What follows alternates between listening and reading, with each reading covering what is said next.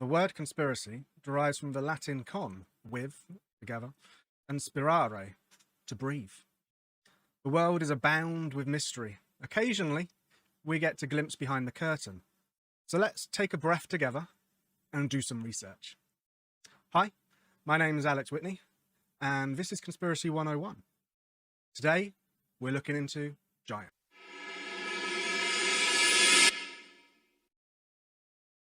So let's begin. And let's start where any good investigation, any good internet research starts. And that is with Wikipedia, obviously. First little tip, always go incognito. You don't want anybody remembering any information about you at all. And with incognito, it's not as good as a VPN, but I haven't, I'm not currently sponsored by them, by any VPNs. So I'm not going to say that I use one, just in case in the future I get sponsored by them. But Wikipedia has a thing about giants. Let's have a read. As we go along through the Wikipedia, what I'll do is I'll keep a little track of the kind of things that we want to do more research on as we're going along. This is research together at the same time. This isn't necessarily me explaining things to you. Some of this I don't know, not much. I know most of it, but some of it I might not know.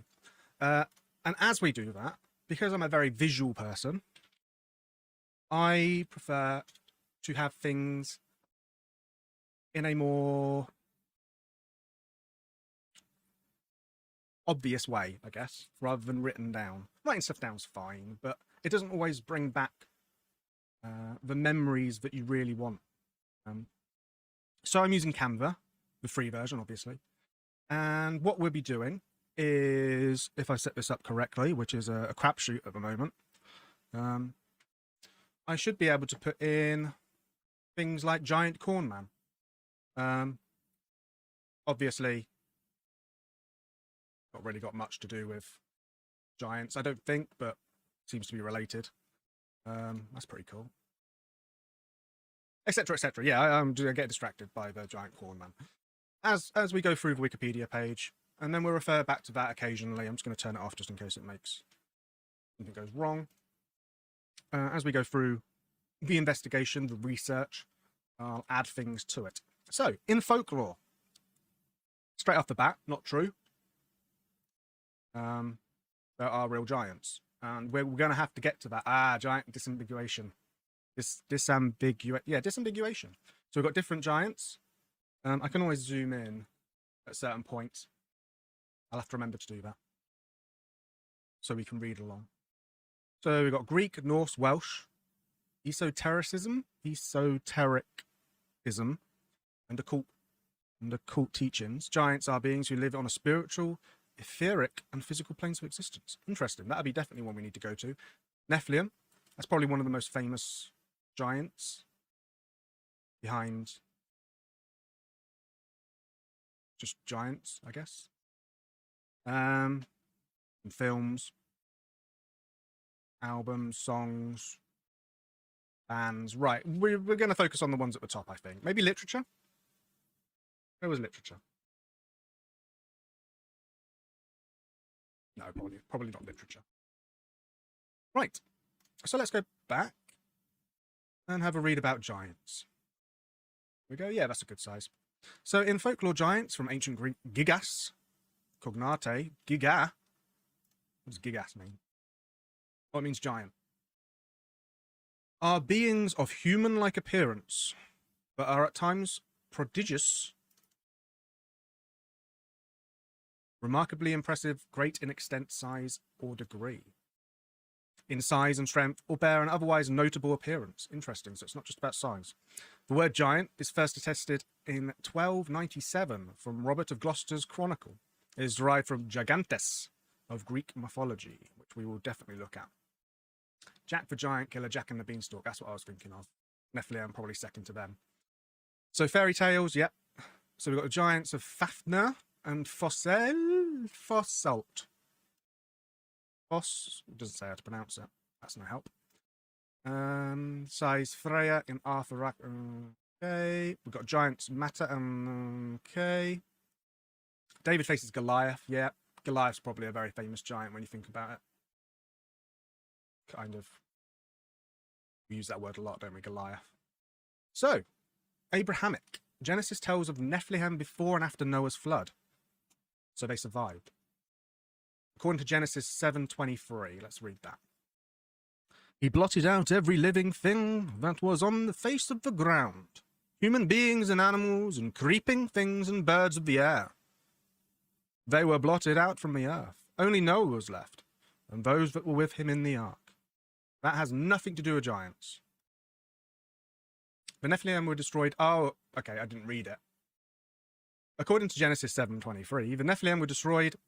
Nephilim were destroyed in the flood, but Nephilim are reported after flood, including the Ankanites, the Emites, the Amorites, and the Rephites. The Book of Numbers, including a discouraging report by the spies who Moses sent to Canaan. We can't attack those people. They are stronger than we. All the people we saw there are of great size. We saw the Nephilim. The descendants of Anak come from the Nephilim. We seemed like grasshoppers in our own eyes. And we looked the same to them. Interesting. Right, I think we'll get into the Bible version of it. Not right now. A little bit later. So we've got the Armenians. The Hawk was a part of a race of giants who helped construct the Tower of Babel. Very interesting. Or Babel. Ancient historian Ike was handsome and personable with curly hair. Oh, is an actual individual. Legendary patriarch and founder of the Armenian nation. The story is told in the history of Armenia, attributed to the Armenian historian Moses of Corinth. That's an easier way to say it, isn't it? Very interesting. Baltic mythology. Lots of giants there. Basque. Giants are rough, but generally righteous characters of formidable strength living in the hills of the Basque country. Giants stand for the Basque people reluctant to convert to Christianity, who decided to stick to the old lifestyle. Interesting. Bulgarian giants, Greek giants, that's the main one, because that's where we get the name from. But it does seem like giants is just a thing. It's something that's been around for a long time. Hindu giants. Due to the size of giants during the Satya Yuga, the first of the four cyclical ages, yugas, in the Hindu reckoning of time. According to Jainism, there was a time when giants walked upon this earth. That keeps coming back as well, that they were here, but now they're gone. Jain cosmology divides the worldly cycle into time into two parts, or half cycles. That might be an interesting one to get into. Native American, this is one I've heard before. According to the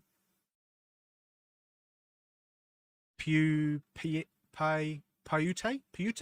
oral history, the Site Ka, or Sai, are a legendary tribe of red-haired cannibalistic giants, the remains of which were allegedly found in 1911 by guano miners. Is that bat poo? Yeah, that's bat poo. In Nevada's Lovelock Cave. Furthermore, the Paiute creation story tells of beautiful giants who once lived between the Sierra Nevadas and the Rocky Mountains. After giving birth to a disfigured child, the giants treated the child so poorly that the Great Spirit responded by making the land hot and desolate and allowing enemies to conquer the giants. Only two giants survived, Paiute and his wife, both whose skin became brown from eternally living in the hot desert. Interesting. Native American giants we'll be coming back to. Norse mythology. The Jötun, Jotnar in Old Norse, are cognate with Itin, are often opposed to the gods. While often translated as giants, most are described as being roughly human size. Some are portrayed as huge, such as frost giants. I'm not saying that. Fire giants, all that, and mountain giants. The giants are the origin of most of the various monsters of Norse mythology. An eventual battle of Ragnarok, the giants will storm Asgard and fight the gods until the world is destroyed. Trolls are beings that are sometimes very large. The name troll is applied to Jotnar. Okay, Roman. We're doing Greek in a bit. Other European. In folklore from all over Europe, giants were believed to have built the remains of previous civilizations. Saxo Grammaticus, for example, argues that giants had to exist. because nothing else would explain the large walls, stone mountains, and statues that we know now were the remains of Roman construction. Interesting. Interesting. So there's been a lot of confusion about whether or not humans built things or giants built things. Tales of combat with giants were a common feature in the folklore of Wales, Scotland, and Ireland. Celtic giants also figure in Breton and Arthurian romances. Okay, popular culture. Yep. Names. Wow, there's a lot of different names for all these different giants. Also, a Book of Giants. What's that about? A Book of Giants is a 1963 anthology of 13 fairy tales from Europe. Right, we're definitely doing giants. Yeah, we got that one up already. Excellent. I got a little freeze frame, so I might freeze frames, double check a page, because this is, this is live. And looking at stuff on the internet, live on the internet, it's not always a great idea. Really, what we're doing here on Wikipedia isn't just to read about giants, is to look at the references, because this is going to be a really good part of how we find. There we go. Let's look at some Bible verses quickly. Some areas of actual research. Numbers 13:28 to 33.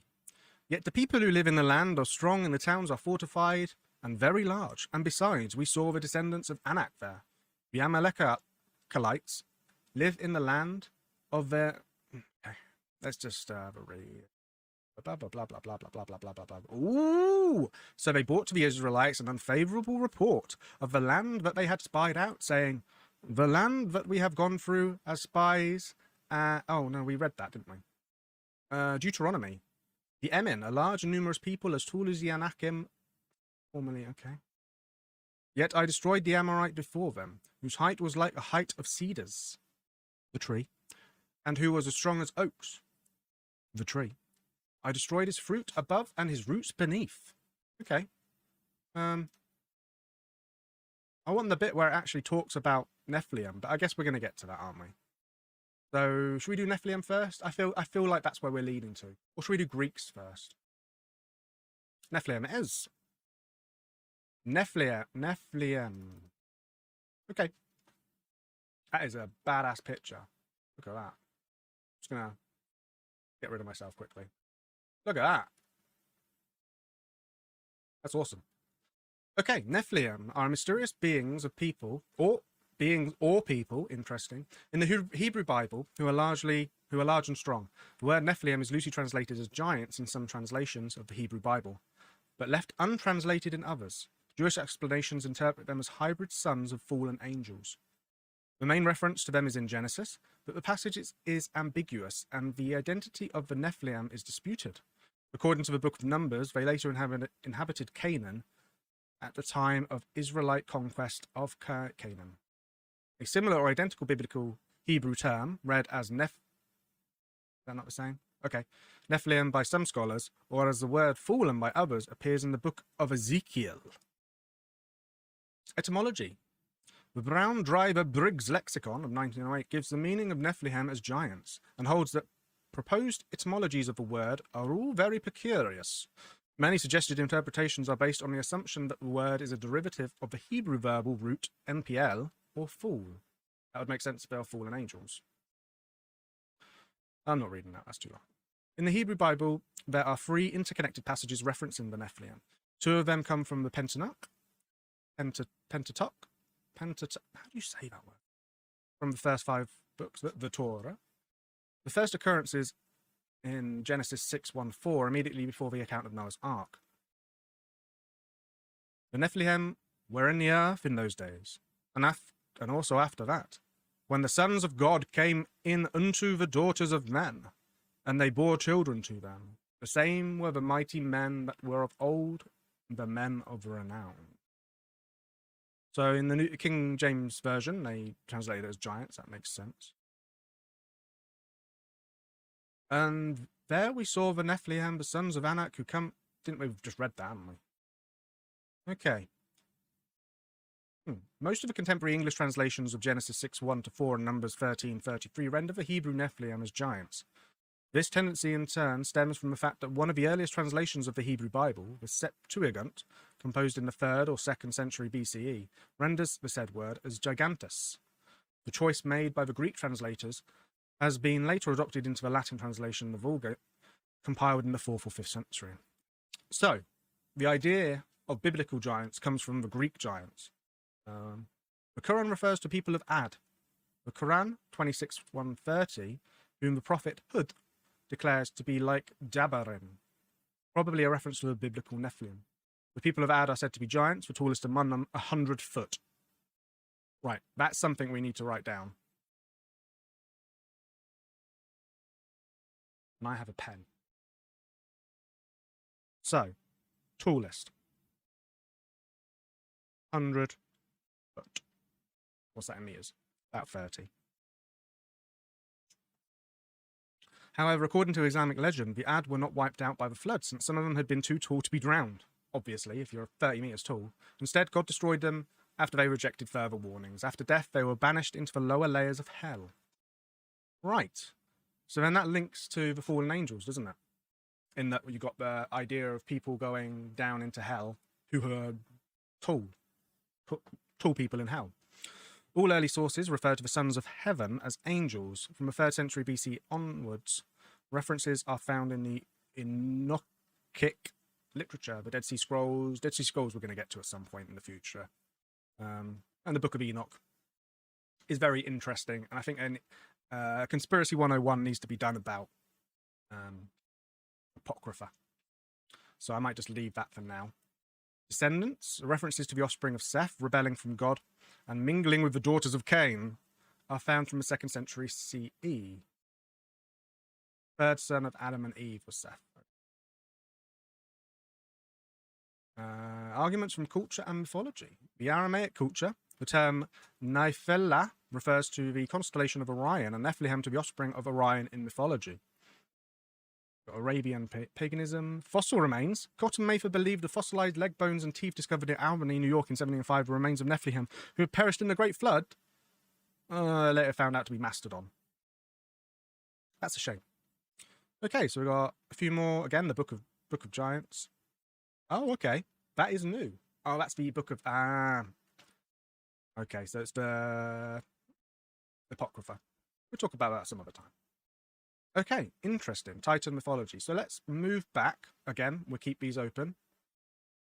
To giants, Greek mythology.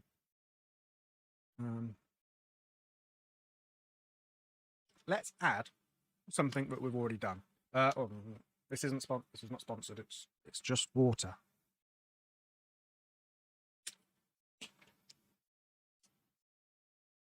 You're probably wondering, whilst I do this, why I'm even doing it about giants. That seems like especially episode 1, this is a pilot episode, I'm trying a few different things out. Why would you bother doing about, spell that wrong. How do you spell that? There we go. No, I spelled it right. Okay. Why would you bother doing something about,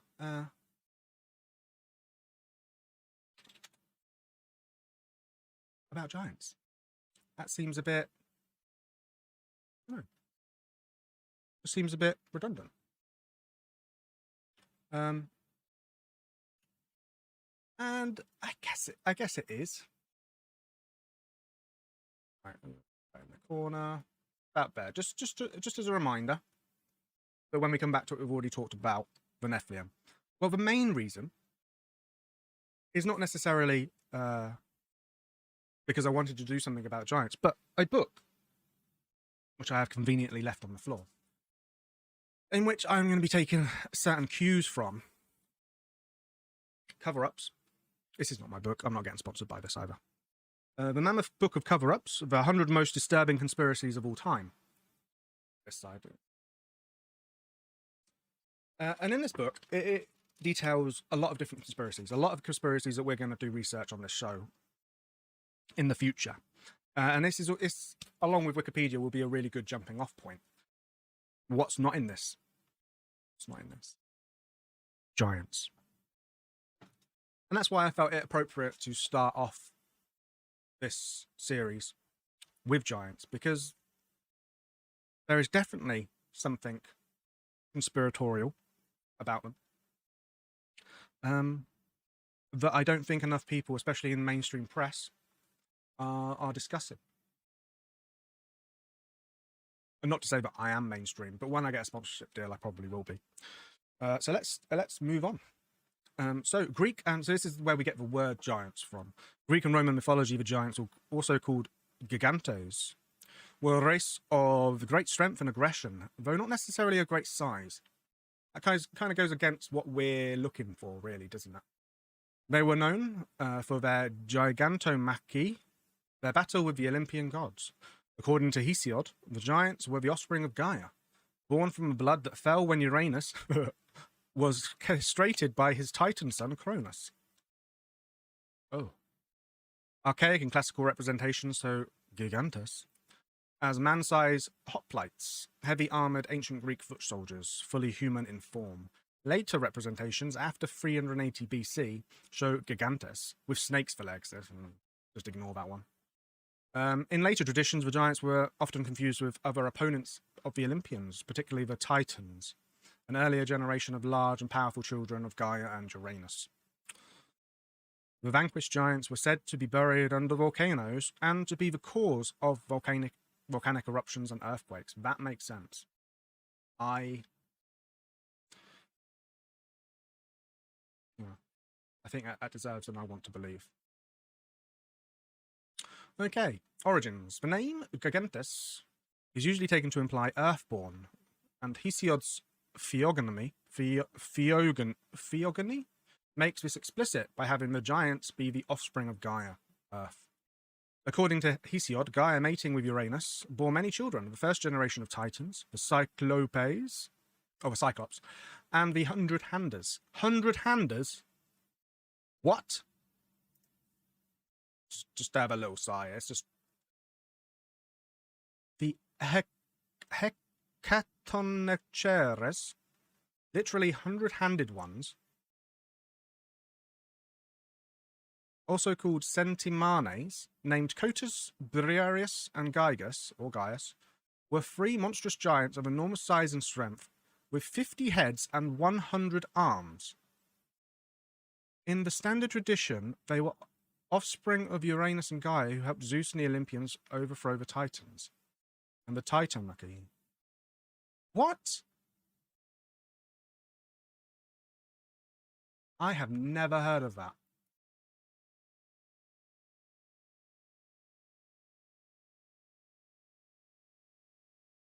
The Hundred-Handers were monstrous giants, enormous size and strength, with 50 heads and 100 arms. It just states it like that's just a normal thing.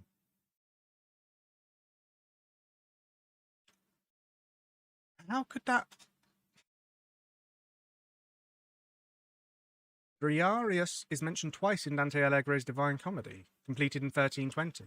He is first found as a giant inhabiting the ninth circle of hell, and then again as an example of pride carved into the pavement of the first terrace of purgatory.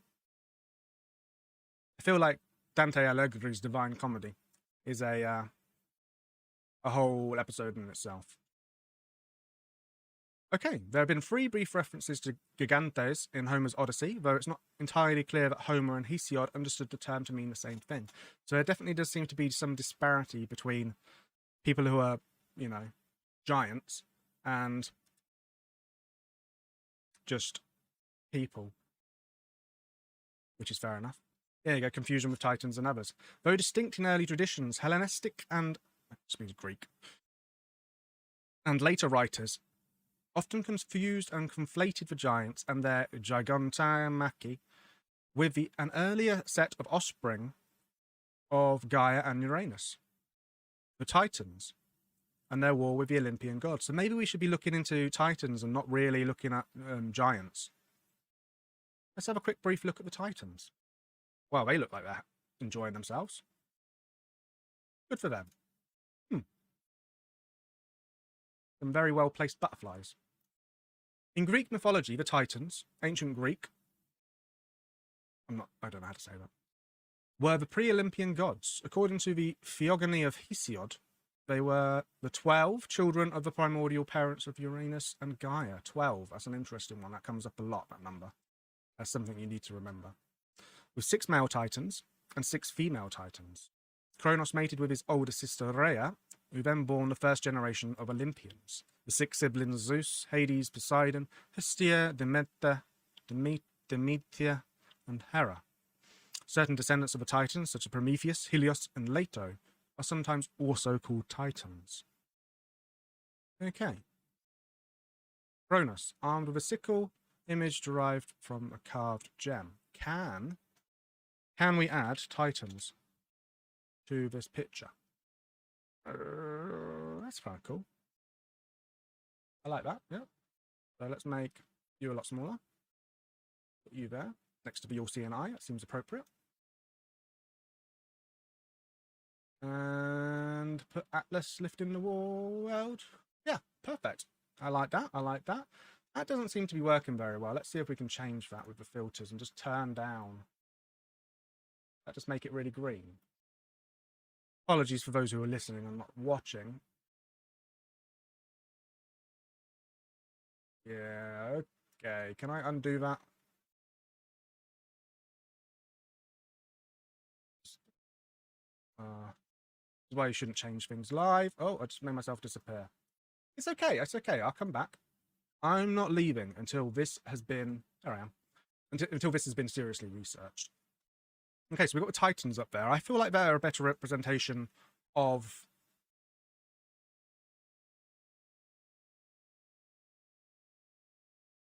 giants as we think of them than giants. Oh god, this is a lot of reading. I don't want to just sit and read Wikipedia, so I'm not going to. Right, giants, esotericism. In the esoteric and occult teachings, giants are beings who live on spiritual, etheric, and physical planes of existence. Giants were a popular theme of theosophic literature, Atlantis, Lost Continents, and later Earth Mysteries movement of Britain in the 1970s. Atlantis and Lost Continents are going to get their own Conspiracy 101, just straight up. Not even gonna, no doubt. Earth Mysteries, though, we'll look into that. The concept of giants was discussed by theosophist and occult author Blavatsky, who wrote about the existence of giants in her book The Secret Doctrine, connecting them to her theory of root races and claiming they... Oh, God. Root races seems a bit...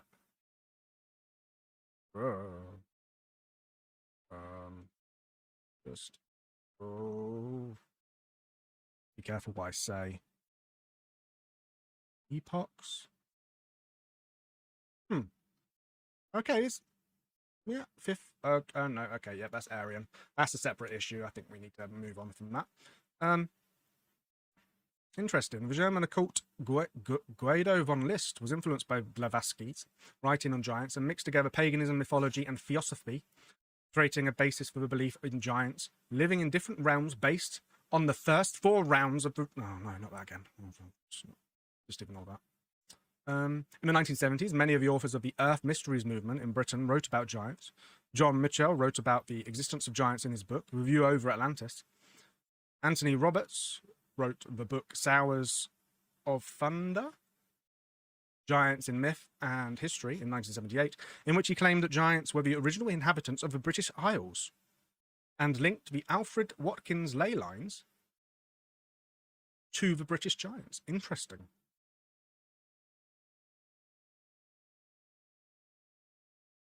Okay. I like where that's leading. That feels more Conspiracy 101 than the, just learning about history. Earth Mysteries, we've done Nephilim, let's put that there. Earth Mysteries are a wide range of spiritual, quasi-religious, and pseudo-scientific. I don't really like that word. I feel like it's a little bit mean. You can't go throwing around words like that, Wikipedia. Ideas focusing on cultural and religious beliefs about the Earth, generally with regard to particular geographical locations of historical significance. Believers in Earth Mysteries generally consider certain locations to be sacred, or that certain spiritual energies may be active at those locations. The term alternative archaeology has also been used to describe the study of Earth Mysteries beliefs. So the ley lines originated in the 1920s. With study by Alfred Watkins. The term Earth Mysteries for this field of interest was coined in the 1970s in the Lay Hunter Journal. Obviously, Stonehenge seems to be at the epicenter of many beliefs. Interesting. 2005, so there's still, there's still an interest in this, in Earth mysteries. But we are wandering away from the giants. And that is not something I want to do. So let me just pause the screen, double check that this website is legit and doesn't contain any scary or unwanted imagery. And it doesn't. First off, when I found this, before every episode, I Google what we're going to talk about. So I Googled giants, and it came up with the New York Giants. So I put in giants people, and it comes up with a little thing. Are giants real? Where are giants now? Do giants exist? Real life giants, something we'll look into in a little bit. And I get a few different websites, videos, pictures, in order to flesh out after the Wikipedia search, which I think we've done quite well on. That looks awful in the corner there, doesn't it? It's very green. I need to work on that. Maybe green's not the greatest color to have on there. But I feel like we need to add a Earth Mysteries one. So let's look up Stonehenge and have a nice little picture of Stonehenge. Oh, isn't that beautiful? And add that to the pile. Just going to get rid of it for now, though, because it doesn't look very good. Again, this is a pilot episode, and there's going to be issues that I need to sort out. For example, I am unbelievably uncomfortable, but I don't want to go out of focus. Does that look all right? I think I'm still in focus. Problem is, you probably can't hear me. Oh no, I'm breaking the mic. Right. Okay, so Nexus, Illuminati.blogspot.com. And when I first saw this, my first thoughts were, I trust this. This is a website that I know the creator or curator, has not put effort in to the way it looks. Their concern isn't whether they can create a usable web space. Their concern is the writing, is the literature, is the pictures.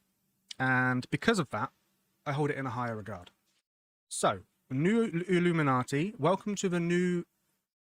I can't read that. I'm just going to zoom in. New Enlightenment.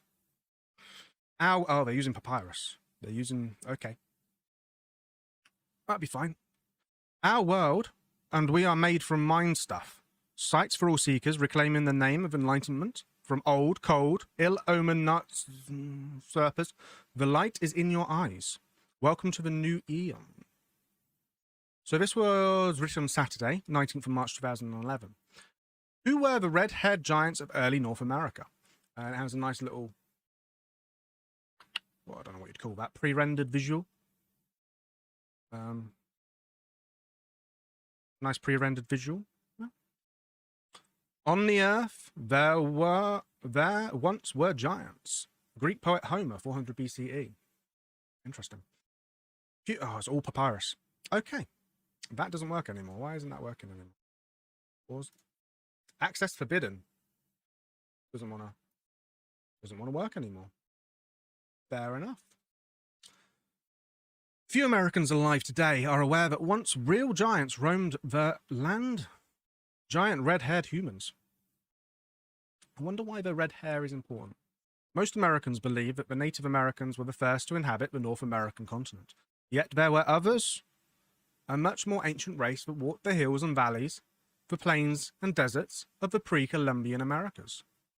Evidence of the giant humans, people 7 to 12 feet tall. Right, there we go. So, we've got tallest, 100 to 30 meters. Quite tall. Native American, just going to write this down. I'll put native A. What are we looking at? 7 to 12. 7 to 12 feet. I'm going to put down Greek as well, and I'm just going to put normal. Seems appropriate. Exists in the fossil records. Tools and other artifacts recovered from the archaeological digs. Giant skeletal remains have awed and sometimes frightened researchers and explorers as far back as the 16th century. Some present-day Native American tribes still recite the legends of the giants and how their ancestors fought wars against them when they arrived in North America 15,000 years ago, only to find the giants already here. Others, like the Aztecs and Mayans, recorded their encounters with a race of giants to the north, and they ventured out on expeditions. European explorers meet living giants. That would have been that's a shame. That would have been a good photo. I'm not sure if they would have had photos back then. Maybe it's some kind of drawing or sketch. The earliest Western explorers who wrote about the giants of North America include Magellan, first person to circumnavigate the globe. Kind of. He died, but, you know. Sir Francis Drake, from the Uncharted series. Spanish explorer De Soto, I've never heard of him, and Commodore Byron, the grandfather of the famous poet Lord Byron. Good for you. Not all encounters with giants were post-mortems. A well-documented sighting by Magellan occurred in 1520 near the harbour of San Julian, Mexico. There, Magellan and his crew came upon a red-haired giant that stood nearly 10 feet tall and whom Magellan described as having a voice like a bull. Later, Magellan learned from normal-sized natives that the giant belonged to a neighbouring tribe. Remarkably, Magellan's logs show that he and his crew captured 2 of these living giants and brought them aboard his ship intended to bring them back to Europe. Unfortunately, the giants grew ill and they both died during the return voyage. Magellan had their remains buried at sea. Oh. Whoops. I paused it. Sorry. There's no... We're doing proper internet research here, and I feel like this papyrus. 58 years later, giants still roam San Julian. None other than Sir Francis Drake recorded encountering several red-haired men who stood over 9 feet tall. In the years that followed, many more explorers and seafarers also reported seeing giants roaming that area. 2 lesser-known explorers, wouldn't know them, are lesser known, discovered an intact skeleton of a pair of 9-foot humans. They each entered meticulous descriptions of the skeletons in their journals. Where are their skeletons now? If a race of mostly red-haired giants dwelled in the Americas for many centuries, wouldn't their remains and artifacts? Literally what I was just thinking. Not to mention the sites where they lived still remain. They do, and many are found in the mounds. The mysterious mounds and mound builders. The mounds, some are flattened pyramidal structures, are ceremonial and religious sites that have been covered over with earth as the centuries marched forward. Most mounds resemble small, flattened hills. Could it just be a hill? Talk about... Whoa! Okay, so we're going to talk about mounds, but who cares when this exists? A Smithsonian conspiracy. Look at that bad boy. Very hard to judge, though. These people could be small. Were the olden times. Sadly, there is evidence to suggest that the preeminent Smithsonian Institute, I feel like the Smithsonian Institute needs its own little section in Conspiracy 101, doesn't it? It has itself acquired artifacts and remains of giants, and they quietly suppress the knowledge of their acquisition.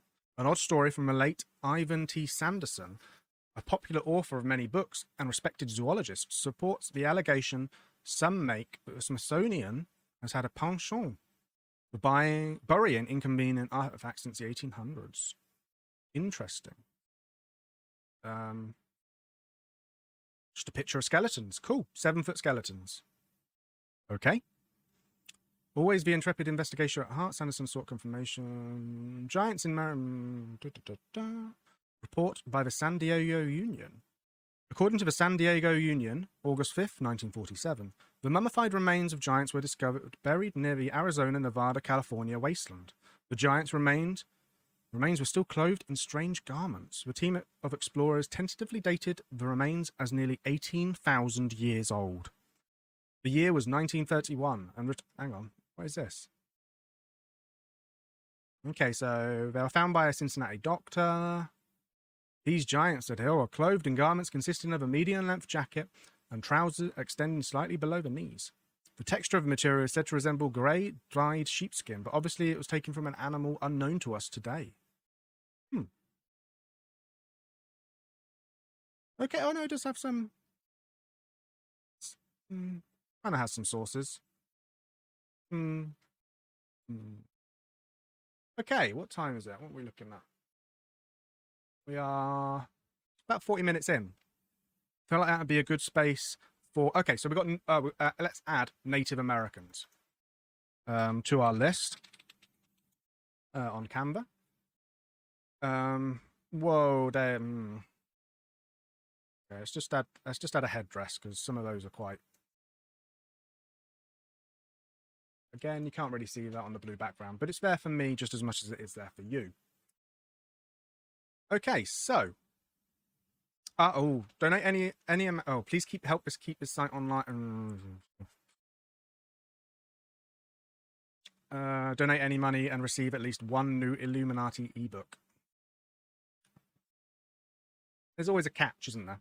Okay, so about halfway through, I always feel like it's good idea to sort of mix things up with some media. And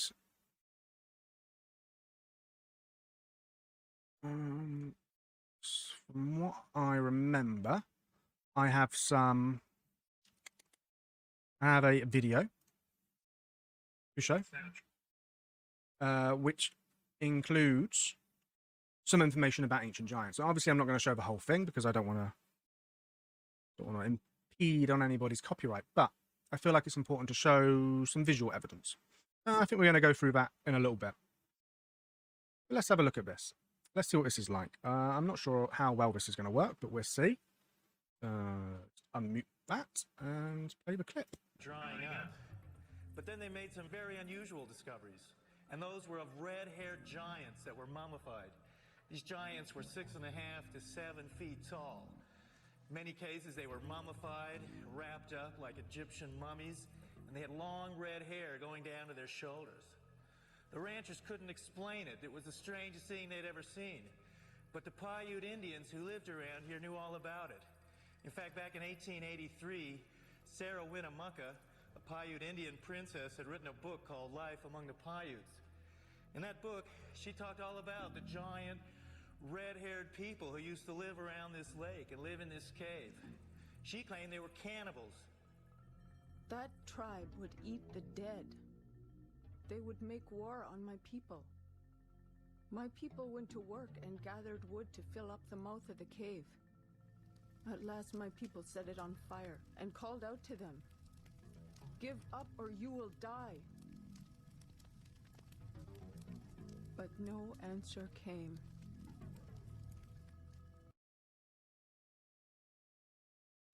That sounds an awful lot like the giants were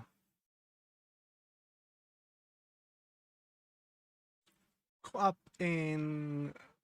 it sounds like genocide, doesn't it? Okay, that was interesting. I have to just quickly get up my... So, obviously ad reads are a thing, and it's about now that I will do an ad read. I was trying to figure out what kind of adverts, what kind of things are sponsors of shows like this, and there was one that kept popping up, and a variant of it I reached out to, and we are proudly sponsored by X-Fuel. Advanced fuel for the future. Sustainable and cost-effective conversion of biomass waste into clean and drop-in advanced fuel for road, marine, and aviation. Thanks, X-Fuel. Okay, so that was in that video as well as another thing. The whole it changed. It wasn't 7 foot to 12 foot. It was 6.5 foot to 7 foot, and that gets me thinking. How, what is a giant? How can you be classed as a giant when 6.5 foot? What's that? 6'6"? I've met people taller than that. And now, get rid of these tabs. Yeah, we talked about that. Have all of that. Excellent. Let's have a look at tallest people. Because it does come down, you know, if you're talking 100 feet, 30 meters, fair enough. That's a giant. But how 6.5 feet, 7 foot? Nah, mate. Okay, so this is a list of tallest people according to Wikipedia, which is verified by Guinness World Records. According to Guinness Book of World Records, the tallest human in recorded history was Robert Wadlow. We'll have a look at him in a minute. Who was 8'11". That's taller than these red-haired giants. He received media attention in 1939 when he was measured to be the tallest man in the world, beating John Rogan's record after reaching a height of 8'9.5". Let's go normal so we can see it a little bit easier. Green is living, so Sultan Kosun is currently the tallest person in the world at 8'3". There are a lot of disputed heights, which is fair enough, but I know for a fact that, whoa, 38 centimeter feet, 1 foot 3 inch feet. Wow. That there is someone. Oh, Maximus Frax, Emperor of Rome, among the first person known probably having gigantism. Likely exaggerated, yeah, maybe, but this is the one. This is the one I'm interested in. The blue. No growth-related pathological disorder. So this person didn't have gigantism and didn't have acromegaly. He was just tall. His name was Angus MacAskill. From 1825 to 8th of August 1863, dying at about 37, 38. Was a Scottish-born Canadian giant. The Guinness Book of World Records, in its 1981 edition, stated he is the strongest man who ever lived, tallest non-pathological giant in recordist history. So this guy was just tall. There was nothing that made him a giant. This is basically humanity's extent, without having an issue that causes you to grow more than you should. Or through, you know, interference. I'm sure we could genetically make someone extremely tall if we wanted to. And had the largest chest measurement of any non-obese man at 80 inches. If you just look at a picture of him, that's just a normal man. That's just a normal, innocent man. 7'9". That's taller than the Greeks, who are just normal size. And the Native American giants. Very interesting.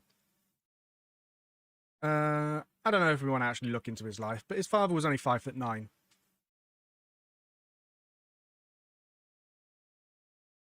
He had 12 siblings. Wow.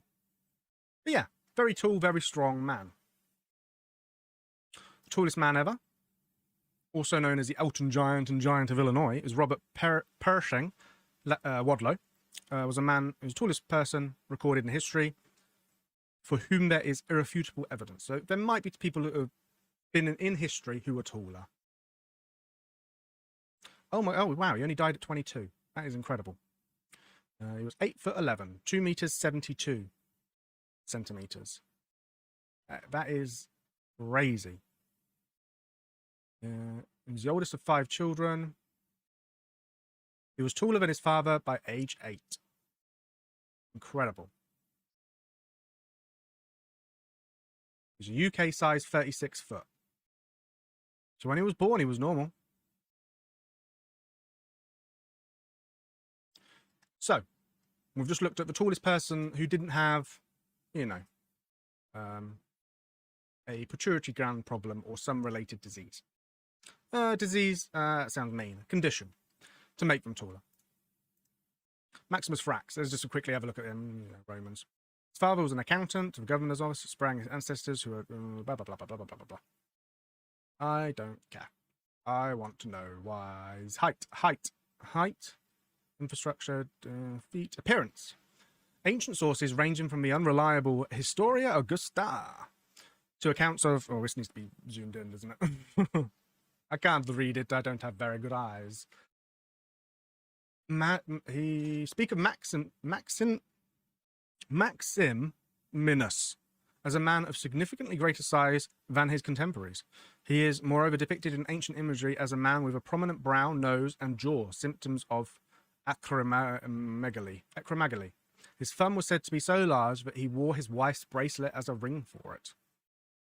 He was of such size, so Cordus reports that men said he was 8 feet, 1 finger, about 2.4 meters in height. He is also on the list of tallest people, where he's listed as 7 foot 10 inches. Probably exaggerated, but the fact that I talked about it means that he was tall. Yeah, very interesting. So we know roughly. Oh man, I need to go back to it now. I've completely forgotten how tall. How tall were you? Ah, no. This is a problem with using incognito mode.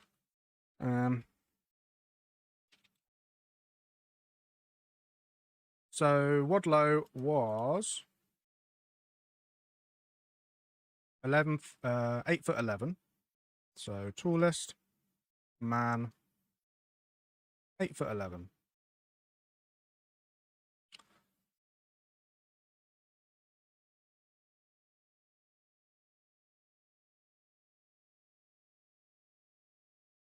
Angus was 7 foot 8. So that is a good little benchmark. I feel like you need to be taller than that in order to be a giant. I'm not saying that these people, you know, aren't giants, but I feel like you need to be taller in order to be a giant. So, one of my favorite authors, someone who encapsulates Conspiracy 101, Graham Hancock, has quite a lot of information about giants on his website. So let's have a look through that. November 2015, Giants on Record, America's Hidden Histories, Secrets in the Mounds, and the Smithsonian Files. Map of Giant Reports in North America, created by C. Hall. Yep, you can't click it. It's not an interactive map. It looks like it is, but it's not. That's a lot of giants, if it was true. But it's hard to, it's hard to quantify that, isn't it? Yeah. Lots of things you can purchase if you would like to. Hey, did giant humans roam ancient America in the past? Did the Native Americans have a royal class of giant rulers entombed in massive burial mounds? Giants of North America, a lot of news counts. Historical record certainly seems to support this reality. Over a 200-year period, more than 1,000 accounts of 7 foot and taller skeletons have been reported unearthed from ancient burial sites in North America. Tall? Giants? Maybe. Skeletons have been reported from coast to coast in burial chambers, stone crypts, caves, ancient battlefields, and massive mounds. Strange anatomic anomalies such as double rows of teeth, jawbones so large as to be fit over the face with a face of the finder, and elongated skulls. That's a really bad sentence, but I get what they're saying. The jawbones are so big you can put them on yourself. Were documented in virtually every state. Smithsonian scientists identified at least 17 skeletons that stood over 7 feet in their annual reports, including one example that was 8 feet tall, and a skull with a 36-inch circumference. The average man only has a circumference of 20 inches. I'm not reading that. Okay. The skeleton of mound builder, 7 foot in length, serpent mound, Peebles, Ohio. Interesting. Zoom in on that. There's nothing really there to... Need something for scale.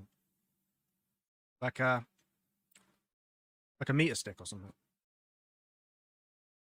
The Smithsonian Files. Most of the reports we have uncovered are from well-known newspapers such as the Washington Post or New York Times, but we began our analysis... this is a proper, written article. I'm not going to read it all. Okay. Let's just look at the pictures for a bit. Yeah. Find a skeleton of a giant. Illustration of discovery of a giant. In an ancient Ozark giant dug up near Steelville.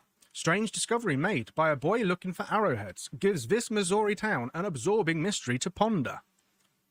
Highlights from a lengthy report from a Steelville Ledger, 1933, June the 11th. Seems to be a picture of a dead man. Oh, no, it's Les Eaton next to giant skeleton. Again, it doesn't say his height. Oh, there you go. Les Eaton, a 6-foot man, laid out next to the 8-foot skeleton in Dr. Parker's office. See image below. Incredible. Again, the picture we saw before, but with attribution. The San Diego giant was purchased by the Smithsonian for $500, $14,000 in today's money, in 1895, although they later claimed it was a hoax. Interesting. Trust your gut. The Smithsonian Institution is continually linked to giant skeletons, or at least the lack of them. That was a zinger. That's good writing. I take back what I said earlier. Most of the reports end in something like this. The bones were shipped to the Smithsonian Institution for further study. This ongoing problem of the missing bones has become a matter of legend, as there are dozens of reports of Smithsonian receiving Smithsonian receiving artifacts and giant skeletons today. However, they deny any existence. Thoroughly in our book, Early Explorers, we've been through that. Magellan saw a lot of things. Dr. Cook with 2 Patagonian giants standing around 7 foot tall.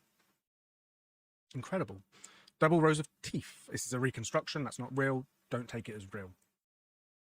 Hundreds of skeletal exhumation reports across the United States have demonstrated some very unusual anatomical features. These include large skulls, elongated craniums, enormous jaws. The Scientific American. Natural Curiosities of California. Great caves, skulls. It's quite hard to read, so I'm going to read it.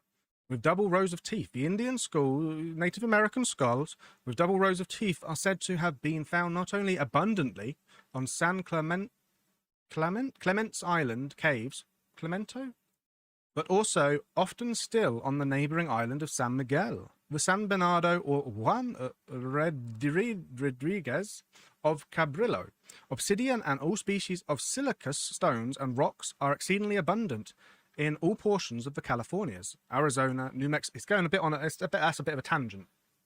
As well as Mexico, used by Native Americans for various and useful purposes as knives, razors, and swords. Okay, yeah. It sort of talks about the teeth and then sort of trails off like an elderly person describing their day. Map of New England states with tribal territories, circa 1600. That's a nice map. I do enjoy a nice map. If you would like to sponsor me, my water bottle specifically, please send me an email. Okay. Origins. Some interest. Aha. A history of the native people of Canada, 10,000 to 1000 BC, on andrewcollins.com. We'll be looking at that in a second. Okay, but first, let's add to our... See if we can add Smithsonian, or some kind of museum. What is that of? Oh, I guess that's Mr. Smithsonian, so that'd be good. Stick him in the corner. Thank you, Mr. Smith. We will remember you. Okay. Oops. Let's try that again. There we go. Let's just pause that briefly just to make sure. Wow.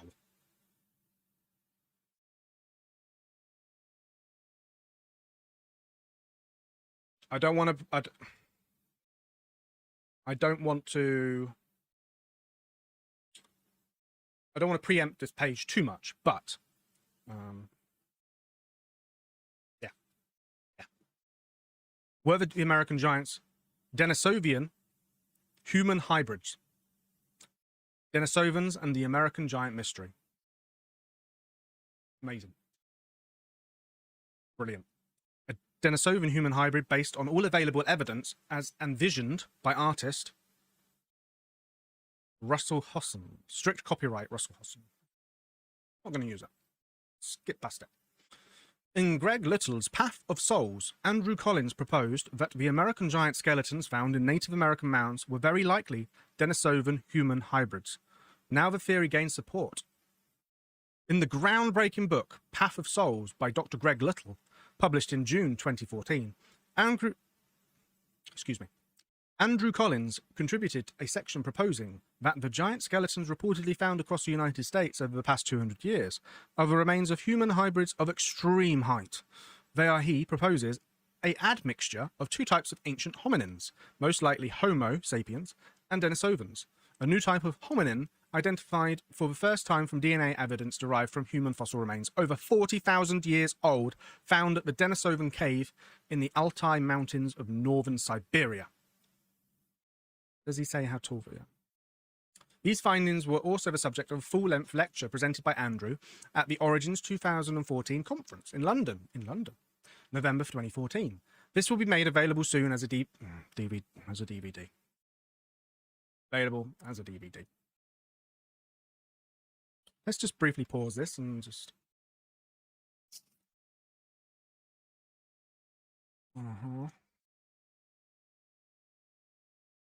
Okay.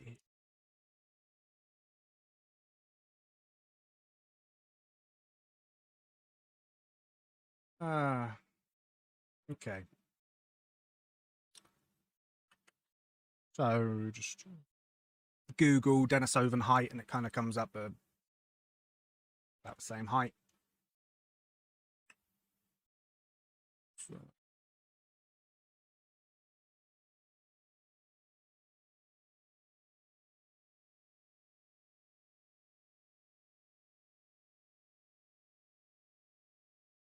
Six to 7 foot. Okay. Got a little bit too excited about that. There's a lot of information. If you would like to purchase this book, then just go on Andrew Collins' website. Okay, what else we got?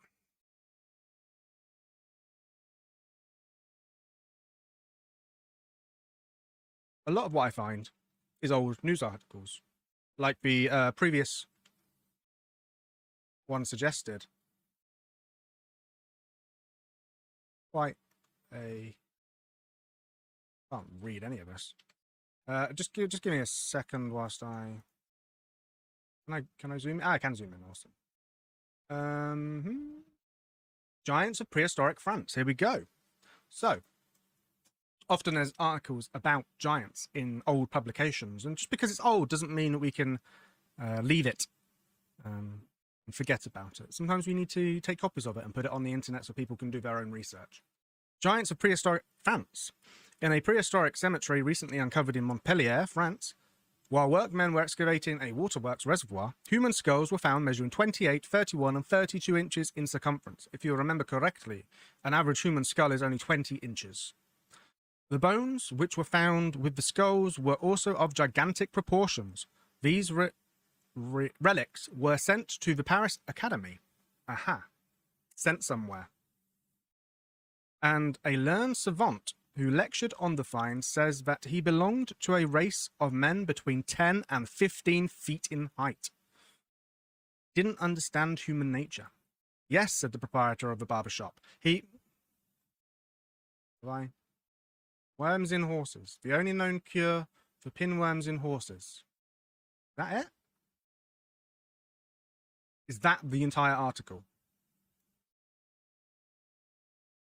Okay.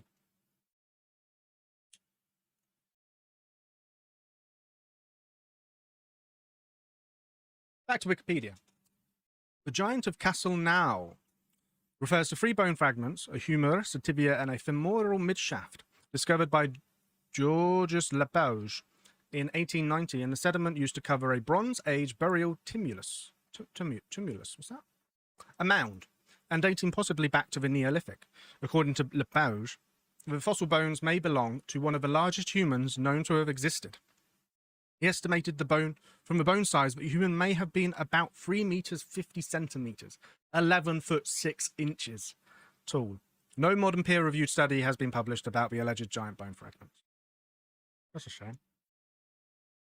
His findings were published in La Nature, Volume 18, 1890, issue 888. Don't currently have access to that issue. The volumes of bones were more than double the normal pieces to which they correspond.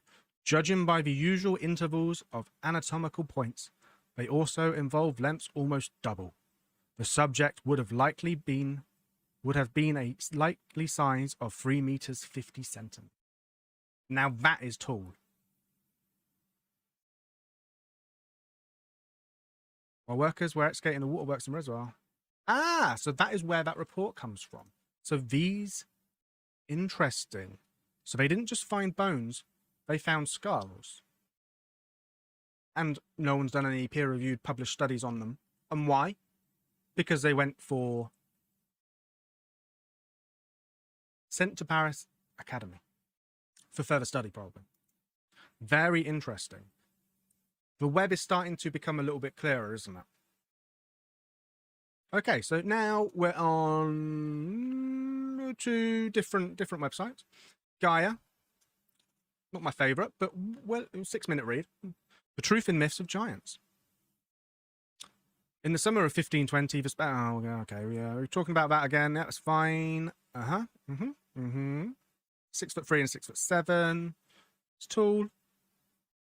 So is it really out of a realm of possibility for humans to have had giant ancestors too? Okay. Okay, this is a little bit different. This is from powwowtimes.ca. Native American Stories of Giants. Aya is considered a storm monster that comes out of and feasts on humans, animals, and will even consume entire villages. It is a brother of Iktomi, the spider. Aya has an endless appetite. Choctaw, Navajo, Comanches, Manta, Puetes, and the White Giants. The tribes down in the southern region all have stories of white giants, when many of the tribes in the same area are talking about the same thing. There has got to be some truth involved in it. Or a common point of origin, maybe. Within these tribes, they talk about the ancient race of white giants who were vastly skilled in many areas.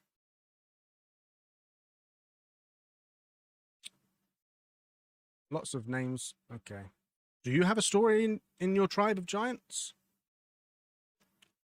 Good question. A lot of these articles seem to not have much sort of, I don't know.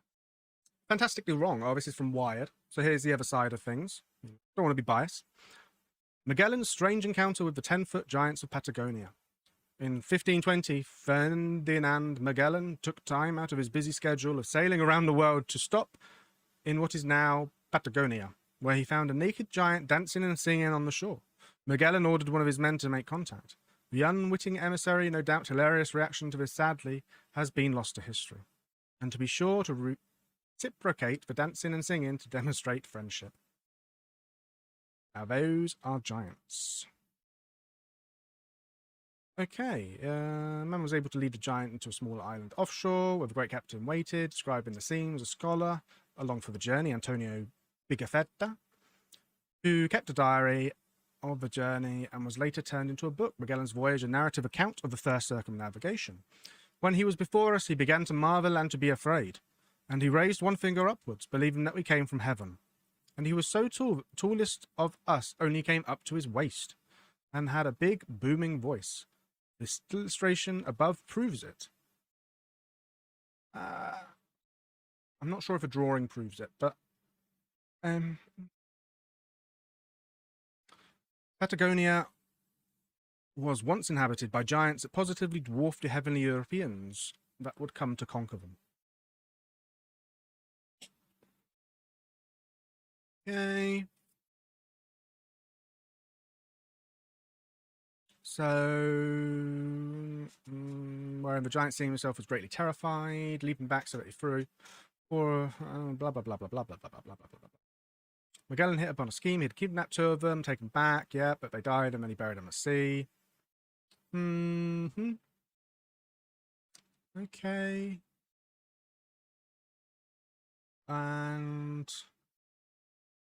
But leave it to the Brits to throw cold water on the whole thing. So Francis Drake later made contact with the same Patagonians and surmised by his nephew in The World Encompassed from 1628, a smackdown worth quoting at length.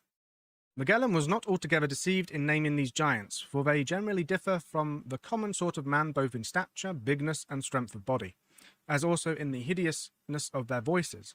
But they are nothing so monstrous and giant-like as they were represented, there being some Englishmen as tall as the highest we could see. But peradventure the Spaniards did not think that ever any Englishman would come hither to reprove them, and therefore might presume the more bodily to lie. Okay, so probably just about 6 foot, which puts them into the red-haired Native Americans, sort of. Yeah, tall people exist. Okay, that's interesting. Giants, why we needed them. This is from theconversation.com. Think of any sizable water gap. It might be that between you and the island, many kilometers off the coast, a place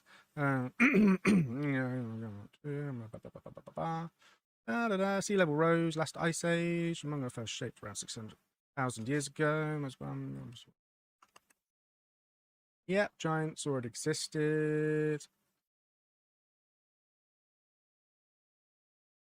Yeah, I'm not going to read that. That's too long. Short history of giants and where to find them. This is more like it. English heritage. Always a good place to look for the facts. This was published in 2019 of the 11th of February. Category, History Uncovered. You might think that they're hard to miss, but giants are everywhere. We're not talking about the cruel and destructive giants that you might expect, like Roald Dahl's terrifying flesh lump eater. Instead, the mythical giants in England's landscape are often close to the BFG himself. Builders rather than destroyers, and far more similar to us human beings than the monstrous giant stereotypes. This year, we're taking a look at the myth, legend, and folklore of England.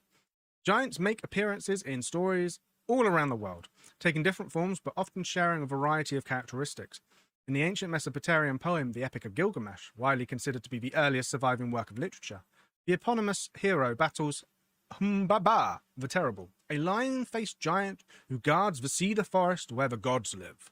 In Native American tradition, the red-haired Sitake of Puate lore are man-eaters, and the Nephilim of the Old Testament make normal men appear as grasshoppers. We are accounted... Is that the right button? There we go. English heritage. We are familiar. Do we do grasshoppers, Nephilim? Yeah, Native Americans. It's there, you just can't see it. I'll sort that out in the future. In Europe, including England, strange landscapes and man-made ruins or earthworks were frequently explained as products of giants. The Old English poem The Ruin, written in the 8th or 9th century, seems to talk about the ruins of Roman bathhouse as a construction of the giants. Silly English people. Which place did the poet have in mind? Perhaps Wroxeter, Roman city in Shropshire, as several scholars have suggested. That looks like a place of giants. Stonehenge and bathing giants. According to Geoffrey of Monmouth's 12th century History of the Kings of Britain, Stonehenge was originally brought from Africa to Mount Killarus in Ireland by giants. Its magical stones had healing properties. Very interesting. Did not know that. Quite how Merlin managed to this is not made clear. What did Merlin do? Oh, Merlin transported them. Okay, that's cool. Merlin at Stonehenge from the 13th century manuscript. There he is. So Merlin was a giant. Interest. I feel like I need to add that.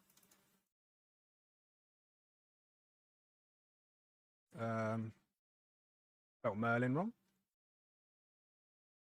There he is.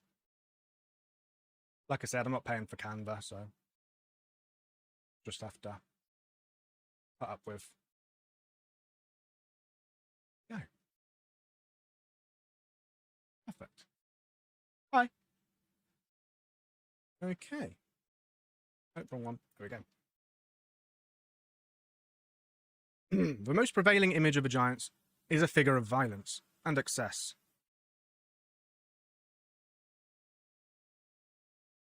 Giant causes. We find a similar story in Yorkshire on the Wealdale Moor. You'll find a mile-long stretch of ancient road that snakes across the moorland, probably Roman, but perhaps even earlier. Or maybe giant?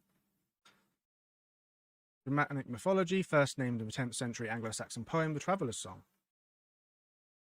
It is said that Wade built the causeway with his wife Belle, so that she could milk a huge cow on the moors. The boulders scattered across the landscape are said to have fallen from her apron as she went about building the road. Sculpture of Goron Vagina. Okay. Whoa, whoa, whoa, whoa, whoa, whoa, whoa, whoa, whoa. Well, I feel like we might need to censor that.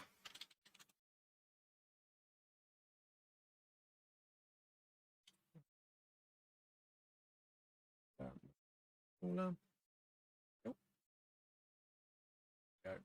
That's better. Very nice. Perfect. The Avon giants left their mark in other ways too. According to William Worcester, in 1480, the figure of Geest was actually portrayed in the earth in Terra Portarium, perhaps a turf-cut figure similar to the white giants. At Cerne and Abbas and Wilmington, Gorham and Geest were not the only giants of North Somerset. In 1765, the antiquarian John Wood describes one that had killed a giant, said by local people to have thrown a stone which became Hauteville's quoit, a standing stone near Statham Drew Stone Circle.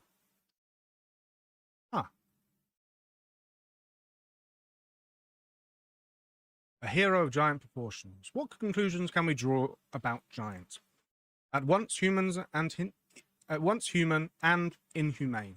They represent our attempts to understand not only the landscapes around us, but also ourselves. The giants we made along the way.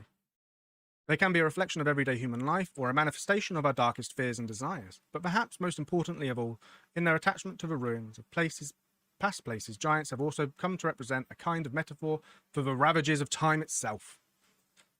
That ends on a bit of a sour note, doesn't it? All right, let's get rid of you. And you. Okay.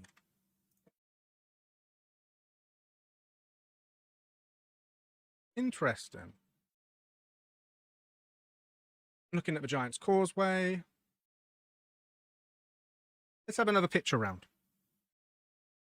As you can see in Google Images, I've typed in giants are real.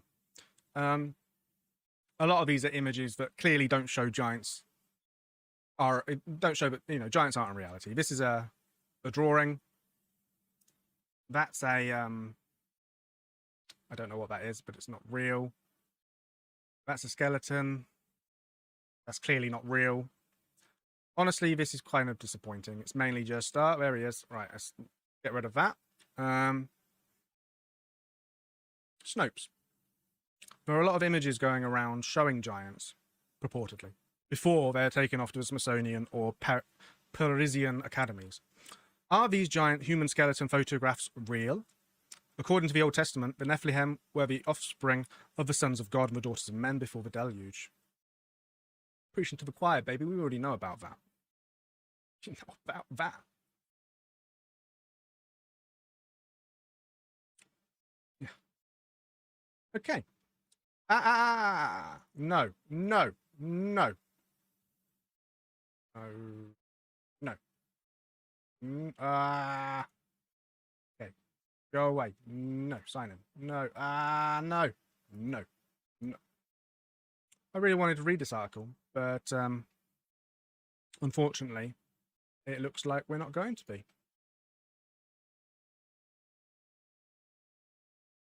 Unless we sort of skip past it. So, these are some pictures that Snopes thinks are fake. And to be honest, I'm not feeling them either. Petrified, the Cardiff Giant and other ostensible people from the earth. How very interesting. Petrified. The Cardiff Giant and other what does that mean? Stated or appearing to be true, but not necessarily so. I don't like that word. People from the earth. In October of 1869, a petrified figure over 10 feet in length was unearthed on a farm in the hamlet of Cardiff, New York, dubbed the Cardiff Giant. The oddity became an overnight sensation.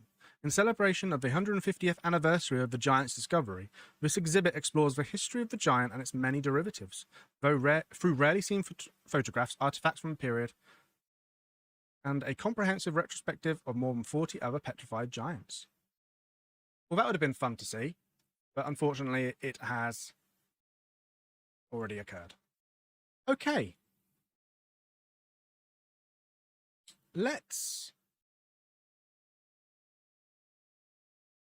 go back. Let's have a look. If we get rid of that and go back to what it means to be a conspiracy. A secret plan by a group to do something unlawful or harmful. Obviously, the odd but cool will be discussed on Conspiracy 101. But I always want to bring it back to the heart of what Conspiracy 101 is about, and that is about conspiracies. Is there a plot? A conspiratorial plot to hide the fact that giants exist? From the evidence that we've discovered through internet research, yes, there clearly is some kind of plot by organizations like the Smithsonian, like the Parisian Academy, to get rid of evidence of giants. But on the same hand that we say that, you know, they're getting rid of bones, were they actually giants?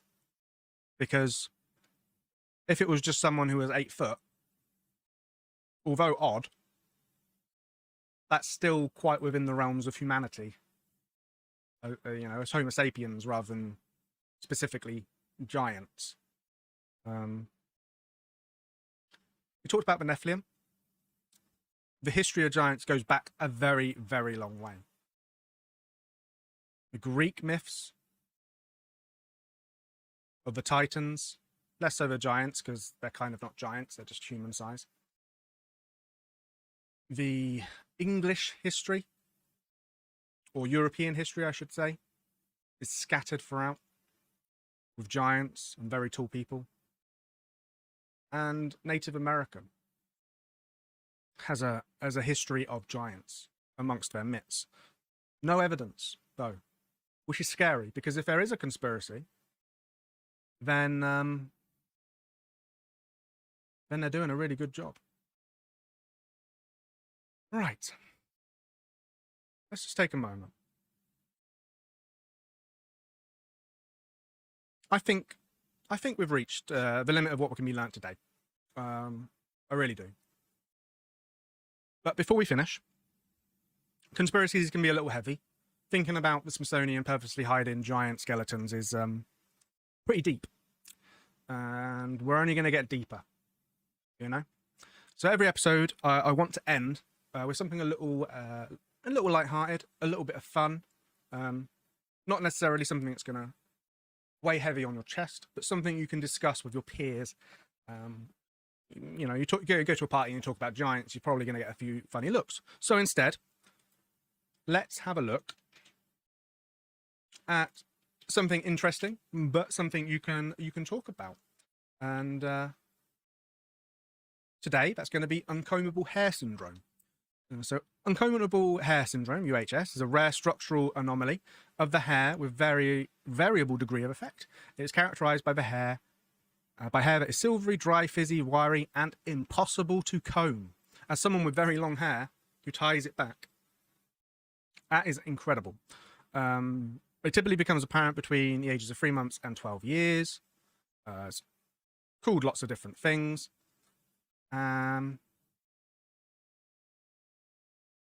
Extremely rare. Only about 100 cases documented around the world, which is ridiculous when you think there are about 7 billion people in the world. So the hair, you know, it does something. Normal hair on the left, uncombable hair syndrome on the right. It's a funny shape, basically. And if we go down to the very rare, less than 100 cases are known. Treatment, I guess it doesn't really matter, does it? You could just shave it or just have it up. History. The syndrome's name comes directly from its abnormal frizzy appearance that totally resists any effort to control it with a brush or comb. A possible case of uncombable hair syndrome was reported in 1912 by A.F. Ledubel and F. Housey. The syndrome was described in 1973 by A. Dupri, P. Rocherollet, and J. L. Bonafé, who named it cheveux incoiffable. Later that year, it was independently described as spun glass hair, which is really cool, by J.D. Stroud and A.H. Merrigan. The currently used term was coined in the early 1980s. A children's story published in Germany in 1845 detailed a character named Struwwelpeter, or shock-headed Peter, presumably to describe the frizzy nature of a patient's hair with UHS. The children's story was later translated by Mark Twain, and the character was instead called Slovenly Peter. Wow, so it looks to be something that you can get through generations, which is very interesting. But I just love that. That's just ignore his scary fingers. Just ignore his scary fingers. That feels like a good place to end it. You know? We've learnt a lot today. I feel like we've learnt a lot. And as these episodes go on, we will use the information that we're finding in order to cement, break down, and discover conspiracies. Thank you very much for watching. And don't forget to breathe.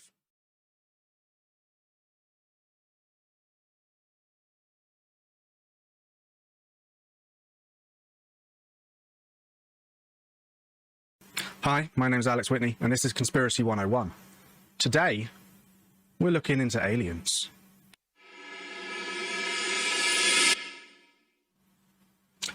More specifically, types of aliens.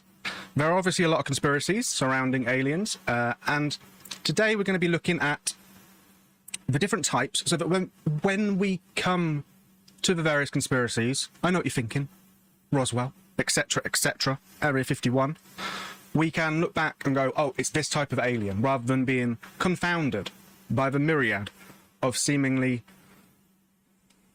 extraterrestrial life and the different types. I don't want that.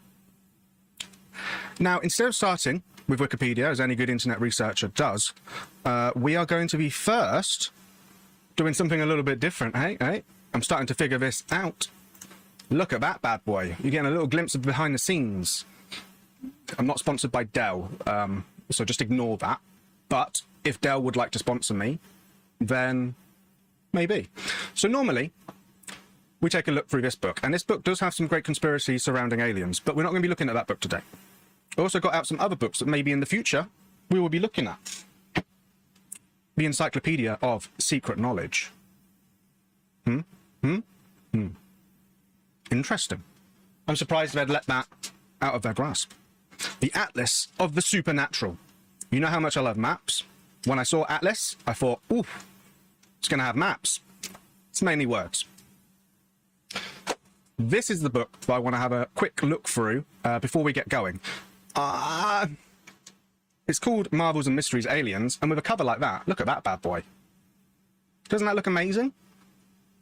Alas, inside not so great. So, it has a few different things, information that we might need in the future. For example, the Hills, when they got abducted. Let's have a look at the thingy. There was one that I thought was really interesting. So here we go. We've got Alien Revelations, Unended Journey, Abductions, Close Encounters, Alien Threat, Fisherman, Good, Bad, and the Ugly. There was one, Aliens Within, who are the humanoids. Interesting. Signals Through Space, Eyewitnesses. Is there more? I swear there was one that was really interesting. Maybe I've just gone past it. Alien Variations. There we go. That's what we were looking for. So, if we go to Alien Variations, and obviously this book is chock full of different information and different imagery of aliens, which we will definitely be getting into on tonight's show. Aliens. That's a picture of a baby. Is there an alien in there? Is that alien hiding in that baby? I'm hoping that they find... Oh, that's really graphic. I hope you didn't see that. That was literally a baby being born. Antichrist, spaceships, Men in Black, etc., etc. But also alien variations. Could today's aliens perhaps be the fairies and demons of yesteryear? And do such sightings maybe point to some basic human need? So that's a really interesting... What is that? Entry to the left was seen by Jean Hingley in 1979 and was one of 3 who came into our house to try to talk to people. Are fairies actually just aliens? And this also comes down to the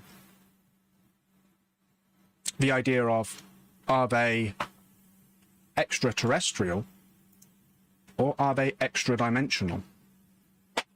I'm not going to be looking at that book today again, but there is definitely something to consider when we are doing further research. For example, I did that with my phone. I'm very impressed with myself. Right, let me just try and reorganize so I can make notes. Okay, right, where do we start? Where do we start? Where do we start? Let me get rid of... We start with incognito mode. There's one thing I want you all to know is don't let anybody see your stuff. Still not sponsored by a VPN though. List of alleged. I don't like that. I'm not a fan of that word. Alleged. What does that word even mean? Said without proof. Oops. Clicking on things I didn't even mean to click on. Is that a sign? Probably not. Doubt it.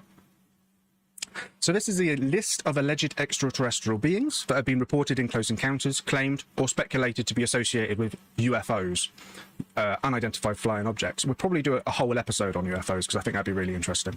Not to be confused with the meaning of the term alien species, which just, you know, something where it shouldn't be, like toads, etc. So we have got quite a nice list, actually, thanks Wikipedia, of all the different types of aliens, or at least what they consider aliens. And we're going to be going through all of these today, and nice, definitely going to have a look at that, and basically just try and surmise the different types of aliens. Now, when I think of aliens, I think of... let's have a look, see what we've got. That's the problem, isn't it? They're all going to be green. Look at that bad boy. There he is. See how much better that looks compared to the last episode? Much happier with that. He's just a little bob in his head. That's what I think of as an alien. I think that would be considered a grey, even though he's green. But we'll be getting into that later, I think. I hope so. And the variations of what it means to be what are aliens, not what it means to be an alien. Or maybe we will. Humanoid aliens, reptilians. I think we're going to be getting into that. Right, I'll get rid of you just for a second. Right. This is what surprised me. I thought it might be in alphabetical order, and it kind of is, but then cryptozoological animals is there. I don't know. Tall humanoid spade-shaped head, flatwoods monster. This is what we're going to be looking at first. Very interesting. So this seems to be an Americanized version of a cryptid. I think it's a cryptid. I think that's more cryptid than alien, honestly. And I'm sure at some point we're going to go through cryptids because I love cryptids and cryptozoology, but that doesn't strike me as very alien. But let's read through. The Flatwoods Monster, also known as the Braxton County Monster, Braxy, or Phantom of the Flatwoods in West Virginia folklore, is an entity reported to have been sighted in the town of Flatwoods in Braxton County, West Virginia, on September the 12th, 1952. After a bright object crossed the night sky, over 50 years later, investigators concluded the light was a meteor and the creature was a barn owl, perched in a tree, with shadows making it appear to be a large humanoid. I have a story about that, actually. I was driving once. I used to take my wife to work, and she used to do 12-hour shifts. So I used to drive really early in the morning and quite late at night. So I was driving early in the morning to go pick her up. And honest to God, this is more cryptid than alien. I don't really have... Oh, I do have an alien story. I have to remember the alien story. I'm going to write that. I'm going to write that on my canvas. So the next time I'm just going to put alien story. There you go. Story 6. No, I don't have 6 stories. So I was driving early in the morning, and again, like I said, this is more cryptid, and I'll talk about it when we do cryptids. But just because it was a barn owl appearing larger, and I was driving, and I saw, honest to God, it looks like a taloned bird. What would you call them? A raptor. Like a get a lot of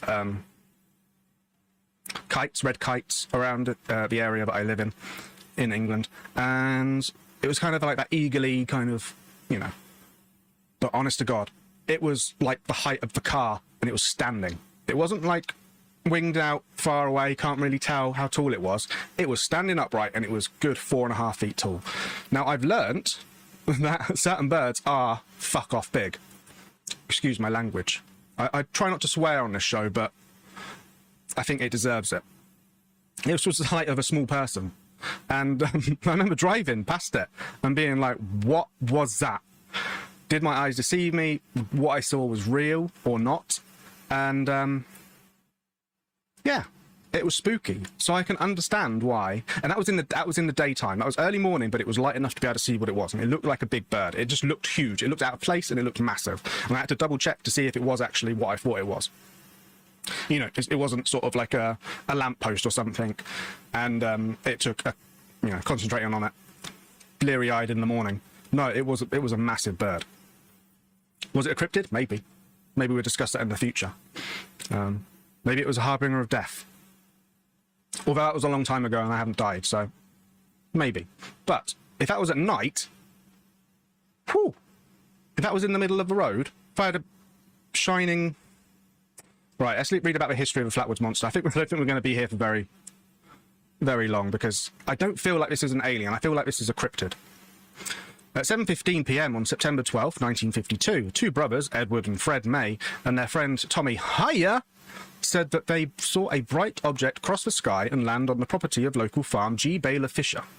The boys went to the home of Kathleen May, where they told their story. May accompanied the three boys, local children... Wow, everybody's having a go at this. Okay, yep. So, want to go into a Fisher farm to see if they can actually locate what had fallen. The group reached the top of the hill, where Nunley said they saw a pulsing red light. Lemon said he aimed a flashlight in the direction and momentarily saw a tall man-like figure with a round red face surrounded by a pointed hood-like shape. Descriptions varied. In an article for Fate magazine, based on his tape-recorded interviews, UFO writer Gray? His name's Gray. His name's not actually Gary.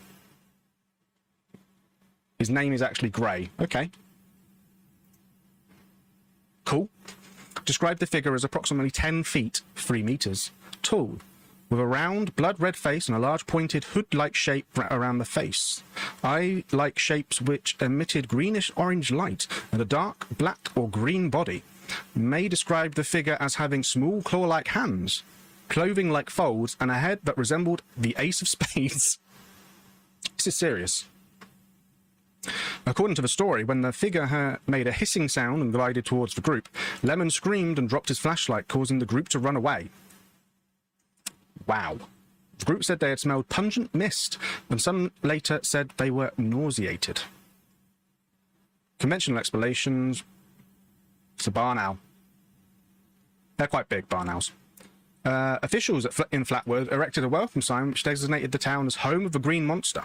The town also commemorates the legend in its annual Flatwoods Days festival. It's amazing how things can sort of just spiral into it. So Fallout 76 and Everybody's Golf 4.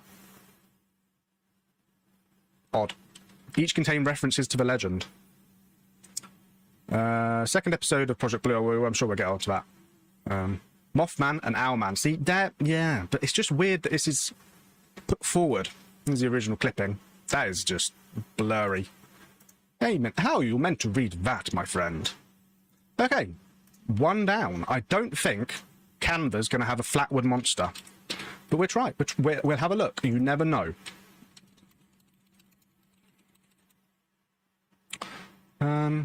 It's got a lot of monsters. Let's just go bar now.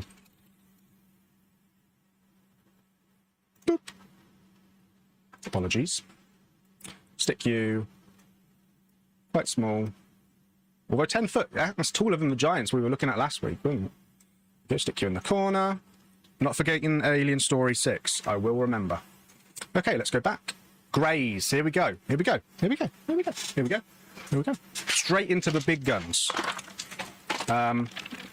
Bit the right way around. Oh, it's green. The thing's green. That's why it's showing through. I'm not sponsored by them. Turns out as well that my last week's sponsor, X Fuel, that's not what people are sponsored by usually. It's something else fuel, and it's a drink, not a type of oil. I was going to say slightly embarrassing, but it wasn't. X Fuel have been great. If you need any aviation fuel, yeah, go for it. This episode's sponsored by something completely different. I just thought I'd mention it, seeing as I'm drinking an energy drink. Again, any sponsors that would like to offer their wares, I say yes to anything.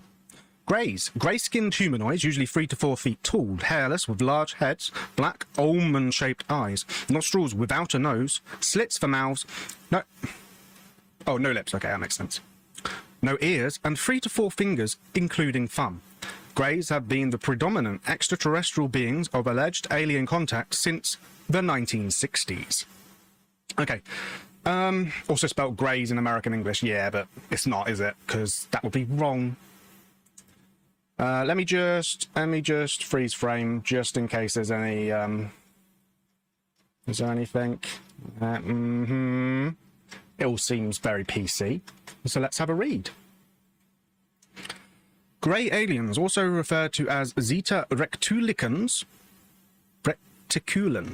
Roswell Greys, or GRAs, are purported extraterrestrial beings. They are frequent subjects of close encounters and alien abduction claims. The details of such claims vary widely, but typically Greys are described as being human-like, with small bodies with smooth grey-coloured skin, enlarged hairless heads, and large black eyes. The Barney and Betty Hill abduction. When we do abductions, we will cover them. Which took place in New Hampshire in 1961, popularised grey aliens.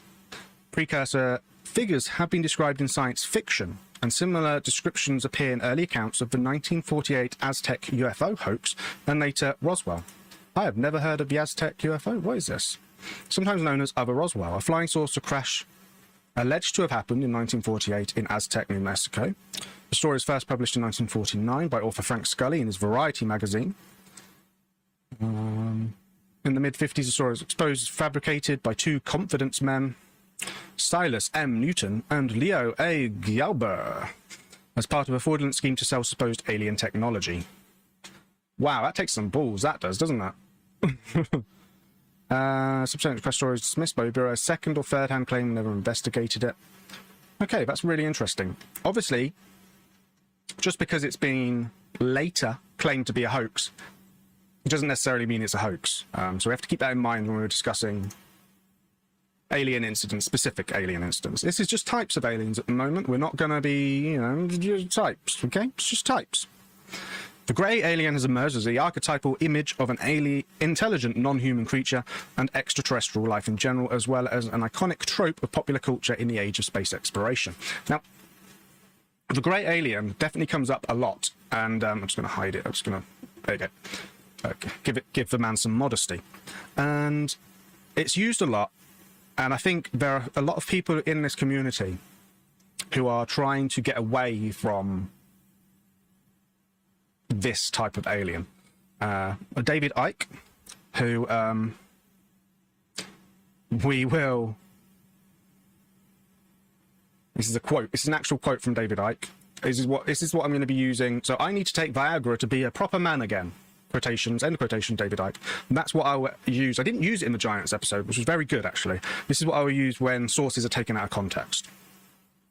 That was him being facetious about something in one of his books, but obviously you quote it like that, it's taken out of context. But David Icke is a proponent of interdimensional, and we will go into him properly in detail, I have some serious things to talk about when it comes to David Icke.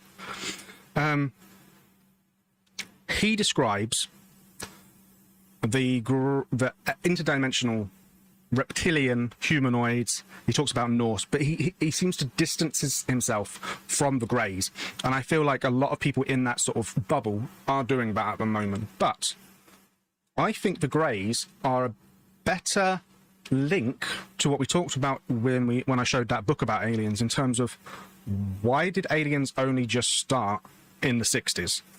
Sure, all right, 40s, whenever, after World War II, during World War II. What were they before? Were there aliens before?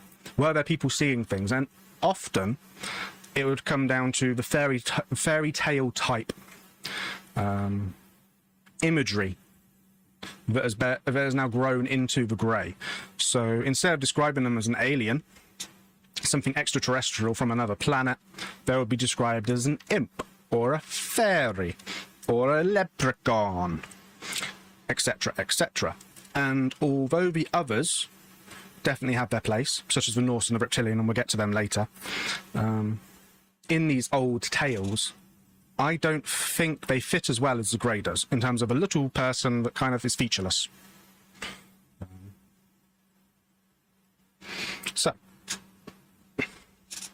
they're not quite the little green men that I associate with aliens, but they are very similar. So Greys are typically depicted as grey-skinned. I need a shocked Pikachu face, don't I? That's what I need, a shocked Pikachu. I'm going to write that down. Where's my pen? All right, shocked Pikachu face emote. Is that what I'm calling them? I don't know. What do you call those things that splash up on the screen? I have no idea. Diminutive humanoid, that's a nice way of saying it. Beings that possess reduced forms of, or complete lack, external human body parts such as nose, ears, or sex organs. I played a sex organ once. I'm not going to finish that joke. Their bodies are usually depicted as being elongated, having a small chest, and lacking in muscular definition and visible skeletal structure. Their legs are depicted as being shorter and jointed differently from humans, with limbs proportionally different from a human. Usually they have big heads. The association between grey aliens and Zeta Reticuli originated with the interpretation of a map drawn by Betty Hill by a schoolteacher named Marjorie Fish, sometimes in 1969. Betty Hill, under hypnosis, had claimed to have been shown a map that displayed the aliens' home system and nearby stars. Upon learning of this, Fish attempted to create a model from a drawing produced by Hill, eventually determining that the stars marked as the aliens' home were Zeta Reticuli, a binary star system. Interesting. Does it have a little bit about the aliens? Oh, it's a debris risk. Oh, that's not good. Origins. Look at that bad boy. Crowley's drawing of Lamb, the entity that Crowley believed he was in contact with. Isn't that interesting? So this is going back to the spiritualism and the mystics that we talked about with the giants, the English mysticism era, the Crowleys, etc., etc. As early as 1917, the occultist Aleister Crowley described a meeting with a preternatural entity named Lamb that was similar in appearance to modern Grey. Crowley believed he had contacted the entity for a process that he called Alamantra workings, which he thought allowed humans to contact beings from outer space and across dimensions. That dimensionality is something that comes up a lot in Graham Hancock's work. And the little people, the little engineers would come out and are often seen in DMT trips, appear like Greys. Very interesting. Lots of linkages, linkages. In 1933, the Swedish novelist Gustav Sandren used the pen name Gabriel Linde, published a science fiction novel called Den Okandthran, The Unknown Danger, in which he describes a race of extraterrestrials who wore clothes made of soft grey fabric and were short.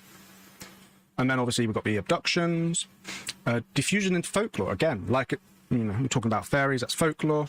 Aliens have now become folklore. 73% of reported alien encounters in the US are described as grey aliens. Right, that is... I feel like that's important.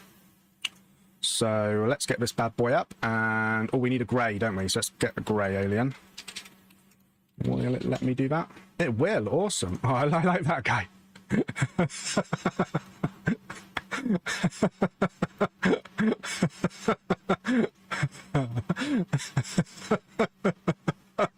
I don't know why that's made me laugh so much. I just love it. Look at him.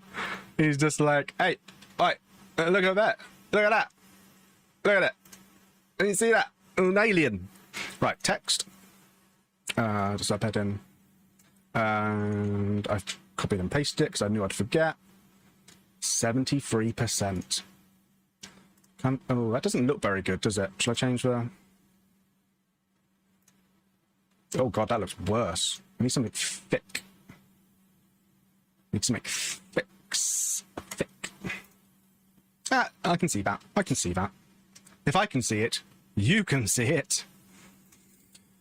Okay, we've got more crash landings, more abductions, analysis, popular culture. Yep, you're going to see it a lot.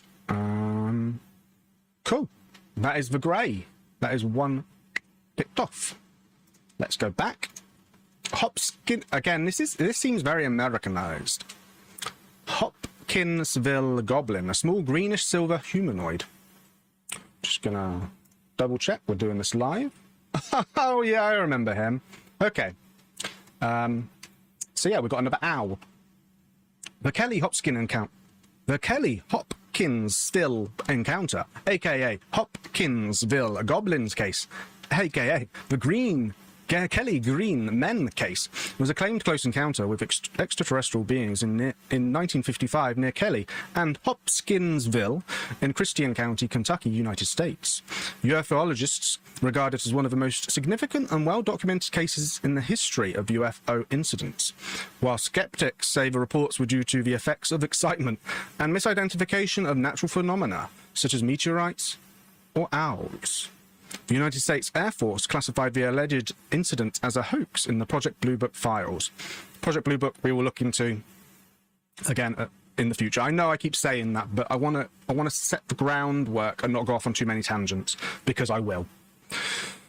Okay, so let's discuss what happened before we get into what the goblin looks like. On the evening of August 21st, 1955, 66 years ago, 5 adults and 7 children arrived in the Hopkinsville police station claiming that a small alien creature from a spaceship were attacking their farmhouse, and that they had been holding them off with gunfire for nearly 4 hours. 2 of the adults, Elmer Sutton and Billy Ray Taylor, claimed that they had been shooting at 12 to 15 short, dark figures who repeatedly popped up at the doorway or peered into windows. That is horrendous. That is just horrendous. Concerned about possible gun battle between local citizens, 4 city police, 5 state troopers, 3 deputy sheriffs, and 4 military police from the nearby U.S. Army Fort Campbell drove to a Sutton farmhouse located near the town of Kelly in Christian County. Any excuse that it's going to be a gunfight, yeah, I'll come. I'll come. Yeah, I'll come. Yeah. Yeah, can I shoot my gun even if there's no problem? Yeah, if I can shoot my gun. It's a farm. Yeah, I'll be able to shoot my gun then. Awesome, I'll come. The search yielded nothing apart from evidence of gunfire and holes in the window and door screens made by firearms. Residents of the farmhouse, including Glennie Langford, her children, Lonnie, Charlton, Mary, 2 sons from a previous marriage, Elmer, Lucky Sutton, John, Charlie, J.C. Sutton, their respective wives, Vera and Arlene, Arlene's brother, and O.P. Baker, and Billy Ray Taylor, and his wife, June. Both the Taylors, Lucky and Vera Sutton, were reportedly itinerant, traveling from place to place. I think I'm... Itinerant. Yeah, itinerant. I'm saying it right. Who were visiting the farmhouse. The next day, neighbours told 2 officers that families had packed up and left after claiming the creatures had returned about 3:30 in the morning. Right, I've paused it on your screen. I hope this isn't too alarming, but this is what the Hopkinsville Goblin looks like.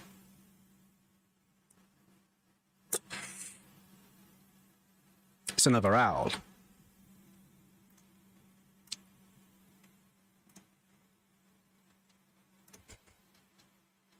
Okay.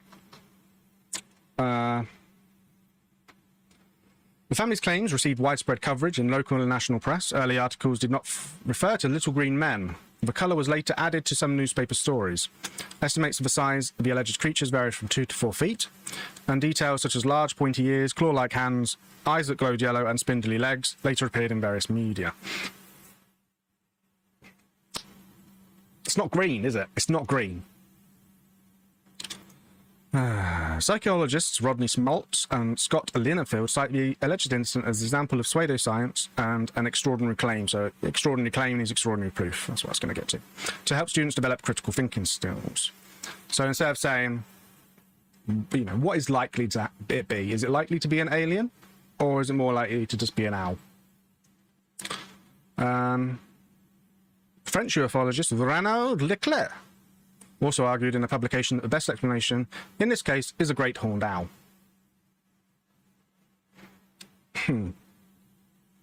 Anything happened? Critters, the movie, is loosely based on this, apparently. I can see, yeah. Now that I think about it, I can definitely see that. Okay.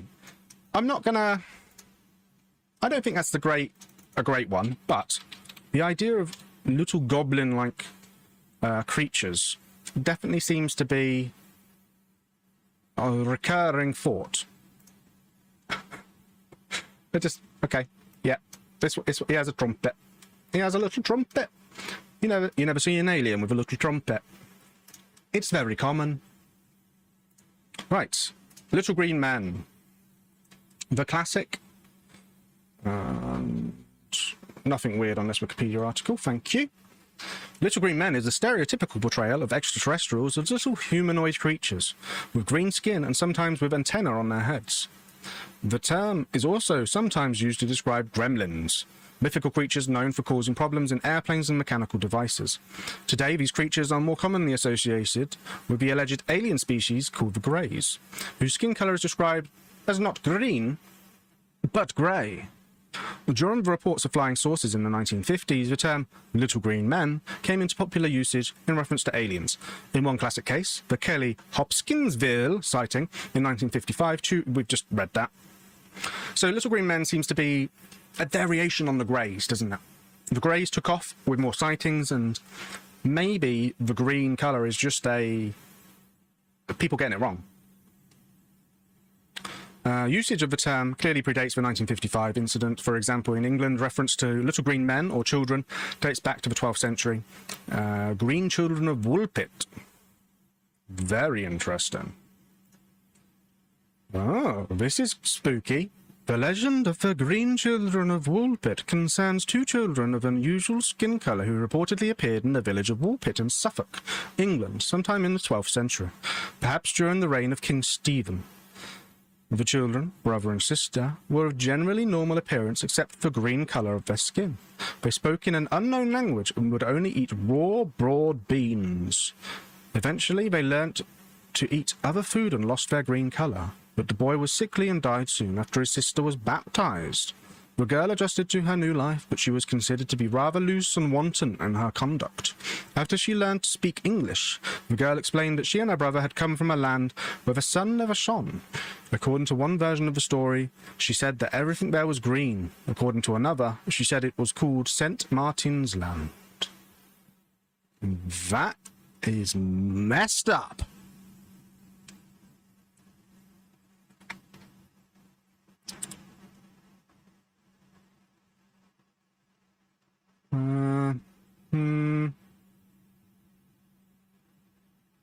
Little mystery.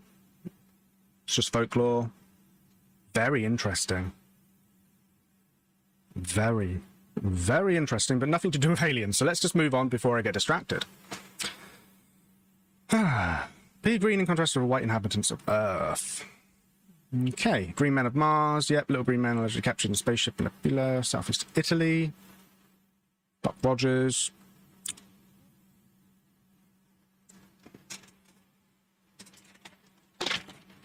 Again, Roswell. Not going to talk about that.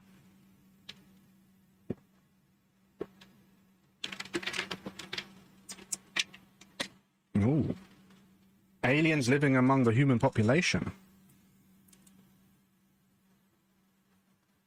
Okay, this is just a current usage. There we go. Little green aliens, eternal little green men, falling out of general uses, used in serious science fiction circles, and are most commonly used to ridicule the notion that aliens may exist. With a few exceptions, such as Yoda in the Star Wars movie saga. A derisive usage can be seen in the original Star Trek episode Tomorrow is Yesterday, set in 1969. Okay. Captain Kirk captured by the US Air Force while... Oh, okay. I thought it meant the first Star Trek episode. I know which one it's talking about now. While attempting to steal film showing the Enterprise in Earth's atmosphere, calls himself a little green man from Alpha Centuria, while interrogated by the base security officer. Yes. Okie dokie. Interesting. Not necessarily what I'd expect, but, God, I love that little dude. I'm going to keep the nodding die. Okie dokie. Nordic aliens. Now, this is a really interesting one I don't think a lot of people know about. Speaking is difficult. Humanoids with stereotypical Nordic features, tall, blonde hair, blue eyes, and are featured in several cases of contact. It is said that they are from ancient Earth, but presenting themselves as extraterrestrials. In the past, they moved from living on the surface to living underground, around the Himalayas area after a natural event. Now, I haven't talked about Agartha and Hollow Earth, and that was definitely something that could have come up in the Giants video, but it didn't, and I'm glad it didn't, because I don't really want to talk about it. I wouldn't consider Agarthans as,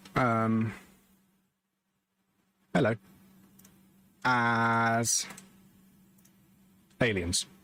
Not in a traditional sense, but Hollow Earth will get its own thing. In ufology,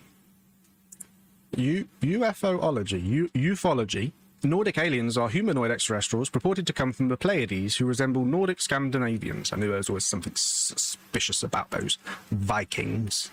Professed contactees describe them as being 6 to 7 feet tall, about 2 meters. That, by some estimates, that would be considered giant. With long blonde hair, blue eyes, and fair skin. Ah, if only I had blonde hair. Ufologist George Adamansky is credited with being among the first to claim contact with the Nordic aliens in the 1950s. The scholars note that the mythology of extraterrestrial visitation from beings with features described as Aryan often include claims of telepathy, benevolence, and physical beauty. These beautiful, beautiful aliens are coming down to visit me. Let's go through a little bit of history before we go into some descriptions of it and my thoughts about it. Cultural historian David J. Scarr wrote that early stories of Nordic-type aliens may have been partially inspired by the 1951 film The Day the Earth Stood, in which an extraterrestrial arrives on Earth to warn humanity about the danger of atomic weapons, but he looks normal. In contactee and UFO literature, Nordic aliens are often described as benevolent or even magical beings who want to observe and communicate with humans and are concerned about the Earth's environment and its future. Grey aliens supplanted the Nordic in most alleged accounts of extraterrestrial encounters. Some famous notable claimants. Okay, and then that's really interesting. Okay, so star people, that is a really interesting one because it is very similar. So star people, also sometimes called indigo children, are a variant of belief in the alien-human hybrid in various fringe theories. And you can totally understand and see how people would you can see people having relationships with Nordic aliens compared to the little green men and having offspring. I don't know. I honestly don't know if I'm going to be able to put anything up on this now. Is there going to be anything? I guess just that. Just have the Swedish flag in the corner. I guess I could have a Viking. There'll be Vikings, won't there? Yeah.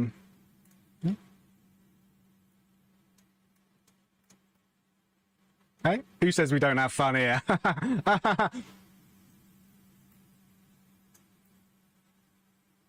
Aha. He's disguised himself. Genius. Right, that's a mnemonic, if ever I saw one. Okay. So yeah, Nordics, very interesting. Human-like. Are they future us? Are they past us? Again, it kind of goes into the whole, you know, there's a lot more fairy tales and folklore about Nordic people than there is about a little green man, for example. Something to think about. So this is a weird one. Cryptozoological animals and cryptobotanical plants. I don't see these as necessarily aliens. Let's read on.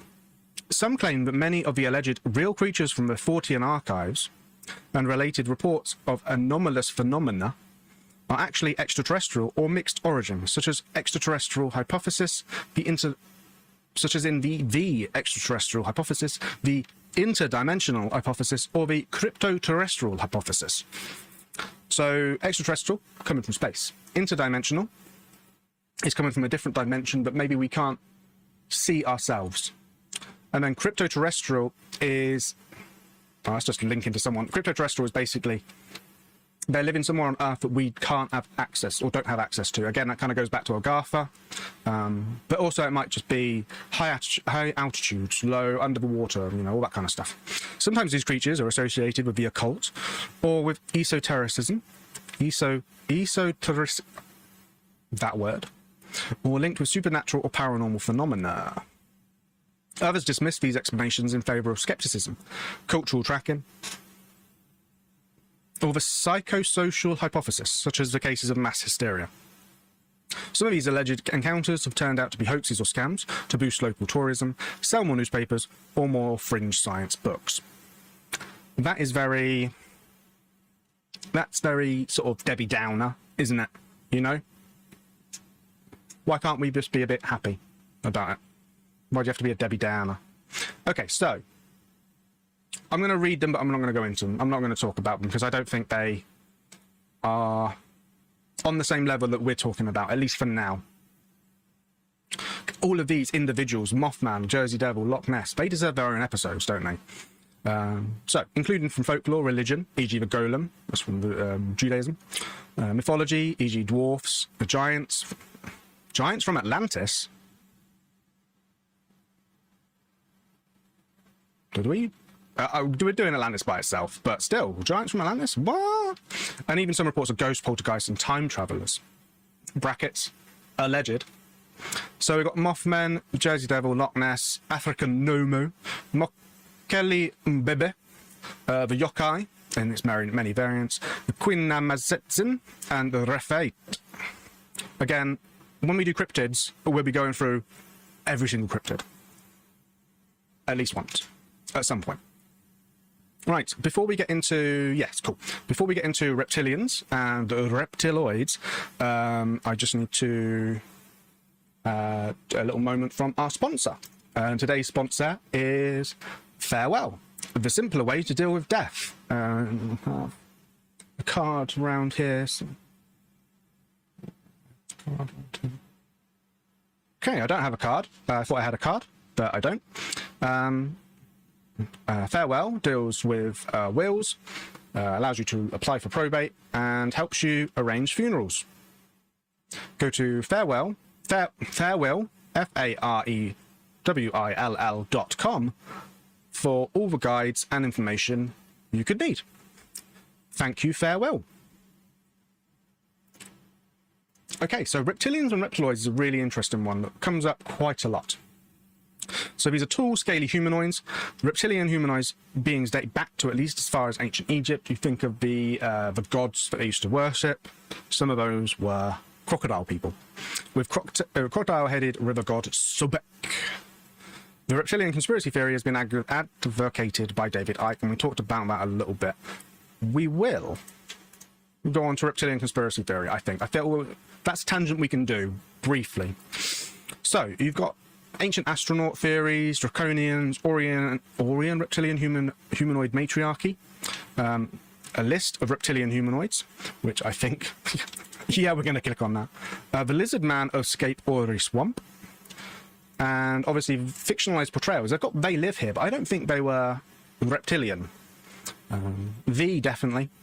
Stargate, Star Trek, World War, and Gamehenge. So, a lot of this comes down to the reptilian conspiracy theory, which has been pushed forward by naughty. That's a very unflattering picture of that man. It's even more unflattering of the reptilian, the poor reptilian. Reptilians, also called reptoids, lizard people, archons, reptiloids, saurians, or draconians, are supposed reptilian humanoids, which play a prominent role in fantasy, science fiction, ufology, and conspiracy theories. The idea of reptilians was popularized, not invented, but popularized, by David Icke, a conspiracy theorist who claims that shape-shifting reptilians control Earth by taking on human form and gaining political power to manipulate human societies. Icke has stated on multiple occasions that many of the world leaders are possessed by so-called reptilians. Now, obviously, I'm not going to go into massive detail about Icke. At some point we will, but suffice to say, he genuinely believes, at least as far as I can tell, that there are people there are reptilians out there in the world. A lot of people see this as some kind of front or code word for Judaism. But if you've ever read one of his books, it's not, because he really doesn't like Judaism either, and goes into detail about that and why. This is separate. This does seem to be separate, at least in his mind. I think others might have co-opted it in some way. But in terms of David Icke, he genuinely believes that reptiles are ruling the world. This is a nice little... emphasis on little. Oh, poor boy, Mr. Reptile. Which shows the height difference, which, if you're trying to, blend in, that doesn't really work, does it? Origins. Oh, go away. Michael Barkan, professor of political science at Syracuse University, posits that the idea of reptilian conspiracy originated in the fiction of Conan the Barbarian creator Robert E. Howard, in the story The Shadow Kingdom, published in Weird Tales. This story drew on the ideas of theosophy,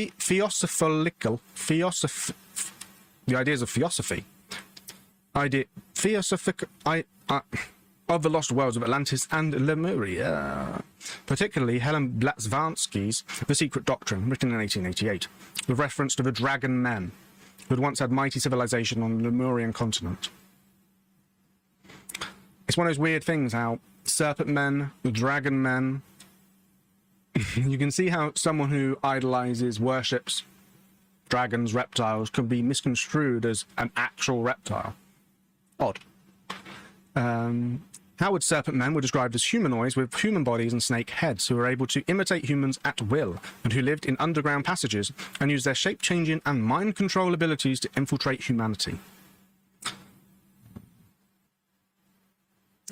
Historian Edward Guillemont has argued that reptilian conspiracy theory, particularly as expounded by Icke, drew from earlier pseudo-historical legends developed during the colonization of Africa, particularly found in the Great Zimbabwe and the Mokele Mbebe. Alien abduction narratives sometimes allege contact with reptilian creatures. One of the earliest reports, I was going to say something, but I'm not going to say it now. One of the earliest reports was that of Ashland, Nebraska police officer Herbert Schmermer, who, under hypnosis, recalled being taken aboard a UFO in 1967 by humanoid beings with slightly reptilian appearance, who wore a winged serpent emblem on the left side of their chest. Skeptics consider his claims to be a hoax. Right, that's a nice sized paragraph to deal with Icke, and then I won't talk about it anymore. According to British conspiracy theorist, former goalkeeper, David Icke, who first published on this theme in his 1999 work, The Biggest Secret, tall, blood-drinking, shape-shifting reptilian humanoids from the Alpha Draconis star system now hiding in underground bases are the force behind the worldwide conspiracy against humanity. He contends that most of the world's ancient and modern leaders are related to these reptilians, including the Merovingian dynasty, the Rothschilds, the Bush family, and the British royal family. Icke's conspiracy theories now have supporters in up to 47 countries, and he has given lectures to crowds of up to 6,000 people. And those lectures are like 8 hours long. They are long. American writer Vicky Santillano included Ike's conspiracy theory in her list of 10 most popular conspiracy theories. A poll of Americans in 2013 by Public Policy Polling indicated 4% of registered voters believe in David Icke's ideas. 4%. I feel like that is needed on our little chart. Reptilian. If I remember, there's some really good ones of this. Look at that dude. He's a politician already. Look at that. That's awesome. Yeah, look at him. Just chilling. That's so cool. Right, I'm going to make him small. I'm going to get rid of I'm not a crook. And 4%. Stick you there. Move you down. 4% of Americans. Let's get a little USA flag. Just so, oh, that wasn't little. That was more than American, that was. Okie dokie. I'm liking that. So a lot of people believe that. Reptilians is really interesting. Could that have... Okay, so the list of reptilians is just mythology and yeah. Okay. So it's a really interesting idea. That there are people living among us who are somehow not of us, are different, and are able to convince other people that they are like us. And it doesn't really go into detail about how, which is a shame. So if we type in David Icke reptilian, he obviously really doesn't like the British royal family. This is what David Icke looks like, in case you want to know. He has a lot of information about how you can tell people are shapeshifters, and he has a lot of evidence that is video. So how to tell a reptilian alien shapeshifter, the lizard smile. When humans smile, the bottom teeth are rarely visible, but for reptilians, they are very visible like lizards. I feel like that's just picking on people who have, you know, funny mouths. I'm trying to find some evidence, because there is evidence out there.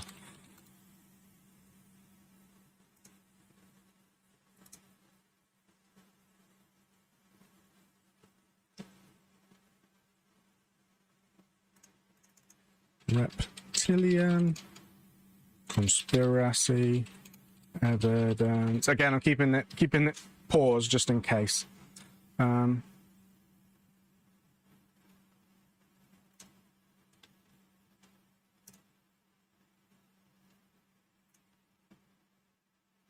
Okay, we've got some YouTube videos. This might be interesting.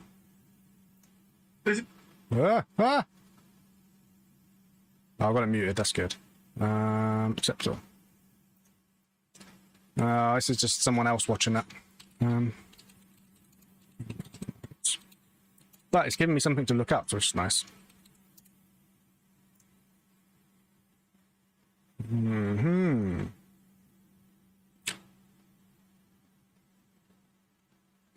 Yeah.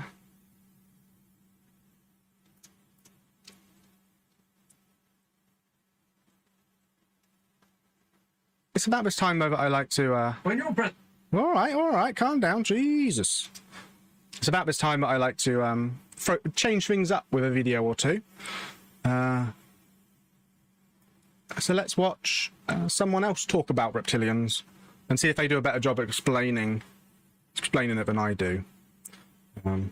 We'll see. We'll see. The President met our Queen at Buckingham Palace last year. He rolled up in the Beast, a huge reinforced Cadillac built to resist bullets, missiles, even chemical attacks. There were also 200 Secret Service agents in tow, although what they got up to in the evenings is anyone's guess. Buckingham Palace can be a pretty risky venue for visiting dignitaries. Her Majesty, of course, is always perfectly charming, but Monty, Holly and Willow are a law unto themselves. These three little corgi dogs may not look threatening, but they tend to chase people and then bite them. Now, 5 years ago, the Queen herself was spotted with a bandaged wrist after intervening to break up a canine squabble. The wound to the royal hand required 3 stitches. Corgis, of course, were originally bred to help round up cattle, so they usually go for your ankles. And when you see pictures of famous people with their heads bowed down in front of the Queen, they are probably on the lookout for those dogs. But you're thinking, why doesn't she simply lock them up when she's entertaining you? You don't know our Queen. I'm English, I am. I think he got on TV because he was the only English person they could find.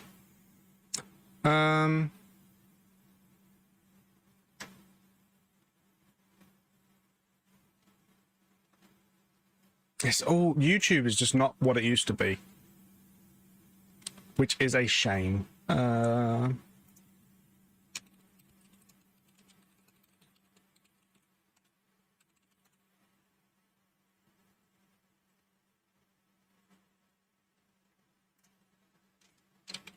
It just comes up with advert. It's just a bit crap, isn't it? It's all very.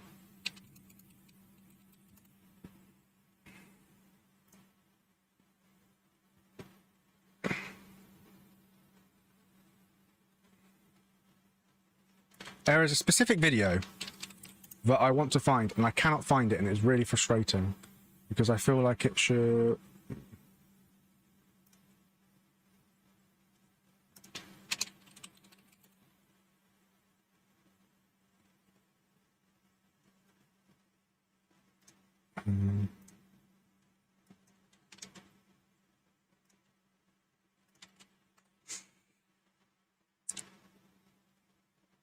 All it is just lots of people talking about David Icke rather than actually showing any footage of him or talking about him at all. He really doesn't like the royal family.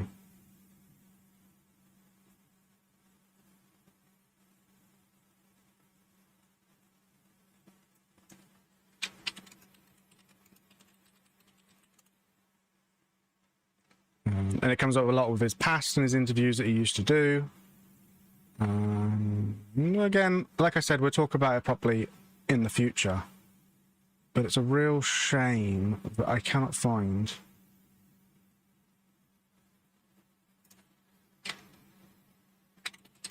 One more look. What we'll do is I'll just for a second.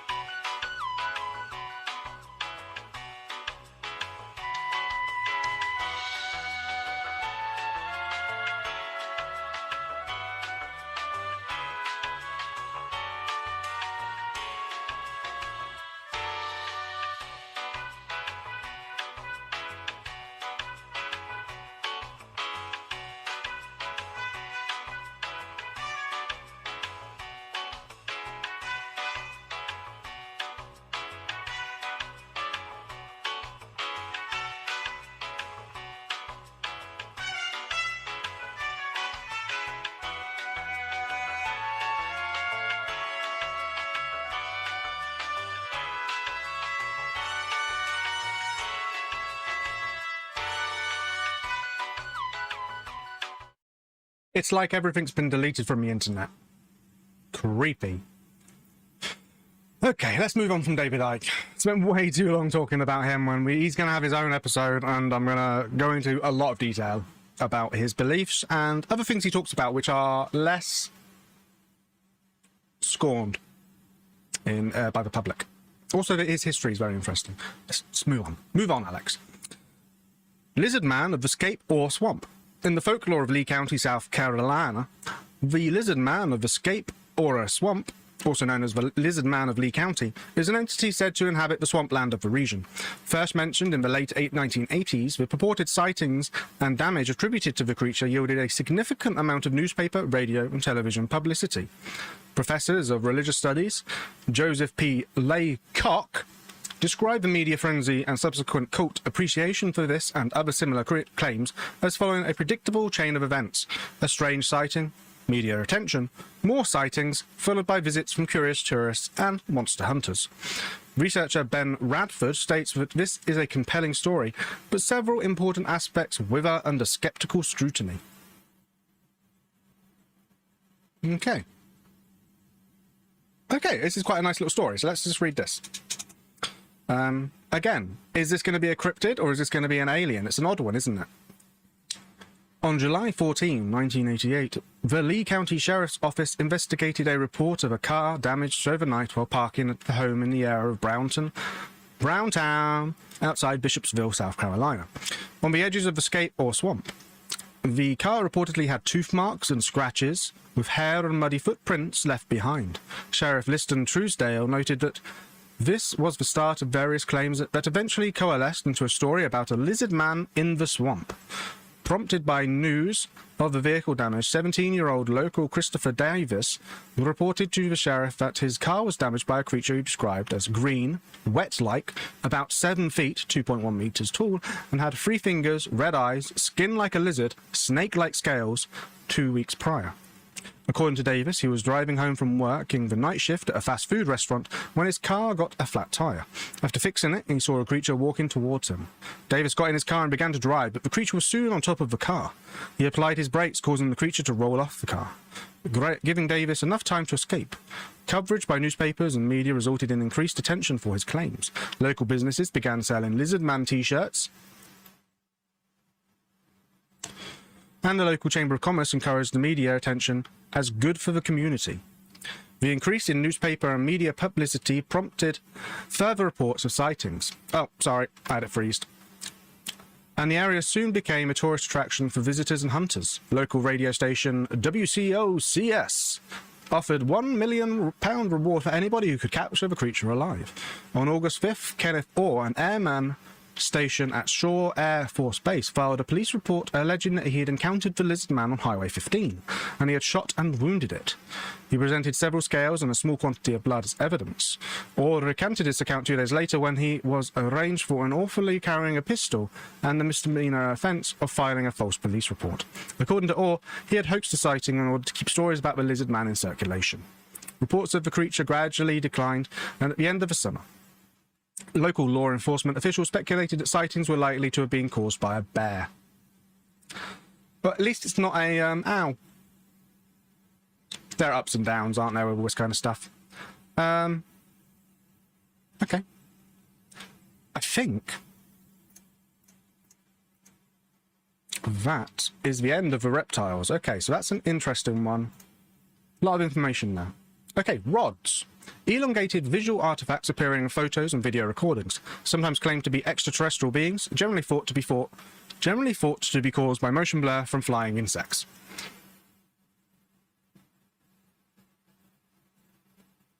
Just gonna... Wikipedia's just had a moment. Wikipedia? Are you okay, Wikipedia? Okay. In cryptozoology and ufology, rods, also known as skyfish, air rods, or solar entities, are elongated visual artifacts appearing in photographic images and video recordings. Some paranormal proponents claim them to be extraterrestrial life forms, extra-dimensional creatures, or very small UFOs. However, these artifacts appear naturally in video and outdoor photography as a result of optical illusion due to motion blur, especially in interlaced video recordings, and are typically after-image trails of flying insects and their wing beats. A lot of people think it's just tricks of the light. Yeah. Paranormal claims. various paranormal interpretations of this phenomena appear in popular culture. One of the more outspoken proponents of rods as alien life forms was the late Jose Escamilla, who claimed to have been the first to film them on March 19th, 1944 in Roswell, New Mexico, while attempting to film a UFO. Escamilla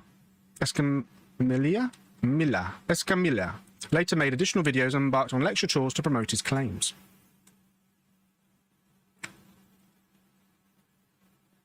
I don't think it's my end. I genuinely think Wikipedia is just having a moment. And it just comes back to him, to this. Okay, that's interesting. Orbs. I'm surprised orbs isn't on here, because rods is very... Wow. Okay. Secret results of genetic engineering. Some have speculated that some reports of extraterrestrials are due to escaped creatures which are the result of secret government and or corporate genetic engineering and hybridization projects, or even such genetic engineering experiments being done by extraterrestrials, sometimes with cooperation from military-industrial complex. Others explain these as encounters with humans with heightened ESP, esoteric, occult, or CD powers, highly intelligent individuals and or mutants, hybrids, and humans who have congenital deformities. Interesting. Okay, so CD is from the yogic tradition. So it's people with powers. Okay, let's just briefly go back. Wikipedia's back. So backscatter, aka orbs, this kind of look, and it's very similar to... Oh, that's a great one, that is. Very similar to the rods idea. Paranormal claims. Some ghost hunters... again, this is going proper off tangent, but I feel like they're related. Some ghost hunters have claimed that orb-shaped visual artifacts appearing in photographs are spirits of the dead. Others have claimed that orbs are an unknown sort of being, based partly on perceived intent in the orb's movement. Such perception have been interpreted by Michael Shermer as examples of agency. Prominent paranormal investigators, such as Joe Nickel, have agreed with skeptic debunkers' assessments that orbs result from a natural phenomena like insects, dust, pollen, or water droplets. A single orb in the centre of a photo at the person's knee level. Nice. Okay, so some super soldiers. Ilyushenka. I'm not sure if I'm going to be able to show this one. Oh, it doesn't have any pictures. Awesome. Human-animal hybrids and Men in Black. And I feel like we should end on Men in Black. This has been a very Wikipedia-centered episode, hasn't it? We haven't really gone outside the comfort zone of Wikipedia, but... Okay, so Ilyushenka, or the Christian dwarf, is believed to be a prematurely born female baby with many deformities found in the village of Karolonia in Russia in 1996. Subsequently, the remains were lost and only photos and videos survive. Various supernatural and mystical explanations arose. I'm going to let you Google that if you want to, but I'm not going to show any pictures. A small human fetus, given the name Ilyushenka, was found by an elderly woman, Tamari Vashinyevya. The fetus had an unusual appearance, giving rise to rumours of an extraterrestrial origin. The local population readily supported this rumour, collecting fees and reporters for interviews. At least 2 Japanese companies made documentaries about the remains. And this is very similar to the Star Children, or the Indigo Children, which we talked about before. Ilyushenka had a greyish fetus about 25 centimetres in length, hairless head, and had a number of dark spots. The eyes were large, occupying most of the face. The skull was smooth, with strange ridges, etc., etc., etc. Yes. Little is known about what happened to the remains, and accounts of Ilyushenka's death and appearance vary greatly. Local ufologists claimed the corpse was taken away by a UFO inhabited by members of Ilyushenka's species. Some skeptics hold that it was bought by a wealthy collector of curiosities. A doctor from a local hospital had been allegedly seen. The corpse reported it corresponded to a normal 20 to 25 week human fetus born prematurely. It could have lived for several hours, but not several weeks, contrary to Prosavina's claims. Again, you can read about that if you want. It's a bit dark. Men in Black. I feel like this is this should be in Types of Aliens, so I'm going to include it. But again, this is Men in Black is, you know, a conspiracy in of itself. So in popular culture and in UFO conspiracy theories, men in black are supposed men dressed in black suits who claim to be quasi-government agents who harass, threaten, or sometimes even assassinate unidentified flying object witnesses to keep them quiet about what they have seen. The term is also frequently used to describe mysterious men working for unknown organizations, as well as various branches of government allegedly tasked with protecting secrets or performing other strange activities. So there are two different thoughts in terms of what men in black are. They're either humans, and they could be working with the knowledge of extraterrestrials or other certain knowledge. They could be working with the extraterrestrials, or they could be working on, they still be on our side, but are using underhanded means in order to, you know, protect us, or they are aliens in of themselves. Men in black figure prominently in ufology and UFO folklore. In the 1950s and 60s, ufologists adopted a conspiratorial mindset and began to fear that they would be subject to organized intimidation in retaliation to discovering the truth about UFOs. This, does it have it here? This fits in really well with a specific conspiracy theory, which we will go into. It doesn't talk about it. It's interesting. So, obviously massive in popular media. And let's just read this. In 1947, Harold Dahl, claiming to have been warned not to talk about his alleged UFO sighting on Maury Island by a man in a dark suit. In the mid-50s, ufologist Albert K. Bender claimed he was visited by men in dark suits. Exotic facial features. Right, let's have a look, see if we got Men in Black in here. Not really.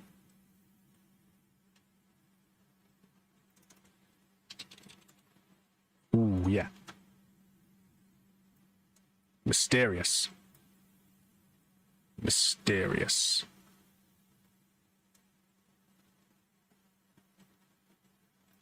Oops. Oh, no, what am I doing? No, it's not what I want to do. I want to change the position. There we go. Perfect. Let's move that back one more. There we go. So, let's just briefly go back to during the 1970s and 80s and 90s, UFO conspiracy theorists would incorporate men in black into their increasingly complex and paranoid visions. Here we go. So it does talk about it. Oh, so in his article, Gray Barker, my friend, the myth maker, John C. Sherwood, claims that in the late 1960s, at the age of 18, he cooperated when Gray Barker urged him to develop a hoax, which Barker subsequently published. Oh, no, that's not what we're talking about.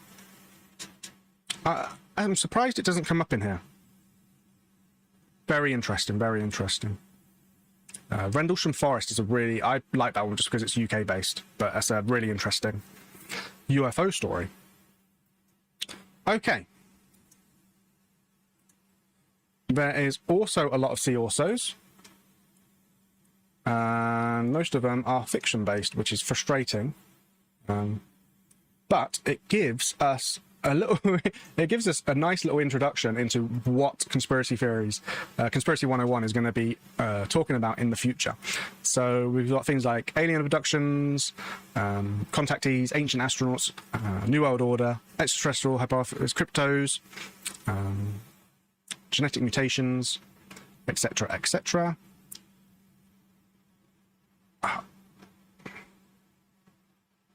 Green, it scared him for the rest of his life. Scary. Right, let's just quickly go on a couple of these.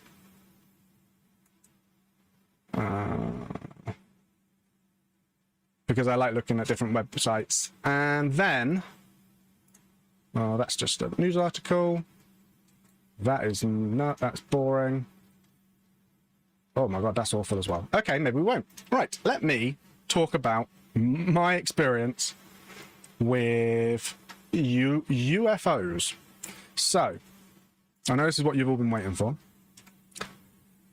There is a fly in here and it was annoying me. Go away, fly. So, I was 10, maybe? And I was in... Where was I? Oh, like Camp Europe. I was in France somewhere, in a tent. And I believe it to be a dream, but it might not be a dream. It might have been real. But I dreamt that I had been abducted by aliens. And I don't remember what they looked like because they were kind of dark. They were shadowed. They were on either side of me. And I guess they were doing experiments. And I couldn't move my legs. My legs were stuck. Like, I would try and move my leg, and they were standing either side of me, and I couldn't move. I was stuck. And it was very scary, and it was a nightmare. And then I woke up. Now, obviously, when you have a nightmare or a dream, you kind of think it's real, don't you? And I woke up, and the end of the bed kind of had a bar going over like that. And my feet were sticking out the end of the bed, and I couldn't move my feet because there was a bar going over and around them. Or is that what the aliens want us to believe? I may have been abducted by aliens, I may have had a nightmare. It's very hard to tell. But that's my alien story 6. So, oops. We've gone through a lot of different types of aliens. You know, we've got the normal greys, which are very close to the little green men of yore.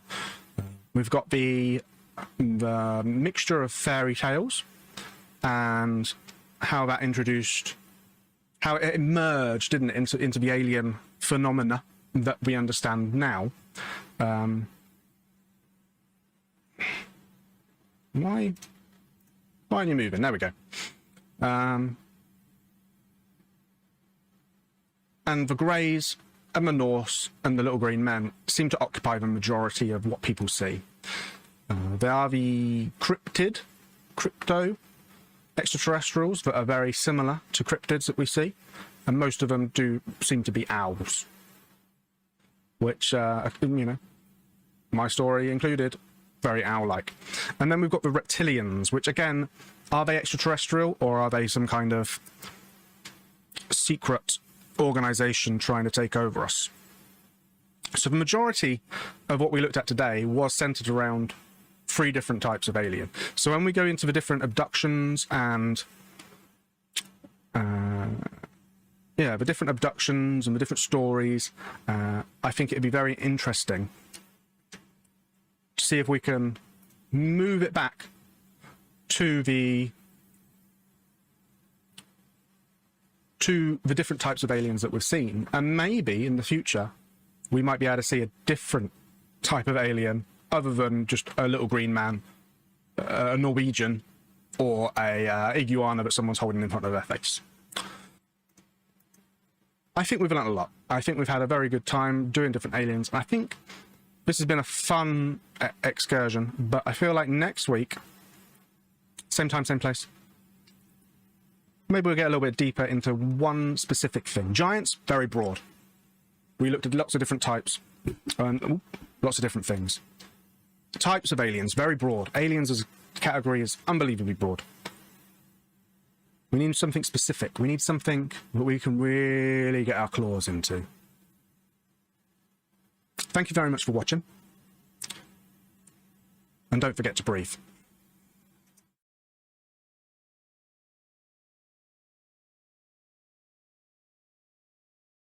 Hi, my name's Alex Witney, and this is Conspiracy 101. Today, we're looking into MKUltra.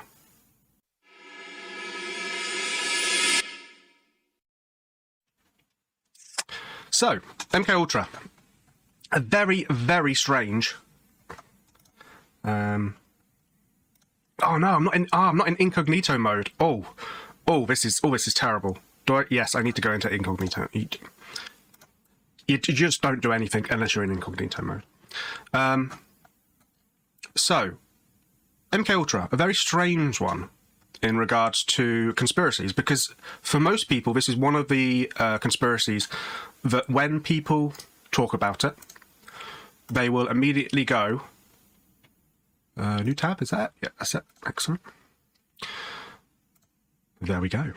They'll immediately go to this, and a few others, in which it can be seen as a conspiracy that has been vindicated, a conspiracy theory that's been vindicated into a full-fledged conspiracy. There aren't many that are out there, completely out there. There are quite a few, and we're going to discuss and go over many of them. But MKUltra is definitely one that comes up a lot. And it's one of those things where I want to talk about it, obviously. So where do we start? Wikipedia, obviously. But because it's quite dark in places, and it often leads into other topics that are very dark, and that's probably where the conspiracy theory still lingers with MKUltra. It wasn't just the fact that it was done. There was conspiracy to try and get rid of evidence, which we'll discuss. But it was done, but then there are other things that go above and beyond and around it. So what I will do is I will copy over, just for some nice background. There we go. Whilst we have a look at our favourite book, Cover-Ups, the 100 Most Disturbing Conspiracies of All Time. Who's it copyrighted to? Collection and editorial material copyright J. Lewis Stemple and Emma Daffin. I promise I won't read all of it. But MKUltra, let's see what they say about MKUltra. Again, I'm not going to read it all, because most of the information that we're going to be gleaning is from the internet, aka internet research. If I wanted to do this with books, I'd go to a library. MKUltra, long before the Beatles experiment, blah, blah, blah, blah, blah. Yeah, this book's a bit, there's only 2 pages on MKUltra, and it's already got like a paragraph just being dumb. So, it was set up in the CIA. It had Alan Dulles in 1953. The CIA Mind Control and Alteration Project was codenamed MKUltra, taking its name from the CIA spy who worked behind Nazi lines in the Second World War. However, there's little noble about the MK namesake. So MK stands for Mind Control, but in German. Led by Dr. Sidney Gutschlib, MKUltra involved some 150 research programs, many of them using unsuspecting or entrapped human subjects. Notorious Operation Midnight Climax recruited San Francisco prostitutes who laced their unsuspecting clients' drinks with acid so the CIA operatives could film the ensuing shenanigans from behind a two-way mirror. It goes on to a lot of different things, but what I really want... So later, Gottlieb was revealed to have used files generated by Nazi medical research at Dachau, which is just appalling.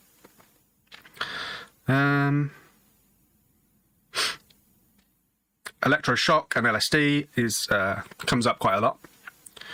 And mind control was what they were really going for. So, mind control was an unholy grail of MKUltra, which at one stage consumed 6% of the CIA's entire budget. Now, remember, MKUltra wasn't just one specific thing. I think it's remembered now for the LSD experiments, the mind control experiments, but it wasn't just one program, it was a lot of programs put under this branch. The impetus behind the program and its forebear, Project Artichoke, was the alleged success of the communist countries in brainwashing US prisoners during the Korean War. Returned home, the soldiers exhibit strange behaviour and were unable to recall their movements through Manchuria. The phenomenon gave novelist Richard Condon the inspiration for his twice-filmed novel The Manchurian Candidate, in which an American GI is, through hypnosis, programmed by Chinese and Korean communists to assassinate a US presidential candidate. Whether the CIA ever succeeded in programming its own Manchurian candidate will probably never be publicly known, although hypnotized killers are alleged to have been used in the murders of Robert F. Kennedy, Martin Luther King, John Lennon, and Israeli Premier Yitzhak Rabin, whilst Jonestown, which we will get to, was frequently cited as an MKUltra brainwashing factory. All of those people deserve a conspiracy 101 just to themselves, don't they? Sometime in 1972, CIA Director Richard Helms ordered the destruction of the bulk of the MKUltra files because of a burgeoning paper problem. Sure. And that only fueled the fires of the conspiracy. One stone, however, was left unturned. Among those paid for compensation for the US government was the family of Dr. Frank Olson, who committed suicide in 1953 by jumping from the 10th floor of the New York Hotel Statler after taking LSD at the behest of Gottlieb. Olson's son Eric was not easily bought off and decided to investigate his father's death. It turns out he was murdered. It wasn't suicide. And we do not know. The CIA experimented on... So every single section in this book gives it like an alert level. Where, like, basically, how true is it? Now, the CIA experimented on human subjects to develop methods of mind control, alert level 10. That basically means yes. It was legit. And it is. You go through the research and you can read the many files that were released by the American government. The ones that weren't burnt. I'm just going to blame them.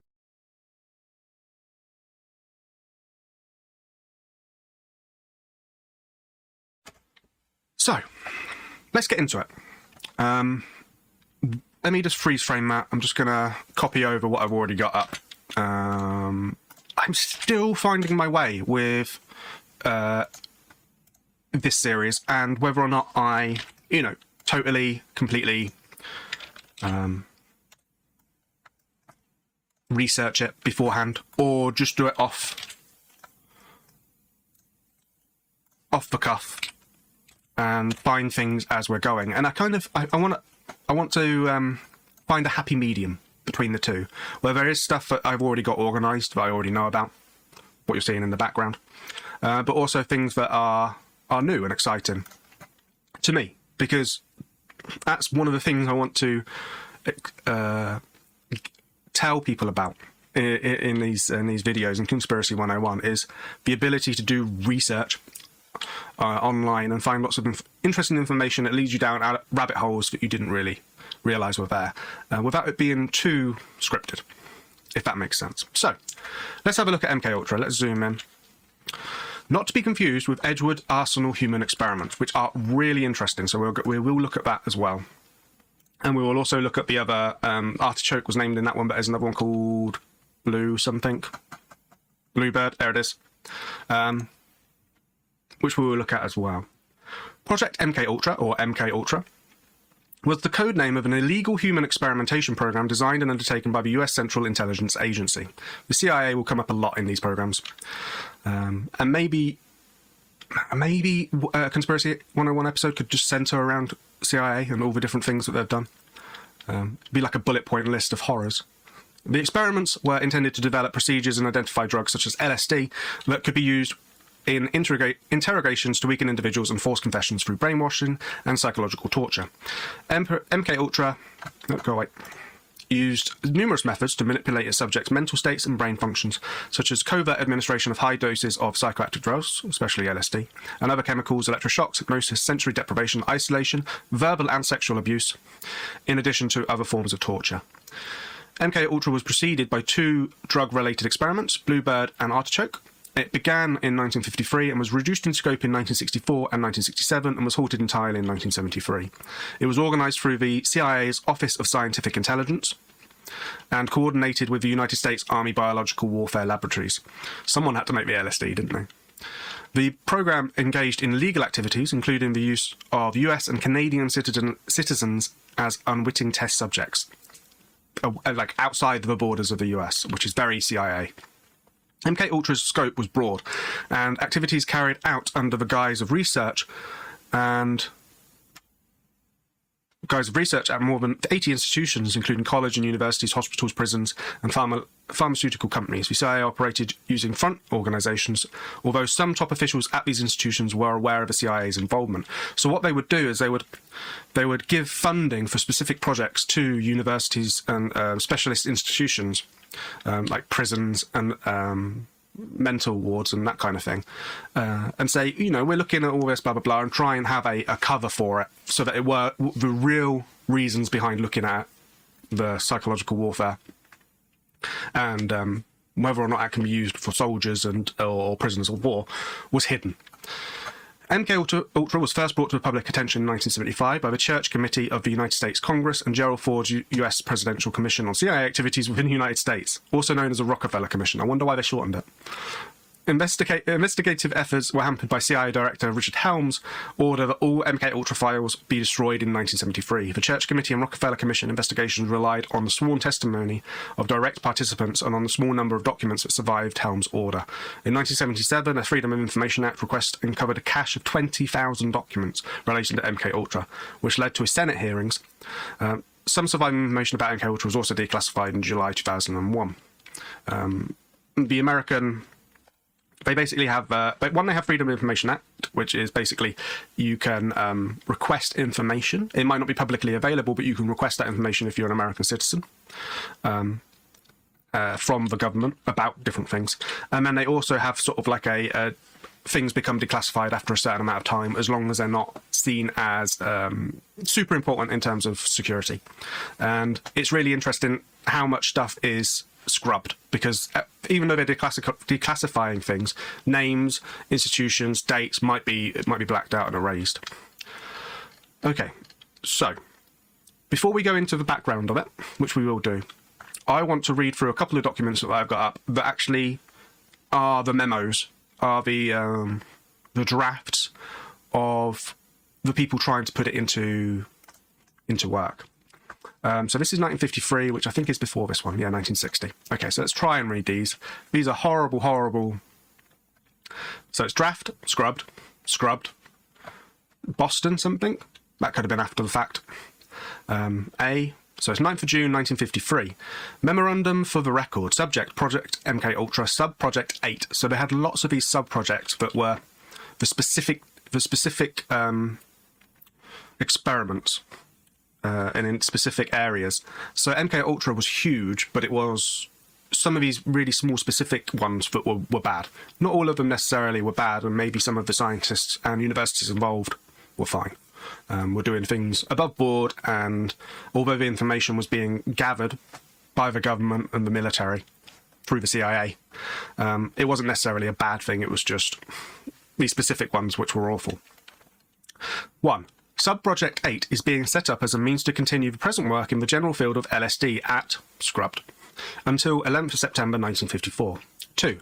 This project will include a continuation of a study of the biochemical, neurophysiological, sociological, and clinical psychiatric aspects of LSD, and also a study of LSD antagonists and drugs related to LSD, such as LAE.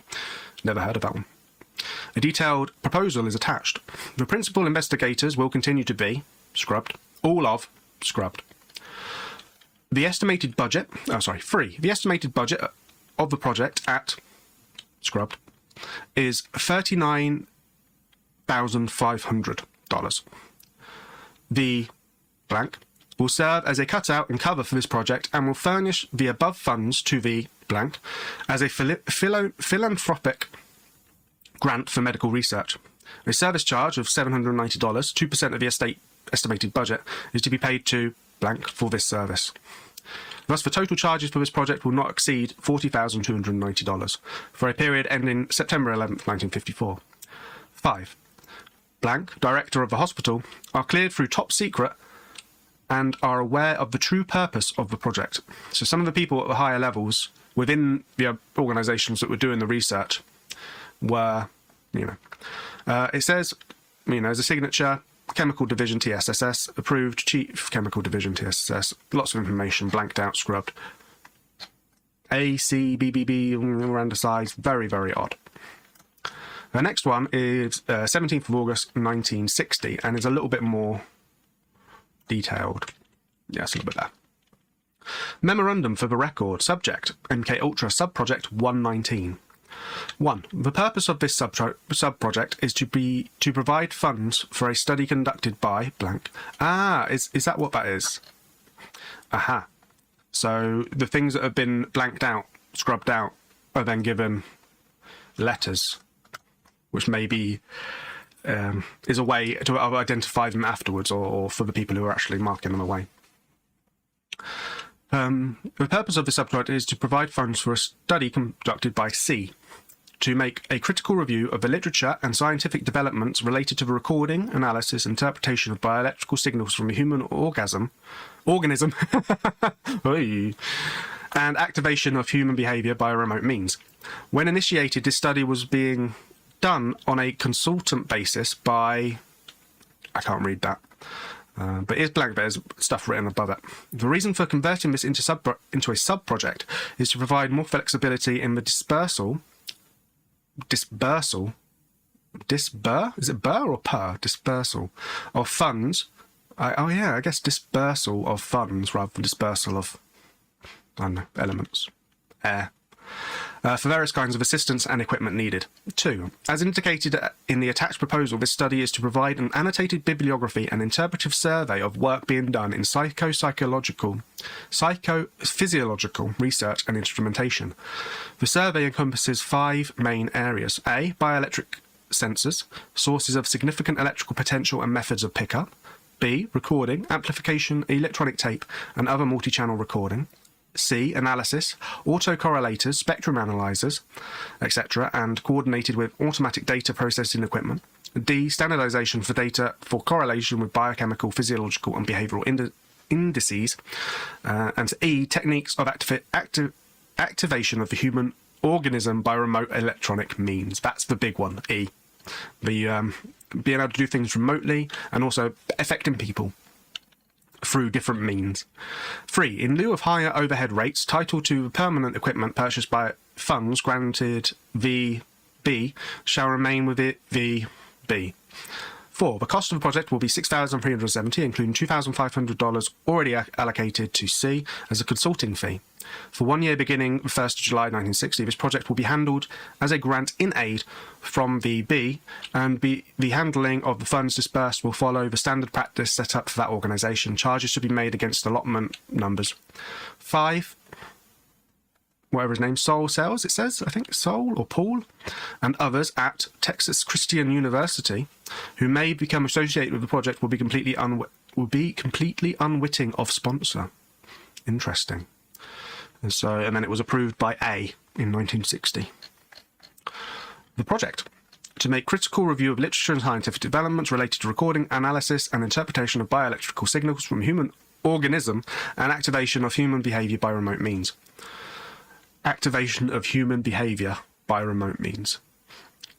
As it is visualised, the task should begin with the general survey of research and instrumentation in a number of fields, including neurophysiology, biophysics, anatomy, physiological psychology, and neuropsychiatry, neuropsychiatry, as well as electronics, telemetry, and communications engineering. At the same time that bibliographic and related activities is initiated, correspondence should be undertaken with all laboratories, companies, and agencies working in or carrying out activities related to designated areas of the broad survey problem. Visits to laboratories may be undertaken if needed. The divisions of the problem fall naturally into 5 main areas. 1. Bioelectric sensors, source of significant electrical potential and methods of pickup. 2. Recording. We've just read through all these, haven't we? Progress has been made in the list of laboratories, investigators, and resources in the bioelectronic study is in preparation. Okay, so let's go back to MKUltra as a broad topic and read about them. But that's really interesting. Some of the release documents, their memos basically stating that, you know, we're going to give you money to do these experiments, and some of you will know about it, some of you won't, and if you do know about it, then some of them might want to do it, which is kind of crazy. Okay. Origin of the cryptonym. The project's CIA cryptonym is a combination of the diagraph MK, indicating the sponsorship of technical services staff, and the word Ultra, which formerly designated the most secret classification of World War II intelligence. The other cryptonyms included Project MK Naomi and MK Delta, was established to oversee the use of MKUltra materials abroad. According to the Church Committee, such materials were used on a number of occasions. So they did do stuff abroad, Canada obviously being one of the main ones. Origin of the project. According to author Stefan Kinzner, the CIA project was a continuation of work begun in the Second World War era Japanese facilities, which at some point I'm sure we will talk about, but I don't really want to talk about them on this episode because they're pretty dark. And Nazi concentration camps on subduing and controlling human minds. Kinzer wrote that MKUltra's use of mescaline on unwitting subjects was a practice that Nazi doctors had begun in the Dachau concentration camp. Hinze proposes the evidence of a continuation of a Nazi agenda, citing the CIA's secret recruitment of Nazi torturers and vivisectionists. Vivisection, if you don't know, is experimentation on something that's still alive. So opening people up who are still alive. To continue the experimentation on thousands of subjects. And Nazis brought to Fort Detrick, Maryland, to instruct CIA officers of lethal uses of sarin gas. Sidney Gottlieb, which I know I'm pronouncing wrong, which is really frustrating because I'm really I really like pinball, and Gottlieb is one of like a name associated with pinball, and I don't know how to pronounce it. Approved of an MKUltra sub-project on LSD in this June 9th, 1953 letter. So Sidney Gottlieb died in 1999. So he was a chemist and spy master, and yeah, who headed CIA's 1950s and 60s assassination attempts and mind control problem. Does that just go to... No, it does go to CIA. Wow. Died at the ripe old age of 80. Good for him. Did it say how to pronounce his name? No, it doesn't. Okay, let's go back. No, I don't want to do that yet. Right. Aims and leadership. There we go. The project was headed by Sidney Gottlieb, but began on the order of CIA Director Alan Dulles on April 13th, 1953. Its aim was to develop mind control and drugs for use against the Soviet bloc in response to the alleged Soviet, Chinese, and North Korean use of mind control techniques on US prisoners of war during the Korean War. We've talked about that. So, most of MKUltra's records were destroyed by order of the CIA Director Richard Helms, so it has been difficult for investigators to gain complete understanding of more than 150 funded research sub-projects sponsored by MKUltra and related CIA programs. I'm just going to see what that source is. Wow, that is a boring source and a half. Oh, okay, so this is the Department of Energy, Openness, Human Radiation Experiments. So this is really interesting. Okay, so we're using the Wayback Machine because this site isn't available anymore, or at least it's having trouble loading. As we have seen, the development of federal legislation for government-sponsored research with human subjects arose in part because of an institutional and governmental concern and public reaction to perceived abuses and failures by the government. Around the same time that the 1974 National Research Act was enacted, a scandal arose around the discovery of secret Cold War chemical experiments conducted by the CIA and DoD, Department of Defense. The review of these experiments led to the rediscovery of previously secret 1953 Wilson Memorandum, and later to the first Supreme Court decision in which the comment was made in dissent on the application of the Nuremberg Code to the conduct of the US government. Wow. In December 1974, the New York Times reported that CIA had conducted illegal domestic activities, including experiments on US citizens during the 1960s. The report prompted investigations by both Congress in the form of a Church Committee and by Presidential Commission, by the known as the Rockefeller Commission, into domestic activities of the CIA, FBI, and intelligence-related agencies in the military. Yep, that's basically what we were. Frank Olson was the guy who committed suicide, so we've already discussed that. So let's go back. Where was I? Whoa, look at all this stuff. Right. Aims and leadership, we're done. Scale of the project. One 1955 MKUltra document gives an indication of the size and range of the effort. It refers to the study of an assortment of mind-altering substances described as follows. Substances which will promote illogical thinking and impulsiveness to a point where recipient would be discredited in public. So that's a really interesting one. Is, if you can slip someone drugs and make them out like a fool, and then suddenly they are the town fool. Two substances which increase the efficiency of mentation and perception. Mentation is mental activity, apparently. 3. Materials which will prevent or counteract the intoxicating effect of alcohol. Materials which promote the intoxicating effect of alcohol. Materials which produce signs and symptoms, recognize diseases in a reversible way so you can use malingering. Materials which will render the induction of hypnosis easier or otherwise enhance its usefulness. Substances which will enhance the ability of individuals to withstand deprivation, torture, and coercion during interrogation and so-called brainwashing. Materials and physical methods which will produce amnesia for the events preceding and during their use. That's a really interesting one because that comes up a lot during other conspiracies. 9. Physical methods of producing shock and confusion over extended periods of time and capable of surreptitious use. 10. Substances which produce physical disablement, such as paralysis of the legs or acute anemia. 11. Substances which will produce pure euphoria with no subsequent letdown. Right, I think we need to look into number 11 a little bit more. 12. Substances which alter personality structure in a way that tendency of the recipient to become dependent upon another person is enhanced. 13. A material which will cause mental confusion of such a type that the individual under its influence will find it difficult to maintain a fabrication under questioning. So they won't be able to lie, basically. Substances which will lower the ambition and general working efficiency of men when administered in undetectable amounts. So that's a really interesting one. You could really like disrupt a lot of the world's economy, couldn't you, with something like that? 15. Substances which promote weakness or distortion in the eyesight or hearing faculties, preferably without permanent effects. 16. A knockout pill which can be surreptitiously administered in drinks, food, cigarettes, as an aerosol, etc., which will be safe to use, provide a maximum of amnesia and will be suitable for the use of agent types on an ad hoc basis. 17. A material which can be surreptitiously administered by the above routes and which in very small amounts will make it impossible for a person to perform physical activity. Now, all of these on the surface are things that a military, a government might want to get, and it's not necessarily a bad thing. All of these, if done in a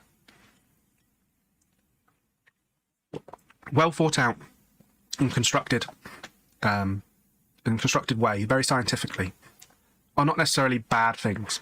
Understanding the chemicals, especially these chemicals. LSD was... When was LSD, like, invented? Or discovered, I should probably say. Discovered its effects in humans in 1943. These were really new drugs, basically. These were new... This was a new era. And to try and figure out these is not necessarily a bad thing. The way they tried to do it, that's what makes it bad. And then them trying to hide it or discredit the people who are coming out and talking about it is what made it a conspiracy. Okay, so the Church Committee report found that MK Delta program, drugs were used primarily as an aid to interrogations, but MKUltra materials were also used for harassment, discrediting, or disabling purposes. So it wasn't just for interrogation. Other related projects, we're not going to get into those because we'll just go down a thing, but MK often was to deal with testing toxicology, transmissivity, and behavioural effects of drugs in animals and ultimately humans, and MK Chickwit, great name, was concerned with acquiring information on new drug developments in Europe and Asia, so basically spying on people. Okay, so experiments on Americans. CIA documents suggest that they investigated chemical and biological and radiological methods of mind control as part of MKUltra. They spent an estimated 10 million or more, roughly 87.5 million adjusted for inflation. In terms of budgets, especially in terms of American budgets, that's not a lot. LSD. Earlier CIA efforts focused on LSD-25, which later came to dominate many of MKUltra's programs. The CIA wanted to know if they could make Soviet spies defect against their will, whether the Soviets could do the same to the CIA's own operatives. Again, starting out with relatively simple and clear intentions. Documents obtained by the CIA by John D. Marks under Freedom of Information in 1976 showed that in 1953 the CIA considered purchasing 10 kilograms of LSD, enough for 100 million doses. Okay, so they didn't make it, they just bought it. The post-purchase aimed to stop other countries from controlling the supply. The documents showed that CIA purchased some quantities of LSD from Sandoz laboratories in Sweden. Interesting. One Project MKUltra got underway in April 1953. Once Project MKUltra got underway. Experiments included administering LSD to mental patients, prisoners, drug addicts, and prostitutes, people who could not fight back, as one agency officer put it. In one case, they administered LSD to a mental patient in Kentucky for 175 days. So these people are already dealing with problems. If you're a mental patient, definitely. Prisoners more than likely have mental issues. Drug addicts and prostitutes are in a place mentally probably not sound. Giving them LSD just to see the effects, scary. They also administered LSD to CIA employees, military personnel, doctors, and other government agents and members of the general public to study their reactions. LSD and other drugs were often administered without the subject's knowledge or informed consent. So informed consent is basically, do they understand the what's going to happen and why things are going to happen? You say, here, do you want this? And then someone taking it, that's not informed consent. A violation of the Nuremberg Code, the US had agreed to follow after World War II. Let's just quickly go on the Nuremberg Code. So it's the ethical research principles for human experimentation created by the court in US versus Brandt, one of the subsequent Nuremberg trials that were held after the Second World War. So basically, after the Second World War, the countries agreed that experimentation on humans in that way, in the ways that happened during the Second World War, especially in Japan and Germany, were not okay. And then the US government just went, nah, it's not us. The aim of this was to find drugs which would bring out deep confessions or wipe a subject's mind clean and program them as a robot agent. In Operation Midnight Climax, the CIA set up several brothels. They set up the brothels themselves, crazy, with agency safe houses in San Francisco to obtain a selection of men who would be too embarrassed to talk about the event. The men were dosed with LSD, the brothels were equipped with one-way mirrors, and the sessions were filmed for later viewing and study. In other experiments, where the people were given to LSD without their knowledge, they were interrogated under bright lights and doctors in the background taking notes. Heroin addicts were bribed into taking LSD with offers of more heroin. You can see how this Operation Midnight Climax, they were doing the one-way mirrors, sessions were filmed for later viewing and study. You can see how that could devolve into blackmail and that kind of, those kind of areas. At invitation of Stanford psychology graduate student Vic Lovell, an acquaintance of Richard Alpert and Allen Ginsberg, Ken Kieser volunteered to take part in what turned out to be a CIA-financed study under the aegis. What does that word mean? It's a cool word. Aegis. It's an animal skin or a shield. I guess it does mean defense. Protection, backing, or support of. Okay, that makes more sense. Of MKUltra at the Menlo Park Veterans Hospital, where he worked as a night aide. The project studied the effects of psychoactive drugs, particularly LSD, psilocybin, mescaline, cocaine, AMT, and DMT on people. It's weird, isn't it? Because nowadays, especially nowadays, because that kind of research, even in a scientific and well-regarded institutions, has been pretty much banned. But there would be so many people who would want to be part of experiments like that, given free LSD and mescaline and DMT just to see how they behaved. But obviously that wasn't a consideration of the CIA. And that led to a big gap of research into these drugs, because the war on drugs kind of stopped research and institutions being able to use them and experiment on them in a safe way to see their effect on humanity. And yeah, all that time that we would have been able to research. I think now we're slowly getting back into it. But yeah, very interesting. Okay. So Sidney Gottlieb thought it could be used for covert operations. Since the effects were temporary, believed he could be given to high-ranking officials, and in this way affect the course of important meetings and speeches. So that's scary. Okay. We're going to look at Frank Olson separately. Other drugs, given barbiturates, intravenous ones, amphetamine. Jesus. Other experiments involved heroin, morphine, temazepam under the code name MK Search, mescaline, psilocybin, scolopamine, alcohol and sodium pentanol. Hypnosis. Declassified MKUltra documents indicate that they studied hypnosis in the early 1950s. Experiments' goals included creating hypnotically induced anxieties, hypnotically increased ability to learn and recall complex written matter, studying hypnosis and polygraph examinations, hypnotically increasing ability to observe and recall complex arrangements of physical objects, and studying relationship of personality to susceptibility to hypnosis. They conducted experiments with drug-induced hypnosis and with anterograde and retrograde amnesia while under the influence of such drugs. Again, they're fine.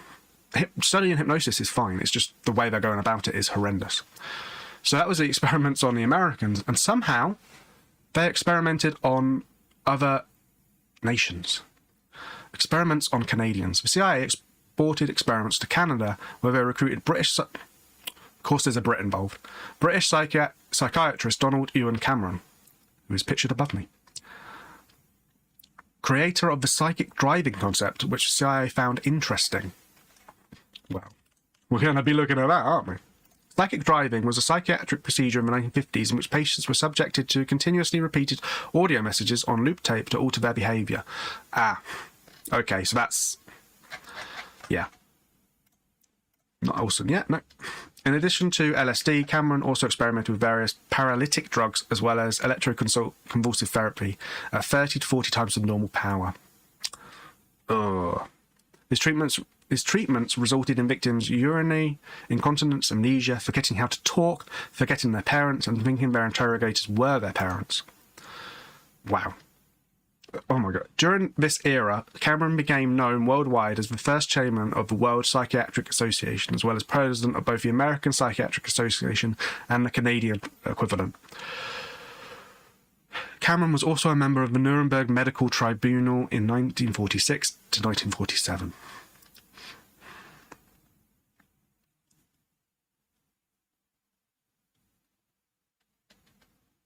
Secret detention camps. In areas under American control in the early 1950s in Europe and East Asia, mostly Japan, Germany and the Philippines, the CIA created secret detention centers so the US could avoid criminal prosecution.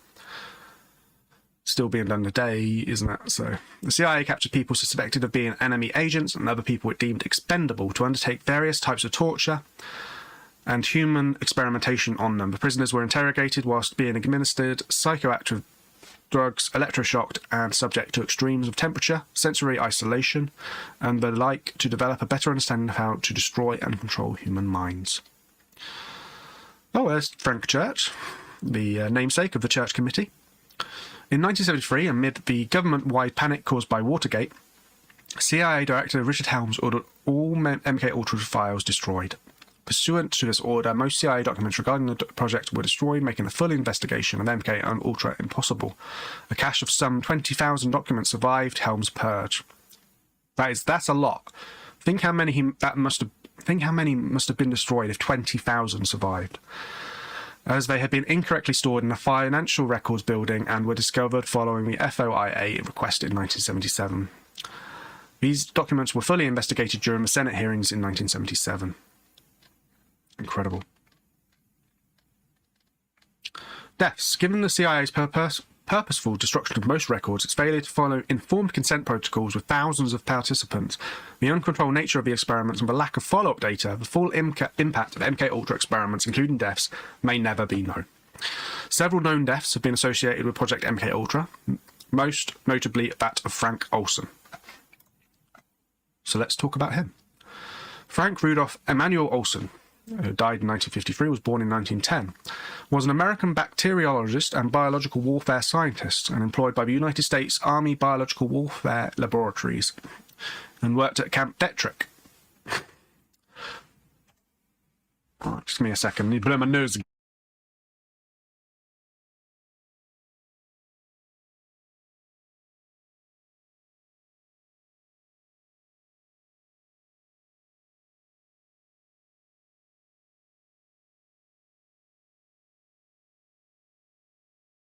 My worst enemy is grass. Okay. At a meeting in rural Maryland, he was covertly dosed with LSD by his colleague Sidney Gottlieb, head of the CIA's MKUltra program, and 9 days later plunged to his death from the window of Hotel Statler in New York. The US government first described his death as suicide and then as misadventure, while others allege murder. The Rockefeller Commission report in the CIA in 1975 acknowledged their having conducted covert drug studies on fellow agents. Olson's death is one of the most mysterious outcomes of the CIA mind control project, MKUltra.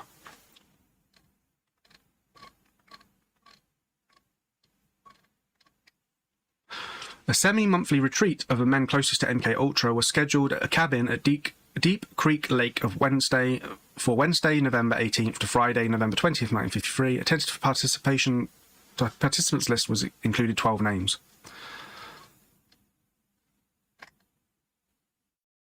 Okay, so Olson, a scientist, who was suspected of being a security risk. Olson's supervisor. And a bunch of other personnel. John C. Malinsky, a Detrick staffer who didn't drink alcohol and thus was not dosed. CIA participants, Gottlieb. CIA chemist responsible for MKUltra. Gottlieb's deputy, who dosed the liquor everyone was drinking along with Gottlieb. Who's suspected to be CIA, Henry Bortner of the CIA. On the Thursday evening around 7:30, Olson and some of the other participants were drugged with a potential truth serum, decades later discovered to be LSD. The next morning, Olson headed back to Maryland and a changed man. Having dinner with his family, Olson refused to eat and seemed distant from his family, not speaking about his trip or attending to his children. He blurted out to his wife, "I'd made a terrible mistake."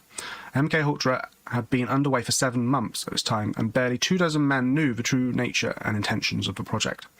On November 23rd, Olson and his boss, Lieutenant Colonel Vincent Ruett, who was there, arrived at work at Detrick, both still in bad shape from a retreat. Ruett later recalled that Olson appeared to be agitated and asked if Ruett should fire him or if he should quit.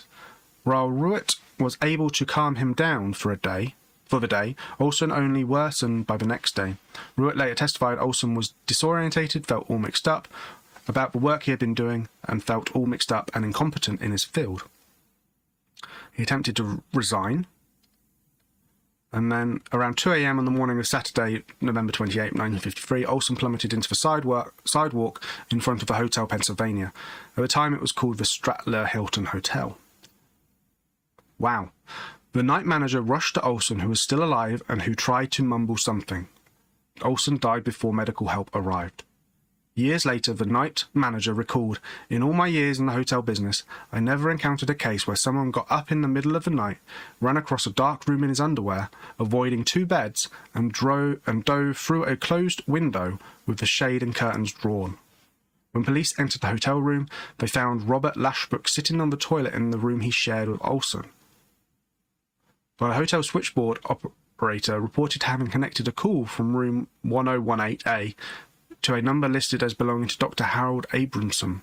According to the operator, who overheard the entirety of the brief call, the occupant of 1018A reported, "Well, he's gone," to which the call's recipient had replied, "Well, that's too bad." Lashbrook's wallet containing his initials, address, and phone number of magician-turned-CIA John Mulholland. Lashbrook claimed he and Olson had visited Mulholland, although this is disputed by author H.P. Abrali.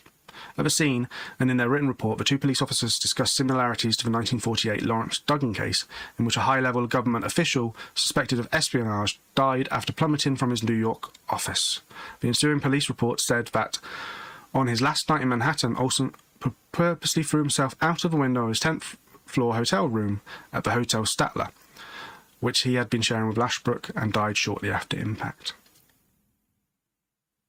Oh, wow. After the family announced they planned to sue the agency over Olson's wrongful death, the government offered them an out-of-court settlement of $1.25 million, later reduced to $750,000, about $3.8 million in 2021 value, which they accepted. The family received apologies from President Gerald Ford and CIA Director William Colby. In 1994, Eric Olson had his father's body exhumed to be buried with his mother. The family decided to have a second autopsy performed. The 1953 medical report completely completed immediately after Dr. Olsen's death indicated there were cuts and abrasions on the body. The theory sparked about Olsen having been assassinated by the CIA led to the second autopsy, which was performed by James Starrs, Professor of Law and Forensic Science at the George Washington University National Law Center. His team searched the body for any cuts and abrasions and found none, though did find a large hematoma on the left side of Olsen's head and a large injury on his chest. Most of the team concluded that a blunt force trauma to the head and the injury to the chest had not occurred during the fall, but most likely before the fall. One team member dissented. Starrs called the evidence rankly and starkly suggestive of homicide. Wouldn't he have hit his head if he had gone through a closed window, though? So maybe that was for a head, but the chest.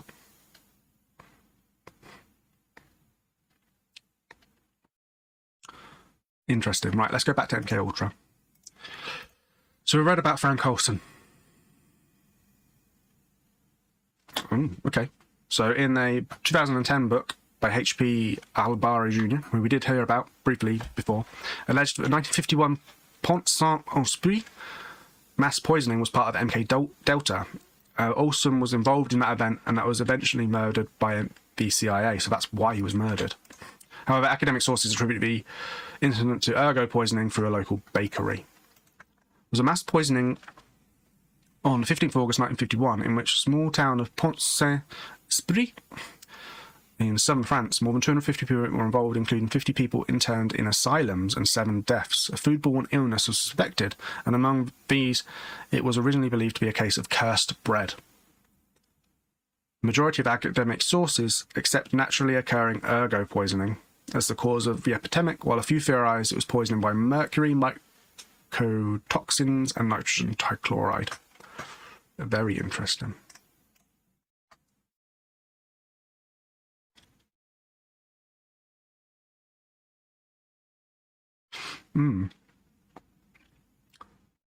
So it does seem to be the MKUltra link does seem to be a bit, I don't know, tenuous.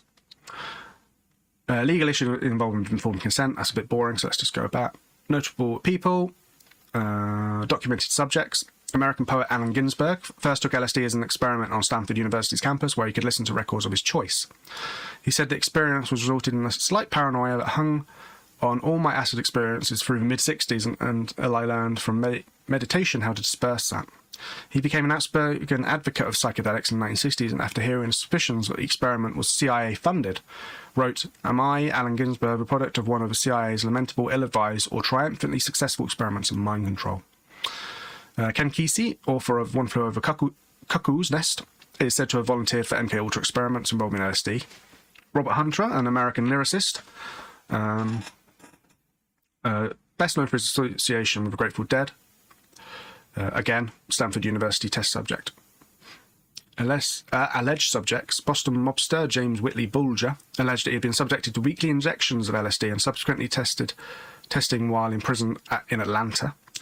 Ted Kaczynski, an American domestic terrorist known as the Unabomber, was said to be a subject of voluntary psychological study alleged by some sources to have been part of MKUltra. As a sophomore at Harvard, Kaczynski participated in studies described by author Alston Chase as a purposely brutalizing psychological experiment led by Harvard psychologist Henry Murray. In total, Kaczynski spent 200 hours as part of the study. Lawrence Tita was the attorney for Sirhan Sirhan, who was convicted of murdering Robert F. Kennedy. He believed that Sirhan was operating under MKUltra mind control techniques. Again, that's going to be its own episode, I think.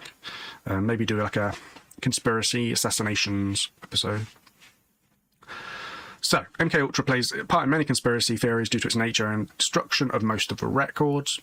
And that's the end of the Wikipedia article. So, why is this so interesting? I think the main reason is it seems to be a conspiracy that was purposely tried to, they tried to scrub it.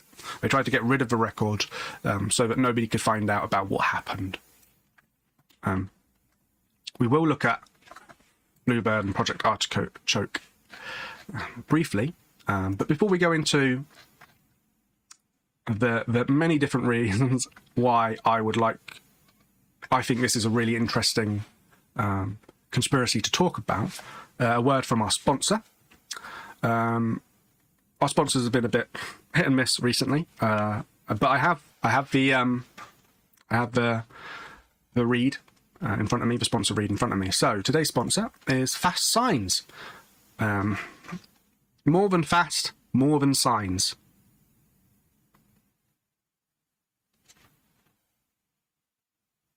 That doesn't make any sense. Fast Signs. Thank you for sponsoring us. Right. Let's have a little brief cleanse before we go into, the final thoughts on MKUltra. Why did I click Project Artichoke twice? Does it just? Oh, it just goes straight to that. Okay. Right, let's have a look at the Edgewood Arsenal human experiments. So from 1948 to 1975, US Army Chemical Corps conducted classified human subject research Edgewood Arsenal facility in Maryland. The purpose was to evaluate the impact of low-dose chemical warfare agents on military personnel. So they did this. This is more of a proper experiment. They took the soldiers and they, gave them drugs and tested various nerve toxins and, on volunteers. That's the main difference, isn't it? So, so let's sit back and relax and watch this bad boy. I don't know if it's actually got any sound, but we'll see.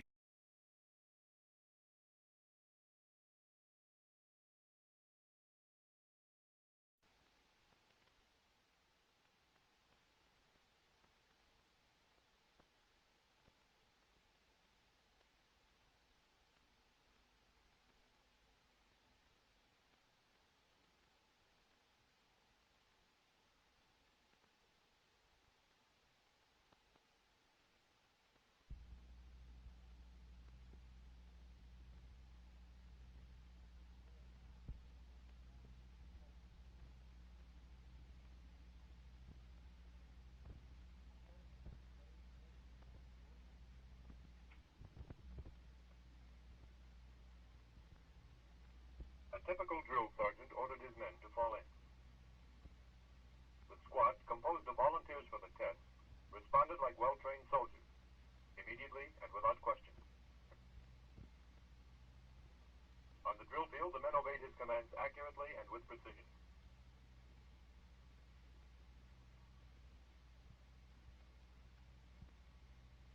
A second drill sergeant assumed command.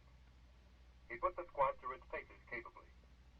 This man also proved to be an able drill sergeant, giving precise commands.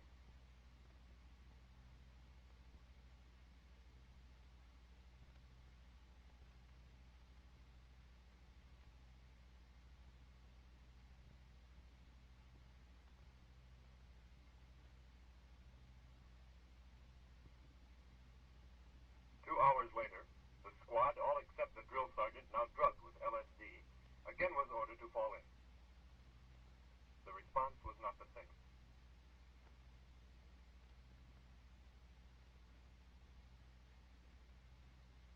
The squad leader thought it was not necessary for him to dress right. There was much laughter as the group attempted to give expression to inner emotions. This elation was group supported, and an individual who was separated from the group would show severe disturbance.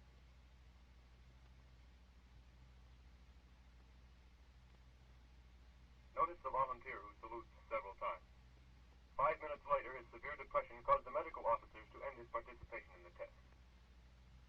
Response and actions of the drill sergeant who did not receive LSD were as before. But in marching, the drugged squad, although starting fairly well, gave a sluggish and ragged performance.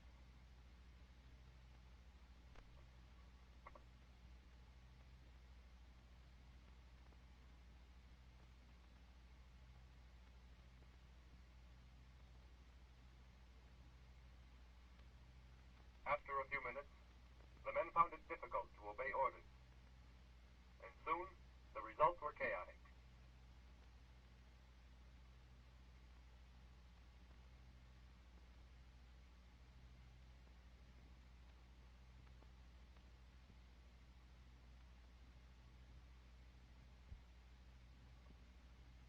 The second drill sergeant, who had performed effectively earlier in the day, was now given command of the squad. He too had received LSD, and he no longer was an effective leader.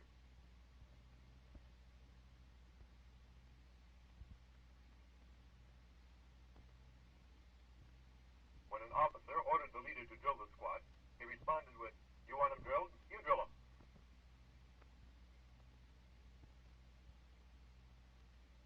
Ordered to leave the field, he refused to go.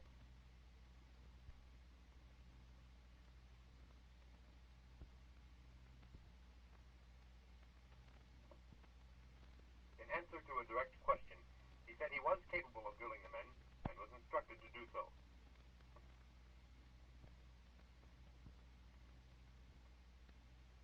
Minutes later, it was evident that he was unable to carry out his orders, and he was escorted from the field. We have seen some of the effects of LSD. What effect would it have on a vital operation? Further research is required to give us that answer.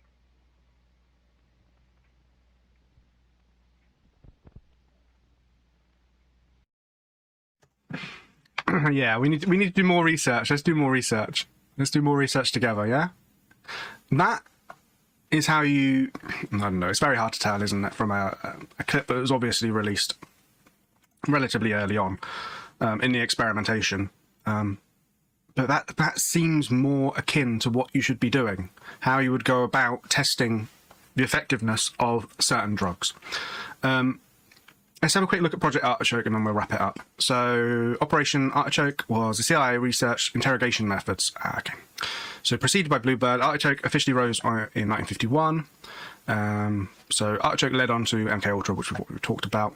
It was designed to determine whether a person could be involuntarily made to perform an act of attempted assassination.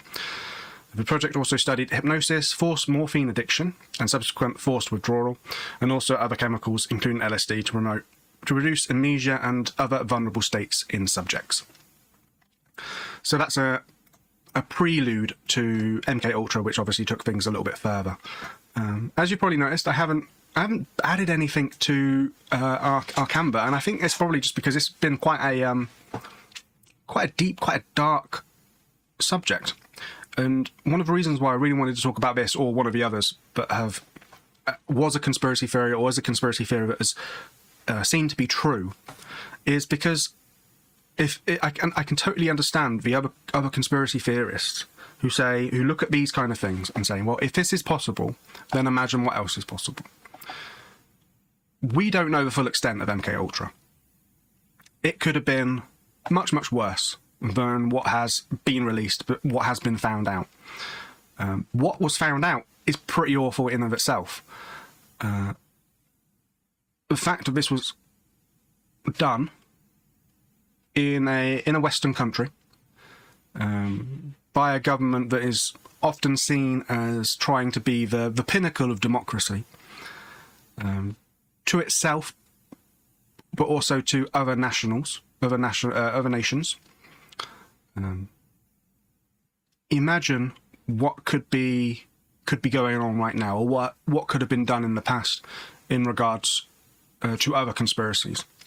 And that is one of the main points I wanted to get through in this episode early on in Conspiracy 101. In that, although some of the things we're going to be looking at it's a bit silly with giants, a bit ridiculous with things like aliens, some of the conspiracies that surround them are not necessarily as laughable as you might think. The idea that a government would purposely give people of its country LSD to test the effectiveness in regards to spying and warfare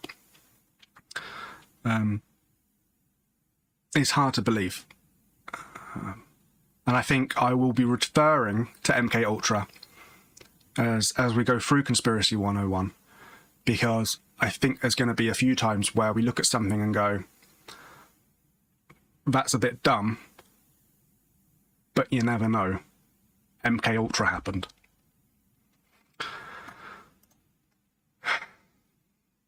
I think we've reached the limit of what can be learned today, but before we finish, Conspiracies are definitely heavy sometimes, and this was definitely this is the heaviest episode we've done so far.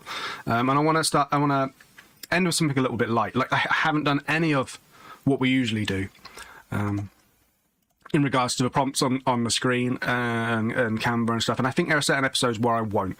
This one especially, because unlike other conspiracy theories where you can quite easily and naturally go, yeah, that's not true. This happened. So it's very, yeah, take it a little bit seriously. But I always like to end on something a bit more fun. Even when we're doing fun stuff, I still like to end on something a bit more fun. So this is something you've probably heard of, or you might not have. It's called the Witney. I have no idea how to say that. Manuscript is an illustrated codex, and this is really interesting. Handwritten in an otherwise unknown writing system referred to as Witney. It's vellum, which I'm pretty sure is just deer, isn't it? Oh, any animal skin or membrane used for writing. So yeah, it could be deer. And which it is written has been carbon dated to the early 15th century. So it's authentic, but it's just a mystery. Stylistic analysis indicates that it may have been composed in Italy during the Italian Renaissance. The origins and authorship and purpose of the manuscript are debated. No one really knows. Various hypotheses have been suggested, including that it is otherwise unrecorded script for a natural language or a constructed language, an unread code, a cipher, some other form of cryptography, or simply a meaningless hoax someone was pissing about. The manuscript currently consists of around 240 pages, but there's evidence that the additional pages are missing. Some pages are foldable sheets of varying size. Most of the pages have fantastical illustrations or diagrams, some crudely coloured, with sections of the manuscript showing people, fictitious plants, astrological symbols, etc. The text is written from left to right, so very European text. The manuscript is named after Wilfred Woniek, a Polish book dealer who purchased it in 1912. Since 1969, it has been held in Yale University Manuscript Library. The Woniek manuscript has been studied by many professional and amateur cryptographers, including American and British codebreakers from both the Second World War and the First World War. The manuscript has never been demonstrably deciphered, and none of the main hypotheses proposed over the last 100 years have been independently verified. Basically, no two people can agree on what it is, why it is, what it says. The mystery of its meaning and origin has excited the popular imagination, making it a subject of study and speculation. Yale University published a manuscript online in its entirety, 225 pages in their digital collections library. Right, I'm not going to read through the entire Wikipedia because I think you should go do that. But let's have a quick look at the manuscript because it is really weird. Right, is that on? Yep, that's good. So you can see it's kind of. It seems to be some kind of. It looks like a not an encyclopedia, but it's called something where they used to draw plants and then describe them in detail so that other botanists could research them. Before you could take pictures, you'd have someone detailing it. But some of these plants don't exist or are weird. And then it also includes other things, not just plants. So let's find something good, and then I'll zoom in so you can see the script. And maybe I'll attempt at reading it. Can I just use my... No. Let's go right to the end and then go back on ourselves. Oh, this is just like... Okay, that's cool. Actually, like, scans everything. Look at that in the back. See, is that the scrawlings of a madman, or is that... Look at this. This is amazing, isn't it? It looks like something Tolkien-esque. I wouldn't even know what those letters are, let alone try and pronounce it. It looks like there's so many different C's. Incredible. So there are lots of different theories about what this is, whether it is a natural language that is maybe very specific to a region, or a sort of like a coded language, like things like reporters when they use they write in coded language.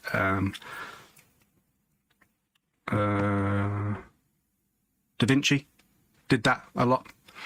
So it might be that. But why a cipher does seem a bit silly unless there is some kind of nefarious reason as to why. And that's why conspiracies around it come in. Not everything we do at the end of Conspiracy 101 is going to be another conspiracy, but there are definitely some conspiracies about this. But I love deciphering stuff.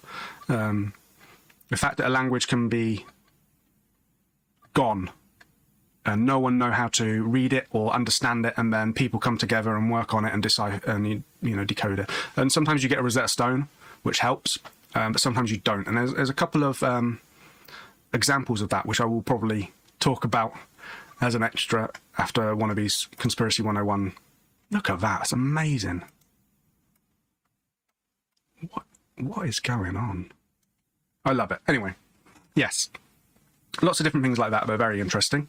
So I'm going to leave that with you. Yeah, the von I don't know how to say it. How do you say it?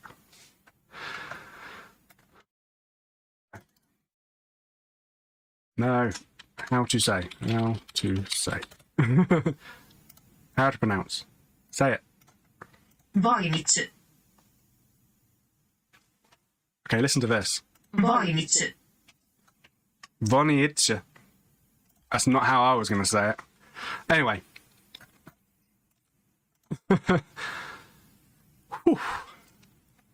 Thank you very much for watching. This has been a really enjoyable episode. If you got it all the way through here, thank you very much. Join me on Twitch, Saturday evenings, every week usually. If not, you can always catch the videos online. Thank you very much for watching, and don't forget to breathe.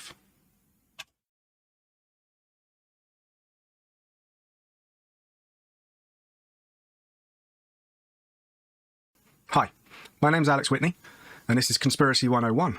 Today, we're looking into Flat Earth.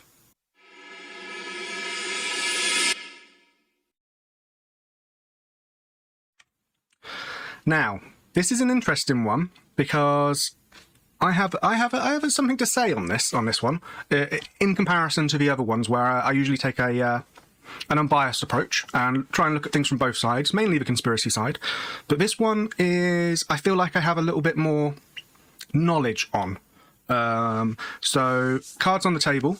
I used to be a geography teacher, so I have some understanding of the Earth. Geography, if anybody doesn't know, is the study of Earth and its processes, which basically just means everything to do with the Earth, whether that's to do with people or to do with, what's going on in terms of weather or volcanoes or rivers and things like that. So, an understanding of how the Earth works, I think, is necessary to understand where Flat Earth comes from, slightly. And that's mainly what I want to look at today, is what's the instigation? Why does Flat Earth exist? Why is that something that people vehemently believe in? As always, we'll have a look at top secret cover-ups. Nope, not in there. If it's not in there, and usually, when starting with internet research, we go straight to Wikipedia. But alas, I guess not alas. No, that's a weird way of doing it. However, that's a better way of saying it. We won't be looking at Wikipedia today to start off with. We will instead be looking at some news sources, because Flat Earth, as a concept, as an idea, gets way more publicity than lots of other conspiracies. I'm not going to say all other conspiracies, but it definitely gets a lot more than what you'd expect, considering that most people would just flat out refute it. I'll explain my position on it somewhere in the course of this episode, but I want to give a little backstory first. And news sources can sometimes be a good jumping off point when it comes to research, especially online research. Because you'd expect, although it's not always the case, that they would have done some research when putting this together. So we've got one from BBC, and then we've got quite a long article from CNN, and then we're going to look at Wikipedia and see what they have to say, including a very interesting essay on Wikipedia, which is really odd for Wikipedia. So, this is from the BBC. It's actually a video. Why do people still think the Earth is flat?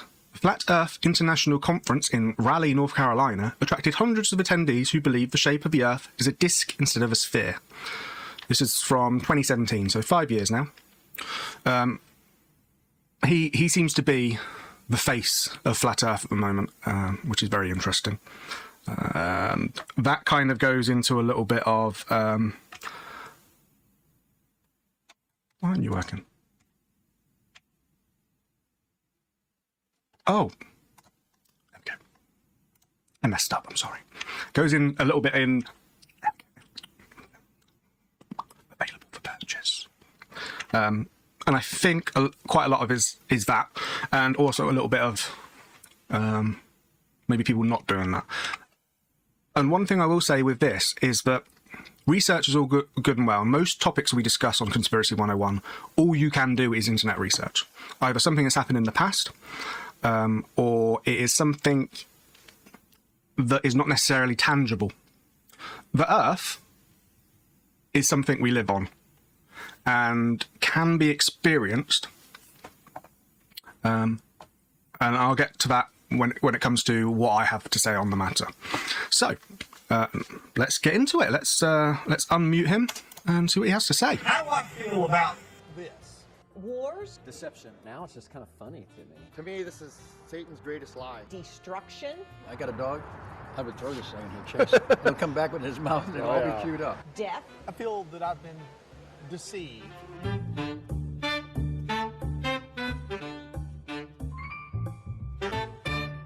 We used to think when we got started individually in this that we were alone. We have one thing in common. We live on a flat plane.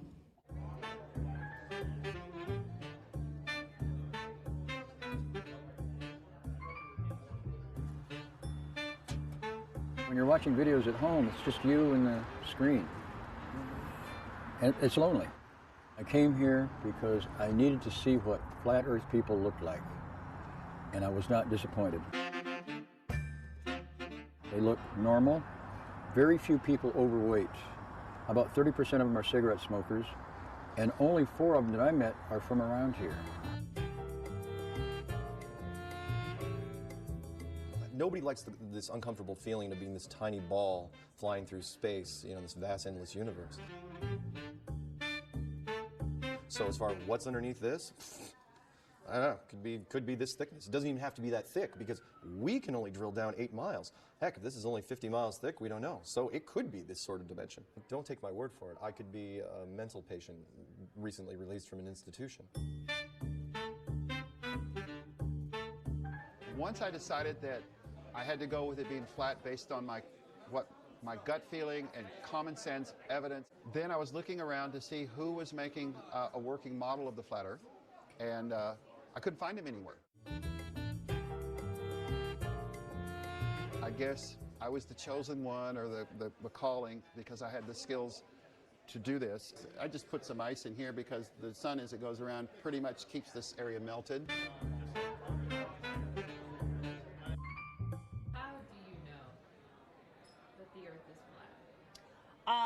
well, I've watched over 50 hours of video. So I went down to the seashore, down in New Jersey, and I did my own testing. What sort of testing? So you take a straight edge, and you go from one end, and you follow the horizon of the ocean, and you go straight edge just to the other end, and it's flat.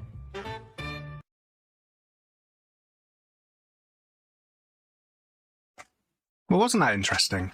I like to mute myself during the videos, but I had so much to say during that. Very interesting, lot of interesting people. Really like this guy's vibe. He was just people watching, wasn't he? He wasn't there for Flat Earth. He just wanted to see what kind of people are there. This man, Mr. Sargent, seems to be the pioneer of the modern Renaissance when it comes to Flat Earth. And most of the YouTube videos, if you type in Flat Earth, his are the ones that will come up first. And I really did like the I could be a mental patient. That's a good line. That's a line, I like that line. So, moving on. CNN.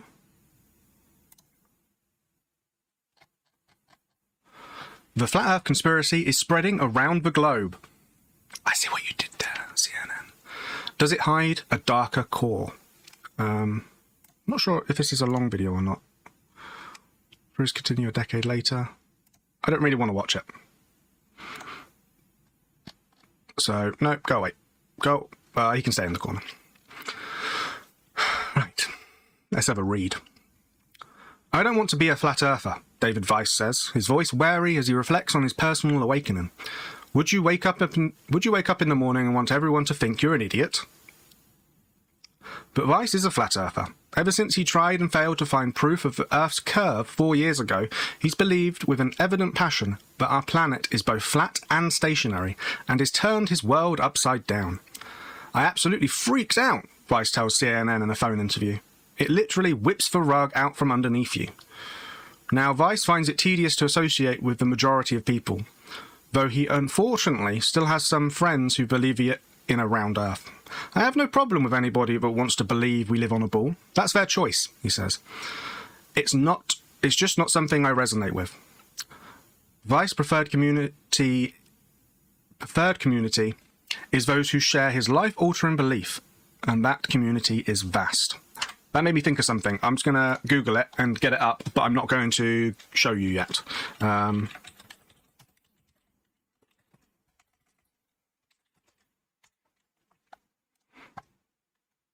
Go.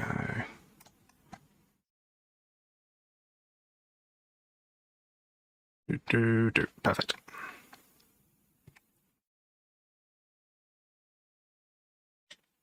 Right. Where were we? CNN. Okay, let's bring you back. And that community is vast. And you see, that seems to play an important role, doesn't it? The fellowship of other flat earthers. This week, the businessman attended the 3rd annual Flat Earth International Conference held at an Embassy Suites hotel in suburban Dallas, Texas. Organisers told CNN that about 600 others went too. Previous conferences have taken place in Raleigh, that was the one on the BBC, and Denver. Denver. Would you have to go through Denver International Airport to get to Denver? That's foreshadowing. It's called foreshadowing. While Brazil, Britain and Italy have also held flat Earth conventions in recent years. The event schedule resembled any corporate conference, with some fairly noticeable twists. Speakers gave presentations including Space is Fake and Testing the Moon, a global lie perspective. Awards for this year's best flat Earth-related videos were handed out, and believers revelled in an opportunity to meet several of the movement's most influential minds. A merchandise stall at last year's Flat Earth International Conference in Denver, Colorado. We've all been communicating online, but this brings us together so we can shake hands and give each other hugs. Oh, it's pre-2020, isn't it? Says Weiss. We can collaborate, we can make new friends, because guess what? Our old friends, we lost a lot of friends. On a clear day, the curvature of the Earth can be seen from an airplane window, but remarkably, the hundreds of flat earthers at the Dallas gathering were just a small portion of the movement. People in every pocket of the spherical planet are rejecting science and spreading the word that the Earth is flat. There's no clear study indicating how many people have been convinced, and flat earthers like Weiss will tell you without evidence that there are millions more in the closet anyway, including Hollywood A-listers and commercial airline pilots. But online communities have hundreds of thousands of followers, and YouTube is inundated with flat earth content creators whose productions reach millions. A YouGov survey of more than 8,000 American adults suggests that last year as many as 1 in 6 Americans are not entirely certain the world is round, while a 2019 Datafolha Institute survey of more than 2,000 Brazilian adults indicated that 7% of the people in that country reject the concept, according to local media. The Flat Earth community has its own celebrities, music, merchandise, and weighty catalogue of pseudo-scientific theories. It's been the subject of a Netflix documentary and has been endorsed by figures including the rapper B.O.B. Each year, more Flat Earth events fill the calendar, organisers say. I've never seen anything grow this fast, says Robbie Davidson, the founder of Dallas Conference. I would say that within 10 years, the numbers are going to be outstanding. Astounding. I can read. Next year, there's going to be a conference in every major country in the world, but experts are wondering if the movement is really harmless and whether we're even approaching the edge of its influence. Falling off the edge. When Davidson first heard that people really do believe in Flat Earth, I just laughed and said, They've got to be the stupidest people ever.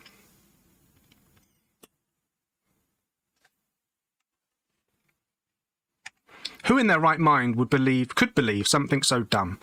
A couple of years later, Davidson was setting up the first International Flat Earth Conference. Like most of the speakers at the event CNN spoke to, he was convinced after he decided he couldn't prove the Earth's roundness. For Davidson, a born-again Christian, that may come up several times throughout today's episode. The most logical explanation for conspiracy of the millennium goes like this. Let's just say there's an adversary. There is a devil. There is a Satan. His whole job would be to try and convince the world that God doesn't exist. He's done an incredible job convincing people that with the idea that we're just on a random speck in an infinite universe.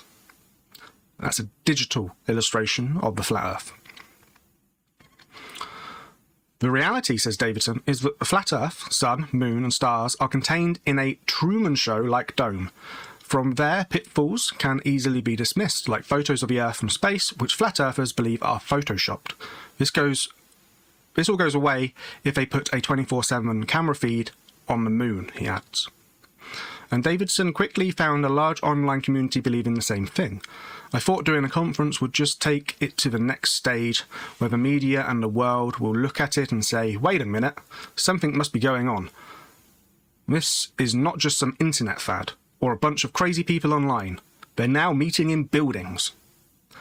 He has a few things he wants to make clear to a flat Earth novice. Firstly, and most importantly, none of us believe that we're a flying pancake in space. The community merely believes that space does not exist. The world still sits still and the moon landing was faked. The jury is out on gravity, but as Davidson notes, no one has ever seen it. Nope. Secondly, no, you won't fall off the edge. While flat earthers' views on the world vary, most believe that the planet is a circular disk with Antarctica acting as an ice wall barrier around the edge. And thirdly, modern flat earthers have little in common with the Flat Earth Society, a group that has existed for decades and has more than 200,000 followers on Facebook. Samuel Shenton, founder of the International Flat Earth Research Society in 1967. Okay. That organisation, some speakers told CNN, is a government-controlled body designed to pump out misinformation and make flat Earth cores sound far-fetched to curious minds. Davidson calls their theories completely ridiculous. The Flat Earth Society told CNN, "We are not a government-controlled body. We're an organisation of flat Earth theorists that long predates most of the FEIC newcomers to the scene." There's rivalries within Flat Earth. I did not know this. It probably goes without saying that we find no joy in this sectarianism, or the elevated emotions that surround some of our disagreements. The group added in response to criticism from the speakers at the conference. "We wish the Flat Earth International Conference organisers all the best, but we remain steadfast in our own convictions. But flat earthers don't pretend to have all the answers. People don't really know 100% what the Earth is. We're just questioning what we're being told it is," Davidson explains. Several members of the community have carried out their own experiments, like bringing spirit levels onto airplanes that have supposedly proved their thesis. They haven't. To be absolutely clear, the Earth is not flat, as NASA explains in a fact sheet aimed at 5th to 8th graders. We'll be looking at that later. But most adherents say they're just curious. As all good scientific minds should be, we love science, Davidson insists. It's difficult to break out of that mindset. Still, most adherents demonstrate plenty of anti-scientific tendencies. It's hard to find a flat earther who doesn't believe most other conspiracies under the sun. A Flat Earth conference is invariably also a gathering of anti-vaxxers, 9/11 truthers, and Illuminati subscribers, to name a few. It's that hyper-skeptical mindset that helps flat earthers answer the big questions, like who's hiding the true shape of the planet from us? The ruling elite, from the royal family to the Rockefellers, the Rothschilds, all of those groups that run the world, they're in on it, says Vice. 2 women at a Flat Earth meetup in Orange County, California in 2017. But once you get into Flat Earth, the other conspiracy theories get knocked down into another tier, says Mark Sargent, a filmmaker and stalwart of the movement who was featured in the 2018 Netflix documentary Behind the Curve. Everybody here, they've got their top 20 conspiracies, and you could walk around door to door, and those top 20 would differ from person to person. But everyone's number one is the always flat Earth, he tells CNN. It helps the group that the group has a mutual target. Most of our ire is pointed towards NASA. That's our bread and butter, Sargent says, of the agency flat earthers believe is ultimately behind the conspiracy. But why and how could people believe a conspiracy theory so out of this universe? People, in essence, are just trying to understand the world, says Daniel Jolly, a senior lecturer in the psychology of conspiracy theories at the UK's Northumbria University.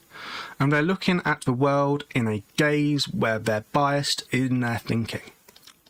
They may have distrust towards powerful people or groups, which could be the government or NASA, and when they look towards evidence that makes sense to them, this worldview is endorsed, he says. It's difficult to break out of that mindset. Scientists have also noted that the social motive draws people to conspiracy theories, the desire to maintain a positive view of the self and the groups we belong to. As social psychologist Karen Douglas of University of Kent says, and few groups have as strong a community as flat earthers. This conference is an outlet for a lot of people that might otherwise get ostracised by friends and family and co-workers when they come here. They know it's absolutely a safe space, Sargent says of a week's events. Timothy John at last year's conference, and his little plaque says, NASA and other military documents admit the Earth is flat, non-rotating. But perhaps the most important driver is an underlying need for power and control. I might Google him, actually. Shouldn't know my location.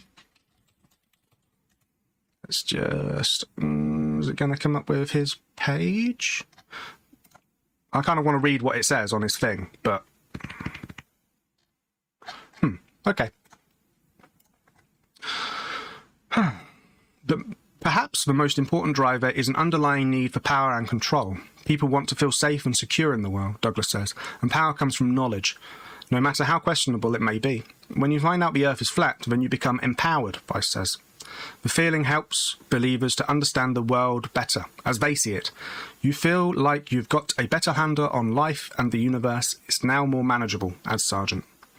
It's not going to harm anyone. Sargent could arguably be regarded as the godfather of the modern flat earth movement. If you got into flat earth, there's a really high chance you read into my stuff first, he tells CNN. But he had help. It was the advent of YouTube that gave him a platform to spread his own views, which he says the movement wouldn't exist without. Flat Earth was a binge watch on YouTube, he adds, aided by algorithms and personalised recommendations that turned flat Earth research into a never-ending rabbit hole. Earlier this year, YouTube started burying those videos and reducing recommendations of borderline content. But video makers like Sargent feel it no longer makes much difference. Anything on social media is always going to be helpful if it goes viral, right? Adds Davidson. Well, Flat Earth has gone viral. CNN has contacted YouTube for comment, but alleged rapid growth of a movement so enthusiastically rejected fundamental scientific beliefs does have some worried. It seems that increasingly people don't trust the scientists and experts or their motives, Douglas says. More research needs to be done in this area, and I'm sure there are some positive consequences to believing in conspiracy theories, but early indications suggest that they are more harm than help. This is a medieval engraving by a scientist leaving the world represented the change in conceptions of the world in the 16th century. I don't say this often, but look, there is a downside, admits Sargent, reflecting on the movement he helped encourage. There's a side effect of Flat Earth. Once you get into it, you automatically revisit any of your old skepticism. I don't think they're just linked, Sargent says, of Flat Earth and populists. They kind of feed off each other.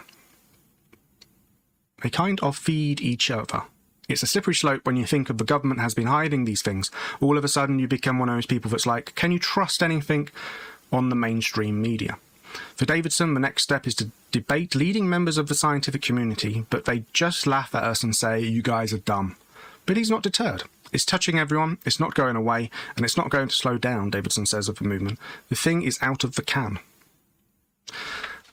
Very interesting.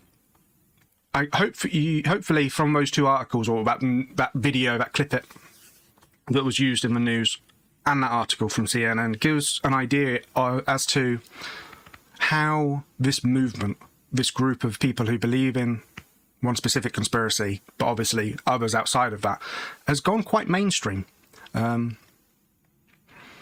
I can't really think of one that's so constantly in the news cycle. Irrespective, is that a word? Of what is in the news itself.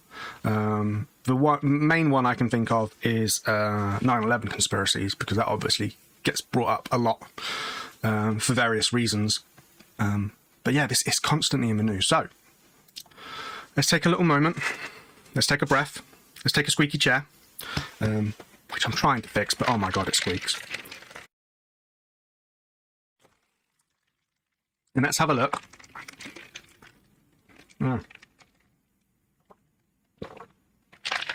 not sponsored by them, so don't look. Let's have a look at the Wikipedia article about Flat Earth. And there are several articles about Flat Earth on Wikipedia, and it's really interesting that there are so many and the type. And we're going to go for a few. So, Flat Earth, this is the main one, just Flat Earth. Nothing about conspiracy, just Flat Earth. The Flat Earth model is an archaic and scientifically disproven conception of Earth shape as a plane or disk. Many ancient cultures subscribed to a Flat Earth cosmography, including Greece until the Classical period, 323 BC. The Bronze Age and Iron Age civilizations of the Near East until the Hellenistic period of 31 BC, and China until the 17th century. See, that seems very late, doesn't it? The 17th century. And I think that's where most people believe the Flat Earth kind of got to, but it really didn't, especially in Europe. It wasn't a thing in the Middle Ages or up until the 17th century, 1600s. The idea of a spherical Earth appeared in ancient Greek philosophy with Pythagoras, although most pre-Socrates retained the Flat Earth model. The idea of a spherical Earth, so a globe, appeared in ancient Greek philosophy with Pythagoras, so 6th century BC, but Flat Earth still was around. In the early 4th century, Plato wrote about a spherical Earth, and by 330 BC, his former student, Aristotle, had provided strong empirical evidence for this. Knowledge of the Earth's globe shape then gradually began to spread beyond the Hellenistic world. Hellenistic just means Greek. And Aristotle, I think it was Aristotle, was able to measure, I think it was him, it might have been someone else, was able to measure the Earth's diameter, basically, using the curvature of the Earth, which we'll get to, and was pretty much accurate considering he was using like bits of twine and nothing fancy like we've got now, like lasers, which can measure things quite accurately. Despite the scientific fact and obvious effects of the Earth's sphericity. Okay, so that's an interesting one. That might... No, that was a different one. Okay, I haven't got that one, so I'm going to open that one as well and we'll go for it. Pseudo-scientific flat Earth conspiracy theories, here we go, hey, are espoused by modern flat Earth societies. I think that's what we're... Yes, we've got that, okay. And increasingly by unaffiliated individuals using social media. So this is a flat Earth map by Orlando Ferguson in 1893. The map contains several references to biblical passages as well as various jabs at the globe theory. Now, as you've probably cottoned on by now, and that's like a donut shape, isn't it? That would... I can see where you'd get the it's a disc, but it's slightly, you know, like an eyeball, isn't it? It's convex. Convex? Is it convex or concave?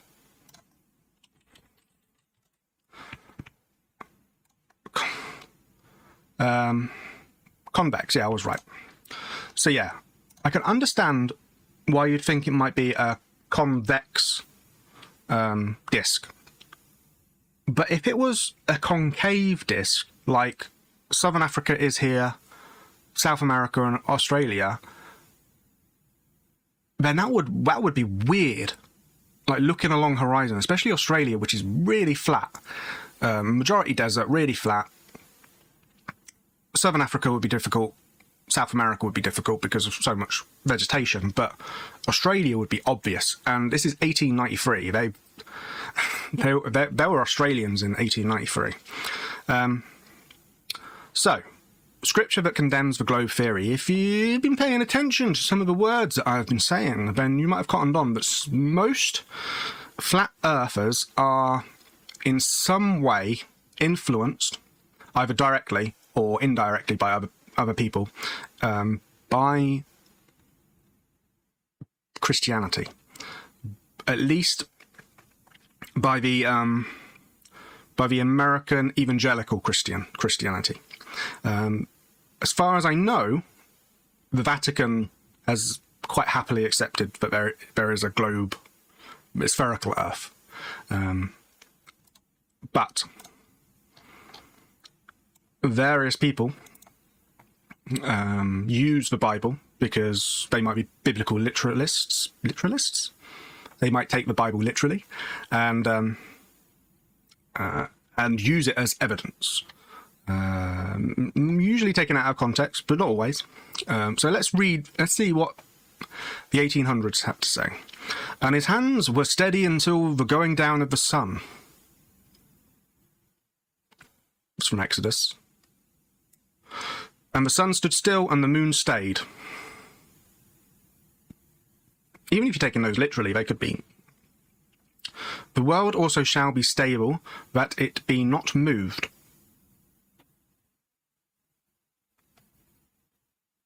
Okay.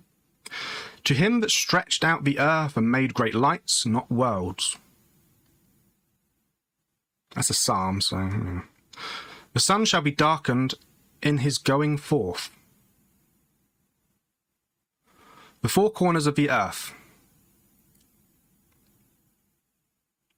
That's a well-used expression nowadays, isn't it? But maybe Isaiah meant that.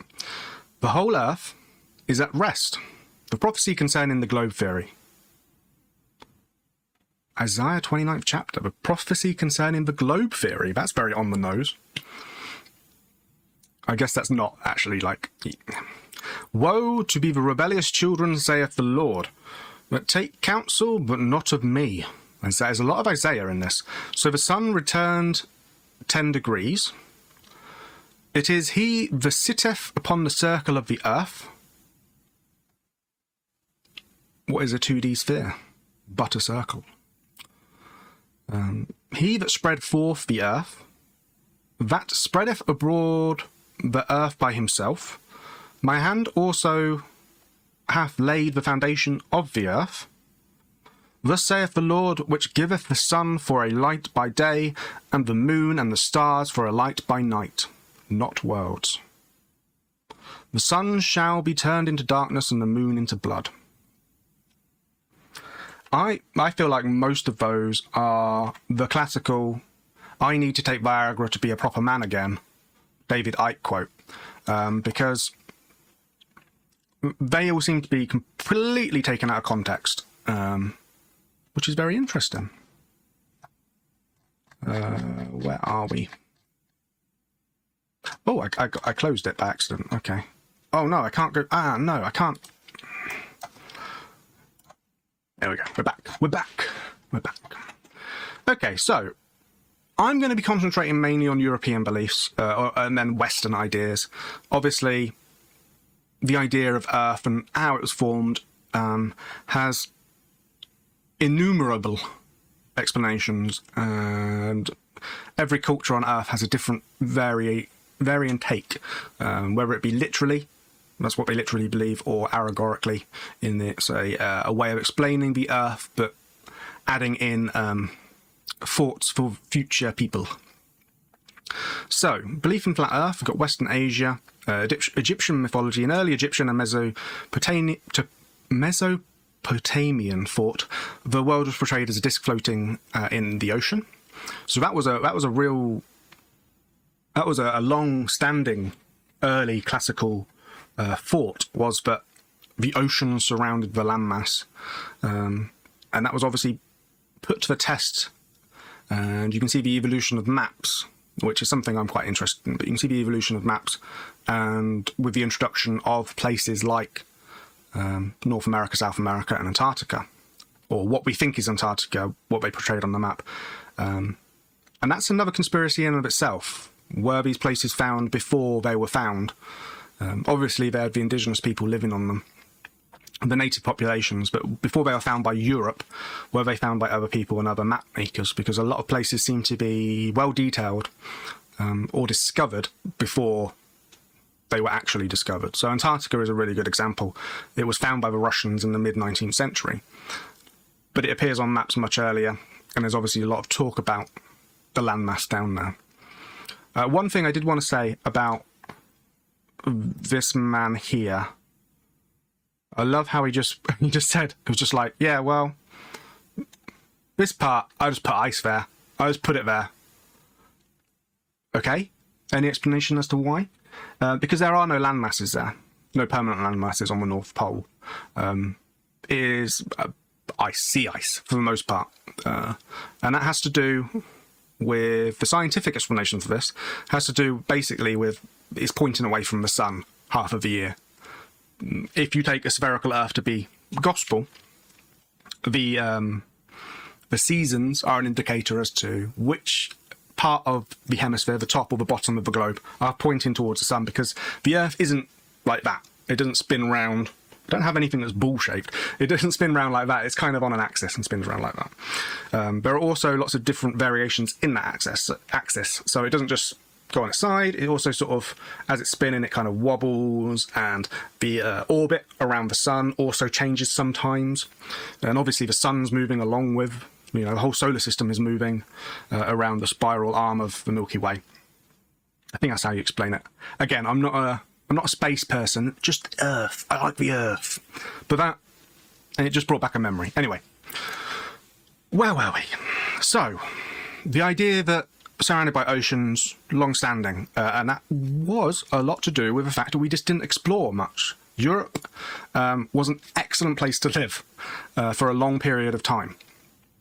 Obviously, the what is now Iraq, Iran, was amazing to live, and North Africa. But again, that's very close to Europe. And then Asia obviously had its own cultures and civilizations that grew up at a similar time that were eventually linked. But again, that's just one giant landmass. Eurasia, as it's sometimes called, you can include Africa in that as well, could be classed, if you wanted it to, as one continent instead of three. And you don't really need much more. But the Spanish, Portuguese, French and English, British, got bored, didn't they, and started going over the oceans. So, Greece, poets, both Homer and Hesiod describe a disc cosmography in the Shield of Achilles. Again, a lot of this is poetry, and you could be... It's hard to get into the mindset of a Homer several thousand years ago. Pre-Socratic philosophers believed the world was flat, according to several sources. Thales thought the Earth floated in water like a log. That's very interesting. However, it has been argued that Thales actually believed it around Earth. Yes, that's the problem, isn't it? Just because someone writes something doesn't necessarily mean that, you know, that's what they believed. Anaximenes of Miletus believed that the Earth is flat and rides on air, in the same way that the Sun and the Moon and the other heavenly bodies, which are all fiery, ride the air because of their flatness. Okay, this is a possible rendering of Anaximander's world map. So as you can see, wow, Libya's really grown. But Europe and Mediterranean, so you've got Italy as the boot, and then you've got Greece. So you've got Italy and Greece, and that's all you need. Britain doesn't really exist. You got Europe. Then you got the Black Sea, which is going off into Russia, but Russia doesn't really exist. Asia's just, you know, not really a thing. Nile River, and then you got Libya, which is massive, apparently. I'm guessing they just mean Africa when they say Libya. So, Northern Europe. The ancient Norse and Germanic peoples believed in a flat Earth cosmography and the Earth surrounded by an ocean with the axis mundi, a world tree, or pillar in the centre. The world encircling ocean sat a snake called Jormungandr. The Norse creation account preserved in Giflanginen states that during the creation of the Earth, an impassable sea was placed around it. But you could interpret that as space being the impassable sea, which is something that, again, Christians we will get into, hopefully at some point. Okay, I'm going to briefly touch on this and just talk about it, but in ancient China, the prevailing belief that the earth was flat and square, while the heavens were round, an assumption virtually unquestioned until the introduction of European astronomy in the 17th century. The English sinologist Cullen emphasises the point that there was no concept of a round earth in ancient Chinese astronomy. So that is very interesting, in that they didn't really think about it or didn't need to question it because it didn't matter. When it did matter was when you were doing long voyages across oceans. And again, that would be something we discuss. So, spherical earth in Greece, Pythagoras in the 6th century and Parmenides in the 5th century stated that the earth is spherical, and this view spread rapidly in the Greek world. Around 330 BC, Aristotle remained on the basis of physical theory and observation evidence the earth was spherical and reported an estimate of its circumference. So he guessed the circumference based on by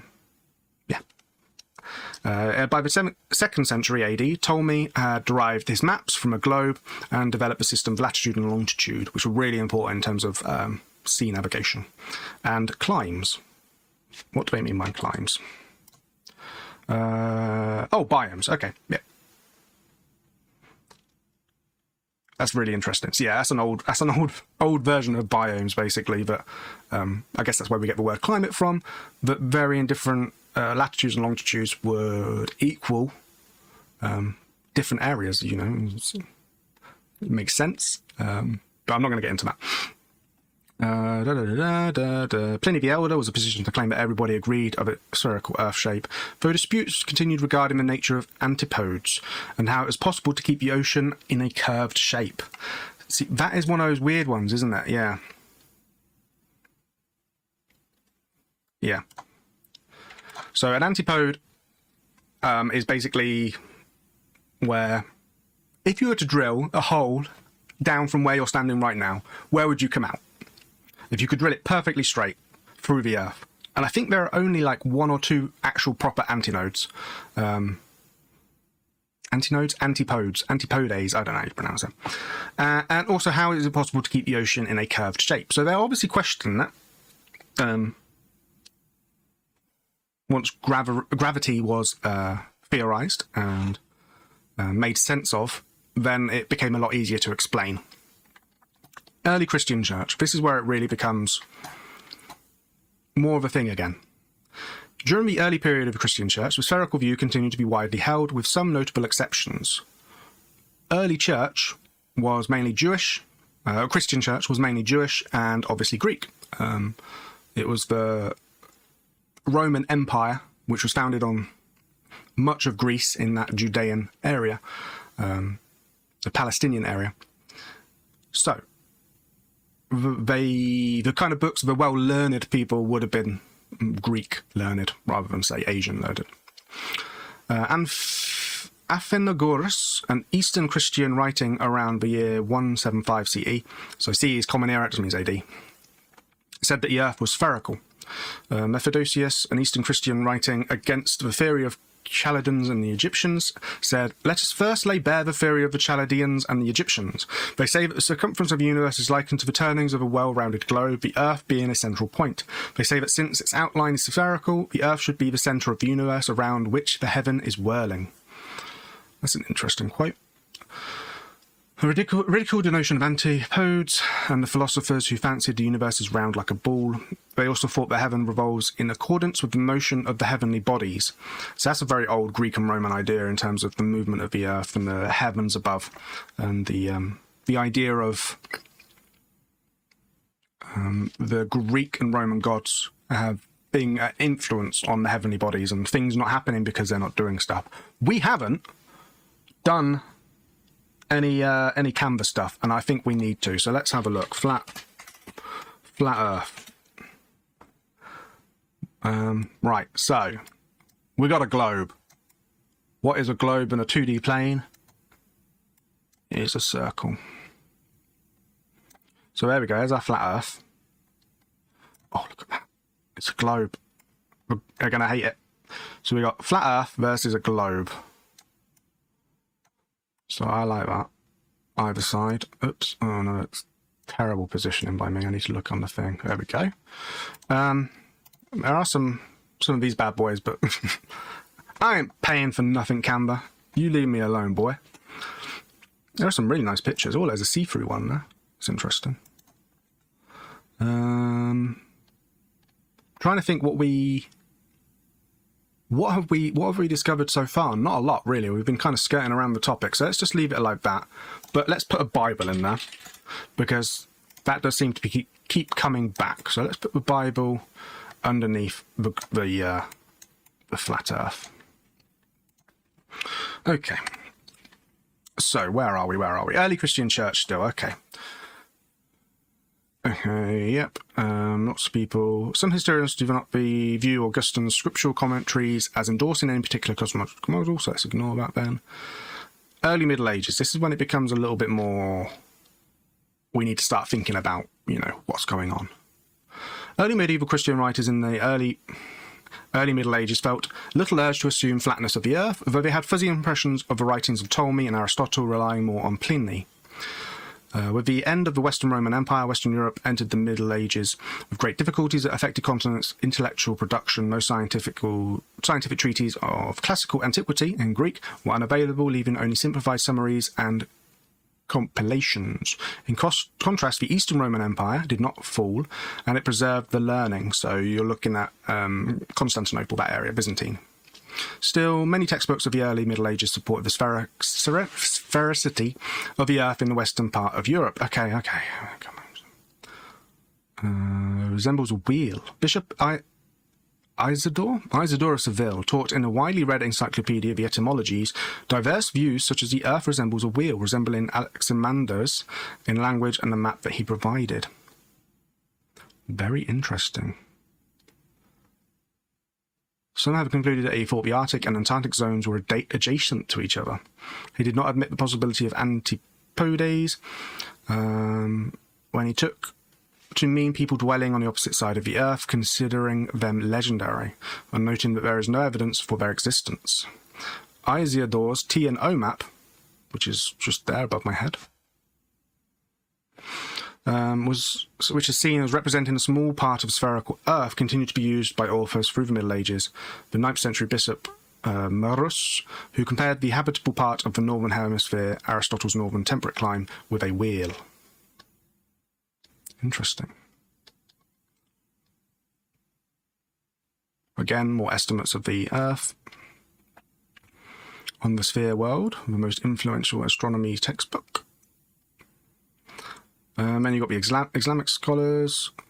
They were very good at astronomy. So yeah. It doesn't seem, the Quran mentions the Earth was spread out. So it doesn't necessarily lend itself to being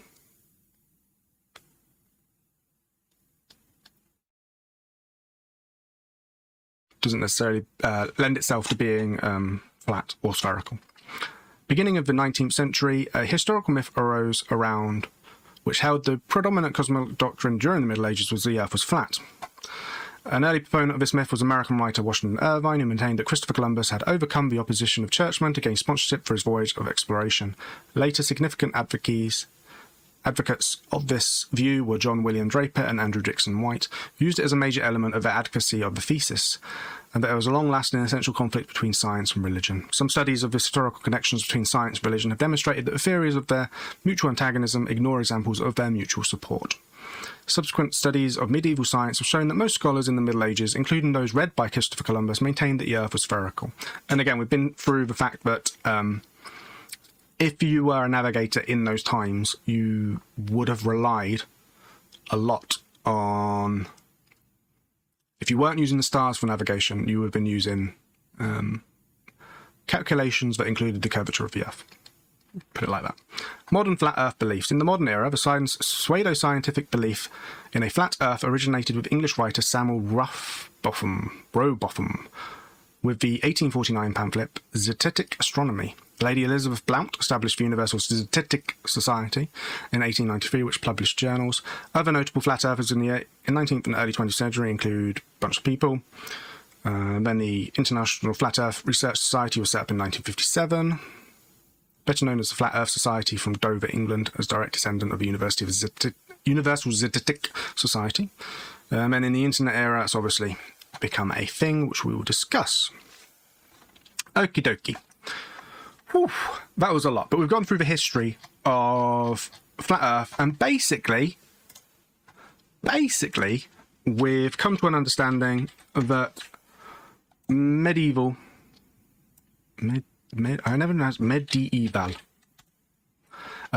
people were quite confident, although there was maybe a little bit of, oh, it comes with both of them. I don't want both of them.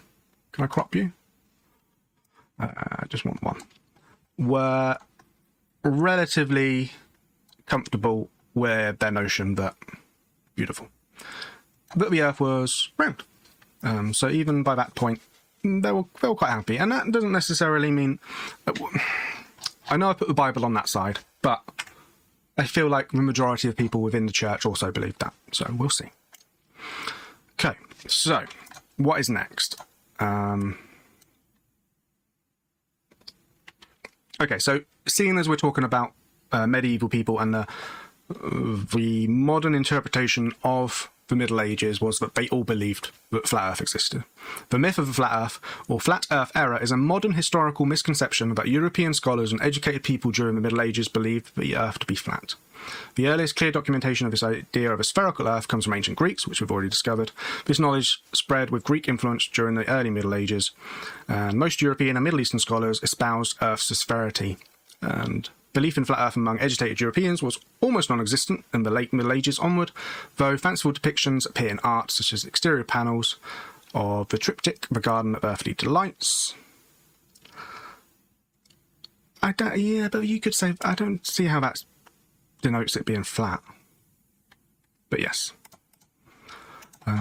According to Stephen Jay Gould, there was never a period of flat Earth darkness among scholars, regardless of how the public at large may have conceptualized our planet both then and now. Greek knowledge of sphericity never faded, and all major medieval scholars accepted the Earth's roundness as an established fact of cosmology. So, it became easier to accept the antipodes, other people living on the other side of the Earth, when navigation to those places became a thing. But even during the era when travel around the world didn't exist, they still, majority of people, according to modern studies, were happy. This is obviously one of those things that just happens every now and then, where we get an idea about the past through misrepresentations of either individuals who are writing about it or media. Sometimes it's media, isn't it? And yeah. So, before we get onto modern flat Earth beliefs, we've been going for an hour already. Wow, that's gone quick. Before we get onto modern flat Earth beliefs, I'm going to go to our sponsor today. I would like to thank Global Foods Limited, a name you can trust, for sponsoring us today. They are a... can write anything down.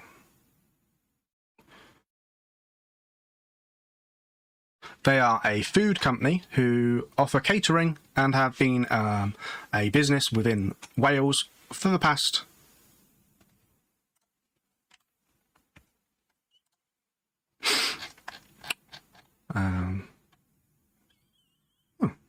for the past 50 years.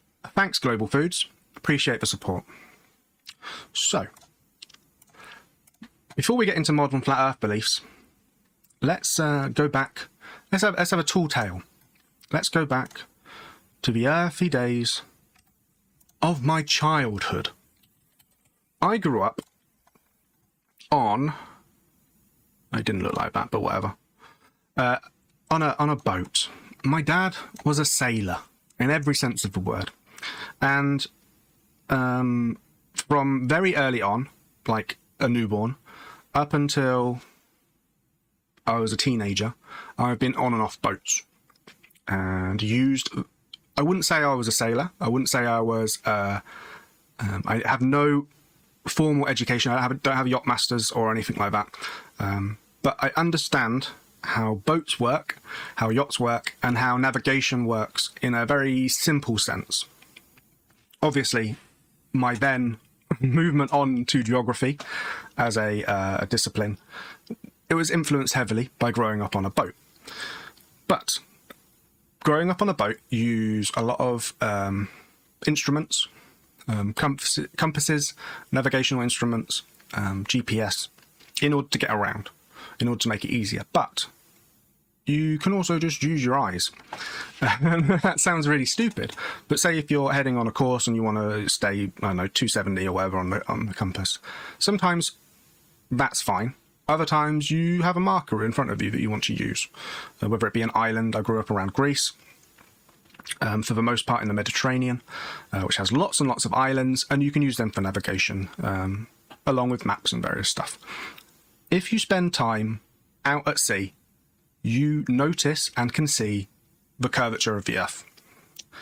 You can see things going up and down beyond the horizon, which would be very difficult to understand as a flat plane. I feel, even as a child, without being... you see, it's hard, isn't it? I think a child's understanding would understand that the Earth is a ball rather than a flat object if they grew up at sea. Because the curvature of the Earth, it's possible to see from an airplane, but it's also possible to see from a boat, even like down at horizon level.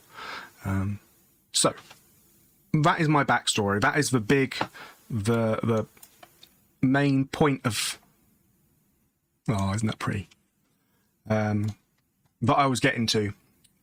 And the reason why I don't believe the Earth is flat. Most of these Conspiracy 101s, I will not say whether I believe it or not. I might talk about whether I believe certain parts of the story or not, with various things, but I won't say whether or not I believe them. This one, I don't believe because of my experiential circumstances, what I have experienced in life, what I have read about, what I have known to be true from not just reading other people's work, but also experiencing life for myself, which is, again, like I said at the top of the show, very hard to do for most conspiracies. We weren't there when JFK got shot. I wasn't alive when the moon landings happened. It can be very hard to put yourself in those situations to try and understand conspiracy theories. This one, however, I feel like I can say no. Now, maybe at some point I might go up into space, look down at a spherical world, a disc, a flat Earth, and be like, oh, no, let's change my mind. But in terms of what I understand the world to be, it is spherical. But like all conspiracy theories, even if you don't believe them, they are very interesting as to why they exist. And I think this one is more so. We've gone through the history of it, even with the notions that some people have in their head that middle-aged people, middle-aged? People from the Middle Ages, it's all those middle-aged, it's all those millennials, isn't it? Even though we've gone through all that, spherical world, spherical globe, a global world, global foods existed and was known about even before the advent of seafaring as we know it, you know, in modern times, being able to go from continent to continent. Obviously seafaring existed, otherwise you wouldn't have the populated islands in the Pacific. But alas, however, modern flat earth beliefs, let's get into it. Modern flat earth beliefs are promoted by organisations and individuals which make claims that the earth is flat while denying the earth's sphericity, contrary to over 2 millennia of scientific consensus. What is that? What is that citing? US Department of Commerce. Is the earth round? I think we need to look at that one. Flat earth beliefs are pseudoscience. The theories and assertions are not based on scientific knowledge. Flat earth advocates are classified by experts in philosophy and physics as science deniers. Flat earth groups of the modern era date from the middle of the 20th century. Some adherents are serious and some are not. Citation needed. Those who are serious are often motivated by religion or conspiracy theories. So that does seem to play a part as well, wasn't it? It was the anti-NASA sentiment. So it was either a religion aspect in terms of Bible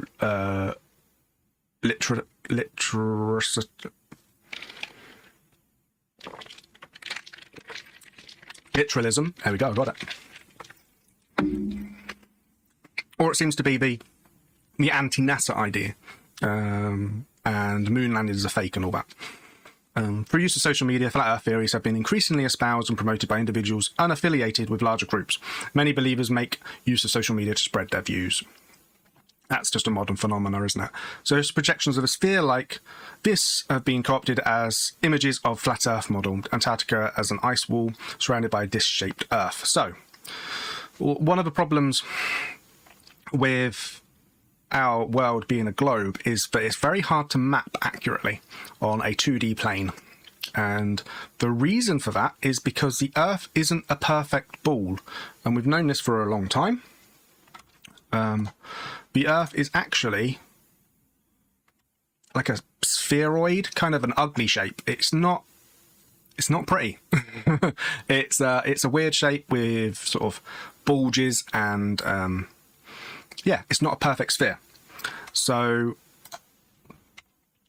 when we do map the world out, we tend to use, it's a fly in here, did I get it? No. We tend to use different projections. The one we're used to is the Mercator projection? Maybe? I don't know. I cannot remember. But you can also do projections like this in order to... Scale tends to be a problem when it comes to these. You might get accuracy in terms of drawing lines on the map, which would be lines relative if you're drawing them on a globe. But countries can appear bigger than they actually are because you've had to stretch them in order to get their boundaries to line up with where actually they're pointing. Because a globe doesn't, squash down onto a 2D surface easily. My go-to with all that kind of stuff is Greenland here is not very big and fits into Brazil 5 times. So if we just have a... Did I pause that or not? I did, good. Let's just have a quick look at a world map. So your traditional world map. That's probably an overestimation one, but you can see the different various projections that are used because all the countries and continents all look a bit different.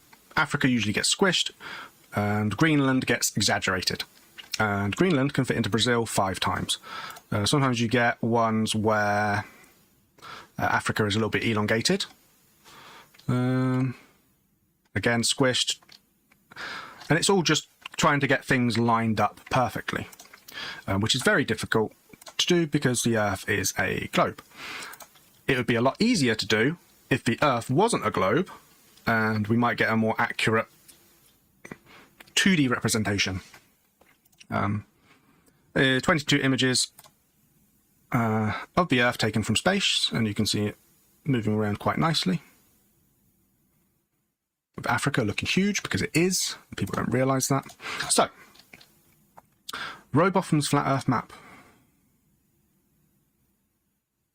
That's a weird looking... What are these? What's L?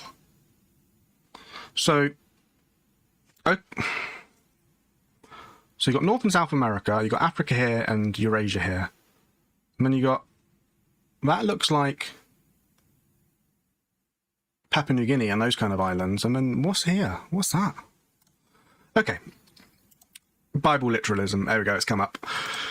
Modern flat Earth belief originated with English science with the English writer Samuel Rowbotham, based on the conclusions derived from the 1838 Bedford Level experiment. Rowbotham published a pamphlet called Zetetic Astronomy.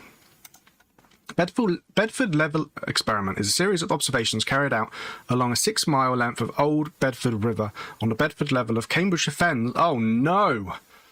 That is literally where I'm from. During the 19th and early 20th century, to measure curvature of the Earth, Samuel Burley Rowbotham concluded the first observation started in 1839 claimed that it helped prove the Earth to be flat. However, in 1870, after adjusting Rowbotham's method to avoid the effects of atmospheric refraction, Russell Wallace found the curvature consistent with a spherical Earth. Okay. So he did the measurements wrong. Ah. Oh, interesting. So sunset and sunrise shift in perceived position of the sun due to atmospheric refraction. Interesting. That's kind of like when you have, I don't know, like a pen in some water or whatever and it looks weird. That's basically what they're getting at. Cool.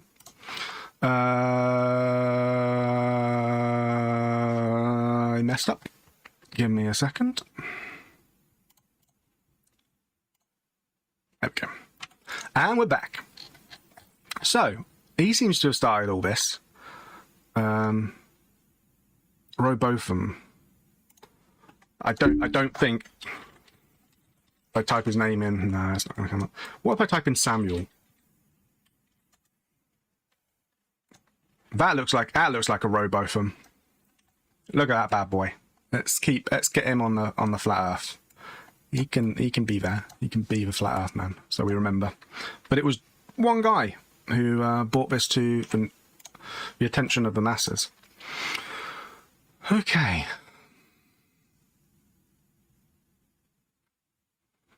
He published a leaflet entitled The Inconsistency of Modern Astronomy and Its Opposition to the Scriptures, which argued that the Bible, alongside our senses, supported the idea that the Earth was flat and immovable, and this essential truth should not be set aside for a system based solely on human conjecture. Very interesting. Ooh. Well-known members included Bullinger of the Trinitarian Bible Society. Notable flat earthers. 956, Samuel Shenton. Another Samuel. Oh.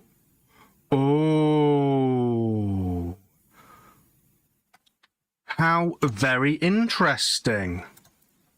How very, very interesting. And put another Samuel there. It's a different Samuel, but put another Samuel. How very interesting. Convenient, huh? Okay, so you got those. Eugene Scott called the group an example of extreme biblical literalist theology. The Earth is flat because the Bible says it's flat, regardless of what science tells us. Decline and relaunch. Planet model is humanity lives on a disk with the North Pole at its centre and a 150-foot high wall of ice in Antarctica at the outer edge. The resulting map resembles the symbol of the United Nations, which Johnson used as evidence for his position. Flat Earth Society recruited members by speaking against the US government and all its agencies, particularly NASA. Interesting. We've got Canada, we've got some Italy, we've got the skeptics and believers. Mike Hughes, a daredevil and flat Earth conspiracy theorist, used a home-built crude rocket in an attempt to see for himself if the Earth is flat in 2018. His rocket made of scrap metal was estimated to cost $20,000 and used mobile home as a custom launch pad, managed to climb up 572 meters. With Hughes inside and ended up with a hard landing, but with parachutes. Oh, God. We were not seriously injured, remained firm in his flat Earth beliefs. I'm pretty sure if you wanted to, you could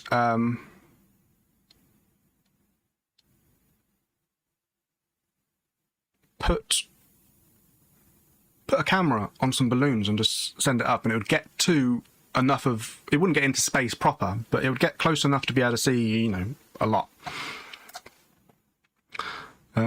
Standing human adult. So these are all the graphs of distance of a true horizon of the Earth for a given height. So basically, what the horizon looks like. Talking about the Bedford level experiment, which we've just talked about. And the moon tidally locked to the Earth left and how it would be without tidal lock right. Yes, so I guess another reason. Tides. I'm sure there's an explanation for flat Earth in there somewhere. There's a lot. Okay. Wow. Oh, wow. They've really tried. They've really... Since the 1500s, many people have sailed or flown completely around the Earth in all directions, and none have discovered an edge or an impenetrable barrier. There you go, history of Antarctica, what we talked about. Some flat Earth conjectures propose the Earth is a North Pole-centered disk, conceive of Antarctica as an impenetrable ice wall that encircles the planet and hides any edges. The disk model explains east-west circumnavigation and simply moving around the disk in a circle. It is possible in this model to traverse the North Pole, but it would not be possible to perform a circumnavigation that includes the South Pole, which it posits does not exist. So, oh right, so they think that if you go across the South Pole, you wouldn't be able to go across the South Pole, basically, because it's not really there, is it? It's a wall. That's definitely happened, or at least as far as I know.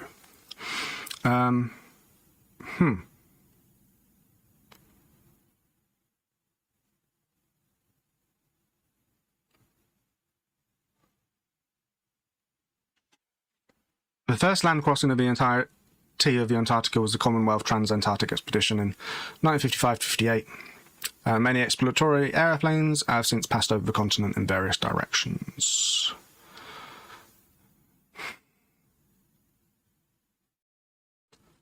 Okie dokie. Grid distortion of the spherical surface. There's so much.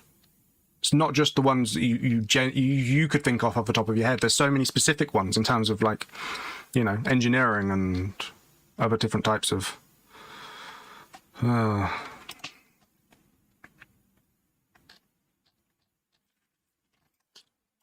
Yes, this is definitely one of those theories that you don't necessarily go, oh, yeah, I can see that. It's more of a, why do you think that? Have you thought about literally everything? Because it's very hard to. There's a lot of stuff.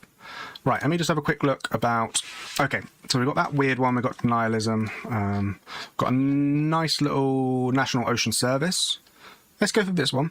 And it's something we've already talked about, which is cool. So, is the Earth round? So this is from the National Ocean Service. The Earth is an irregular-shaped ellipsoid. It's not really it's not a round ball. We've talked about this already. It's a god-awful shape. It looks like a flat... Growing up, as a kid in the UK, in England, you play a lot of football, aka soccer. And footballs, once they've been played enough, look like that eventually. They don't pop like a basketball. They kind of just sort of deflate and become gross. And they're sometimes more fun to play with because they do weird things and you can kick them a lot easier, a lot softer. But yeah, that is the geoid undulation and false colour shaded relief with vertical exaggeration. So it's exaggerating it, but you get the idea. It's not a perfect round circle. It's kind of bumpy and gross. So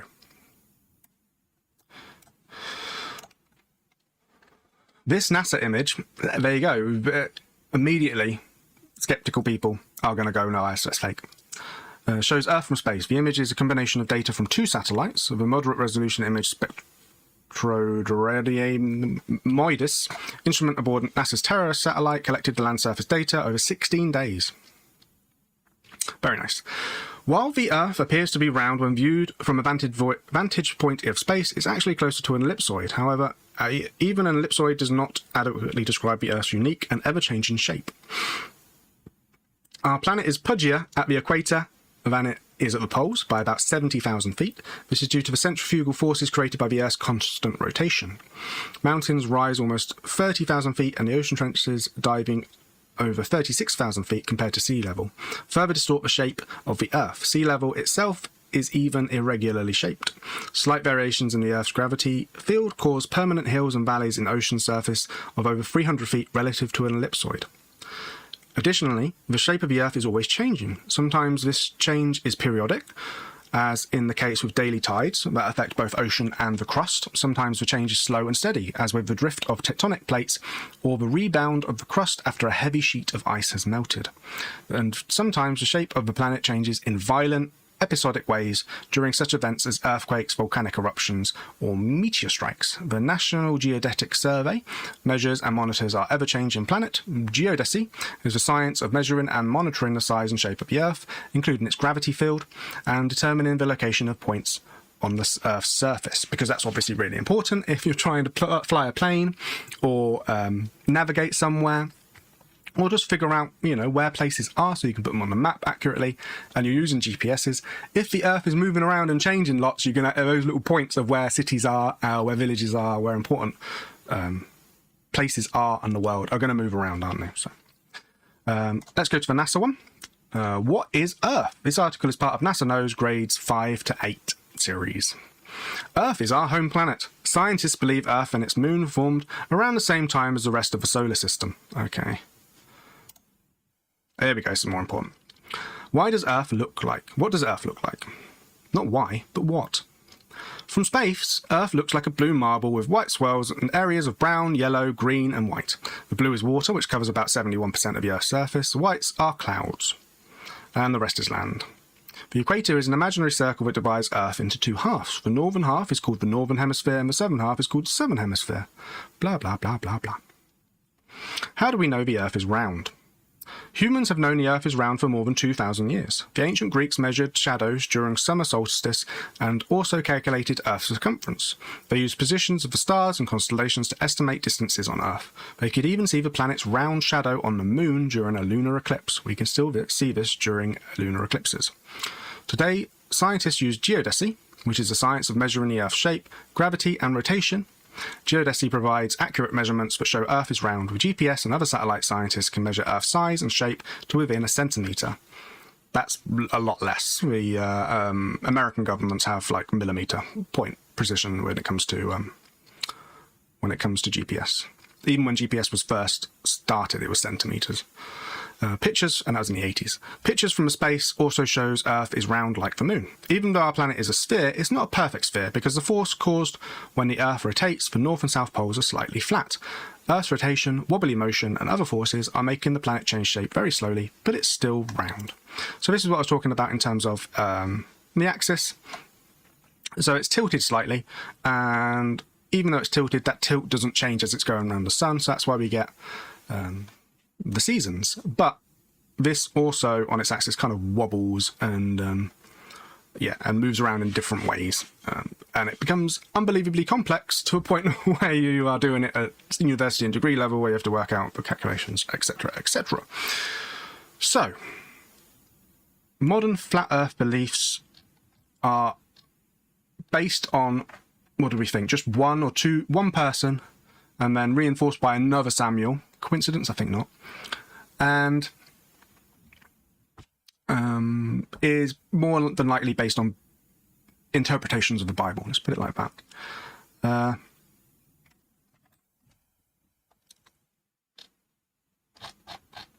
Despite there being a lot of evidence to the contrary, they still believe in it. And that brings us on, and we're going to briefly touch on this, denialism. So, in the psychology of human behavior, denialism is a person's choice to deny reality as a way to avoid a psychological, uncomfortable truth. Denialism is essentially a rational action that withholds validation of historic experience or an event when a person refuses to accept an empirical, verifiable reality. Now, obviously, we should be questioning where the research comes from and doing our own research. But that's harder for some people than others. Other people can go and search what is going on outside. I think the FBI are here. I hope you can't hear that.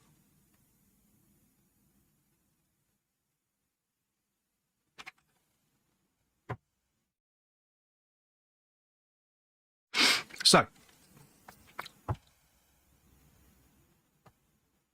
think it's someone playing football.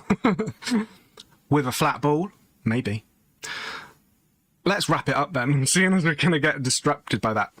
There are lots of different variations of denialism, but basically they're using cognitive dissonance, usually, by accepting some things and not accepting other things. So they might look at something from a scientific point of view when it suits them, but not other times. And with most of the conspiracy theories that we're going to talk about, that isn't a problem, because often it is about less about denial and more about whether or not what's been said is the truth. And obviously, flat earthers will say, well, NASA's lying.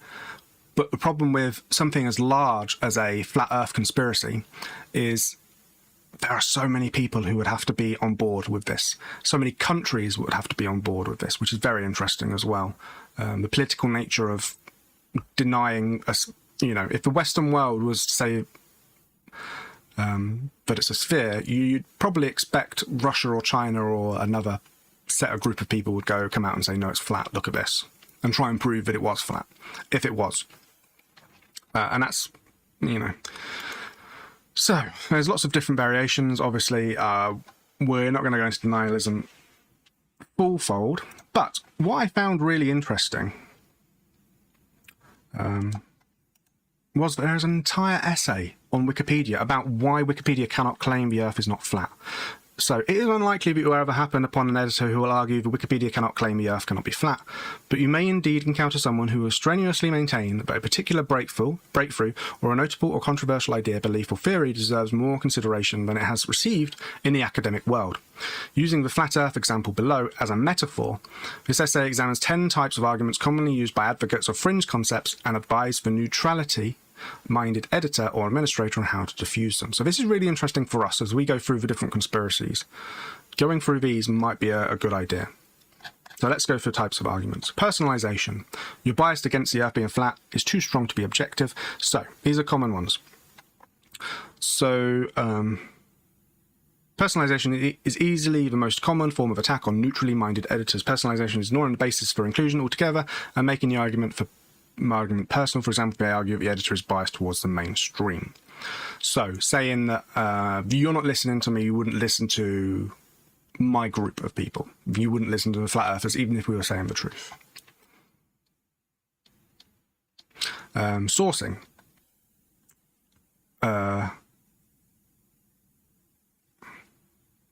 Actual Essex, that's crazy. So obviously sources, where they come from and why they are important. Sources must be reliable, independent, and current. Reliable, that's really hard to, you know, that's going to be different on different sides. Independent, again, everybody's being funded by something. And current, I agree hard. I'm a bit on the fence with that, because in the academic world, often you'll find that, you know, if it's not newer than 5 years, then it doesn't matter in some circles. When really, we can be looking at older data and it'll be fine. So, self-published sources, I love them. Balance. Okay, so you can't just argue that they're flat. You have to say, you know, this is what people believe and this is why they're wrong. A conspiracy. So this is the best one. The flat Earth theory has been marginalised by scientific establishment in order to protect its interests. The next tactic is to appeal to your ideas about free speech and distrust of censorship and the establishment. All theories are not generally accepted, are part of a theory devoted to explain why this is. Not always, but sometimes. Reversed burden of proof. That's always an awkward one, isn't it? You know, you can't not prove. Gaming. Earth is round, reliable sources in scientific literature statement. If X is round, X is not flat. Ah, I see. So they're just trying to... Okay. Amenability. The flat Earth theory is not only amenable to science approaches and methods. Okay, so you can't... There's no way to scientifically prove it.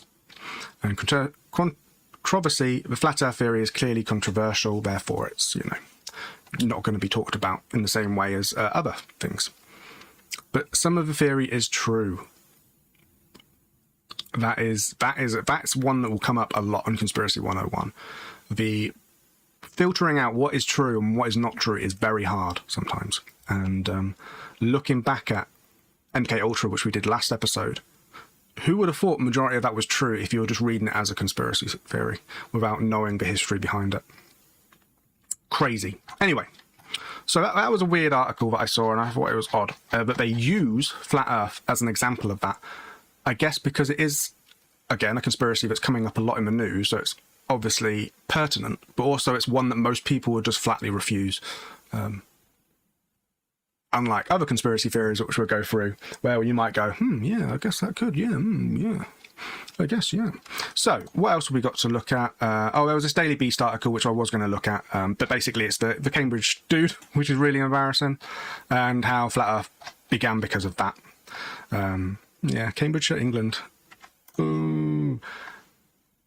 And then to end on this, we couldn't not look at someone's personal website, which I thought was really important, because when looking at, you know, things online, individuals' websites are really important to me, and I love this. So, current weather of a flat Earth. You can't understand the weather without knowing the true shape of the Earth. We've been silent for too long. Scroll down to learn the truth. So again, this is another projection of a spherical Earth. I don't know why they keep doing this. That's where the sun is now, apparently. So I don't know what that means. Don't be an April fool. The weather proves the Earth is flat. Temperature proves the Earth is flat. The globe theory can't explain why the poles are colder than the equator. Axis. We talked about this, didn't we? The Earth gets its heat from the sun's rays, and on a globe, the sun should be the same size and brightness no matter where you are. Wouldn't that would be one of my first sort of talking points in terms of a flat Earth? Because if you've got the sun above it, it doesn't matter really where, it's going to be, you're going to be able to see the sun, aren't you? No matter where you are. In fact, areas near the poles get more daylight during the summer. Yes. So they should be hotter. No. Than the equator. According to conventional science. No, they shouldn't be hotter. Ice is highly reflective. And also the atmosphere is weird in the North and South Pole. Only the flat Earth can explain the cold poles. They're further away from the path of the sun as it flies a mere 3,000 miles above the surface of the Earth. Okay, I get that. Yeah, I get that. Wind patterns prove flat Earth. As the sun moves above the flat Earth, it heats and expands the air. This creates opposing swirling patterns on either side of the equator, much like the wake of a boat on a water. This causes storms to swirl counterclockwise in the northern hemisphere and clockwise in the southern hemisphere. It's not true. So-called scientists will try to convince you that it's really caused by the Coriolis effect on a round Earth, but do you really trust a force that you can't see or feel? Aren't they Bible literalists? Surely the whole what do I want to Google? Earth. So he's kind of half right. Yeah, so wind comes from the heating up of the atmosphere and then low and high pressure, basically. So it feels like I'm at school. Sun heats up the atmosphere. The atmosphere heats up, and when stuff gets hot, it rises, and that creates a small pocket of pressure difference, and that gets filled up with air from somewhere else, and that creates the wind. And you get these things called cells, which, do I want to get into this? No, I don't. Let's just go back. I don't want to be explaining all of that. Where are we? Why? Who am I? Where am I? Okay, where are we?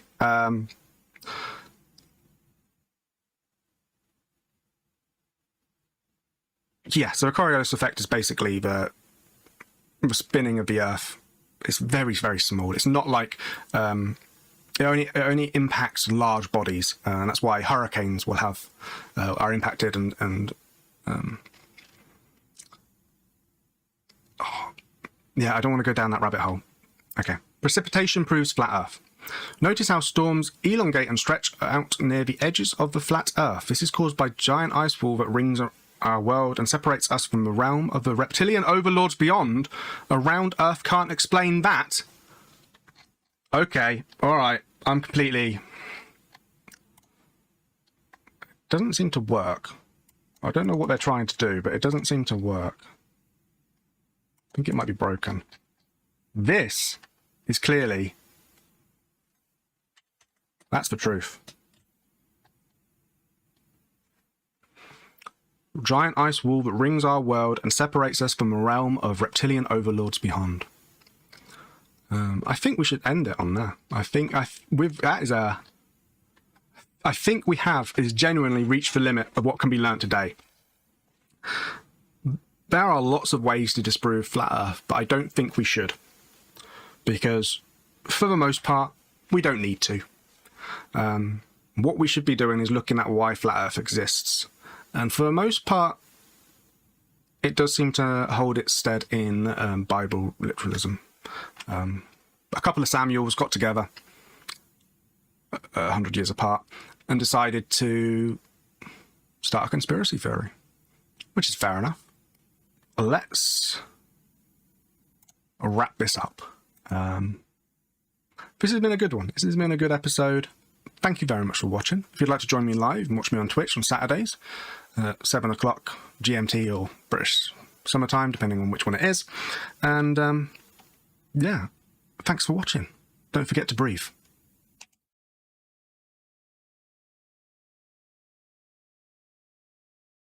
Hi, my name's Alex Witney, and this is Conspiracy 101. Today, we're looking into Denver Airport.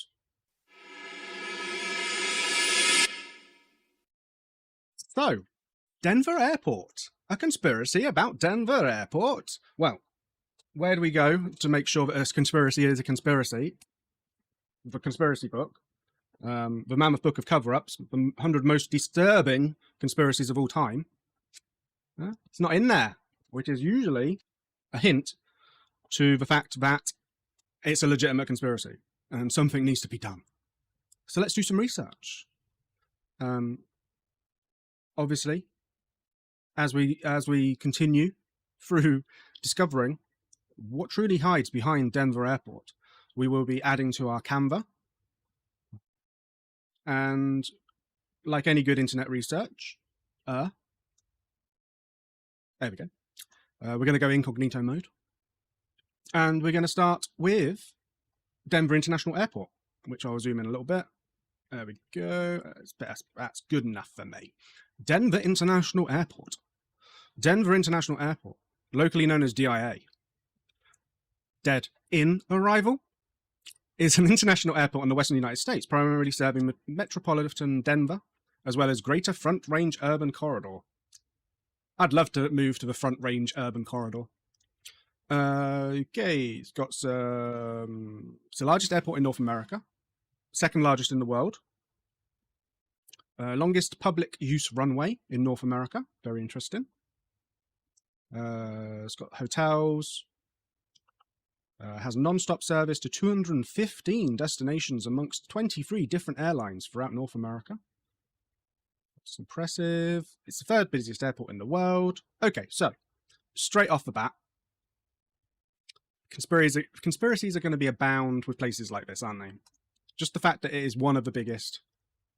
I guess this is what the airport looks like. Airport diagram. Yes, that is an airport diagram. I've seen many in my time. So how many runways does it have? 1, 2, 3, 4, 5, 6. Well, it has six straight lines. Who knows if they're runways? When did it open? 1995. So it's relatively new, which is really interesting. You don't see many conspiracies about stuff that's new.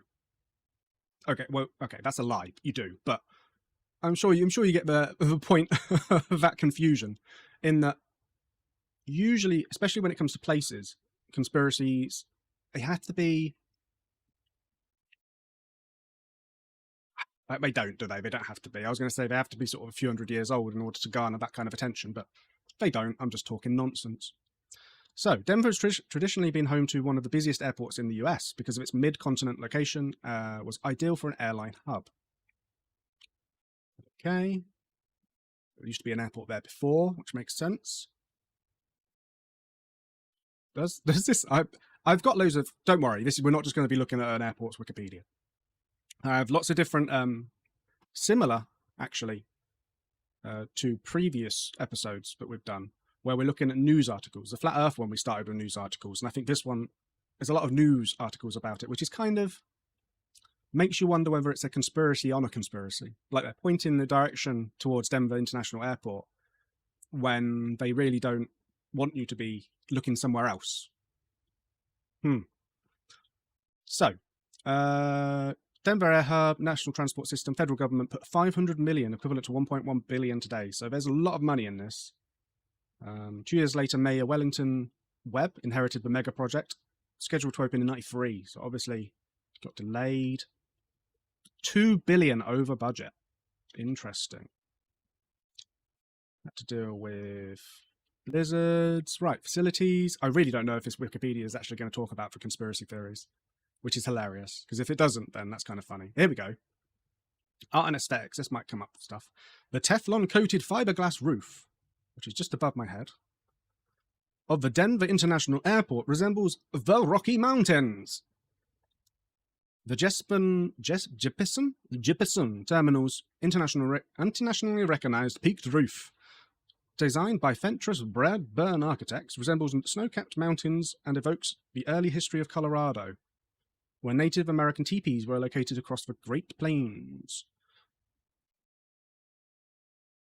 Okay, so it's got a fancy steel cable system. Okay, holds it up.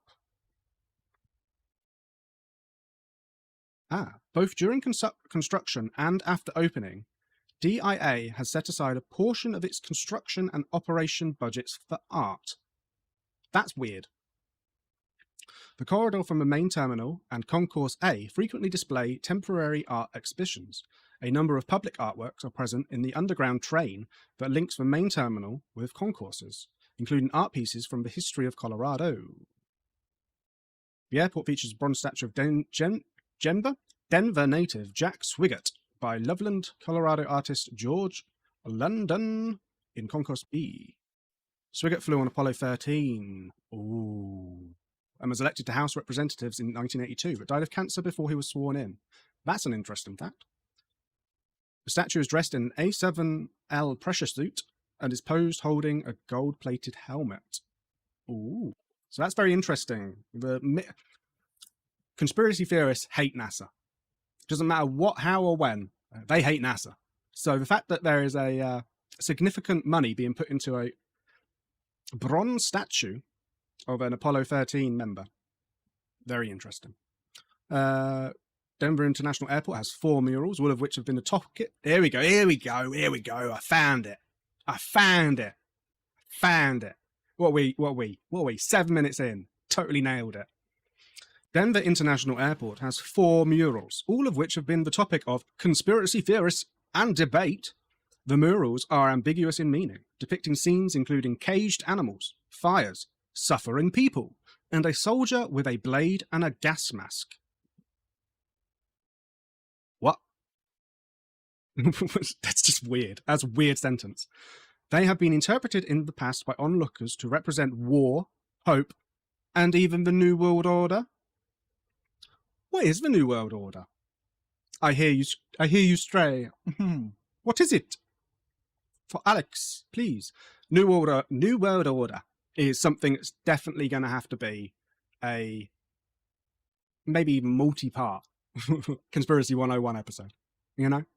And the fact that what we'll probably do as the episodes go along is hint at little bits and talk about little different things to do with the big topics, like the New World Order, like the Illuminati, that are like NASA, I guess, that are prescient when it comes to conspiracy theorists and their theories. And then so that when it all accumulates, little sands of knowledge, and then suddenly you're an hourglass full. So that when we do come to the New World Order as its own subject, we can go, oh, like this, like that time we talked about this. So we don't have to cover it in such depth because, as you can probably tell by the Wikipedia page alone, it's a big one. Briefly, the New World Order is a conspiracy theory which hypothesizes a secretly emerging totalitarian world government. Easy as that. Right. Oh, I hate it when it doesn't remember where you were. Right, where were we?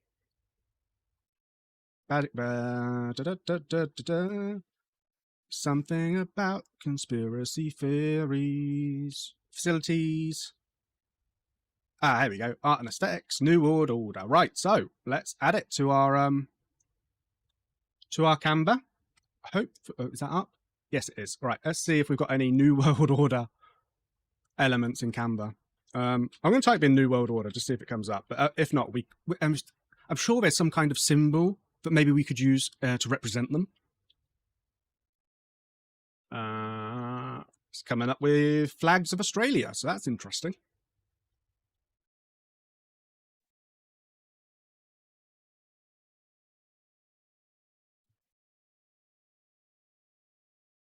Oh, I like that one. Oh. Why are you not working?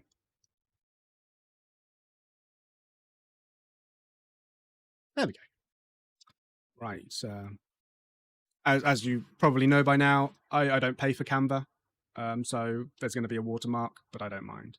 I like the spikes coming out of that. There are others, but maybe we'll save those for later as we discuss why connections might be seen, and whether or not they are, you know, we need to figure it out, don't we? So let's figure it out. Right. In March 2019, the airport unveiled an animated talking gargoyle in the middle of one of the concourses. The gargoyle interacts with passengers and jokes about the supposed conspiracies connected to the airport. Now, this feels like a conspiracy on a conspiracy, like a false flag. Maybe not a false flag, but a conspiracyception.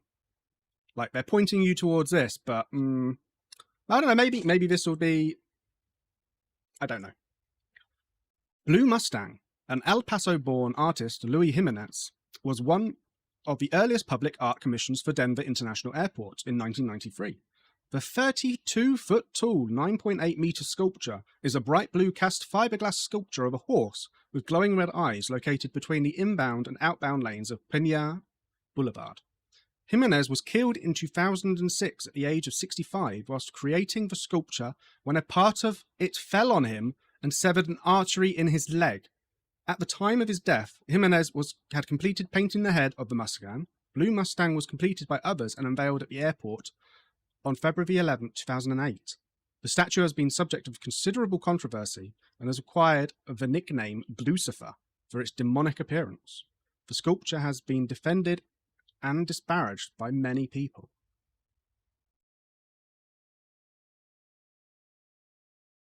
Just let that sink in.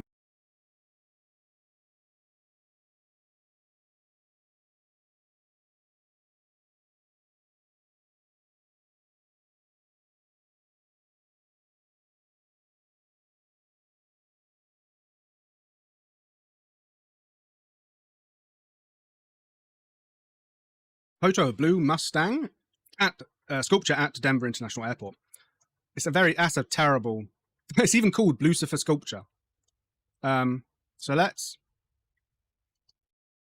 me just freeze and then I'll search for it and find. Yeah, it's coming up with Blue Mustangs. Who would have thought? Let's type in Denver. That's the Wikipedia one. Let's have a look for really big photos so you can get some nice detail on it. That's a nice big photo. Accept all.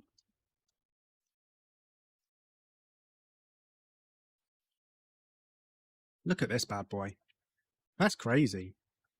How do I do that? That way. Look at that. That looks like a horse sculpture that could kill a man. I'm not gonna. Anatomically correct. I think. I don't. Look at the veins on that boy. Whoa! Nearly 10 meters tall. Why would people? I don't. Let's come back to that. Oh, you got a sneak peek. None of you deserve a sneak peek, but you got a sneak peek. Oops. Right, where were we? Art and Aesthetics, Blue Mustang. We'll have a look at that in a bit. Ground transportation. And then it just goes on to other stuff. Accidents and incidents. Interesting, but not necessarily anything to do with a conspiracy, although there are a number of airplane and transport conspiracies that we may get into. Right, let's have a look at the references. So the New World, so it starts at 38. Okay. Some of these I've already got up, so we'll come back to this. Let's have a read about Blue Mustang, and then we'll do some news articles and see. Yeah. Blue Mustang, or Mustang, and known to locals by the nickname Blucifer, is a cast fiberglass sculpture of a Mustang located at Denver International Airport. Colored bright blue with illuminated glowing red eyes, it is notable for both striking appearance and for having killed its sculptor, Louis Jimenez, when a section of it fell on him at his studio. Does he have a picture of Louis? That's a shame. Oh, wow. He really had a lot of... What? Wow, this guy lived a life. Okay, so as a child, his left eye was shot by a BB gun. He got a glass eye eventually. As a young adult teaching art at junior high, he was temporarily paralyzed from the chest down in a car accident. In his later years, he had a heart attack and required hand surgery. Incredible. Let's see if we can find a picture of the guy.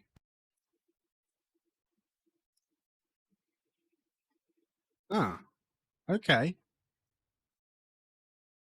Okay, so it looks like he likes big blue horses. That makes a little bit more sense. If you're going to hire someone to do a sculpture and, you know, they do big blue horses, he's probably going to do a big blue horse, isn't he? He looks like a badass, and he looks like the kind of guy that,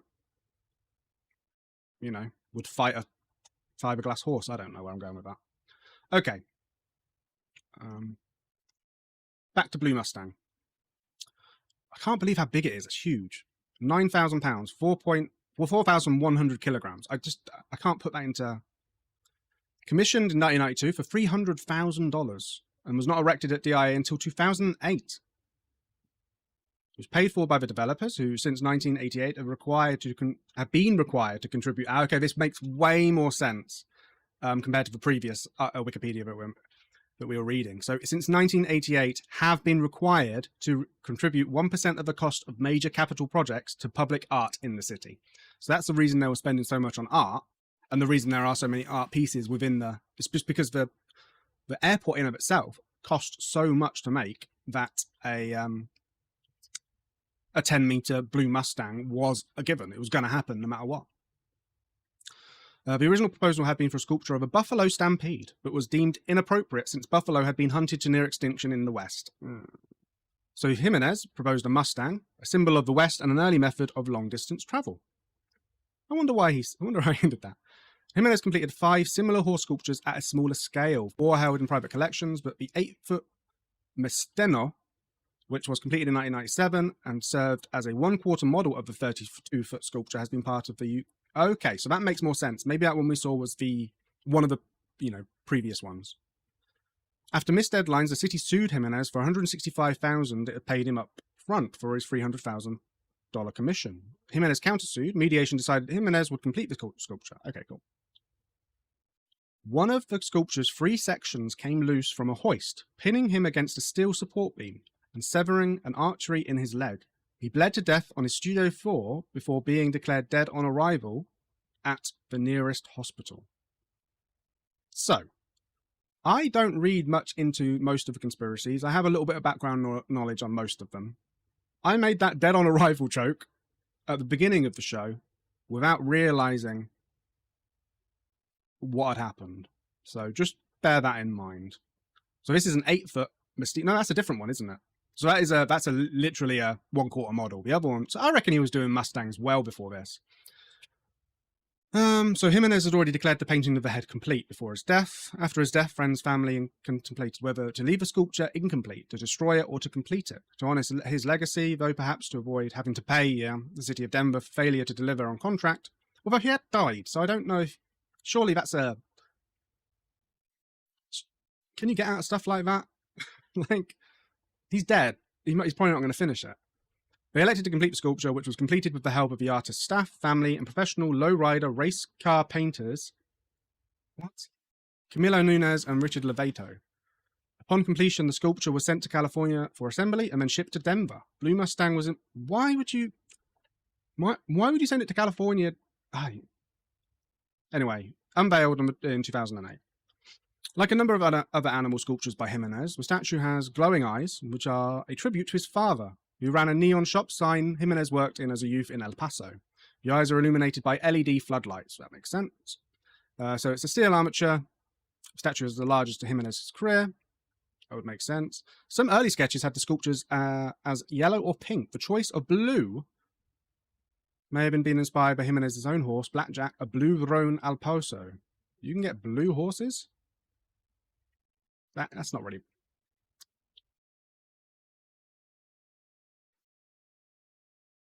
Not really blue, is it?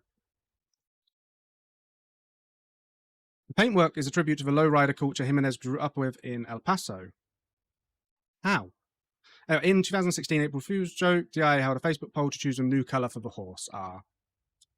The sculpture was bolted onto a concrete base at the hill of a median in Pina Boulevard, while the original designs involved a more ornate base and a pull-off where viewers could get much closer to the sculpture. The pull-off idea was nixed after 9/11 over security concerns. Oh, I see. So people... Okay. Pull-off made me think, like, you could pull something off the statue, but it's not. It's just a space where you could pull over and have a look at the statue. There had also been a push to get the sculpture inside the terminal, but space was needed for Transportation Security Administration. Visitors cannot get close to the sculpture. I wonder why. I wonder if it houses something inside it. Public reaction. The sculpture has been both widely disparaged and praised. Disparaged has got two references, praised only one. Locals have taken to calling the statue Lucifer, though the artist's estate dislikes the demonic associations. A Facebook group made in 2009 garnered national attention for requesting that the sculpture be removed, but the creator of the page eventually decided she wanted the statue to stay.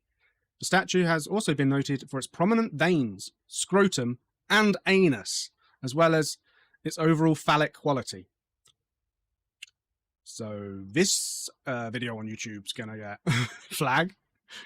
The statue has also been noted for a prominent veins. Oh, that's the same sentence, Alex. Why are you reading it again?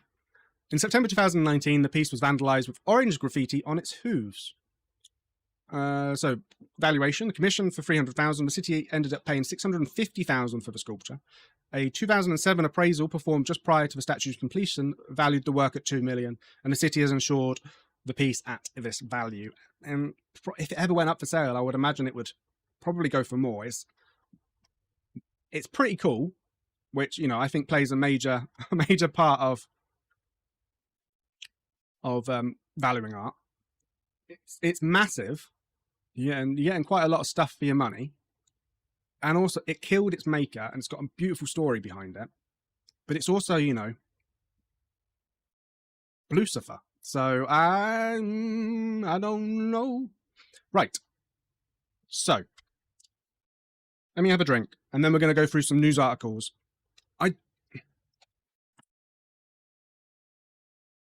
We'll see. I don't know. This might be a shorter episode than normal, just because it is a very specific conspiracy, isn't it? But we'll see. We'll see. Okay. So this is a history channel. So you know you can trust the history. Let me on Ancient Aliens. I know you know the people who produce it. This is just for the history channel. Let me go on Ancient Aliens. I'll say whatever you want me to say. Right, everyone else can come back in the room. So, the secret of Denver Airport and other weird conspiracy theories. I don't care about the other weird conspiracy theories. Let's zoom in a bit. Beautiful. This month is the anniversary of the moon landing. Or is it? Despite widespread debunkings by exasperated experts, many still think Neil Armstrong and Buzz Aldrin never actually stepped on the lunar surface, and that the whole thing was a vast PR stunt to beat the Soviets in the Cold War space race. But while everyone's heard of the moon landing conspiracy theory, some others are less well known, despite becoming part of contemporary folklore. The secret of Denver Airport. Built in the mid-90s, we know this. Denver International Airport has inspired its own sinister mythology. Conspiracy theorists point to an array of evidence suggesting the airport is actually one of the headquarters of the secret rulers of the world. Take the sheer scale of the airport. We talked about that, didn't we? The fact that it's big is going to have its own... You're going to get eyes looking at. People are going to be looking at. Does it really need to be twice the size of Manhattan? Could this be because the airport is actually a mere front for a secret underground bunker complex, ready to be used as a concentration camp for US citizens when the one world government takes over? Right, we need to go to bunker. I think we need to add that. Underground bunker. That's a cool picture. Oh, sorry, you can't see it. There we go. It's not very stylized like I usually do it, but I don't know, that's just cool. Stick that there in the corner. Very nice, thank you very much. Then there's the ominous art dotted around the place. One is the Blue Mustang, a genuinely sinister sculpture of a blue horse with blazing red eyes. If hell had horses, well, yes, death on a pale horse, death on a pale. They'd look like this. Damningly, the Blue Mustang, or Blucifer, as some call it, also killed its own creator. Artist Luis Jimenez bled to death when a section of the sculpture fell and impaled him in his studio. Like in a scene from The Omen, and now this demonic structure stands vigil at Denver Airport. Why? Conspiracy theorists point to an array of evidence suggesting the airport is actually one of the headquarters of the secret rulers of the world. So, this seems to be the main conspiracy. The main conspiracy is it's really big, so it's probably hiding something underneath it. And why are there murals inside the airport depicting terrifying soldiers with gas masks, along with images of suspiciously cheery-looking children from around the globe? Debunkers claim the murals are simply works of protest art heralding a utopian future, but conspiracy theorists say it's a visual representation of the imminent one-world government. And then there's the stone slab in the airport engraved with Masonic symbol, along with the words New World Airport Commission. More proof the New World Order is at work. Ooh, oh, how exciting. How very exciting. Okie dokie. I'll go through the rest of the conspiracies that they have on this list. Paul is dead. It's a famous conspiracy. I might do a I wouldn't just do a focus conspiracy 101 just on Paul is dead, because I think it's a bit lacking of things to talk about. Maybe in the future, I don't know. But there may be a musicians one where we can do 2 or 3 different musicians that have conspiracy theories around them. And yeah, so the Paul is dead one, most people have heard of it. It's the idea that Paul McCartney died early on and he was replaced by someone who looked like him, but not so close that people couldn't tell. And the Beatles as a group, and maybe the 3 other real Beatles, put in clues and hints to suggest that Paul McCartney was not actually Paul McCartney. The Lost Cosmonauts. This is a really interesting one that I do want to cover. It's basically the idea that Russia sent up other astronauts or cosmonauts into space that we don't know about. Very interesting. The deliberate sinking of the Titanic. That is a really interesting one. It basically says that the Titanic and her sister ship, which is the Olympic. Where does it say? Does it say? Oh no, this is different. Okay, so the deliberate sinking of the Titanic. I heard Titanic and conspiracy theory, and I thought it was the one where they swapped the ships. This is not. This is the one where they say that he deliberately sank it. Again, probably because the Olympic was massively damaged, and the costs to repair it would have been too much and may have bankrupted the company. We'll read about and do that at some other point. There you go, you can read it if you want to. You can go on the website, it's very nice. It's called history.co.uk. So, moving on. More news articles. Again, suspicious. This is from The Independent this time. The darkest conspiracy theories about Denver's bizarre airport. That has 4 there, but it's... Oh, it does. Okay, cool. Interesting. This has got some nice pictures. This is... Oh, that's way too obvious. Surely... We looked at the airport layout, didn't we? And it didn't look like a swastika there, but that really does look like a swastika. It looks like one of those swastikas where the people who draw it don't really know what a swastika looks like and they draw it wrong. But maybe don't make it so it looks like that. So this was from 2017. Even before the current Denver International Airport opened in 1995, even when it was a mere blueprint, it was the subject of countless conspiracy theories. To this day, the notoriously bizarre... Ah, okay. Register for free to continue reading.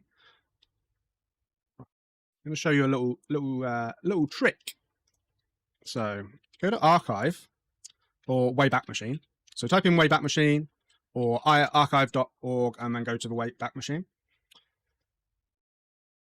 This is a website that basically tries to scrape web pages and preserve them. But what you can do is take the website that you cannot read, browse the history, and usually, if you're lucky, there'll be a couple. There's a recent one. We'll click on it and see if it works. Sometimes images might not link, sometimes, oh no, other things might not link, but usually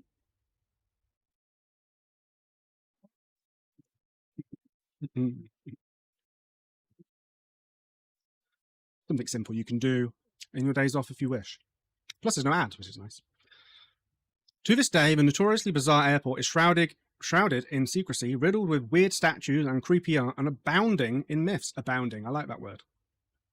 There are some crazy conspiracy theories surrounding the airport's true purpose, many of which stem from the airport's confusing origins. To start with, people don't understand why Dent Airport was built in the first place, since there was a fully functioning one closer to downtown. It's also enormous. Excuse me. It's also enormous. The airport is twice the size of Manhattan. They like that fact, don't they? They like that fact. And was $2 billion over budget. The airport also features a plethora, oh, this is so independent, isn't it, of creepy art and strange decor that people don't understand. It's famous for its terrifying 32-foot, has that grown? 32-foot tall statue of a giant horse with fiery glowing eyes. Even creepier, the red-eyed statue called Blue Mustang killed its sculptor, Louis Jimenez. It fell on him and severed an artery. Inside the airport, there are also murals of a devil jumping out of a suitcase, as well as a statue of Anubis, the ancient Egyptian god of death. Right, there's two things we haven't heard yet. That's not how you spell Anubis. There we go. So let's add you. So maybe it was the Egyptians.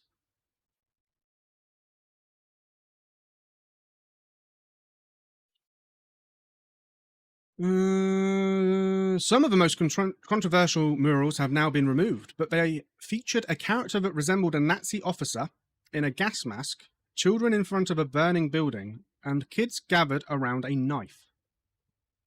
Some have interpreted one mural as America submitting to Germany, as it depicts a Boy Scout handing a boy in Bavarian clothing his weapons. Many people believe that this much money and space must be hiding something sketchy. Here are some of the craziest conspiracy theories surrounding the airport. It was built by Nazi group the New World Order. Okay, so they're linking the New World Order to Nazis. Has been done before.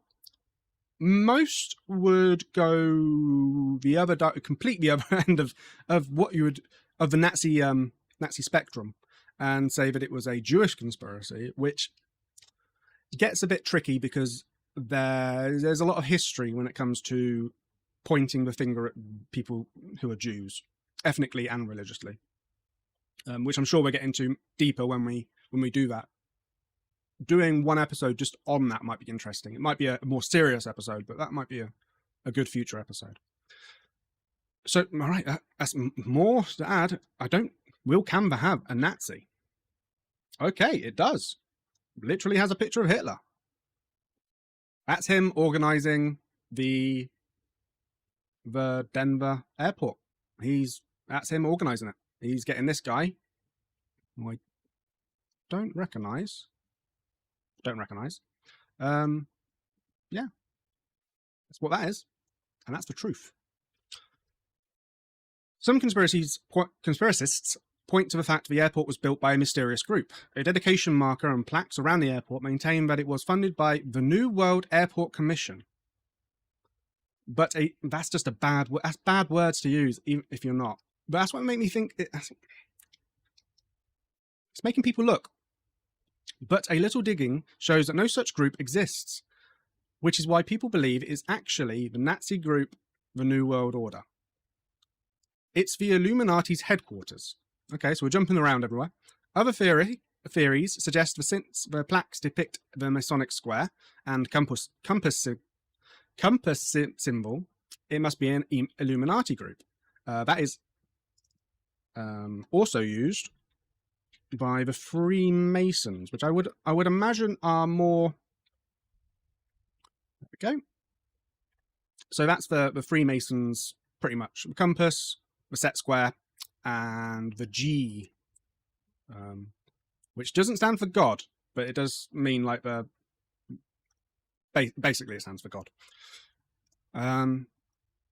Must be the Illuminati group. Adding fuel to the fire is the date of the airport's dedication, March 19th, 1994. If you add those numbers together, 1 plus 9 plus 1 plus 9 plus 9 plus 4, you get 33. 33 degrees in the highest level one can achieve in Freemasonry, and which represents perfection.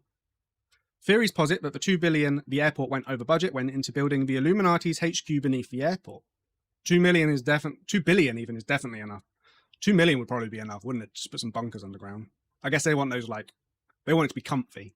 They want the leather chairs, and the lighting has to be perfect. If you're going to be in the Illuminati, you want good lighting. Allegedly, I don't like that word, when the airport was first built, it somehow screwed up the first 5 buildings. Instead of removing them, they're said to have been buried, which sounds like a pretty swank underground lair. It's hiding fallout shelters. So this is a nicer one. This is a nicer conspiracy, this one. Other conspiracists claim that the airport is hiding underground tunnels and secret bunkers meant to house world leaders in case of some sort of disaster or apocalypse. Apparently, when the airport was first built, it housed a newfangled automated baggage system in its bowels, but the system never worked. Despite its astronomical cost and the amount of space it takes up, it was never fixed, so many believe it is a way to cover up the existence of multiple tunnels leading to an underground bunker. Okay, so now we've got 2 different things that hint at something happening underground. So one, some reason they messed up and some things were underground or below a level that they were was appropriate. And then the baggage system, that's a weird one. Its runways resemble a swastika when viewed from above. Yeah. Okay. Interesting. We did look at the pictures, but let's look at them again. Not that one. Where were you? There you are. So we've got Blue Mustang. And then this. I don't know what this is. It looks like seating, but it also looks like a gun. Here's the Masonic Illuminati. Denver International Airport. Dedication capstone. Okay, using a capstone is super Freemasonry. Or idolizing a capstone, engraving a capstone. Using a capstone is just like building, isn't it? Wellington E. Webb, Mayor, Governor, Secretary of Transport, Roy R. Roma, Frederico Pina. The Times capsule beneath this stone contains messages and memorabilia to the peoples of Colorado in 2094. Dedication capstone laid, maybe, by the most worshipful Prince Hall Grand Lodge. Yeah, okay. So Grand Master and so the dedication capstone was laid by, so it was Freemasons have a long tradition of doing engraving and being good at building. So the fact that they went to the Freemasons to get a big stone and maybe something beneath it makes sense. The New World Airport Commission, can't really read it. Open image, a new tab. There we go. The New World Airport Commission contributors, Martin something, something aeronautics, Ventris, and some metals. So we've got 2 Grand Masters of different lodges. One for Colorado and one for, Colorado. And then there's the G that doesn't stand for God, and the compass and the set square. That was a good article. That was better than history, wasn't it? Right. Next, let's have a look.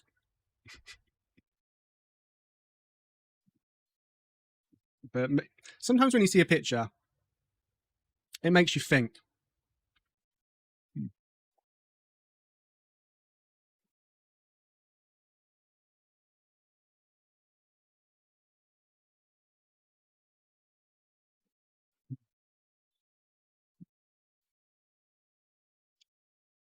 Yes, lasers.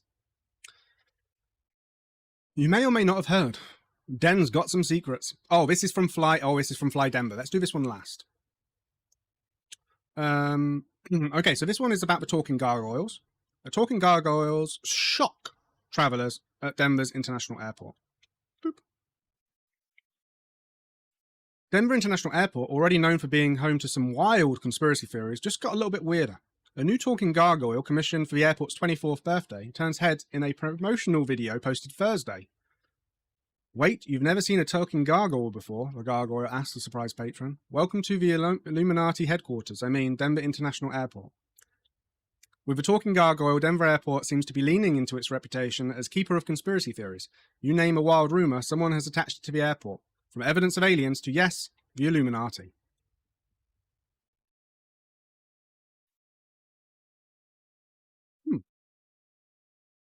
Okay, that link there is a guide to the various conspiracy theories, so we'll read that after.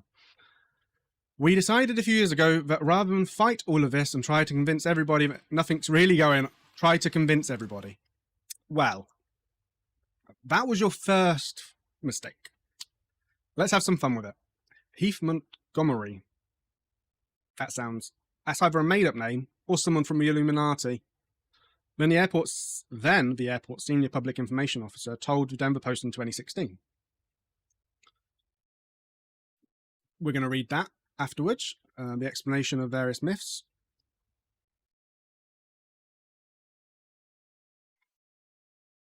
Let's see what it has to say.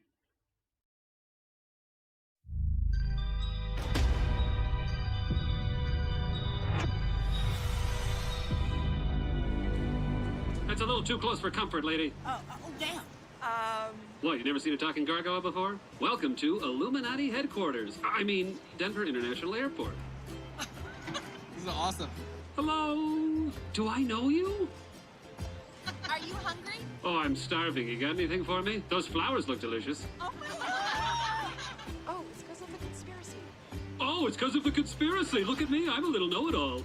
Will you get back over here? I got a question about this conspiracy. Did you have to buy an extra seat for your hat, sir? Sir, are you stealing a desk? Sir, you have resting, confused face.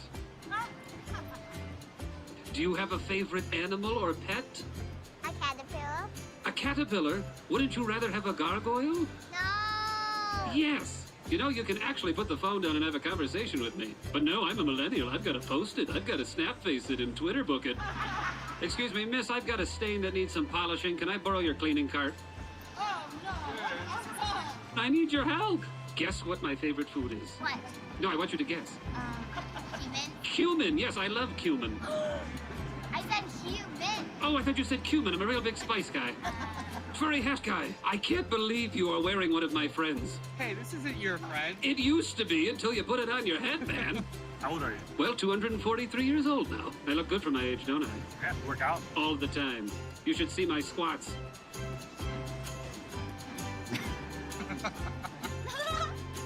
You're such a sweet talker. Will you take me back home with you? Let's go. I have some space in my backpack. Actually, I think you have too much baggage for me.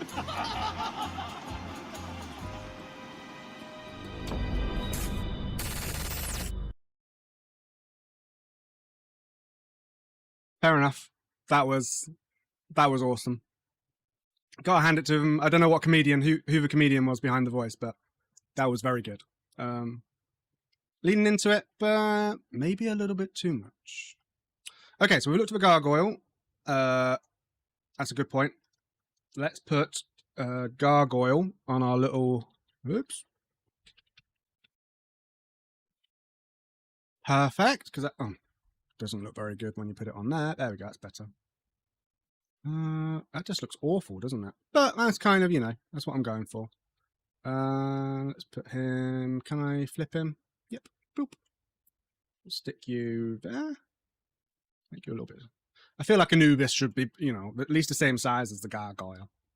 Okie dokie, that would be a good reminder. So, where are we going for...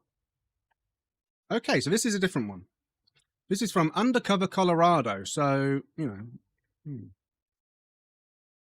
might have some biases. Oh, God, that looks horrific. Let's open that in a new tab. How DIA's murals feed conspiracy theorists. This is from 2021. So, this isn't going away, is it? Yeah, it's not going away. Among some of the strangest art that populates the grounds of Terminal Denver International Airport are two murals that were commissioned and installed when the airport was being built in 1995 by local artist Leo Tanguma. Note, the controversial second mural below, Children of the World Dream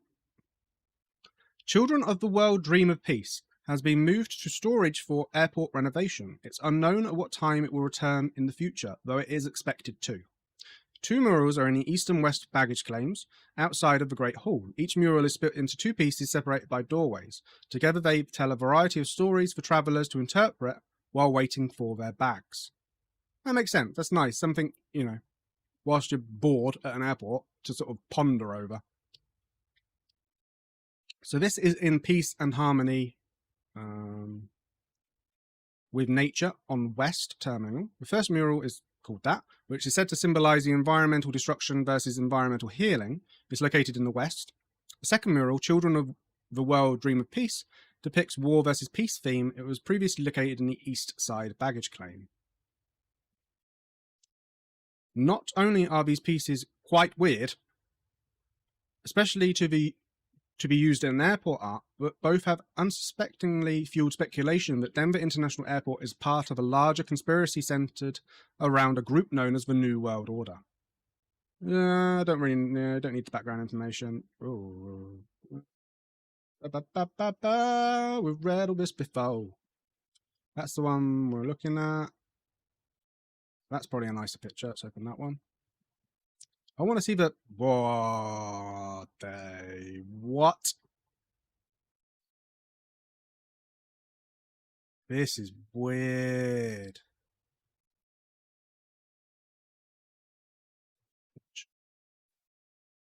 Weird. Right, let's have a look at these. Okay, that's a terrible picture. This one's slightly better. Okay, this one's nice. So this is the one that's still there. Okay, you got whales. You got bits of Colorado. You got the animals. You got all the different types of people, including Scottish people. And okay, I think this is meant to be people from all around the world, not just from Colorado. Okay, that's not that. It's a bit weird, and I can see why they might. Yeah, you can see why people would wonder why, can't you? But compared to this, you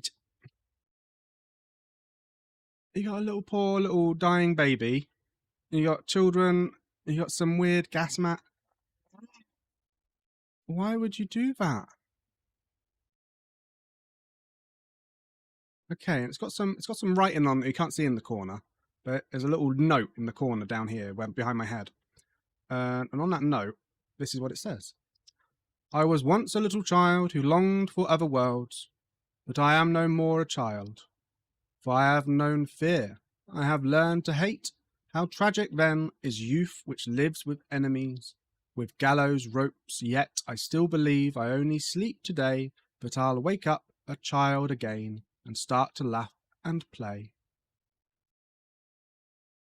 Ugh. And then there's a second part to it,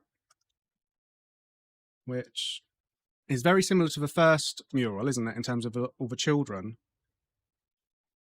They're breaking the sword, and they're wrapping the swords in flags.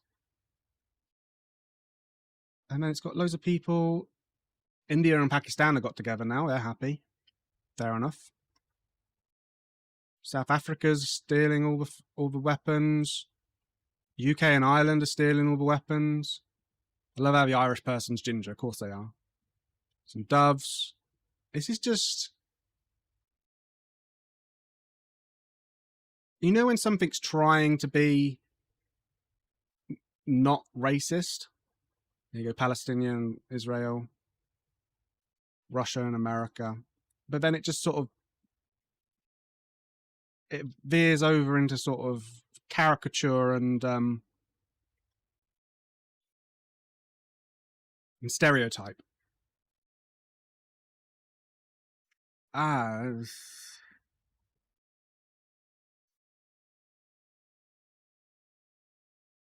Okay, so we've got another article from the Telegraph. Let's see if our little trick works with the Wayback Machine. Was it this one? Cool.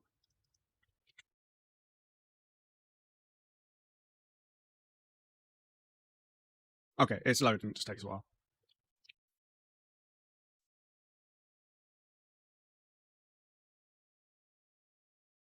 There we go.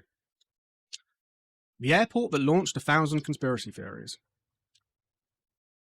No airport in the world has been the subject of such persistent conspiracy theories as Denver International, which celebrates its 20th birthday today. This is from 2015.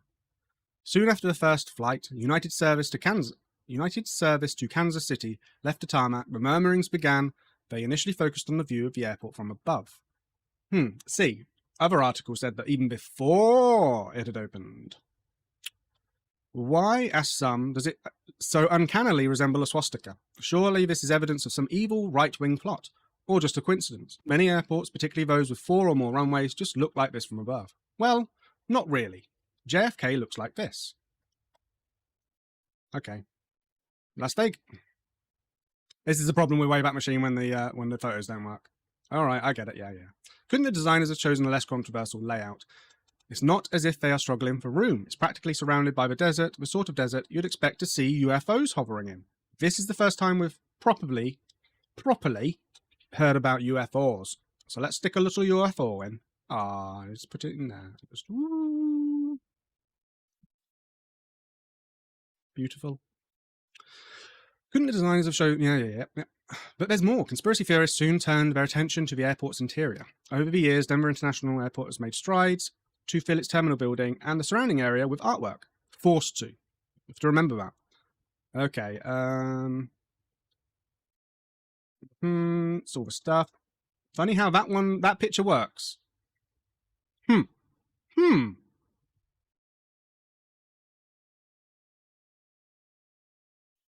So what is the true purpose of Denver International Airport, if not to usher in travelers to the state of Colorado? Some conspiracy theorists would claim it is a giant military base, or even a concentration camp, just waiting to be used to assist the enslavement of the American people. They point to the high cost of the airport, $4.8 billion. That's nearly $2 billion over budget. Never mind that Hong Kong International Airport, completed just 3 years later, cost $20 billion. Or that Dubai International Airport earmarked $82 billion for expansion back in 2007. Okay, so the cost isn't necessarily a bad thing. They point to the amount of land used, more than any other US airport. But King Fahd International Airport, which I think is in Saudi Arabia, maybe? Let's just double check that.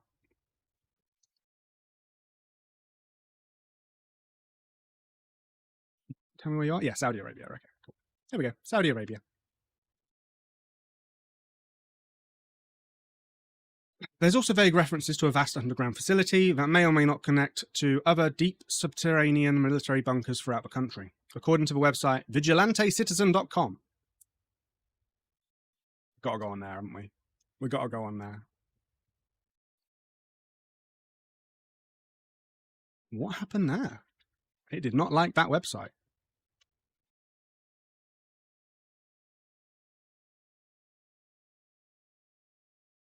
Okay. It's just an advert.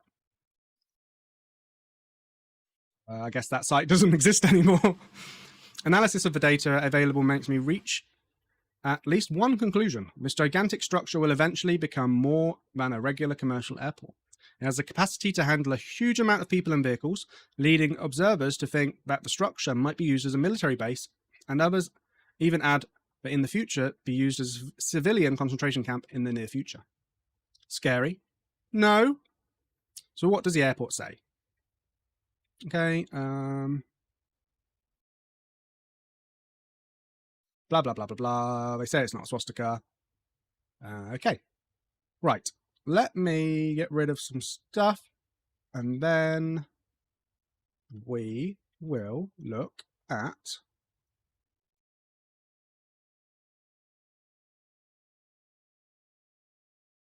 right, we've got a couple more to look at. Let's have a look at the definitive guide to Denver International Airport's biggest conspiracy theories. A fake skull on display in the Conspiracy Theories Uncovered gallery at Denver International Airport. Okay, so Yep, the gargoyle, but they did it on purpose. Secret societies, we've been to that one, the Freemasons. Artistic clues to the apocalypse, yep. Underground bunkers and aliens. The theory, hidden beneath the airport's underground baggage transport tunnels is a secret bunker or series of bunkers designed to house billionaires and global political elite in the event of an apocalypse. Lizard people, aka reptoids, and or evidence of aliens are also thought to be lurking down there. That seems like a bit of a stretch. So, the history. Contractors who originally worked on the airport, which went over budget and opened 16 months behind schedule, reportedly saw evidence of bunker entrances and unexplained tunnels. A multi-million-dollar automated baggage system failed to work as designed, fueling doubts about the intent and scale of the construction. An alien drawing has appeared on the walls, and blurry footage of lizard people has appeared on conspiracy websites. Okay. Nazi runways, remote locations. Conclusion. Oh, okay, so there was only a few. There really wasn't many. Fair enough. Right, let's see what Denver International Airport has to say about itself. You may or may not have heard, Den's got some secrets. Since the airport's opening in 1995, there have been many endless rumours and theories people say our underground tunnels lead to secret meeting facilities for the world's elite. Our Blue Horse is thought to be cursed. Some people we are connected to the New World Order and the Freemasons. Some people even say that we are home to a colony of lizard people. I feel like they're bringing that on themselves.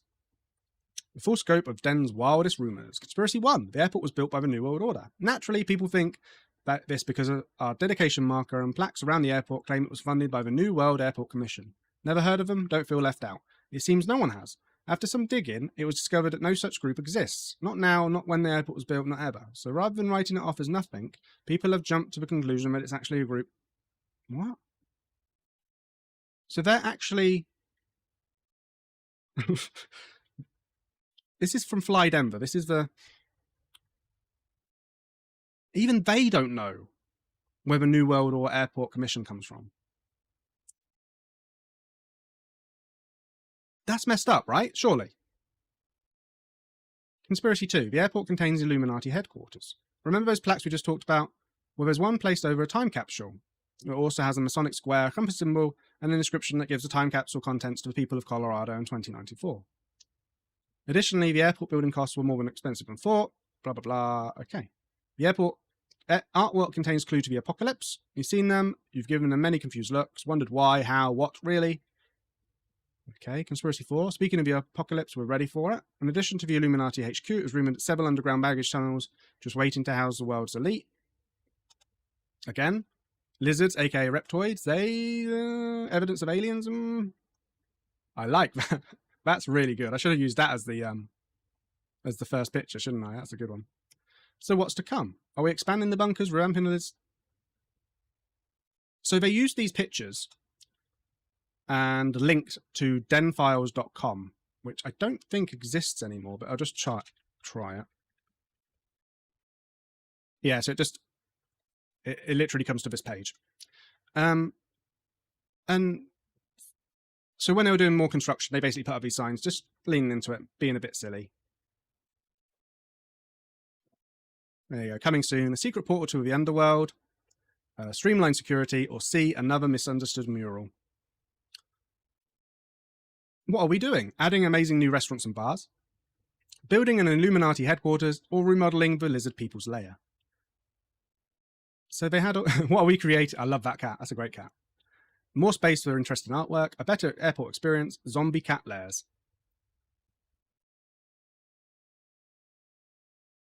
Okay, so if you're going to set up a website to talk about the conspiracies that your organization has, surely you would go into a little bit more detail rather than just list the conspiracies, and especially admit that they have no idea who these people are either.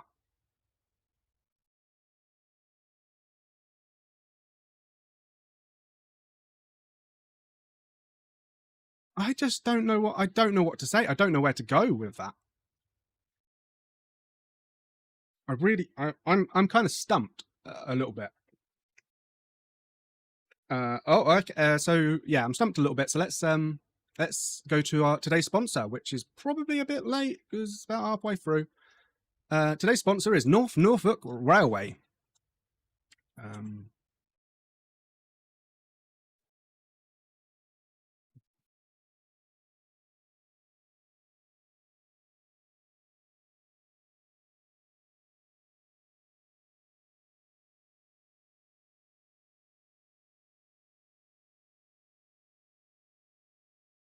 North Norfolk Railway, formed to build a line between the two towns in its name.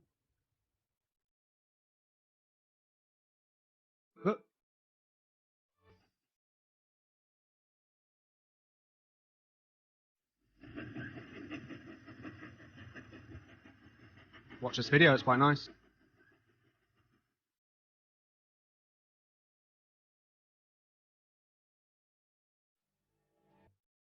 Yeah, I'm going to mute that just in case it's copyright. Okay, so let's you're going to stop. Let's go back to this one, and let's bring back our Canva. So, like I said at the top of the show, the fact that it's the biggest, the fact that it's new, it's going to have people talking about it no matter what. Then you put in weird artwork that's just a bit odd. Then you make the layout of the runways look like a swastika. You have hidden, like, all of these, you can see why the conspiracy exists. Whether or not it's an actual true conspiracy and there is something being covered up, I'm starting to get off the fence into the no field. But that weird, there's some weirdness there with the, I feel like we can get rid of the Nazis. The underground bunkers, there's probably space underground, unused rooms and stuff, doubt it. That doesn't feel like it. Anubis, Egyptians had nothing to do with it. That gargoyle was a great joke. New World Order, no. But this, it feels like that. Like there are the people who built it have some kind of weird connection, and the Freemasons, most likely the Freemasons, not the Illuminati or the New World Order, have some kind of connection with the Denver airport. And what that connection is and why, I have no idea. Maybe it's just to siphon off that 1% into weird sculptures and art so that they can give their friends money. Who knows? I don't know. Allegedly. Allegedly. Right. As always, conspiracies can be a little bit heavy. This one wasn't. This one was a joy. Very weird. But we've definitely reached the limit of what I can learn today. My head is just, it's very odd. This is a really odd one. But I always like to end on something a little bit lighthearted, and I think I might have flipped this round a little bit. Where and you might have noticed it earlier, where the conspiracy is lighthearted, and then the weird little Wikipedia thing is less so. So this is exploding head syndrome, and this is an odd one. Exploding head syndrome, EHS, is an abnormal sensory perception during sleep in which a person experiences unreal noises that are loud and of short duration when falling asleep or waking up. The noise may be frightening, typically occurs only occasionally, and is not a serious health concern. People may also experience a flash of light. Pain is typically absent. Despite the name, the affected head does not actually explode.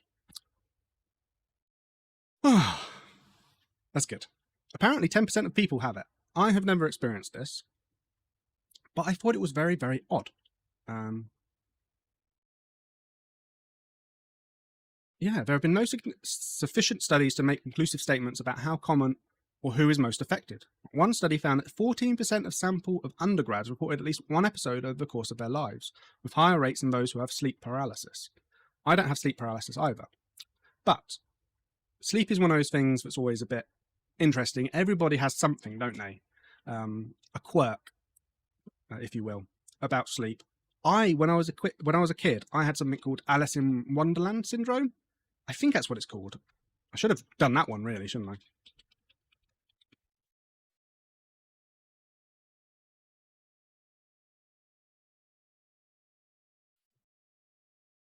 No. I only had it briefly. Also known as Todd syndrome, is a neuropsychological condition that causes distortion of perception. People may experience distortions in visual perception of objects, such as appearing smaller or larger, or appearing closer or farther away. So what I would have, and I used to get really bad headaches, and maybe that's linked, when I was falling asleep, I would feel, and not necessarily see, but I would feel as if I was really, really small. Or I would feel like I was really, really big. And it sounds really silly. But yeah, it's basically just a visual distortion.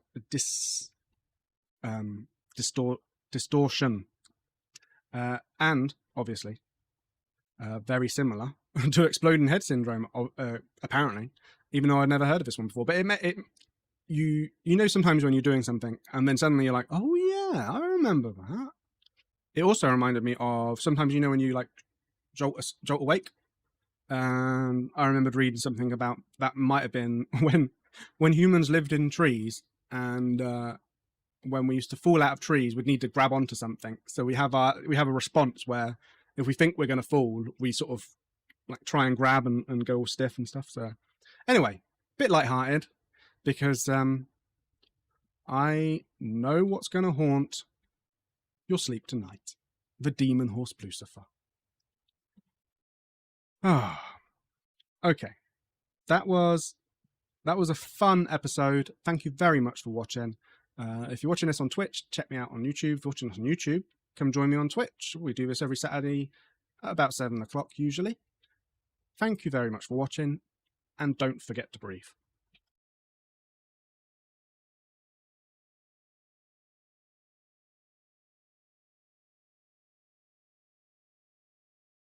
Hi, my name is Alex Witney, and this is Conspiracy 101. Today, we're looking at Atlantis.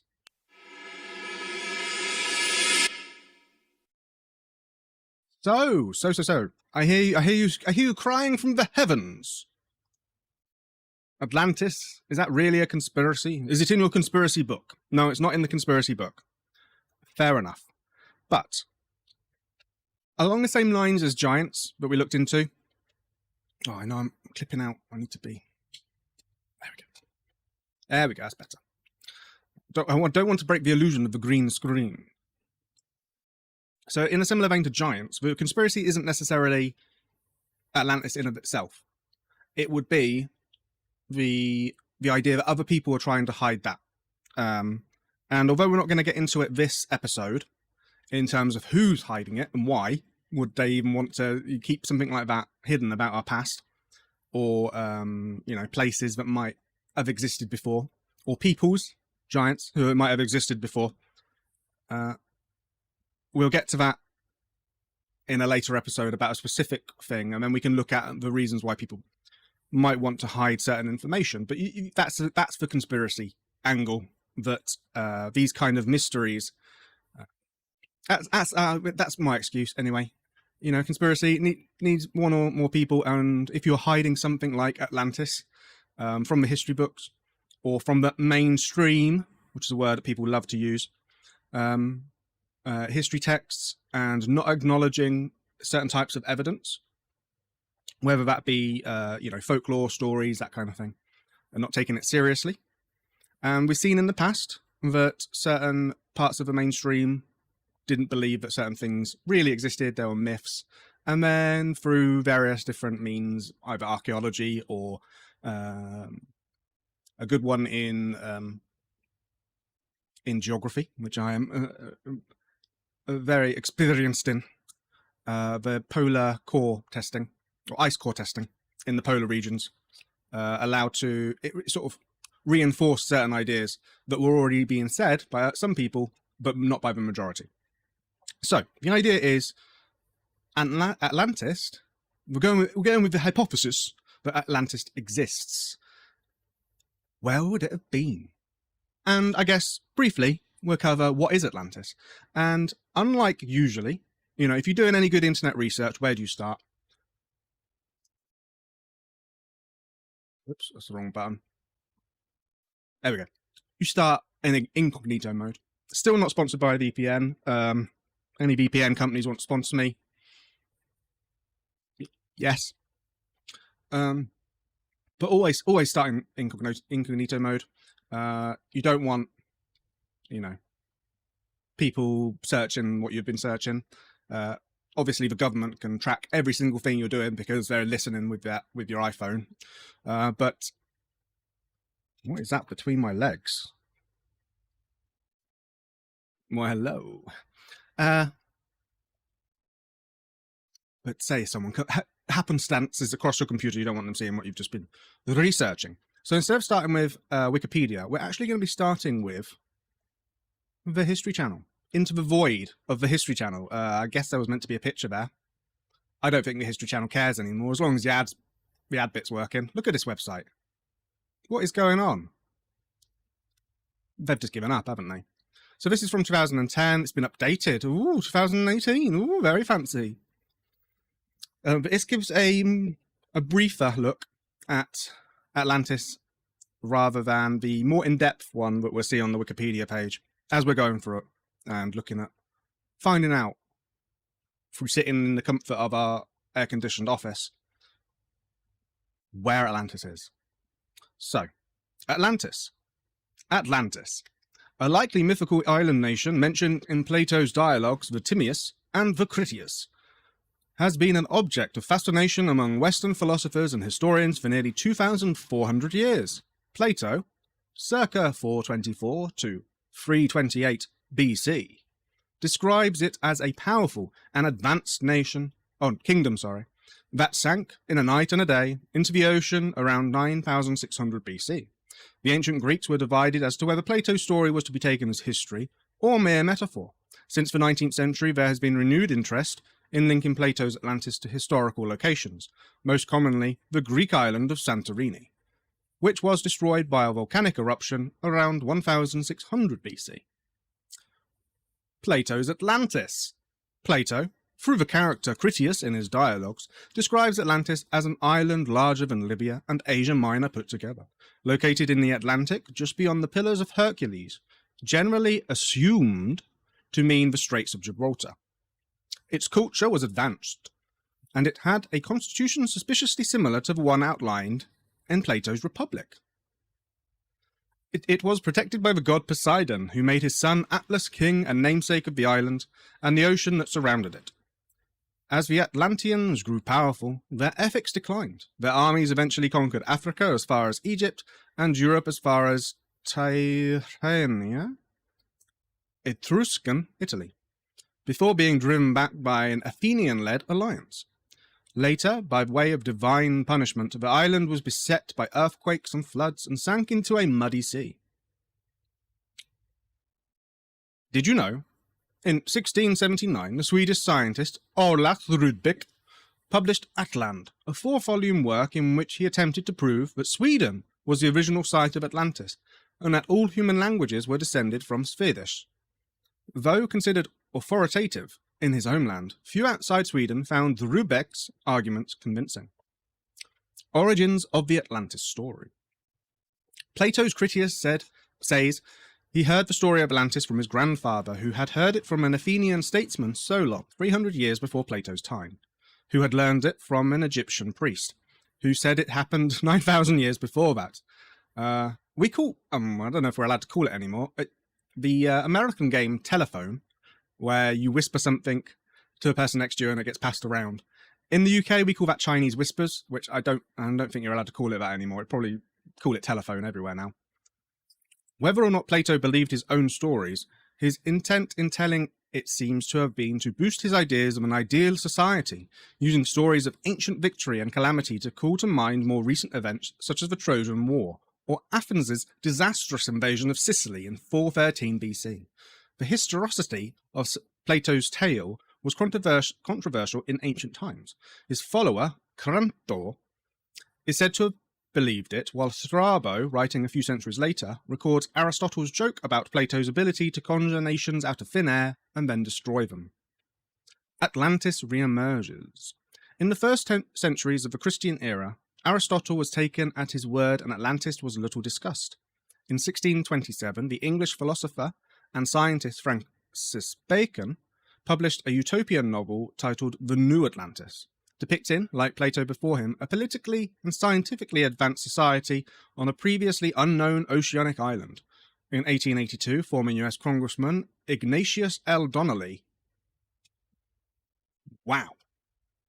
That's a name I can trust.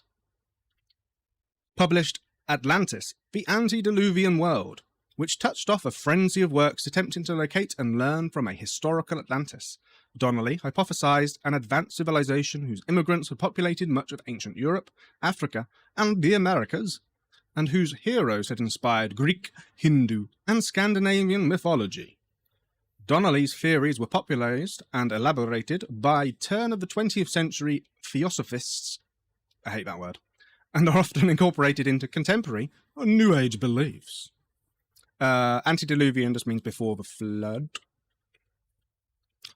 From time to time, archaeologists and historians locate evidence: a swampy, prehistoric city in coastal Spain, a suspicious undersea rock formation in the Bahamas that might be a source of the Atlantis story. Of these, the site with the widest acceptance is the Greek island of Santorini, ancient Terra, a half-submerged caldera created by a massive second millennium BC volcanic eruption whose tsunami may have hastened the collapse of the Minoan civilization on Crete. And there we go. Author, History.com editors. Brilliant. Beautiful. So that's a really nice, very concise background to Atlantis. So let's move on to where we usually start. The Wikipedia. So we will skim through this slightly, but definitely look at the pictures and the maps because they're usually the best bit. Atlantis, Island of Atlas, is a fictional, what? Right. All right, guys. All right. First things first. We don't know that.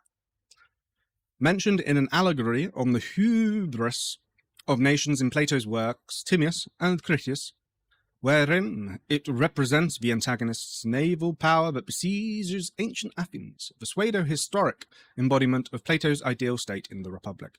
In the story, Athens repels the Atlantean attack, unlike any other nation of the known world, supposedly bearing witness to the superiority of Plato's concept of the state. The story concludes with Atlanteans falling out of favour with the deities and submerging into the Atlantic Ocean. So this is Athanaeus Kircher's map of Atlantis, placing it in the middle of the Atlantic Ocean from Mundus Subterraneus, 1669, published in Amsterdam. The map is orientated with the south at the top, so the Americas are on the right. And that's kind of the how Plato describes Atlantis. Past the Straits of Gibraltar, which would be just here, where the Pillars of Hercules, which I think was one of the Seven Wonders, was meant to stand. And it was meant to be huge. Asia Minor wasn't Asia as we know it now. It's kind of like Turkey, that area. But if you add Turkey and Libya, which was North Africa, together, that's still a massive amount of land. And that island seems to, yeah, that makes sense. Despite its minor importance in Plato's work, the Atlantis story has had a considerable impact on literature. So he didn't really finish it, Plato. It's not like he died or anything, but it sort of just comes to an abrupt stop, the story about Atlantis. So he obviously didn't think much of it. The allegorical aspect of Atlantis was taken up in utopian works of several Renaissance writers such as Francis Bacon, New Atlantis, and Thomas More's Utopia. On the other hand, 19th century amateur scholars misinterpreted Plato's narrative as historical tradition, most famously Ignatius L. Donnelly in his Atlantis, the Antediluvian World. So that's a really interesting point, isn't it? So this is obviously, Wikipedia is very what the majority say, and always will be. That's kind of the point of it. So the fact that they've written that as that, the allegorical aspect of Atlantis was taken up, on the other hand, 19th century amateur scholars misinterpreted it. So basically what they're saying is that Plato didn't use something that actually happened as the basis of his story, because it is a story, and then added allegories on top of it in order to make a point about where he was at the moment. It's similar to, in my mind, Dante and his Paradiso and all those. What's the famous one called? Hell. Is it called Hell? Am I just being really dumb? What is it? What is Dante's Inferno? That's what it's called. Oh. Yeah, so it's Inferno, Purgatorio, and Paradiso. I'm remembering the last one, but not the first one. In that it's using something that is already there. You know, the Christian idea of hell, purgatory, and paradise, embellishing them a lot, but using them as a way of sort of criticizing what's going on around him at that moment. And I feel like Plato, from what I've read about him and his actual works, it does seem like that as well. Like he's using something that was already known. Now, what's strange is the way he sort of goes, well, it was told from this person to this person to this person. And it all goes back to the Egyptians. Now, the Egyptians obviously had a lot of knowledge. Whether or not Atlantis was an actual real place or an amalgamation of lots of different ideas of something that did actually happen, in the same way that the Great Flood is not just seen in the Bible, but also seen in Sumerian works and in lots of other works, you know, a great deluge that engulfed the world. Those kind of things have been proven to have happened, and there is obviously some kind of social memory of that being passed down the generations that then gets picked up by literature. So I think the way we need to approach this is that Atlantis is real, something did happen to somewhere, and that has been either read by Plato or explained to Plato by someone else, and he's written it as an allegory. You know, you get where I'm coming from, don't you? While present day, right? So okay, an alleged location of Atlantis beyond the Pillars of Hercules gave rise to much pseudo-scientific speculation. As a consequence, Atlantis has become a byword for any and all supposed advanced prehistoric lost civilizations and continues to inspire contemporary fiction from comic books to films. I don't think it's that much of a byword. Maybe it used to be, but I think people have I have an idea of what Atlantis is. While present-day philologists and classicists agree on the story's fictional character, there is still debate on what served as its inspiration. Plato is known to have freely borrowed some of these allegories and metaphors from older traditions, as he did, for instance, with the story of Gyges. This led a number of scholars to investigate possible inspirations of Atlantis from Egyptian records of the Terra eruption, which is Santorini, the Sea People's invasion. Sea Peoples are really interesting. I don't know if we're getting into much of them now, or the Trojan War. Again, all of those things could have quite easily been described by someone, you know, of Plato's time, and lost to records for us, without any evidence that we've found. So it's interesting that maybe Atlantis will get found, and the different things that were described by Plato will see fruition. Others have rejected this chain of tradition as implausible, and insist Plato created an entirely fictional account, drawing loose inspiration from the contemporary events, such as the failed Athenian invasion of Sicily and the destruction of Helike in 373. So let's have a brief look at Helike. It's an ancient Greece polis. It's a polis! That was submerged by a tsunami in the winter of 373 BC. It was located in the regional unit of Achaia, northern Peloponnese, 2 kilometers, 12 stadia from the Corinthian Gulf, and near the city of Bura. I wonder if I've been anywhere near there. I have, in my youth, been through the Corinth Canal and sailed around these islands here. A coin from Helike. Very interesting. During the winter summer, intense columns of flame appeared, and 5 days previously all animals, vermin fled the city. That's never a good sign when you see the birds and crap just get out of there. So yeah, it sounds like there was an underwater volcano and then they all got flooded. Very interesting.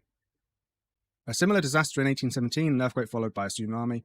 Oh, it was an earthquake, not a volcano, but earthquakes and volcanoes are sometimes linked. Occurred on the same spot, so it might have been a volcano. That's the point I'm making. Was preceded by a sudden explosion that produced a battery of cannon. Like that produced by a battery of cannon. Who writes like that? The aftershock was said to have lasted 1.5 minutes, during which the sea rose at the mouth of the Salinius River and extended blah, blah, blah, blah, blah. Yeah, blah, blah, blah, blah, blah. Okay, quite a few people died. Oh, that's sad. But yeah, it looks like an entire city has been wiped out, and that was during Plato's time, his knowledge. Let's quickly just look at the Sea Peoples, because they're really interesting. The Sea Peoples are a purported seafaring confederation that attacked ancient Egypt and other regions in the East Mediterranean prior to and during the Late Bronze Age collapse. Following the creation of the concept in the 19th century, the Sea Peoples' incursions became one of the most famous chapters of Egyptian history, given its connection with, in the words of Wilhelm Max Müller, the most important question in ethnography and the primitive history of classic nations. So these were people who would just go around the Mediterranean, kind of just pillaging, kind of like pirates, but they there's little evidence of like who they actually were. So the Sea Peoples remain unidentified in the eyes of most modern scholars, and hypotheses regarding the origin of various groups are the source of much speculation. Existing theories variously propose, equating them with several Aegean tribes, the raiders from Central Europe, scattered soldiers who turned to piracy or became refugees, and links with natural disasters such as earthquakes or climatic shifts. Really, yeah, it's really odd. Yeah, really odd. Very interesting, but probably not a conspiracy type episode. So, Timaeus, the dialogue. Should we read some Plato? I don't think Timaeus is the best one to read. So the only primary sources for Atlantis are Plato's dialogues, Timaeus and Critias. All other mentions of the island are based on them. So it all goes back to Plato. The dialogues claim to quote Solon, which was his granddaddy. Was it his granddaddy? Or was it just someone he really liked? I can't remember. Statesman, who was an answer? Oh, 6 generations removed. Okay, fair enough. Not as great, great. Who visited Egypt between 590 and 580. They state that he translated Egyptian records of Atlantis, written in 360 BC. Plato introduced Atlantis in the Timaeus. So let's read this brief introduction. Have a little drink and take a moment to really channel Plato and his voice. No, that's not right. For it is related in our records how once upon a time your state stayed the course of a mighty host, which, starting from a distant point in the Atlantic Ocean, was insolently advancing to attack the whole of Europe and Asia to boot. It's a strange translation. For the ocean there was at that time navigable. For in front of the mouth, which you Greeks call, as you say, the pillars of Heracles, there lay an island which was larger than Libya and Asia together, and it was possible for the travellers of that time to cross it to the other islands, and from the islands to the whole of the continent over against them, which encompasses that veritable ocean. For all that we have here lying within the mouth of which we speak is evidently a haven having a narrow entrance, but yonder is a real ocean, and the land surrounding it may most rightly be called, in the fullest and truest sense, a continent. Now in this island of Atlantis there existed a confederation of kings, of great and marvellous power, which held sway over all of the island, and over many other islands also, and parts of the continent. So, gets a bit more expanded in the Critias. According to Critias, the Hellenic, just means Greek, deities of old divided the land so that each deity might have their own lot. Poseidon was appropriately, and to his liking, bequeathed the island of Atlantis. The island was larger than ancient Libya and ancient Asia Minor combined, but it was later sunk by an earthquake and became impassable as a mud shoal. Yeah, so it was meant to be, you couldn't get to it, or the wreckage, because it was really muddy. Like, you couldn't travel to it, which is really interesting way of describing it. There's a war, pillars, yep. Some ancient writers viewed Atlantis as fictional or metaphorical myth. Others believed it to be real. Aristotle, Chipotle, believed that Plato, his teacher, had invented the island to teach philosophy. The philosopher Crantor, a student of Plato's student Xenocrates, is cited often as an example of a writer who thought the story to be a historical fact. His work, a commentary on Timaeus, is lost, but Proclus, a Neoplatonist of the 5th century AD, reports on it. I love how so many things lost. Which way is it? It's that way. Okay. I love how so many things have been lost to. Just gonna go off the record here. I love how so many things have been lost to time, and all we have are the diss tracks usually of people rebuting them or saying, you know, this is right. You could read it. You could read this, and it'll tell you I'm telling the truth. Or it's this is so wrong. Just read this. Look at this. It is stupid. This is. His work, a commentary on Timaeus Loslio again. The passage in question has been represented in modern literature either as claiming that Crantor visited Egypt and had conversation with priests and saw hieroglyphics confirming the story, or as claiming he had learned about them from other visitors to Egypt. Proclus wrote, "As for the story of this account of the Atlanteans, some say that it is an adorned history, such as Crantor, the first commentator on Plato. Crantor also says that Plato's contemporaries used to criticize him jokingly for not being the inventor of his republic, but copying the institutions of the Egyptians. Plato took these critics seriously enough to assign to the Egyptians the story about the Athenians and the Atlanteans, so as to make them say that the Athenians really once lived according to that system." Right, let's have a quick look at this picture, see if it's a good one. So this is a really interesting picture of what it used to be back in the day before we had telephones and the internet. This is what the world looked like, and you can totally see why Celts. You can totally see why people thought they were just surrounded by ocean, because they kind of were surrounded by ocean. The Atlantic was massive, and then you got the Straits of Gibraltar here, and then you got Italy, Greece, Turkey, you got North Africa, and then Spain and France, but nobody cares about them. So Libya, aka North Africa, and Asia Minor, aka sort of Turkey and this sort of bit, would have been huge. You're describing a massive settlement when Plato was describing it.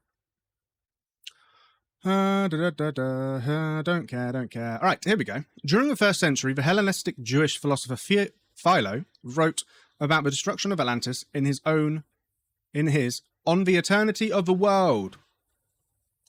I don't know what, 141.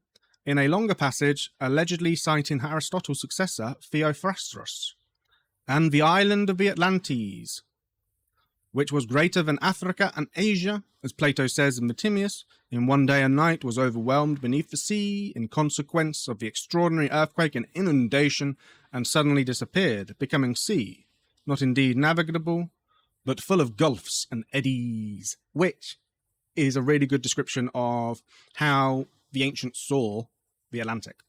Do you think a certain part of the Atlantic, you got the doldrums where you just can't, there's no wind.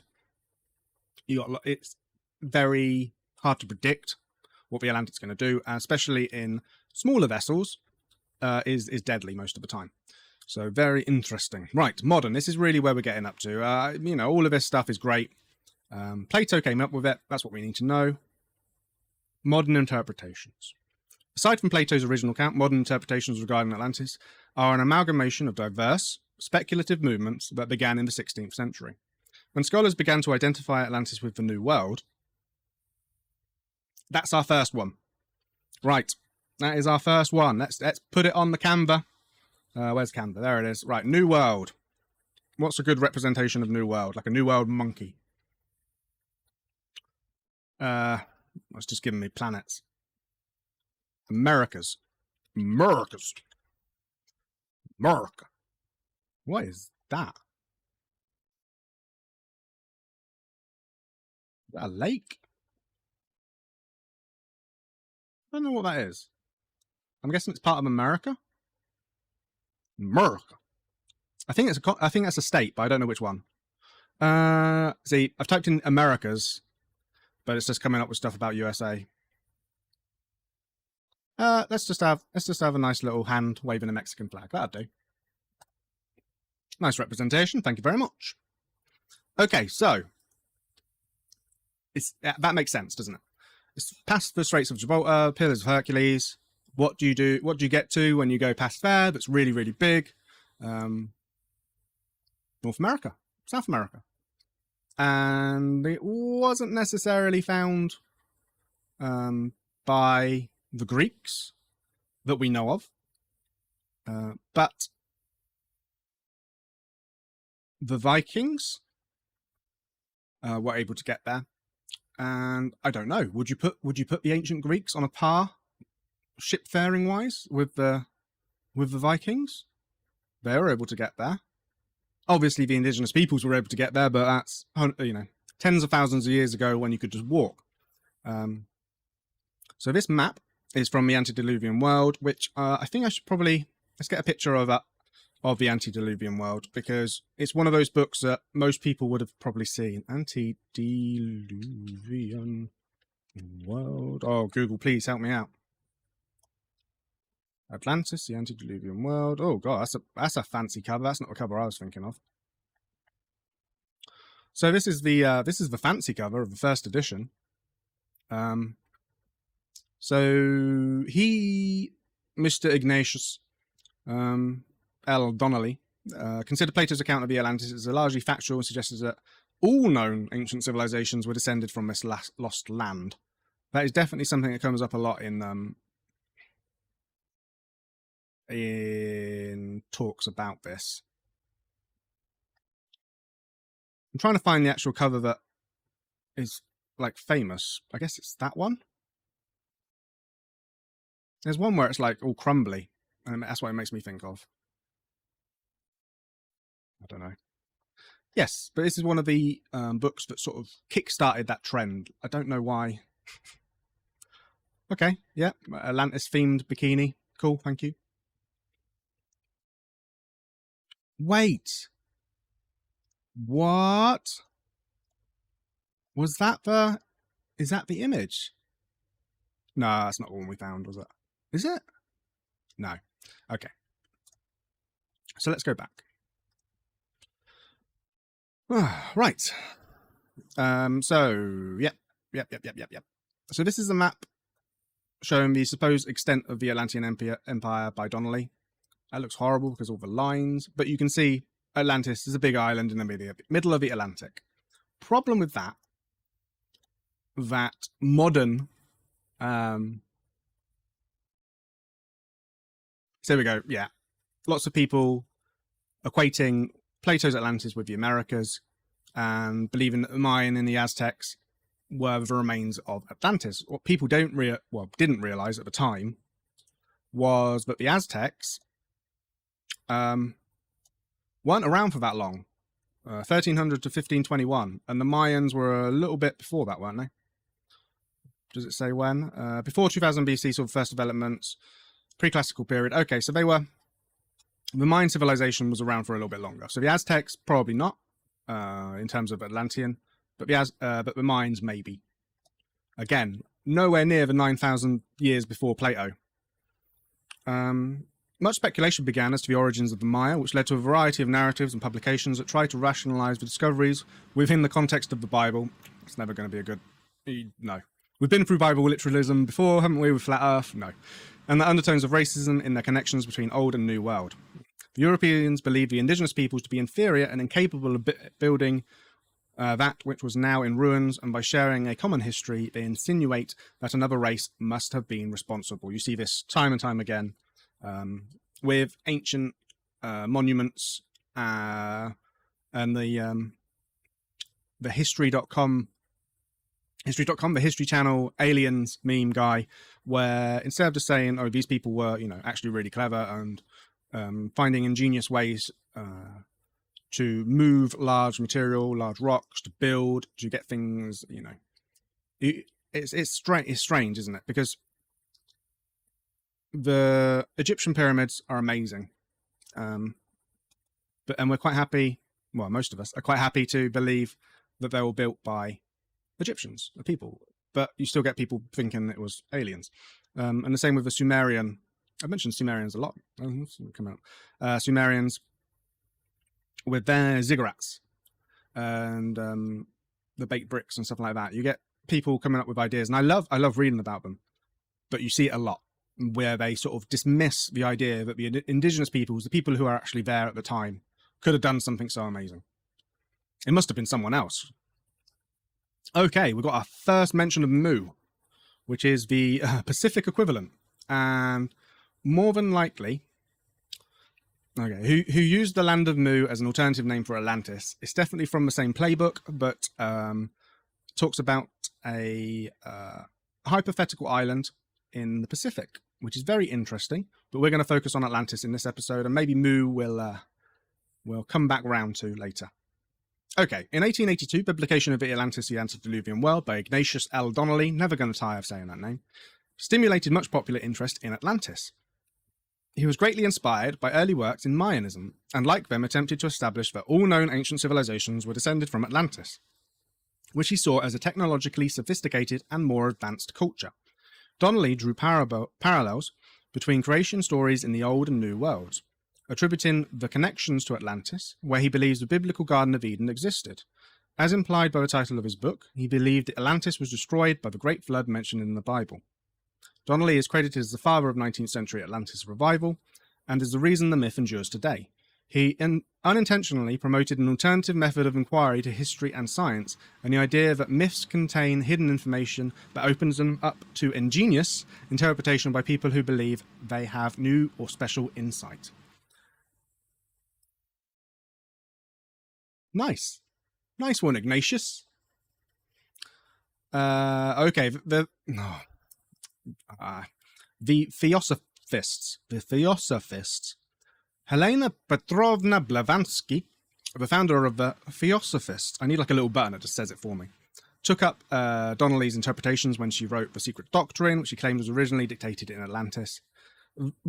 You go from Plato writing his books to the early sort of people rebuting it and saying it might have been real, it might not have been real, we're not really sure. And then you get this modern revival where just one person's come along and gone, this is where everyone came from, see?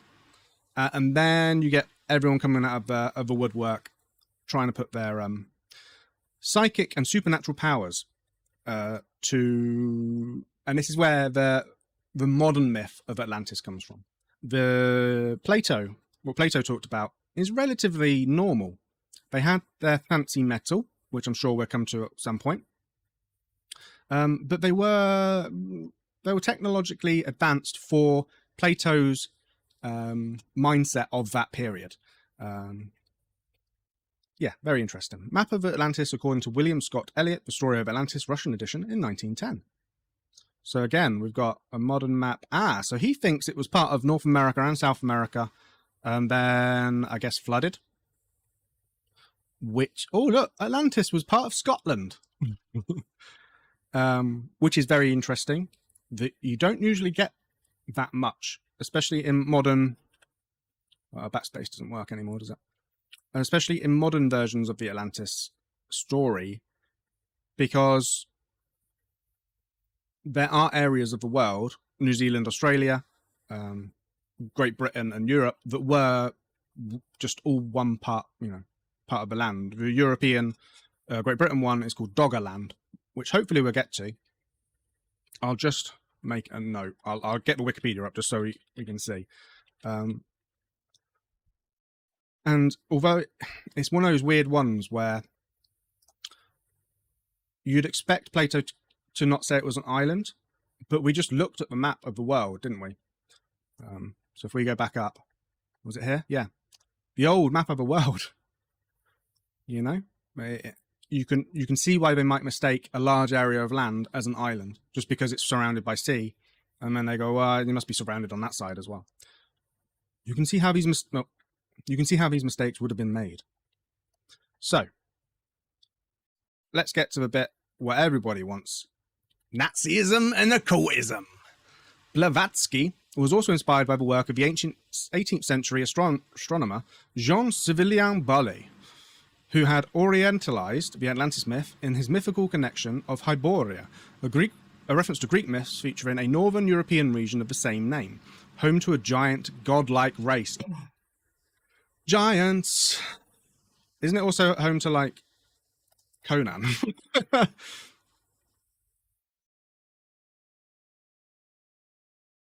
Yeah. A nation in the fictional world of Conan the Barbarian. Beautiful. Okay, so mythical people who lived in the far north part known of the known world. Arctic continent for Mercator map. Nice. And here's a projection named after him. 1595. Beautiful. I do love me an old map. Look at that. Oh. Polus Arcticus. Iceland. That's cool. So yeah, again, another one like Mu, where maybe at some point that might be a good one to go back to. So the problem with that though is then you introduce a reference to the Greek myths featuring Northern European region of the same name, home to a giant godlike race. A godlike race. We're in Nazism and occultism. I think you can see where this is going. Dan Edelstein claims that her reshaping of his theory in The Secret Doctrine provided the Nazis with a mythological precedent and pretext for an ideological platform and their subsequent genocide. I don't think it's just her, but there are a lot of different texts and really bad science that was done in this era, very racist science that was done in this era, that made the idea of a certain godlike race believable, and it was obviously taken by the Nazi Party to put forward certain ideas that were clearly wrong. At least in our modern interpretation, looking back on it, you can see that things are, But the idea that the Nazis were looking for Atlantis or Atlantean records or the esoteric stuff, it comes up all the time, doesn't it? And there are video games, even Indiana Jones, one of the video games is based on Atlantis and the idea that the Nazis are after it in some shape or form. Edgar Casey, I'm sure we'll come up to him at some point. The Sleeping Savant. Is it Sleeping Savant? Was that what he's called? What was his nickname? Show me his nickname. The Sleeping Prophet. There it is. So, Edgar Casey spoke frequently of Atlantis. During his life readings, he claimed that many of his subjects were reincarnations of people who had lived there. So, we'll see. Recent times. So, you've got all these far-flung theories, often equating really bad sort of anthropology and science, not really understanding how the world works. Plate tectonics, which we're going to talk about in a bit, was not an accepted idea until relatively recently. The person who came up with it was laughed at. I can always forget his name.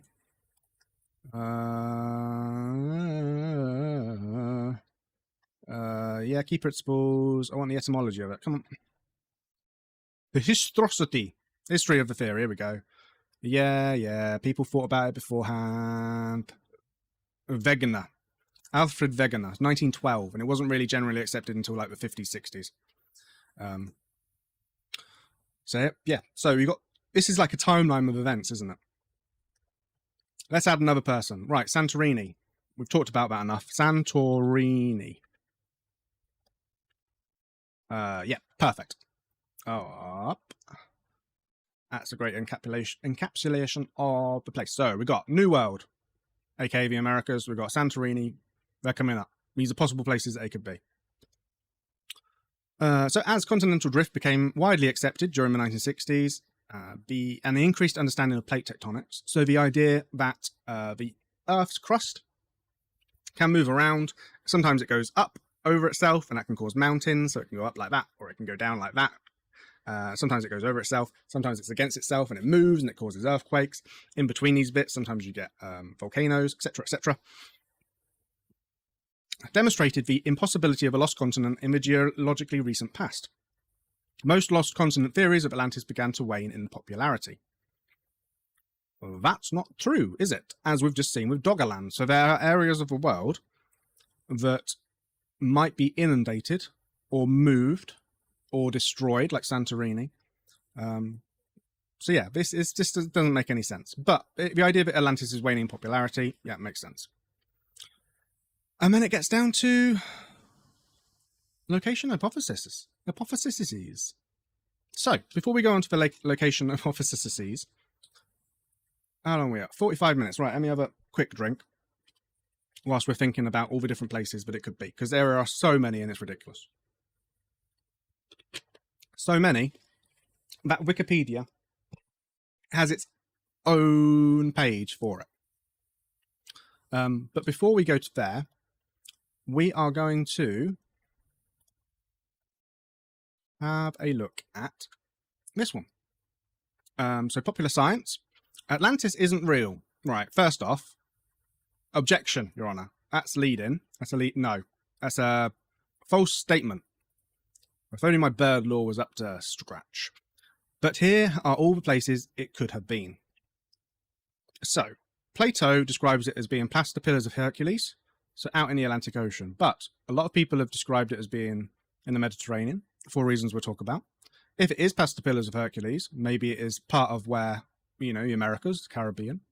But people have put it also all the way over here in the Pacific. For lots of different reasons. And they've also got a lot, you know, proper in the Mediterranean there. And also in the north. I've never heard of these ones, so that's interesting. Yeah. So, Plato first described the lost kingdom of Atlantis in 360 BC. He wrote of mountainous island crafted by Poseidon, filled with elephants and gold. That sounds like a nice island. But around 9,000 years prior, he claimed earthquakes and floods sank the city into the sea. He probably made the whole thing up. Still, that hasn't stopped Atlantologists from gathering evidence of its existence.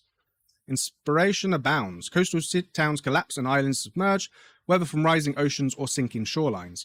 These lost lands offer a setting for theories on where the city may have once stood.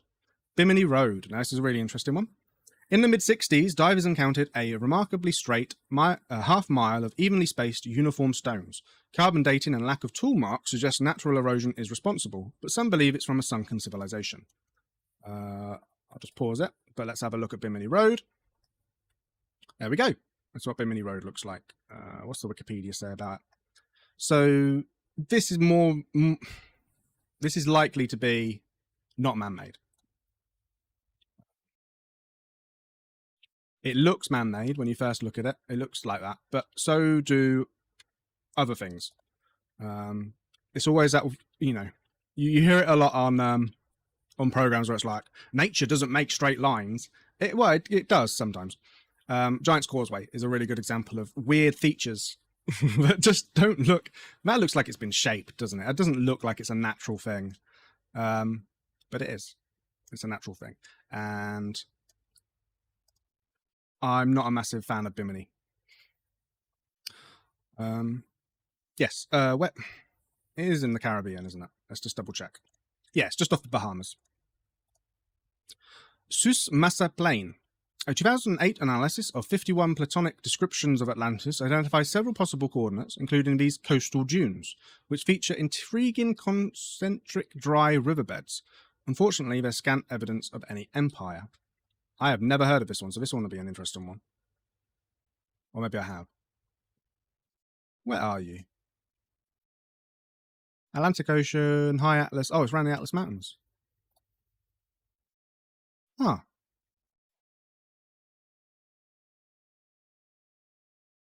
Yeah, it's Morocco. It's just off the coast of Morocco, so that's Atlantean. It's past the Pillars of Hercules.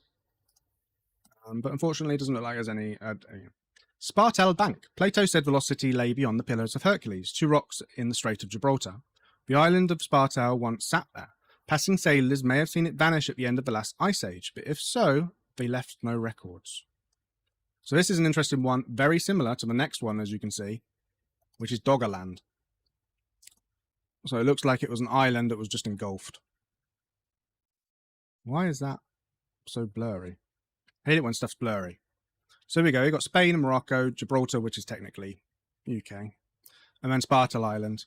That would make sense in terms of, yeah, that would really make sense, wouldn't it? Rising sea levels. People would have talked about it, known it was there. and then, you know, it's not there. They would have written about it, and maybe even talked about why they got rid of it. The sea preserves, water preserves a lot, but it also can hide a lot of evidence as well, so that'd be an interesting one.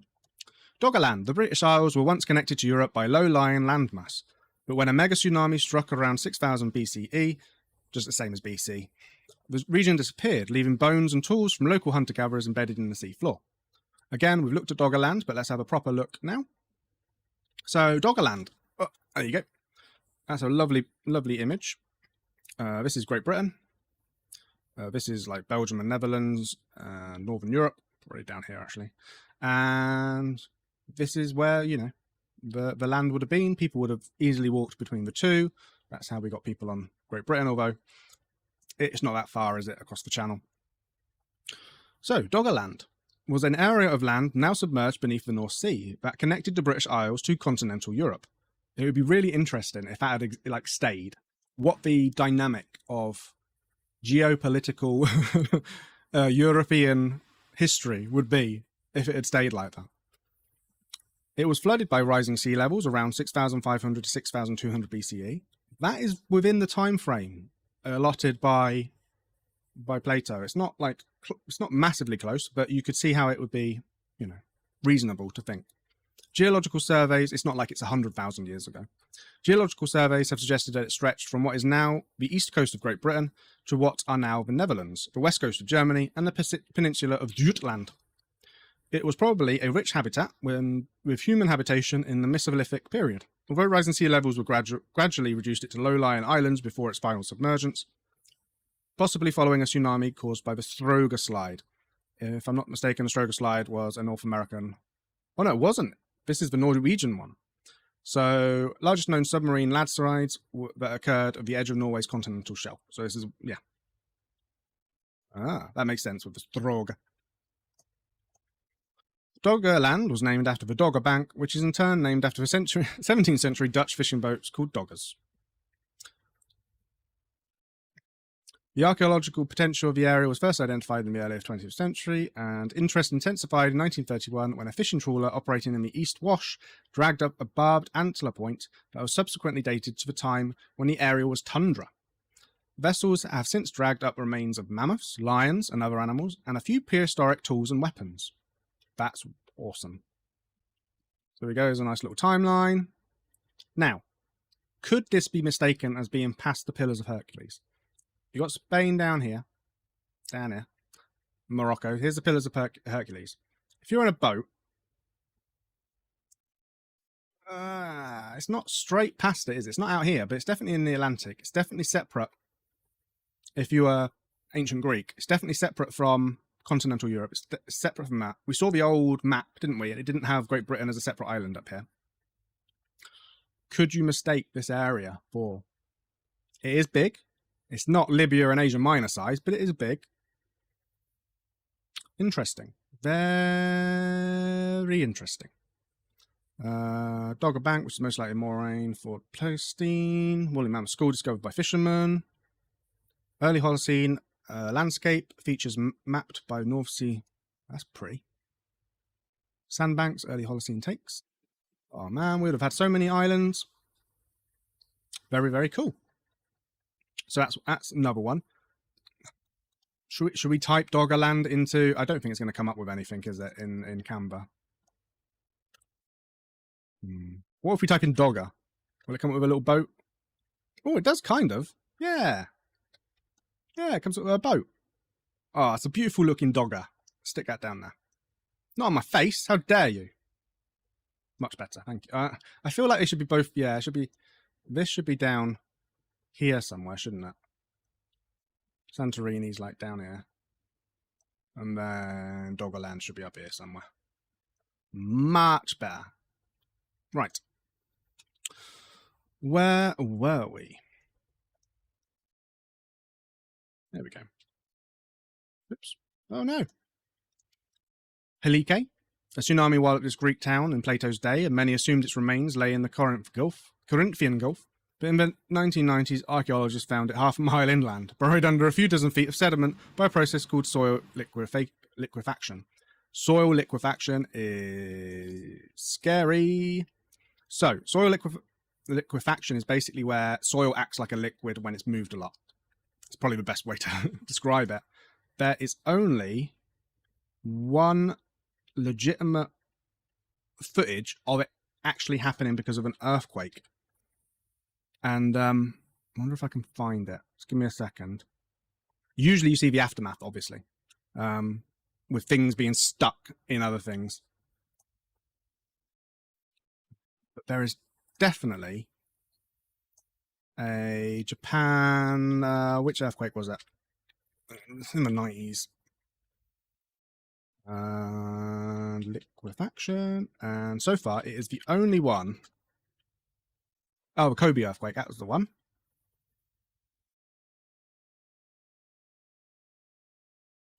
Let's type in Kobe liquefaction.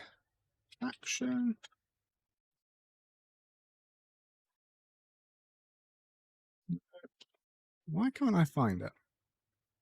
It's really grainy, horrible black and white footage from a from like an industrial site.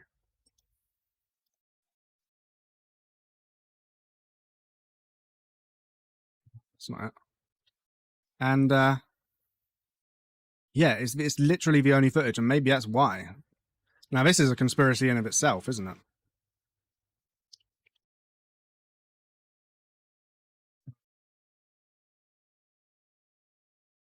I'm just typing soil.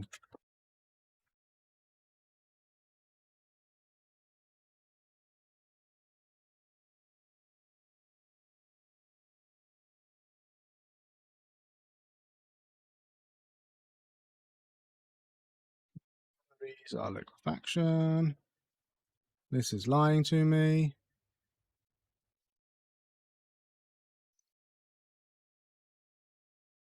I think I'm probably the only person who would actually find this interesting, so I'm going to stop looking. But if ever I find the original video of liquefaction happening,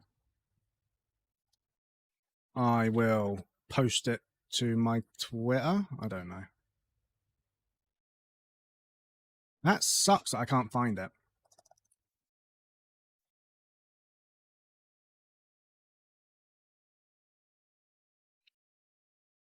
Because it basically messed up their port. So if I show you.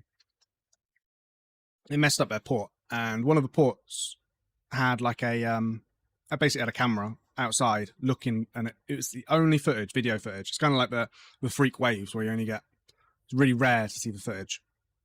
But for some reason, I cannot find it. Which is very frustrating.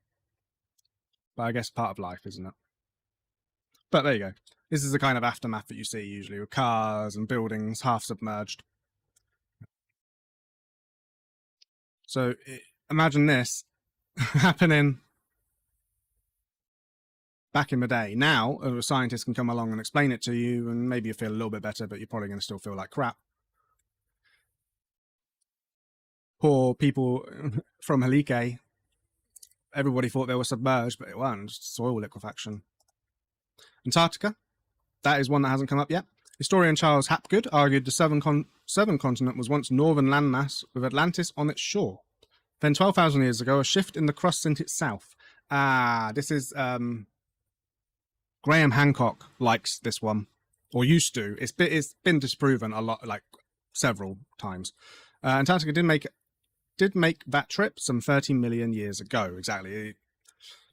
Plate tectonics takes a long time for places to move, and originally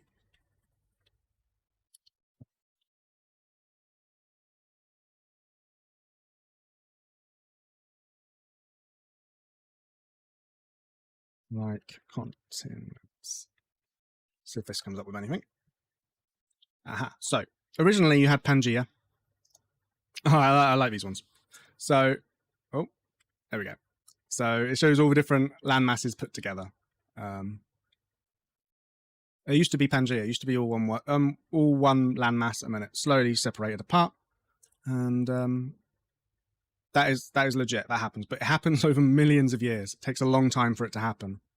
So this is another good example where it shows it sort of going apart. Oh, that's in the future. That's what might happen today.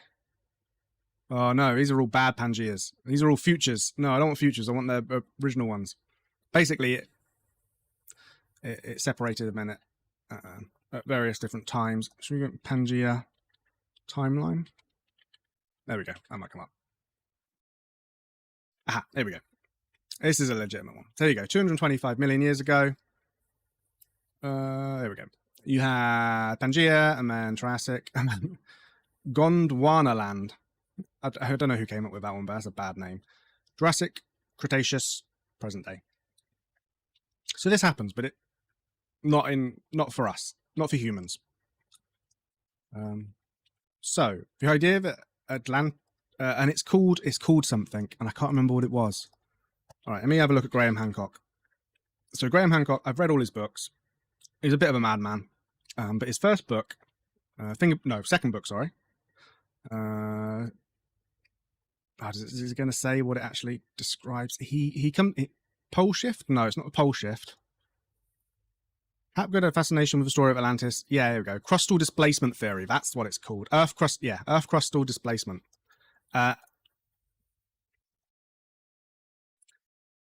So yeah, he was trying to use. It's weird. He's the idea that he's got, and what they do is very clever. Is they use legitimate things like plate tectonics, and vary them slightly, so that they sound legitimate, but they couldn't really happen. So his idea was that something happened that's similar to a cataclysmic pole shift, which has been proposed and may have happened, where the what's north becomes south and what's south becomes north,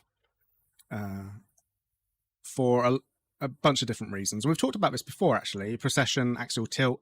The Earth's going around on its axis, but sometimes it kind of wobbles and sometimes it's a bit funky. Basically, yeah, the pole switch. And if that happened, could large areas of land move about? Yes. What would happen, though, is bad things would happen, basically, and not a lot would live. And it goes against a few of the ideas of plate tectonics. But I'm not going to get me down in there. It's a massive tangent.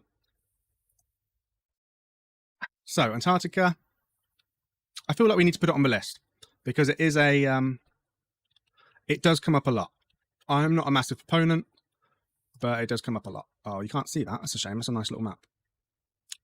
What is that? That's neat. Yeah, Antarctica. Put that down here. Right. So, no, wrong button. There we go. What? There we go. Marshall Islands. We have another Atlantis someday. Sea level rise threatens coastal communities. There we go. I always try and bring it back to something actually topical. Ugh. A network of atolls with the average elevation is just 6 feet. Without intervention, they're likely to be underwater by mid-century. Yes. Whether or not they would be underwater anyway without humans, more than likely sea levels do rise and fall. It's one of those things that happens. But yeah, they need help maybe. So that was a nice little taster. And I think this is a really good time for an ad break.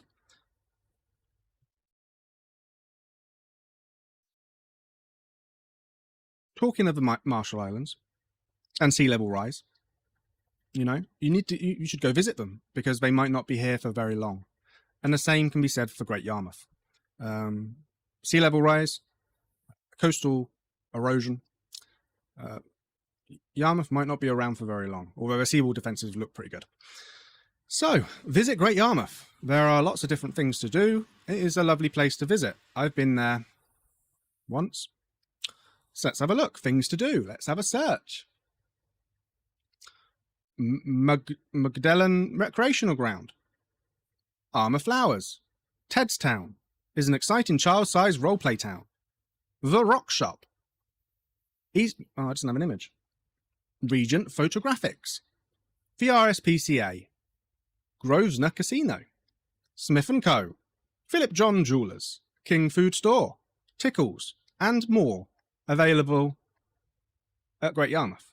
Visit greatyarmouth.co.uk for more information. Thank you. Now that that's done, let's have a look at the Location Hypotheses of Atlantis Wikipedia page. Oh, what is this? This is a 17th century artwork of Olaf Rudbeck, we've talked about him, dissecting the world and revealing the secret location of Atlantis, which he believed to be hidden in Sweden. He is surrounded by well-known figures of antiquity such as Plato, Aristotle, and Homer. Wow. I think that's the 17th century equivalent of, it's on the internet, so it must be true. It's on a wood carving, so it must be true. Okay. We have got a lot to go through. Look at all these ones just in the Mediterranean. Let's stay with the ones that have been mentioned so far and get a little bit of information, because I feel like if we go for every single one of these, we're going to be here all day. You could literally pick an island and go, this could be Atlantis. So, Santorini. The story of Atlantis has been argued to preserve cultural memory, said that word quite a few times, of the Terra. I need to look up, see if that is actually Terra. Minoan eruption. That's a nicer way of putting it. Of the Minoan eruption, which destroyed the town of Akoritri and affected some Minoan settlements on Crete. Recent arguments for Akoritri being Atlantis have been popularized on television shows such as the History Channel show Lost World episode Atlantis. History Channel, hire me. The Minoan eruption was a catastrophic volcanic eruption that devastated the Aegean island of Terra, also called Santorini, circa 1600 BC.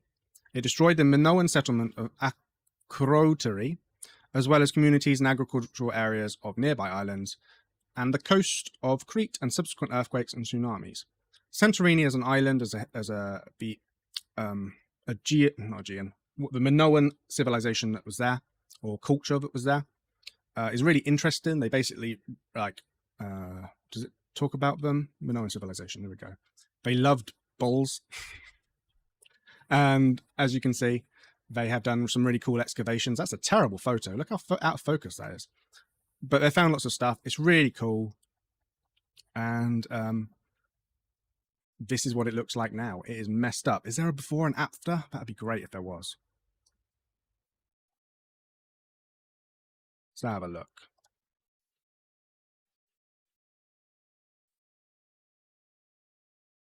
That's a really lazy before. Okay. Some of these are really lazy. That's bad. I don't like. That's funny. Right, this is a better one. Scientists show that Santorini was before the 16th century BC volcanic eruption. So the island within an island that's how Plato's described as concentric rings. Again, you can see the kind of devastation that it would have caused. Everybody on the island more than likely died, but the people around it were affected as well. It wasn't just the people on the island, obviously. But yeah, the island within the island. In terms of just the ideas, not necessarily the evidence, but just what Plato wrote and the ideas, Santorini's got to be at the top. I can understand other people having other ideas and other opinions and having their own theories. And I'm glad they do, because that's what makes these things interesting and allows me to do episodes on them. But the one that makes the most sense, it isn't necessarily what I would pick, but one that makes the most sense is probably the Santorini. So, could it have been mainland Greece? Could it have been Cyprus? So this is an Akatori fresco showing bad things, basically, which is pretty interesting. Helike, we talked about Helike. Sardinia, another island. Malta, another island. They're just picking islands, aren't they? Turkey, Troy is an interesting one. Could it have been an allegory on top of an allegory? Yo, dog, I like your allegories. So could Troy have been, their way of talking about it? The Black Sea. Now, this is an interesting one that's kind of come up. When he described the Pillars of Hercules, maybe he was discussing something different. And that's where you see a lot of the ones when it talks about Mu. Again, we're not going to do it in this episode, but we'll do it at some point later on.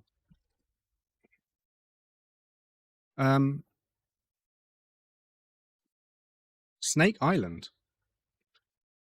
That's very topical at the moment, isn't it? Yeah, we'll talk about that in a second. So,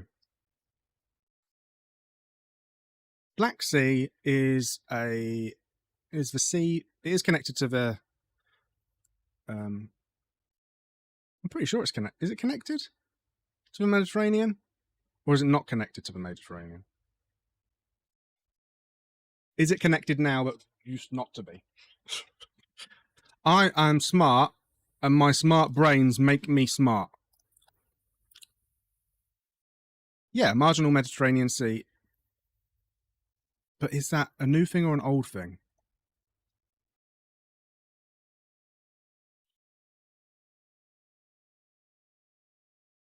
Yeah, drains into Mediterranean Sea versus the Turkish Straits and the Aegean Sea. Yeah, okay, so it is. I'm not losing my mind.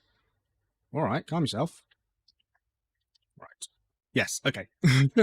Oh, what a lovely background. I'll keep you for a second. Okay, so I'm not losing my mind. That is a legitimate thing. Okay, they are connected. So, could Plato have been talking about those straits rather than what we would consider the Straits of Gibraltar now? And therefore is, or was, Atlantis in the Black Sea? Good thinking. The idea that Snake Island could have been, I've never heard of that. Snake Island is now Greek temple to Achilles. Ah, so it was part of it. Now in popular, at the moment, it is famous for the Russia go fuck yourself during the Ukrainian war. And yeah, I'll leave it at that. So, German researchers Siegfried and Christian Schropp locate Atlantis in the Black Sea. Before 5500 BC, a great plain lay in the northwest at a former freshwater lake. In 5510 BC, so wow, 10 years later, rising sea levels topped the barrier at today's Bosporus. They identify the Pillars of Hercules with the Strait of Bosphorus. They give no explanation how the ships of the merchants come from all over the world had arrived at the harbour of Atlantis when it was over 300 feet below global sea level.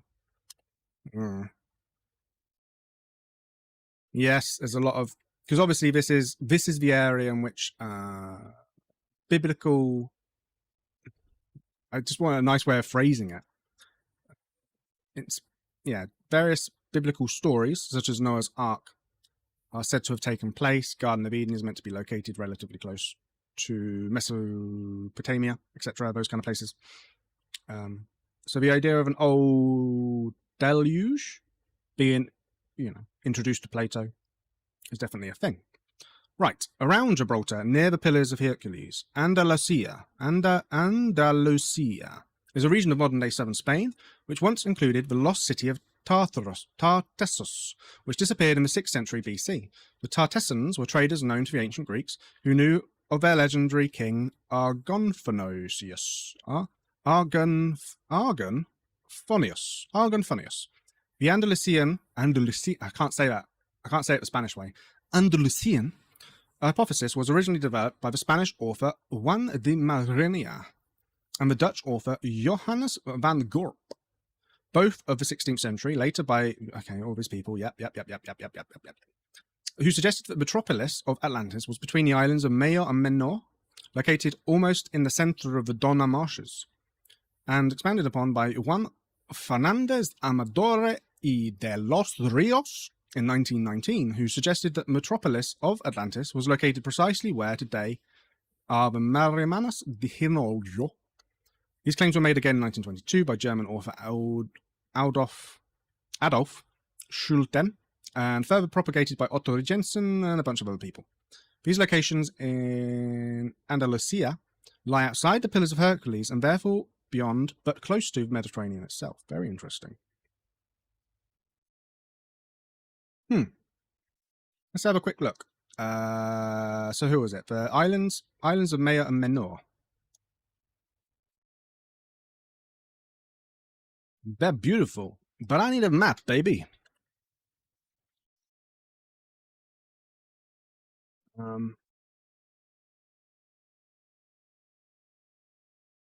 Okay. That helped. Spartal Bank, we've talked about that already. Two hypotheses have put Spartal Bank, a submerged former island in the Strait of Gibraltar, as the location of Atlantis. That makes sense. Both individuals claim the other hypothesis. That's amazing. That's amazing. Oh man, I need to make that a new one of these. Both individuals claim the other's hypothesis is pseudoscience. I'm stealing that because it's amazing. Just give me a second whilst I put it in my notes. I'm going to make something for that. Beautiful. Okay, so Northwest Africa, Morocco, that does make sense. Atlantis Nessos, the island of Atlas from the Atlas Mountains. We talked about that briefly. According to Michael Hubner, there's a lot of Germans involved in this. It seems to be very popular, doesn't it, with the Germans? Atlantis core region was located in southwest Morocco at the Atlantic Ocean. In his papers, an approach to the analysis of Plato's dialogues, Timaeus and Critias, is described by means of a hierarchical constraint satisfaction procedure. A variety of geographical relevant indications from Plato's accounts are used to infer the most probable location of Plato's Atlantis Nessos. I reckon he threw a dart at a map. He threw a dartboard at a map. The outcome of this is the Sus Massa plain in today's southwest Morocco. We talked about this. Docks cut into red and white, black, red, no capture. This is a really interesting one. The Rikach structure in Mauritania has been proposed as the site of Atlantis. This is looks. This is an interesting one. Lots of them tend to be on looks, and that comes at a natural human thing, isn't it? The same with Bimini Road. You look at it and you go, "Ooh, that's man-made." It might not be, but you have that at first, feeling, and this is one of those ones that really has that. You look at that and you're like, what is going on? This is also obviously falsely colored, but you can see the rings. Like, if this was water, surely. Problem is, the Rikat structure, aka the Eye of Africa, is massive, 25 miles in diameter, and as such, that's a really cool one. Satellite picture, false colored, but really cool picture. As such, more than likely, at least from what people can tell from it, it's not man-made. But that doesn't necessarily mean that Atlantis was man-made, which is really interesting. Like, there's presumptions, isn't there, that the island was put in concentric rings for some kind of reason by the Atlanteans, but it could have just been a natural coincidence, and they chose to live there because it was, a good place to live, because they had that geology behind it.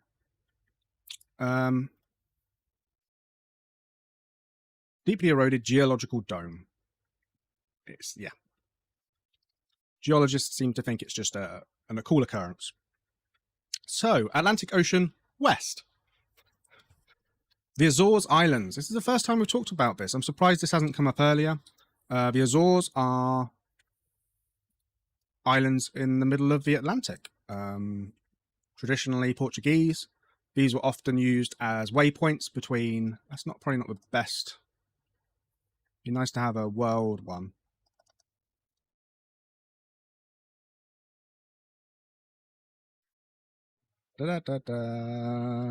Give me a map.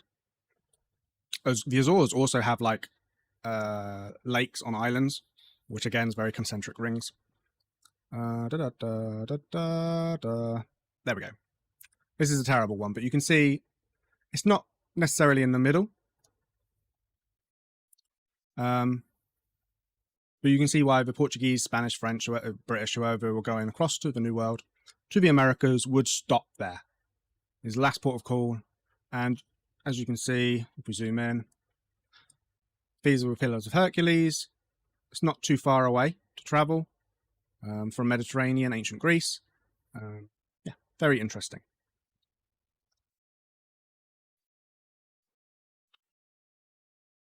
One of the more popular ones, I think, after Santorini. Group of islands belonging to Portugal, located about 900 miles west of the Portuguese coast. Some people believe the islands could be the mountaintops of Atlantis. Ignatius L. Donnelly, an American congressman, I love it that always comes up, was perhaps the first one to talk about a possible location in his book, Atlantis, the Antediluvian World. Anything different? Visible ruins. That's one of the things, isn't it? There's not a lot on the Azores. There's not a lot of, doesn't seem to be a lot of ancient history in terms of archaeological stuff, which is a shame. Okay. The Canary Islands. Oh, let's add the Azores. I feel like the Azores get mentioned a lot. Let's add the Azores. Let's just add the flag. Nice little flag. Make it really small and just stick it in the middle there. Stick it in the middle. Okay, so Canary Islands. This is a weird one. I think people have just looked past the Mediterranean and gone, oh, there's some islands. Could it have been them? Canary Islands have been identified as remnants of Atlantis by numerous authors. For example, in 1803, Boré de Saint Vincent, in his Essai sur les fortunes atlantiques Atlantide, proposed that the Canary Islands, along with the Madeira and the Azores, are what remains of the Atlantis broken up. Very interesting. Many late authors, i.e. Louis Spence, in his Problem of Atlantis, also identified the Canary Islands as part of Atlantis left over from when it sank. Really interesting. Detailed geomorphic and geological studies of the Canary Islands clearly demonstrate that over the last 4 million years, they have been steadily uplifted without any significant periods of subsidence. So these are sort of like the tops of mountains growing up out of the ocean rather than anything that's sort of been, yeah. That's a shame. Northern Spain. According to Jorge Maria Ribeiro Meneses, Atlantis was in northern Spain. He specifically argues that Atlantis is the underwater plateau known internationally as Le Danoy Bank and locally as the Chachucho. It is located about 25 kilometers from the continental shelf and about 60 kilometers off the coast of the Asturias. Its top is now 425 meters below the sea. Again, last ice age, a lot of different things sunk and were yeah. So that's really interesting. So let's have a look at that. Le Danoy Bank.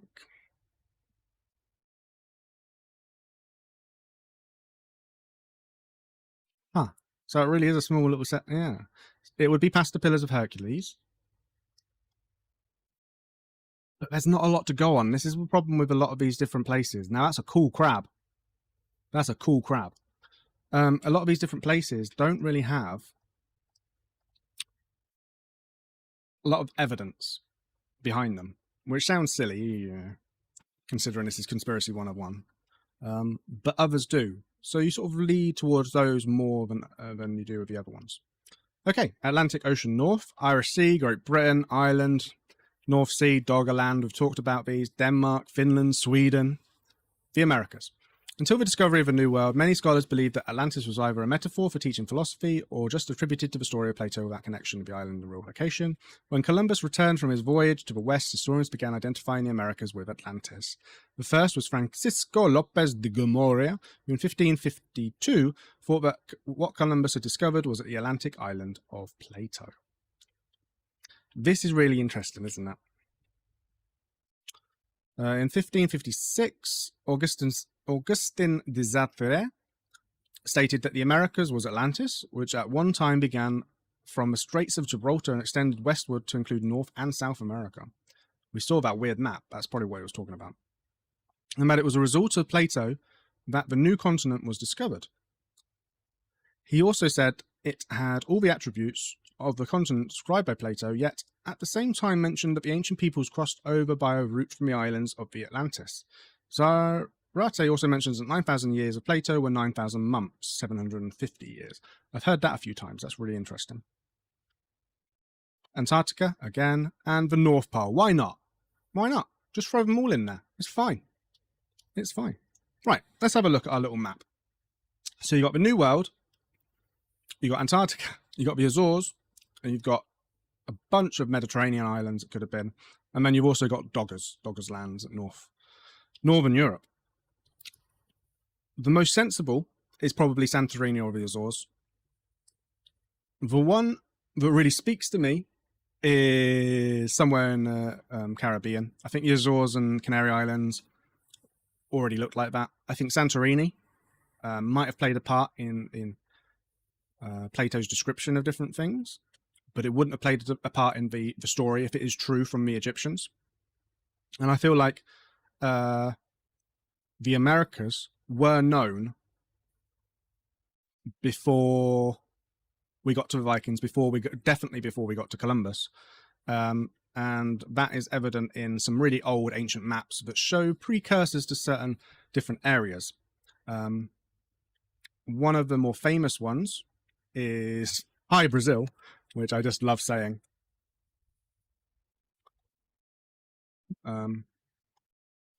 Which is hilarious because it's literally Brazil. Hi Brazil.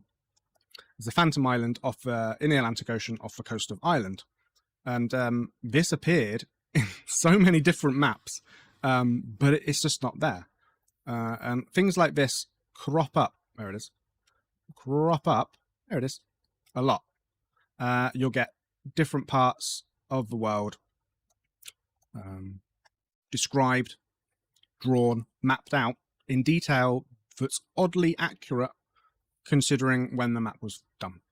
And often these maps, and here's the kicker, often these maps would talk about how they used an earlier map as the base, and then they maybe updated it with information that they got from their peers, from the people who were traveling at the time. And those earlier maps were often described as being Egyptian. So all links back. It's just like one big circle. What I would like to do now is circle back to something brilliant. Now, as you probably can hear, oh my God, why is that making noise? Who adds noise to stuff like this? So, can I just mess things up? Apologies if you can hear those weird noises. As you probably know, I do the weird little intro image before I do these episodes so that I can have them in the little intro bit, and I'll get rid of that. And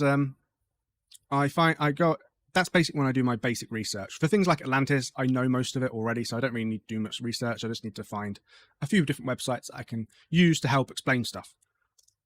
And as I was looking for things, I wanted a picture of the concentric rings. Now, in the end, I didn't use it. But I came across this PowerPoint, and it had a really nice picture of the concentric rings. So this is the kind of idea that Plato had. Can I make it full screen? Cool. So he had, the outer different rings, bridges, and where people live, and temple in the middle. That's a horrible noise. And it goes through the different things. And as I was reading that, I was like, hang on a second, these aren't, what is this, Peru? And then I was like, Atlantis? The Lost Empire by Disney?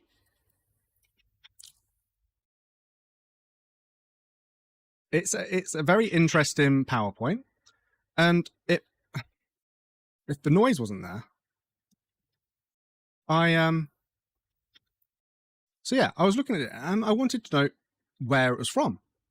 I wanted to know who had done it and why. So I tracked down, I can't remember, it's one of the pages I think as a website, or I can't remember what I did. It was days ago. I don't remember what I did this morning. And I found Atlantis Bolivia.org. Espanol no, okay. Welcome to Atlantis. Apparently, according to this, Atlantis is in Bolivia. I think we've done it, guys. I think we've done it. We did our research. We did it. So this is the guy, Jim Allen's Historic Atlantis in Bolivia. What is Atlantis? Well, we know what Atlantis is. The question is any part of Plato's description of Atlantis true, or was it entirely made up? Something I think we've come to terms with on this episode. Does any of it match a real place? Let's see. This is a lovely little, that's what we were after, weren't it? The sea, central island, different rings, rectangular level plain, concentrated channels. Yeah, Atlantis mountain, 50 star days from the sea. Ooh.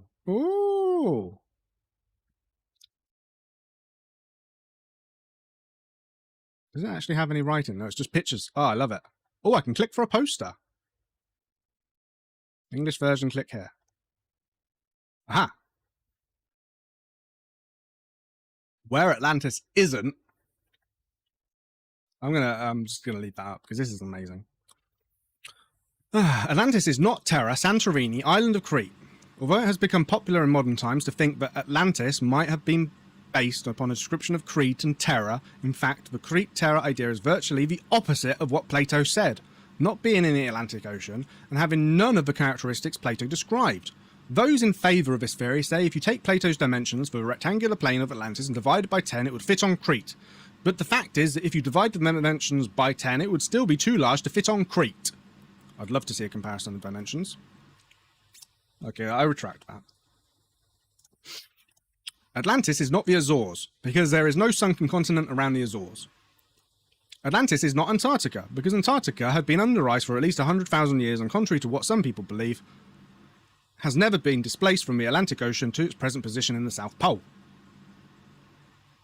Although a huge variety of places have been proposed as the site of Atlantis, none of them match in any way the geographic description which Plato gave except one location. The solution. The lost continent of Atlantis is still there opposite the Pillars of Hercules, the Strait of Gibraltar, and now, only now, it has been renamed South America.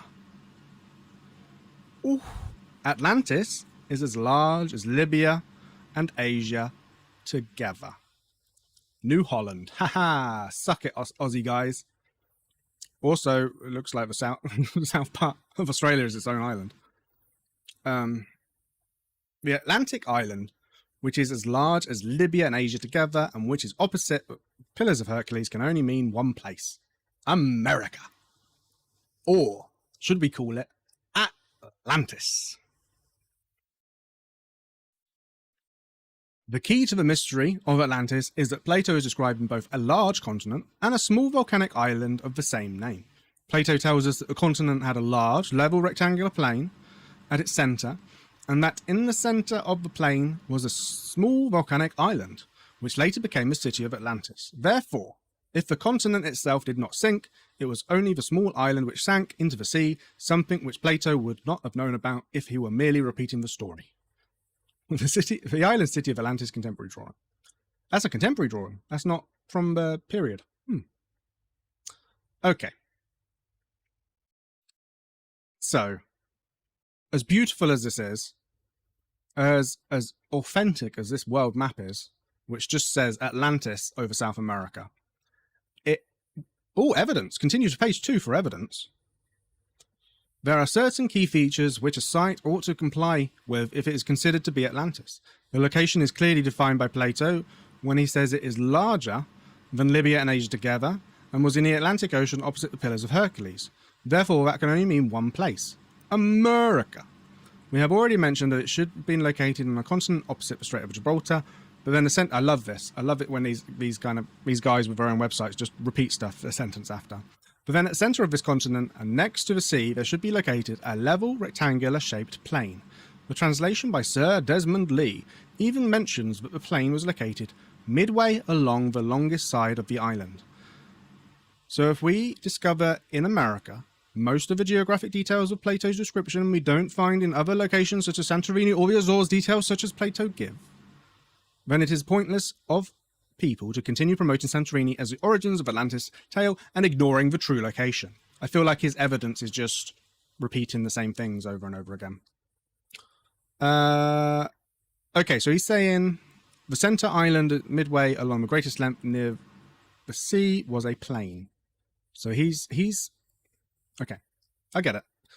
He's got certain areas of South America that he thinks fits the description of Atlantis perfectly.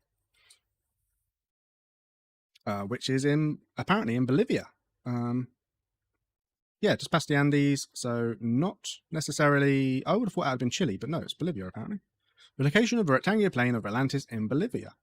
The whole region rose sheer out of the sea to a great height, but the part about the city was all smooth plain, enclosing it around about, and being itself encircled by mountains, which stretched as far as to the sea, And this plane had a level surface and was, as a whole, rectangular in shape, being 3,000 star days long on either side and 2,000 star days wide at its center, reckoning upwards from the sea. That does fit that. That does fit that. Is there any... See, this seems like it would be a really good place for there to be evidence of people. Canals of Atlantis. Another key feature described by Plato was a large canal which ran around the perimeter of the level plain and a system of smaller canals parallel to each other which crisscrossed the plain at regular intervals. Okay. This has got way more detail than I was expecting. I was like, throw this last one up as a joke. It's pretty funny. We've looked at all the different places Atlantis could be. Maybe it's in Bolivia. He likes drawing stuff on Google Earth. I'll give him that. Whoa, I just realized how we're only like quarter of a way in. Look at this. He's been there and everything. Other channels, yep. He's definitely used... Yeah. Okay, so it fits. It fits. Excellent. Okay. But is there anything of people there? Is there any archaeology? So this is atlantisbolivia.org in case you want to look for yourself. Because this guy has put in a lot of effort. Atlantis in the Andes. Look at that. That's amazing. Lake Pupo. The concentric rings.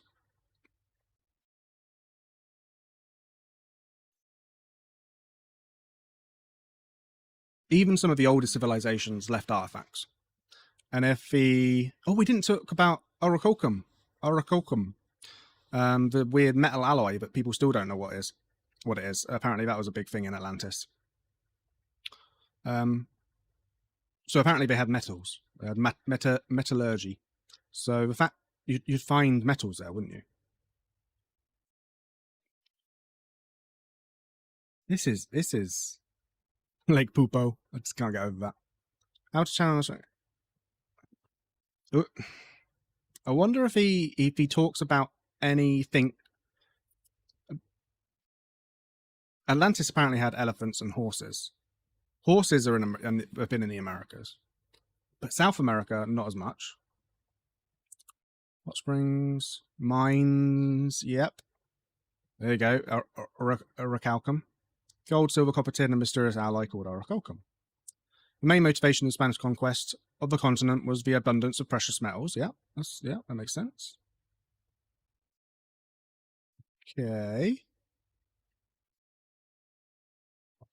Okay. This, I feel like, could be its own episode. Maybe we'll do a Where is in Atlantis Part 2, ? It's in Bolivia. And actually just read through the entire thing. This is mental. The amount of information that he has done. Legend of Atlantis. Wow. So there's a part 1 historical, evidence, legend, conclusion. Let's just have a look for elephants. No. What was the other thing we were going to look for? No, let's leave it there. Maybe we'll come back to this and do a part 2 at some point. Because this is really interesting. And not something I was expecting, to be honest. Yeah. Who would have thought? Atlantis. It's in Bolivia. Right. I think I've reached the limit of what I can learn today. But before we finish, conspiracies can be a little bit heavy. This one not so much because it's really fun, Atlantis. But every episode always ends with something a little light-hearted. I don't know if this is actually light-hearted. It's more of a, hey, go have a look at this. It's kind of fun. So let's have a look. Timeline of the far future. So there are certain things that we know are going to happen in the future, or at least we can predict they're going to happen in the future. While the future can never be predicted with certainty, present understanding in various scientific fields allows for the prediction of some far future events, if only in broadest outline. So roughly they can say, oh, this is going to happen at roughly this time. And it is just a giant list of different things that are going to happen. And they're categorized by astronomy and astrophysics, geology and planetary science, biology, particle physics, mathematics, and technology and culture. So, this is a really interesting first one. 1,000 years from now, due to lunar tides decelerating the Earth's rotation, a lot of these you'll read them and you'll be like, I have no idea what that means. The average length of the solar day is expected to be 1/30th of a second longer than it is today. To compensate, either a leap second will have to be added to the end of a day multiple times during each month, or one or more consecutive leap seconds will have to be added to the end or sum of all months. 1001 years from now, the Earth's pole precess, Gamma Cephei, replaces Polaris as the northern pole star. So that's something we've talked about in terms of the weird wiggling and precession of the axis. And eventually that'll mean that the pole star will be a different pole star.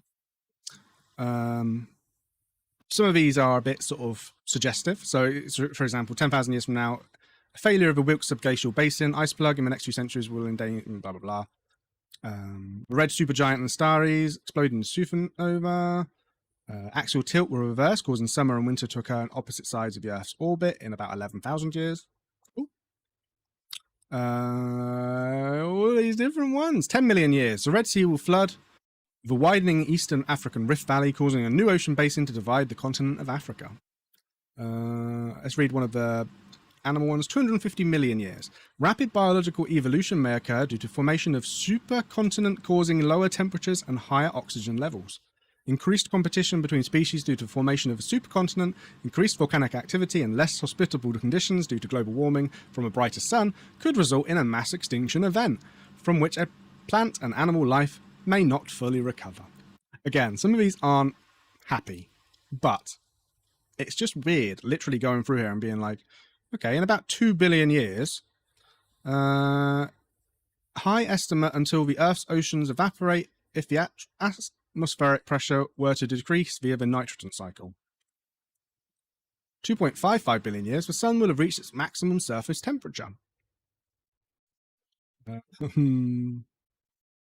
100 trillion years, high estimate for the time by which normal star formation ends in galaxies.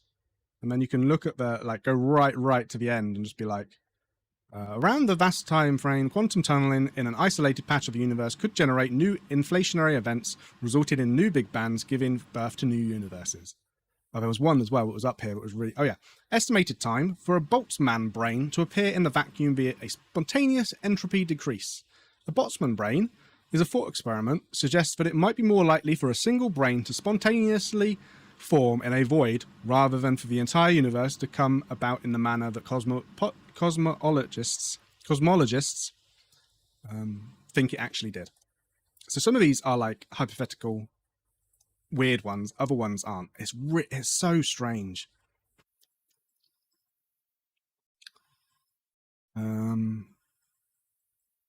Spacecraft, so you see where like Voyager and all those will be. Technological experiment projects for time period. A public artwork started in 1993 will scheduled for completion in 3,183. The 14th of September, 30,828 CE, is the maximum time system time for a 64-bit NTFC-based Windows operating system. So in 30,828, you ain't going to be using no Windows 7. Human constructs, nuclear power, etc., etc. It's really interesting just to go through and read.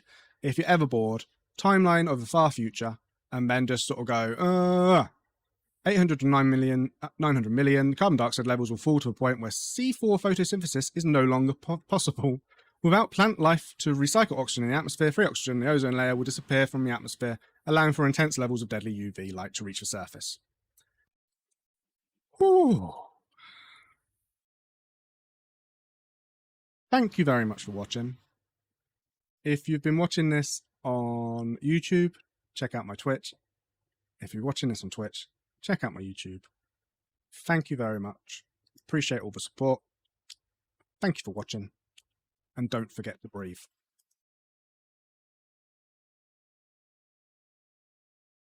Hi, my name is Alex Witney, and this is Conspiracy 101. Today, we're looking into the New World Order.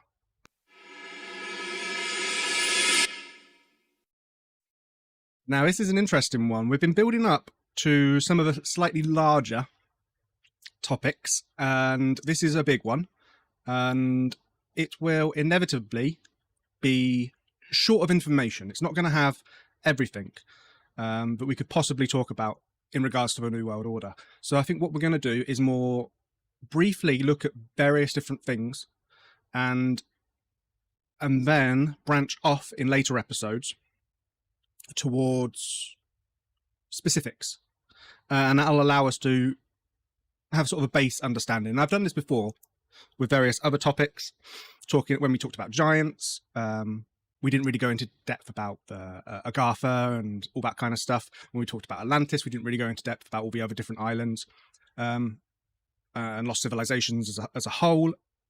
We're doing this as sort of like a nice foundation as to what the New World Order is, and the various splinter groups that believe different conspiracy theories, because there's not one real central, well, I guess there's one central, isn't there, when you think about it, but the book, Top Secret Cover-Ups, of course there's a section on New World Order, of course there is. So let's have a look. Oh, touching the microphone. New World Order.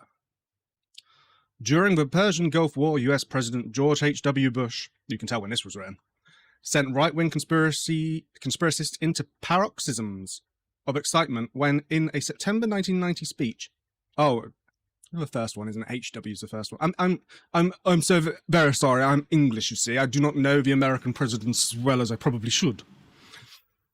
In a September 1990 speech to Congress, he announced, "Out of these troubled times, a new world order can emerge." Here, finally, the fears of John Birch Society were confirmed. John Birch Society we will get into. George Bush was bent on introduction of one world government controlled by a small cabal of capitalists. To rub the noses of the Birch boys in the dirt, Poppy Bush just kept on repeating the NWO phrase at every public opportunity. The John Birch Society based much of its analysis on the New World Order menace on a 1,300-page pioneering history of the 20th century by Professor Carroll Quigley of Georgetown University in his Tragedy and Hope 1966. Quigley stated, "There does exist, and has existed for a generation, an international Anglophile network. I have studied it for 20 years and was permitted to examine its papers and secret records. This was the holy grail for conspiracists, a certified top-drawer academic putting it on record that a worldwide conspiracy by a few truly existed."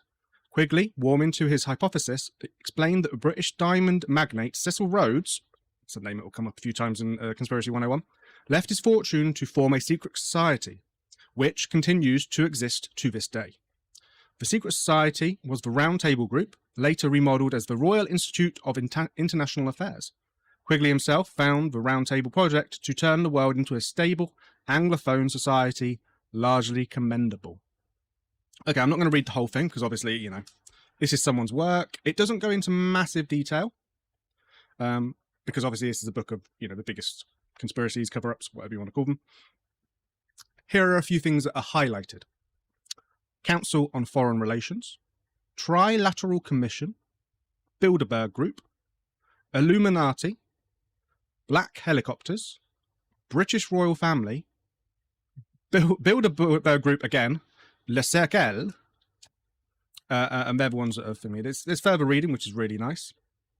I always like it when, you know, has some sources, or at least something you can look into after. Say if there was one of these that you were really interested in. This book is basically what we're doing here, Wikipedia research, but in a book. And that's, you know, that's nice sometimes. So the summary is, a secret cabal is manipulating the UN to secure one world government, alert level 4, which is quite low. And then it has a little document and the specific speech by George H.W. Bush, which is quite long. That is really long. There's the entire speech. Okay, fair enough. Interesting. So, we haven't had that for a while, an actual in the cover-up book. I think for most of this show today, we're going to go with Trust Your Gut. I think a lot of this has to be, you know, you have to really think about what's going on. Some of it might be a bit out there. most of the times when we're doing these shows, we're concentrating on one specific thing. Even if we're doing the background research for a lot of things like we do with Atlantis, Giants, etc., we're concentrating on one thing, like Atlantis or Giants, whereas this one is kind of encompasses a lot.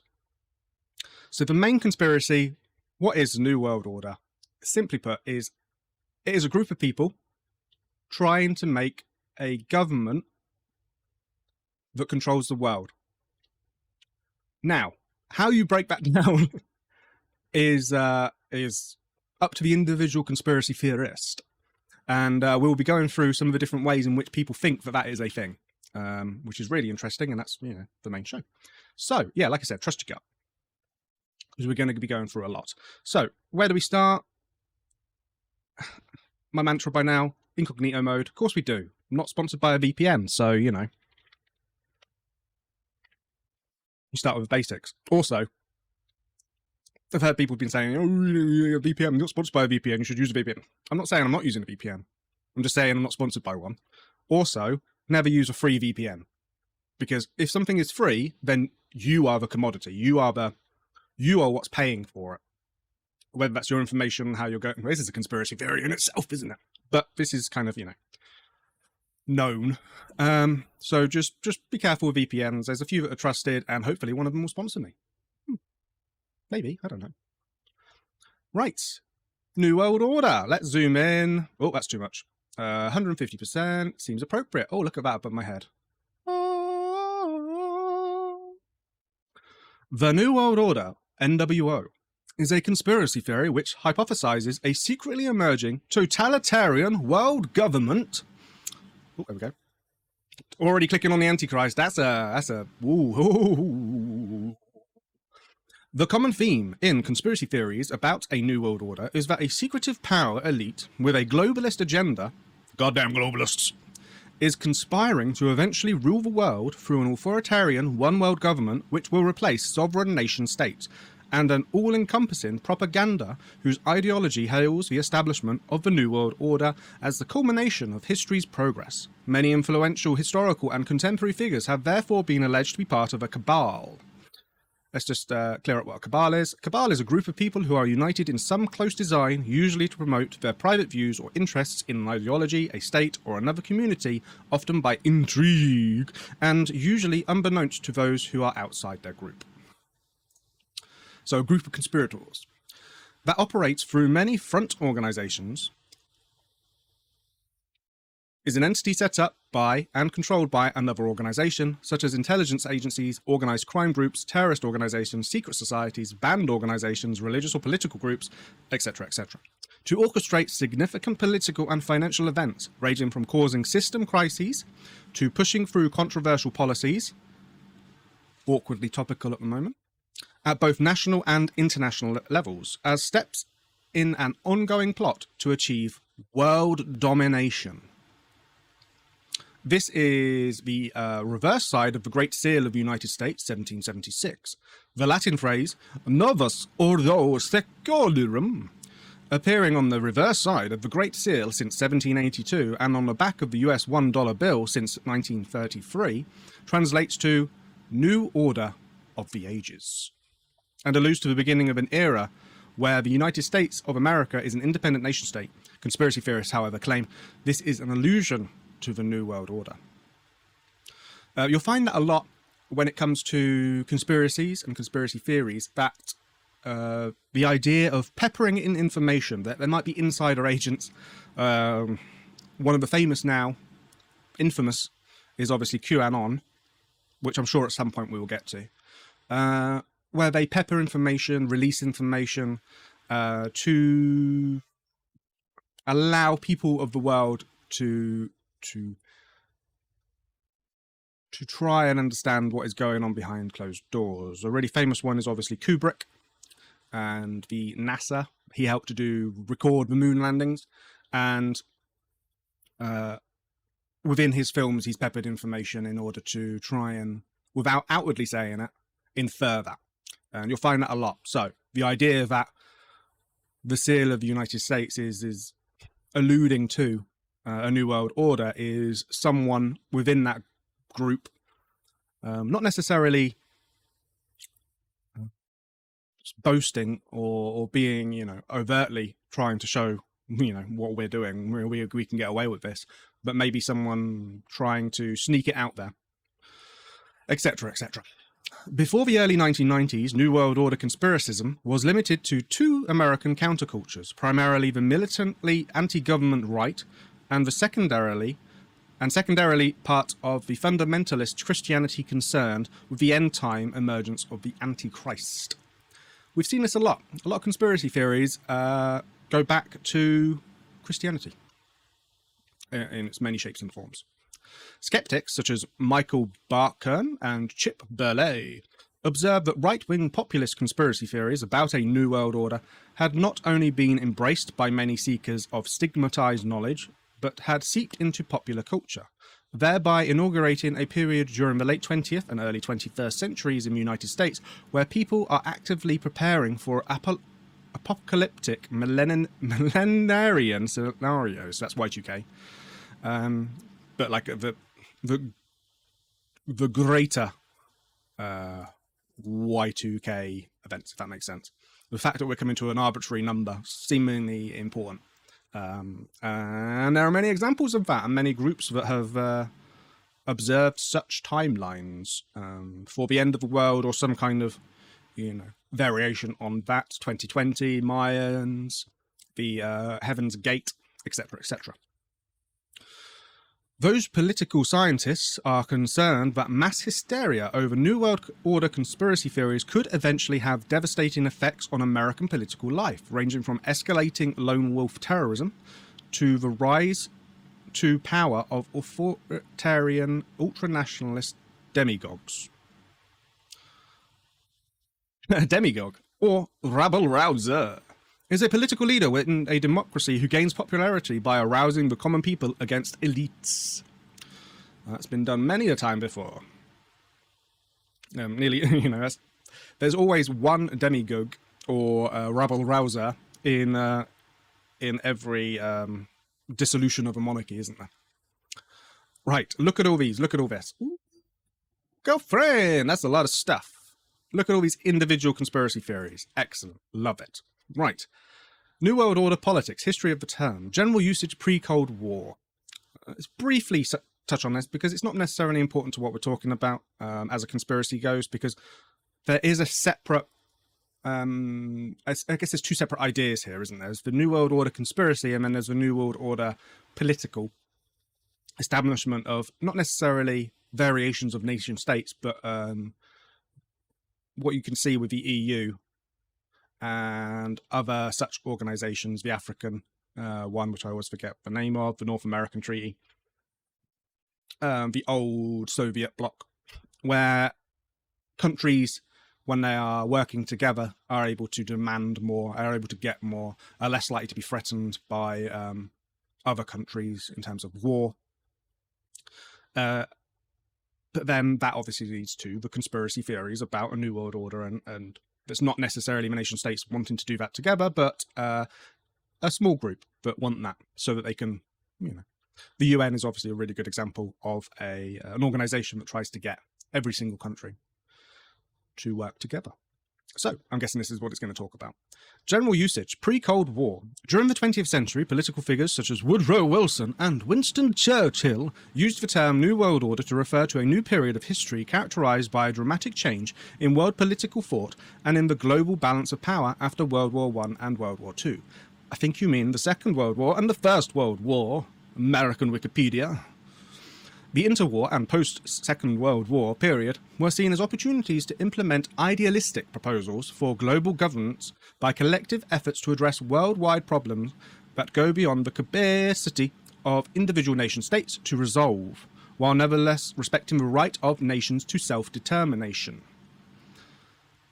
Such collective initiatives manifested in the formation of intergovernmental organizations such as the League of Nations, which League of Nations became UN, didn't it? I don't know. The United Nations and the North Atlantic Treaty Organization, NATO, in the news a lot at the moment.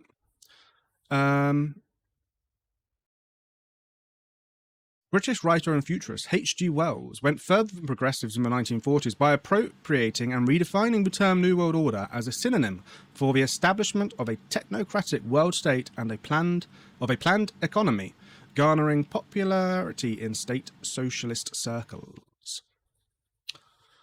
Usage as reference to a conspiracy, Cold War era. During the Second Red Scare, both secular and Christian right American agitators, largely influenced by the work of Canadian conspiracy theorist William Guy Carr, increasingly embraced and spread dubious fears of Freemasons, Illuminati, and Jews as the alleged driving forces behind an international communist conspiracy. Right. Whoa! That is a lot of different people. So let's, I'm just marking where we are. Let's get our Canva up and fill it up. Right, Freemasons. I'm pretty sure there is a have I spelt Freemasons wrong? How did I spell that wrong? I didn't spell it wrong. I put it in the wrong thing. Instead of, I put it in templates. There's no Freemason template. I don't know if that's a good thing or a bad thing. I would prefer the... it's coming up with a lot of Illuminati stuff. I would prefer the G with the Masonic sort of score. That'll do. Yeah. Oh, you can't see that at all. That is terrible. That's coming out terrible. A lot of the line work stuff just does not appear well. Maybe if I just type in Mason. It's coming up with Mason jars. Of course it is. We got the eye. That can be Illuminati. I love that eye. It doesn't really reflect anything, does it? It's a set square, isn't it? Is it set square?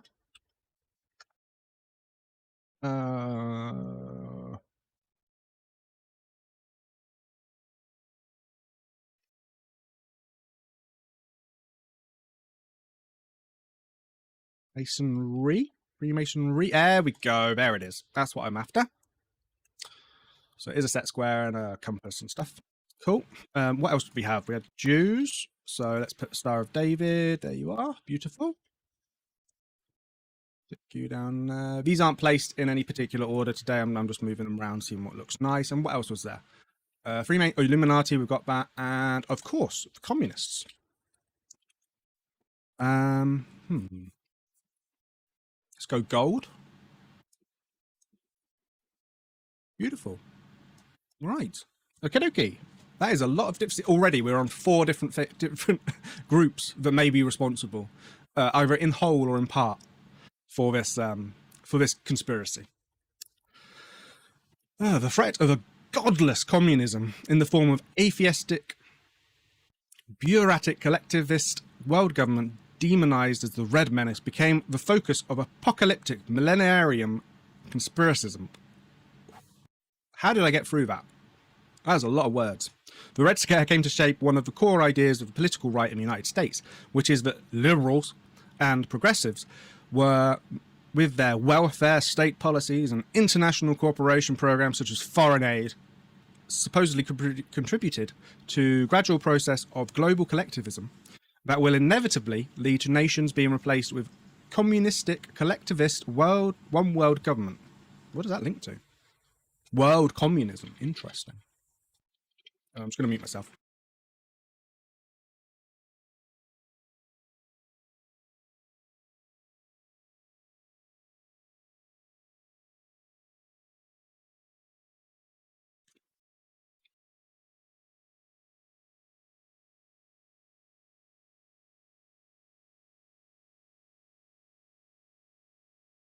Really need to stop huffing paint.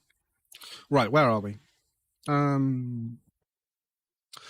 James Warburg, appearing before the United States Senate Committee on Foreign Relations in 1950, famously stated, "We shall have world government whether or not we like it. The question is only whether world government will be achieved by consent or by conquest." I presume he's from wherever. He's German, so that accent's way off. Okay, okay, here we go. We're getting into it now. Shadow governments. The anti-globalist conspiracism fueled the campaign for US withdrawal from the UN. Very interesting. The establishment of the US Federal Reserve in 1913 by international bankers, whom she claimed... Oh, this is Mary M. Davison, by the way.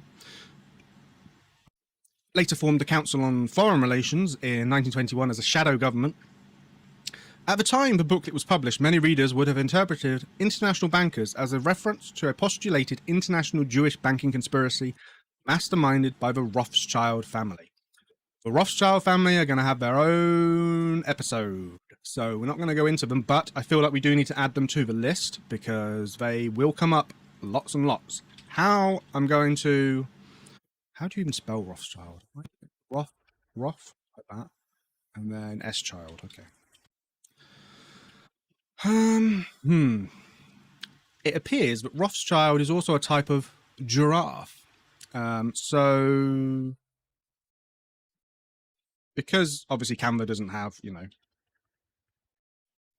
Rothschilds, let's just, yeah, that'd be our representation of the Rothschilds. A nice giraffe. Okay. You'll see this a lot with many conspiracy theories that, or at least... You'll see it with many conspiracy theories, but also less so with modern conspiracy theories. A lot of this pre-Second World War, you'll see the anti-Semitism within a lot of conspiracy theories. This one, obviously, it isn't just the cabal is Jews or a Jewish cabal, and you'll see that a lot with lots of different things, and they're pointing the fingers. But you'll also see that they will use other words rather than Jews. So for this one, they're saying international bankers didn't really mean international bankers. It was just a byword or a placeholder for Jews. And you'll see this a lot with modern conspiracies where the people who are arguing against the conspiracy will say, you're not actually talking about reptilian humanoids. You're actually talking about Jews. So keep that in mind because that will come up. Arguing that the term New World Order is used by a secretive global elite dedicated to the eradication of sovereignty of the world's nations, American writer Gary Allen, in his books None Dare Call It Conspiracy and Rockefeller Campaigning for the New World Order and Say No to the New World Order, articulated an anti-globalist theme of contemporary right-wing conspiracism. In the US, after the fall of communism in the early 1990s, the de facto subject of New World Order conspiracism shifted from crypto-communists... Kind of has a different meaning nowadays, doesn't it? Crypto-communists.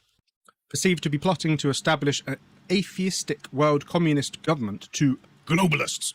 Perceived to be plotting to eliminate a collectivist, generally unified world government ultimately controlled by an untouchable oligarchy of international bankers, corrupt politicians and corporates, or the United Nations itself.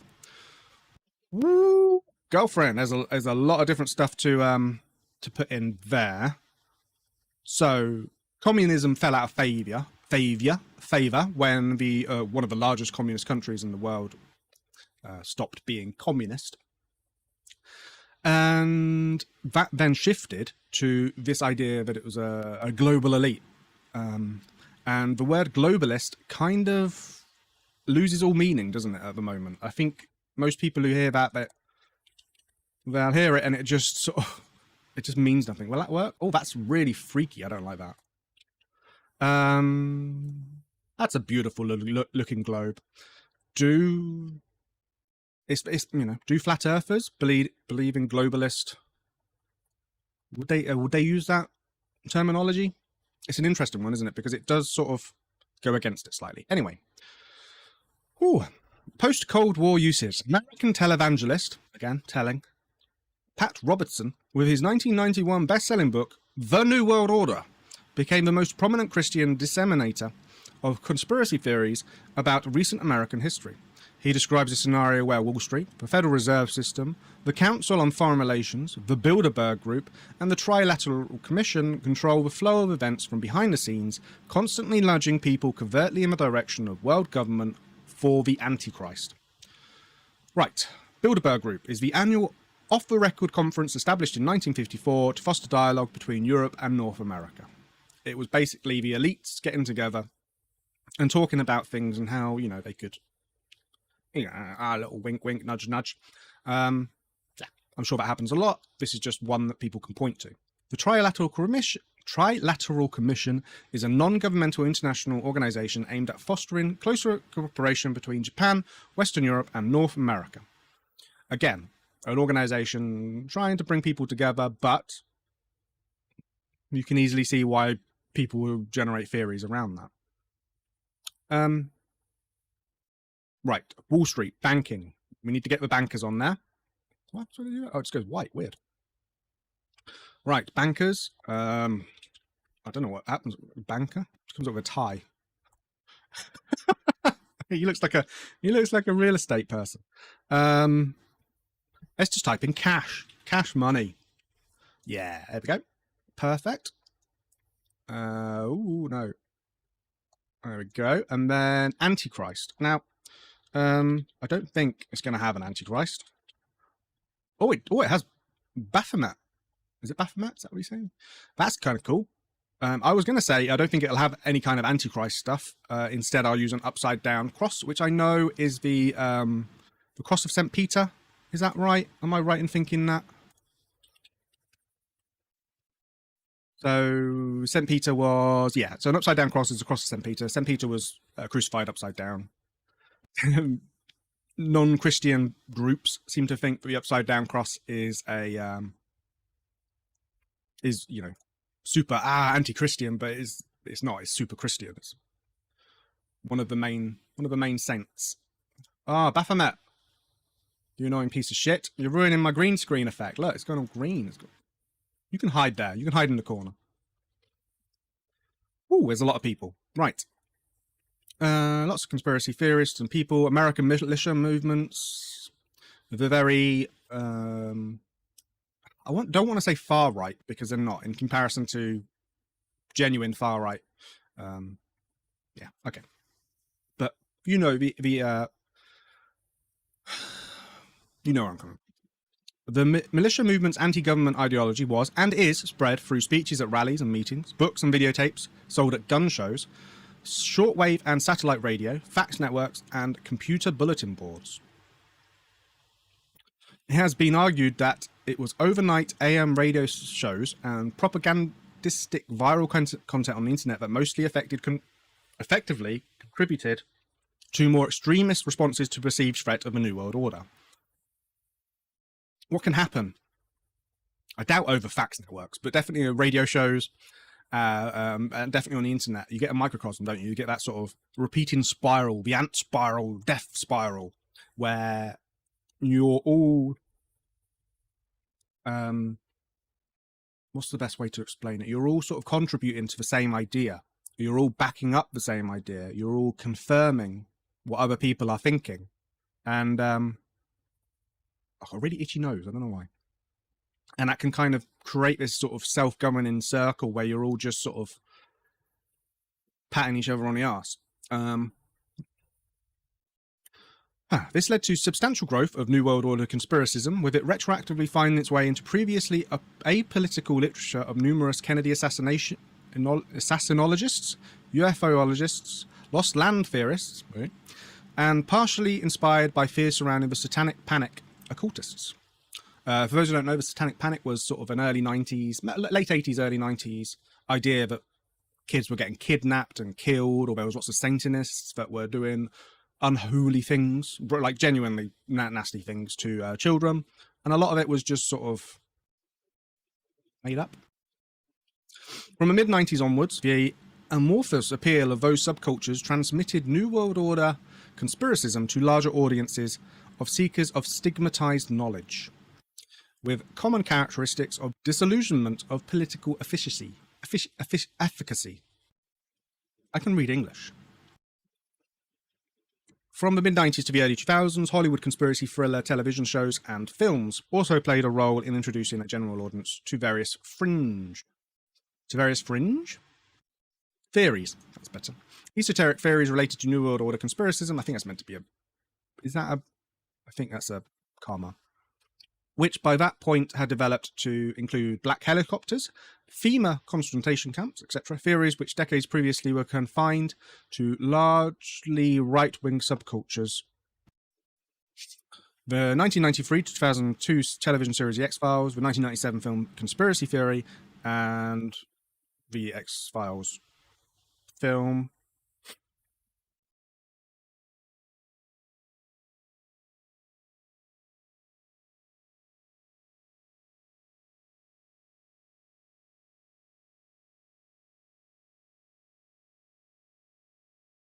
Apologies, the alien transmitters are seemingly making their way from my brain into my sinuses. Or it might just be hay fever. I would really like, I think a Conspiracy 101 episode, sort of a side episode on the X-Files and Conspiracy Theory the film would be really interesting. Yeah. Following the start of the 21st century, and specifically during the late 2000s financial crisis, so the 2008 one, there's been so many, it's hard to keep track. Many politicians and pundits, such as Gordon Brown, Henry Kissinger, used the term New World Order in their advocacy for comprehensive reform of global financial system. That worked, didn't it? Taking into account emerging markets such as China and India. Okie dokie, 2009, yep. Yeah, so such conspiracy theories such as American theorists such as American radio host Alex Jones, who vigorously oppose what they perceive as emerging New World Order. So that's what it's become, hasn't it? Okay, the conspiracy theory. So here we are. We've read about the history of it, what it is, and there are several versions of it. And these individually could easily be a Conspiracy 101 episode by themselves. And so it'd be very interesting to sort of briefly touch on them. Not necessarily see if there's any truth in them. I think that's what the individual episodes will need. But we can look at their spark, their seeds. And it'd be very interesting to see where we're at. Okay, so there are numerous systemic conspiracy theories through which the concept of a New World Order is viewed. The following list is major ones in roughly chronological order. Then there are 1, 2, 3, 4, 5, 6, 7, 8, 9, 10-ish. End time. Since the 19th century, many apocalyptic millennial Christian eschatologists, starting with John Nelson Darby, I bet he's British, isn't he? Of course he is. He's Anglo-Irish. Uh-oh. Have predicted a globalist conspiracy to impose a tyrannical New World Order governing structure as a fulfillment of prophecies about the end time in the Bible, specifically the book of Ezekiel, book of Daniel, the Olivet Discourse found in the Synoptic Gospels, 2 Esdras, and Revelations. Esdras, that's apocryphal, surely, yeah. Is it? Ezra, scribe, but it's an apocalyptic book. Some English versions of the Bible is reckoned among the apocrypha of Roman Catholics. Aha. So that's something that's outside the normal, what you would consider the normal Bible as it was put together. Olivet Discourse is a biblical passage found in the Synoptic Gospels of Matthew, Mark, and Luke. It is also known as the Little Apocalypse because it includes use of apocalyptic language. And it includes Jesus' warning to his followers that they will suffer tribulation and persecution before the ultimate triumph of the kingdom of God. Ah, yes. So that's the one that says, basically, you're all of my closest followers are going to die horrible, terrible deaths, but don't worry about it, you'll be fine. And then, okay, it's pretty true. Yeah. Okay, so you got the idea that the biblical story is not necessarily talking about what happened during those times, but isn't a prediction for relatively modern events, 19th century to now. It's still a couple hundred years, isn't it? And not about an end time, but was closer to Jesus, closer to Ezekiel or Daniel.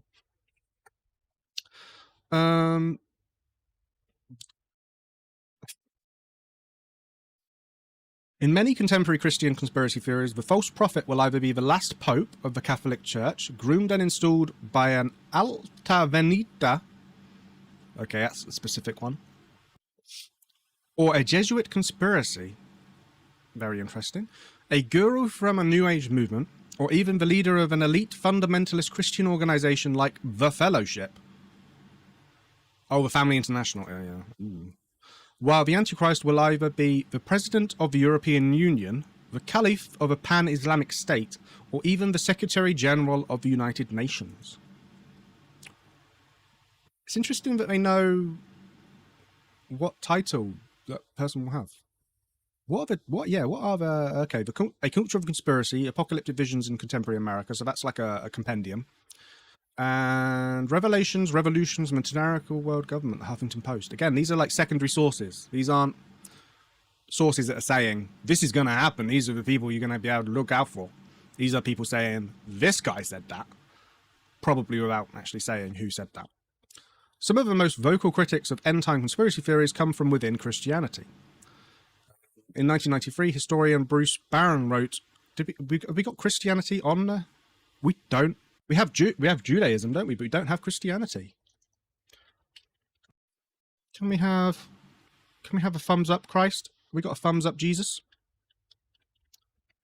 Jesus? Thumbs. There he is. Thumbs up, Christ. Just leave him there. And this isn't me, taking the mick out of Christianity. It's more to sort of show that these theories are the fringes, aren't they, of Christianity? Just like thumbs up Christ. Again, the whole Canva thing, just as an explanation, if you've only come into this episode or for you haven't watched some of the earlier episodes where I explain things, it's more to do with helping me remember so that when we come to wrap things up at the end, I have a better idea of all the different things we've talked about, rather than just writing a list. Okay, where were we? Spirit of fear, yeah. Biblical literalism, we've been through that before, haven't we? With the flat earth. Apocalyptic timetables, demonization, etc., etc. Pretty normal stuff, to be honest. In terms of fringe Christian beliefs, they've just made their way into the mainstream. I need like a little bonus. Mainstream. Right, Freemasonry. There we go, we talked about them. Freemasons are definitely going to have their own episode, so I'm not going to dwell too much on them. Freemasonry is one of the world's oldest secular fraternal organizations and arose during the late 16th/early 17th century in Britain. I think it's specifically Scotland, so don't put that on me. Over the years, several allegations of conspiracy theories have been directed towards Freemasonry, including the allegation that Freemasons have a hidden political agenda, and are conspiring to bring about a new world order, a world government organized according to the Masonic principles or governed only by Freemasons. Okay. Freemasonry is for a lot of people believe it is a spur or a continuation of the Templars, which will also get a Conspiracy 101 because there are so many conspiracy theories about the Templars. The Templars, if you don't know, were a crusader force. Very similar to the Knights Hospitaller, Knights of Malta. And they were in charge of a lot of stuff, had a lot of resources and money, and had, as a result of that, had the ire of nobility and also popedom. And a lot of people think Freemasonry spurred off from those Templars, and a lot of Freemasonry is sort of hidden, secretive, and has a lot of codes, has a lot of history behind it, and obviously isn't necessarily secular, but is not necessarily religious either. So it grew the ire of who we think, Christians again. So the esoteric nature of Masonic symbolism and rites led, and rites as in right, passive, like rites, passive, doing stuff, rites, led to Freemasons being first being accused of secretly practicing Satanism in the late 18th century. The original allegation of conspiracy within Freemasonry to subvert religions and governments to take over world traces back to Scottish author blah blah blah blah blah. Some conspiracy theories eventually speculated that some founding fathers of the United States, such as George Washington and Benjamin Franklin, were having Masonic sacred geometric designs interwoven into American society, particularly with the Great Seal of the United States, the United States $1, the architecture of the National Mall landmarks, and streets and highways of Washington, D.C., as part of a master plan to create the first Masonic government as a model for the coming New World Order. There is a lot of different Masonic symbols and ideology peppered throughout America. So the Eye of Providence is probably the most famous. The All-Seeing Eye. This is all very Masonic. It's all very odd. Something that I put into the cover. I kept it quite simple, actually. This episode's cover is a very odd, which I always forget what it's called. Washington. So in type in Washington, it comes with Washington DC, Washington vapes, and Washington taxis. Statue. It's a very odd statue indeed. I can't remember what it's called. There we go. So it's called the George Washington, also known as the Enthroned Washington, is a large marble sculpture by Horatio Greenough, commissioned by the United States Congress in 1832 for the centennial of US President George Washington's birth. But that's not normal. If you compare this to various other leaders who get their statues, he's, I don't think he was ever as ripped as that. But it's just very odd, isn't it? The hand pointing up is a very Christian symbology, which is odd considering it seems to be very Masonic. The seated and sandal-wearing Washington gazes sternly ahead. He is bare-chested, and his right arm and hand gesture with upraised index finger towards heaven. If we click on that, will that? No, it won't. It just goes to the index finger. His left palm and forearm cradle a sheathed sword, hilt forward, symbolizing Washington turning over power to the people at the conclusion of the American Revolutionary War. The representation of Washington in Roman clothing is indicative of neoclassical art. The original Latin inscription on the back of the statue reads, Simulacrum istud, ad magnum libertatis expellum, nec sine ipsa duraturum, Horatius Greenough faciba, and translates as, Horatio Greenough made this image as a great example of freedom, which will not survive without freedom itself. I don't think it's outside anymore. It is in the Smithsonian Castle. Oh no, it's been moved to the new Museum of History and Technology, now the National Museum of American History. It has been used in various different things. Oh, it doesn't really talk about the... Okay, that's very interesting. It really doesn't talk about the oddness of it. Okay, keep that to yourself then. I don't mind. So, Freemasonry, very interesting. Seems to have a lot of influence. Illuminati. Oh, we knew we were going to get here eventually, weren't we? How many episodes are we in? The Order of the Illuminati was an Enlightenment-age secret society founded by university professor Adam Weishaupt on the 1st of May 1776. Coincidence? I think not.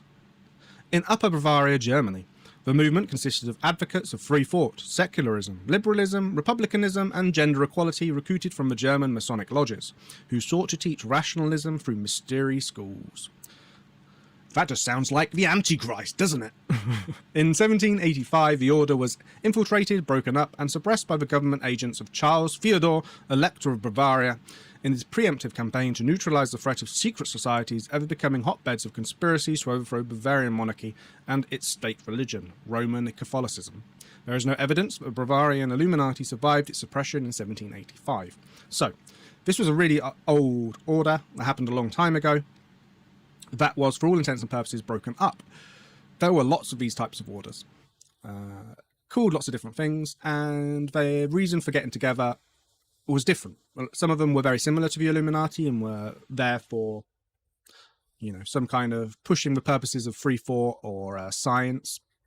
Some were for specific things, like a lot of them became royal societies for various different subjects. This was brought up quite a few times, but was... Oh, does it even talk about it? I don't think it does. That's really interesting. Okay, so this was a thing that came up every now and then, but wasn't really popular. And then there was one article, which when we talk about the Illuminati, we will probably read in full, which was put in Playboy, of all places.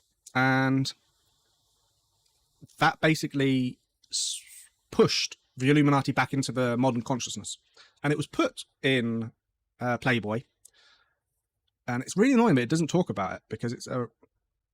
If we click on Illuminati, does it? Let's have a look. Let's have a brief look. It was put in there as a joke, basically. And it's just literally just different. Okay. Yeah, it was put in there as a joke to see if you could spread the idea of something like a conspiracy, like the Illuminati as a conspiracy theory, and it worked. It has become one of the everybody has heard of the Illuminati. It's incredible, but we'll definitely have to go into that in a lot more depth in its own episode. The Illuminati was an old organization that put forward free thought, secularism, liberalism, republicanism, and gender equality through various Masonic lodges, and as a result is a cabal of sorts. And if there was a cabal running and putting forward a new world order, the Illuminati would fit, and that is why it's, if the face fits and all that. The Protocols of the Elders of Zion.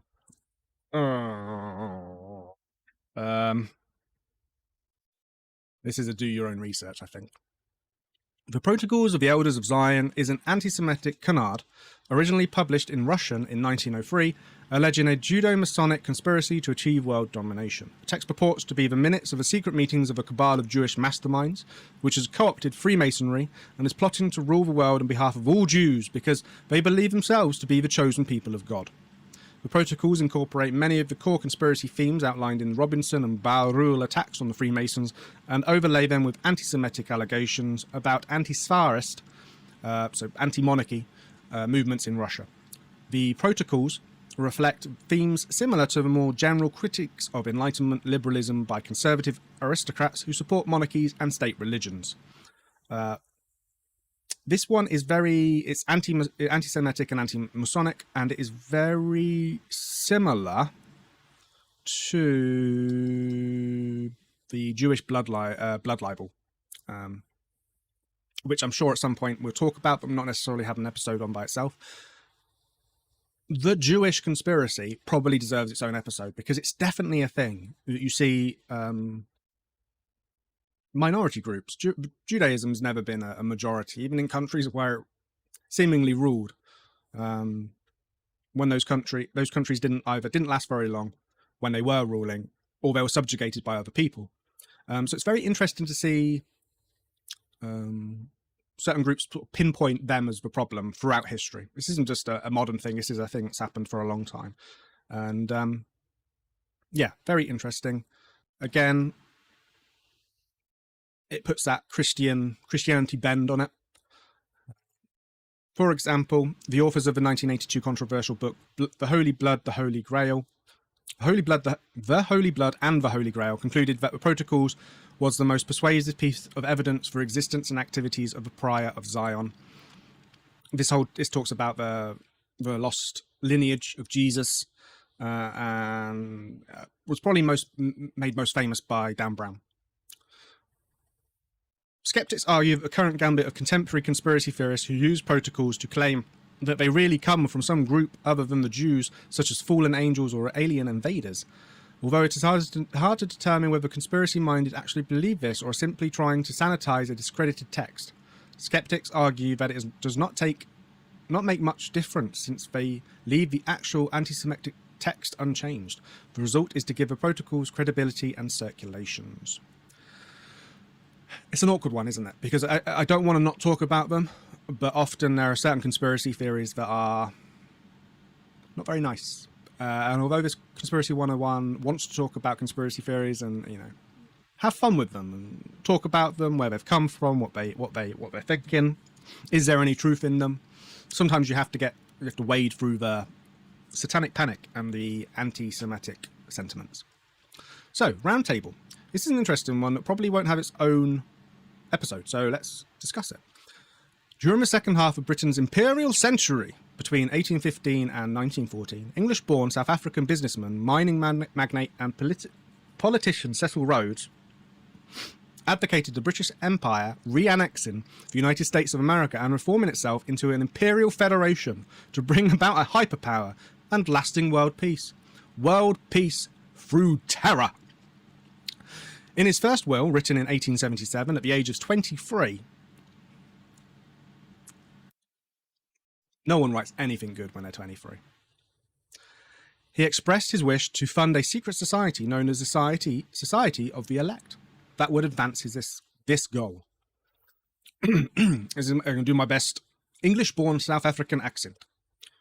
To and for the establishment, promotion and development of a secret society, the true aim and object whereof shall be for the extension of British rule throughout the world, the perfecting of a system of emigration from the United Kingdom and colonization by British subjects of all lands where the means of livelihood are attained by energy, labour and enterprise, and especially by the occupation by British settlers of the entire continent of Africa, the Holy Land, the valley of the Euphrates, the islands of Cyprus and Candia, and the whole of South America, the islands of the Pacific not heretofore possessed by Great Britain, the whole of the Malay archipelago, the seaboard of China and Japan, the ultimate recovery of the United States of America as an integral part of the British Empire, the inauguration of a system of colonial representation in the Imperial Parliament which may tend to weld together the disjointed members of the Empire,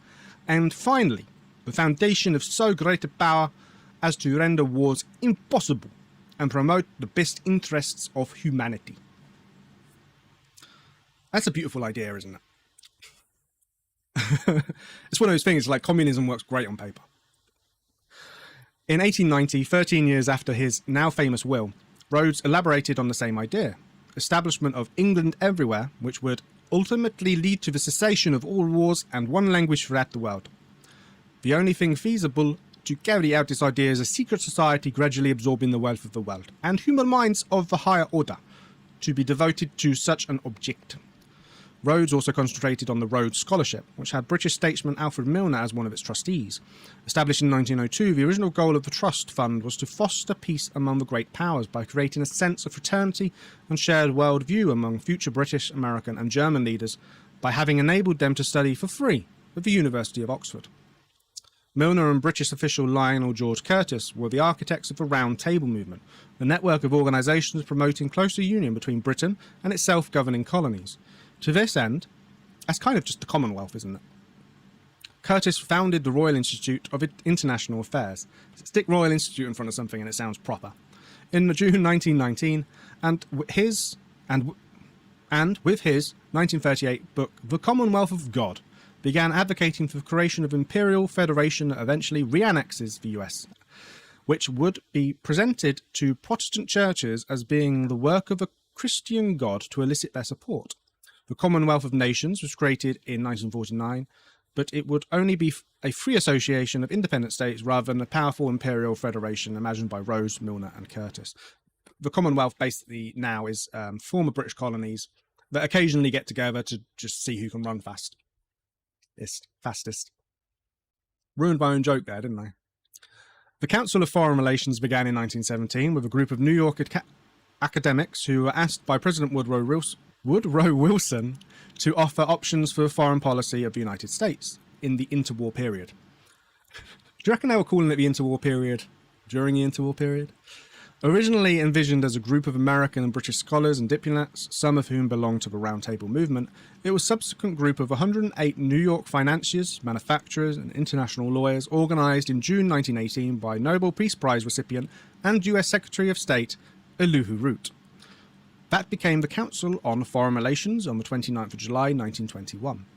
The first of the Council's projects was a quarterly journal launched in September 1922, called Foreign Affairs. The Trilateral Commission was founded in July 1973 at the initiative of the American banker David Rockefeller, who was chairman of the Council on Foreign Relations at the time. It is a private organization established to foster closer cooperation among the United States, Europe, and Japan. The Trilateral Commission is widely seen as a counterpart to the Council on Foreign Relations.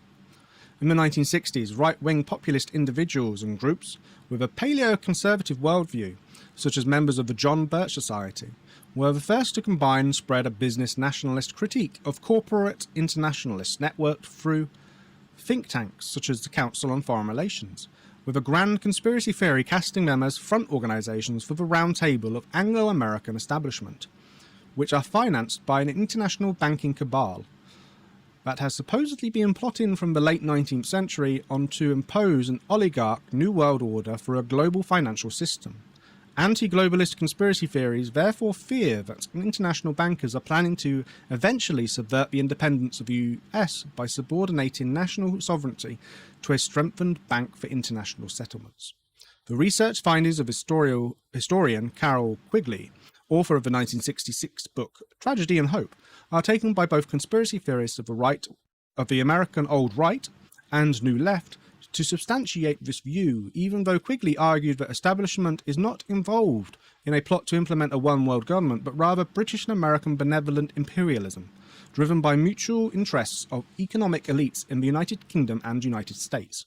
Quigley also argued that, although the Round Table still exists today, its position in influencing the policies of world leaders has been much reduced from its heyday during the First World War, and slowly waned after the Second World War and the Suez Crisis. Today, the Round Table is largely a ginger group, designed to consider and gradually influence the policies of the Commonwealth of Nations, but faces strong opposition. Furthermore, in American society after 1965, the problem, according to Quigley, was that no elite was in charge and acting responsibly. Larry McDonald, the second president of the John Birch Society and conservative Democrat member of the United States House of Representatives, who represented the 7th Congressional District of Georgia, wrote a foreword for Allen's 1976 book, The Rockefeller File, wherein he claimed that the Rockefellers and their allies were driven by a desire to create a one-world government that combined supercapitalism with communism. That's an interesting mix. And would be fully under their control. He saw a conspiracy plot that was international in scope, generations old in planning, and incredibly evil in intent. In his 2002 autobiography, Memoirs, David Rockefeller wrote, "For more than a century, ideological extremists at either end of the political spectrum have seized upon well-publicized incidents to attack the Rockefeller family for the inordinate influence they claim we wield over American political and economic institutions. Some even believe we are part of a secret cabal working against the best interests of the United States, characterizing my family and me as internationalists, and conspiring with the others around the world to build a more integrated global political and economic structure. One world, if you will. If that's the charge, I stand guilty. I am proud of it." Barkin argues that his statement is partially facetious, the claim of conspiracy and treason, and partially serious, the desire to encourage trilateral cooperation among the US, Europe, and Japan. For example, an ideal that used to be a hallmark of the internationalist wing of the Republican Party, known as the Rockefeller Republicans in honor of Nelson Rockefeller, when there was an internationalist wing. The statement, however, is taken at face value and widely cited by conspiracy theorists as proof of the Council on Foreign Relations uses its role as the brain trust of American presidents, senators, and representatives to manipulate them into supporting a new world order in the form of a one-world government. In a 13th of November 2007 interview with Canadian journalist Benjamin Fullard, Rockefeller countered that he felt no need for a world government and wished for the world's governments to work together and collaborate. He also stated that it seemed neither likely nor desirable to have only one elected government rule worldwide. He criticised accusations of him being under ruler of the world as nonsensical. Some American social critics, such as Lawrence H. Schwab, argue that the Council on Foreign Relations is an imperial brain trust, which has for decades played a central behind-the-scenes role in shaping US foreign policy choices for the post-World War II international order and the Cold War by determining what options show up on an agenda and what options do not even make it to the table. Others, such as G. William Domhoff, argue that it is in fact a mere policy discussion forum which provides the business input to US foreign policy planning.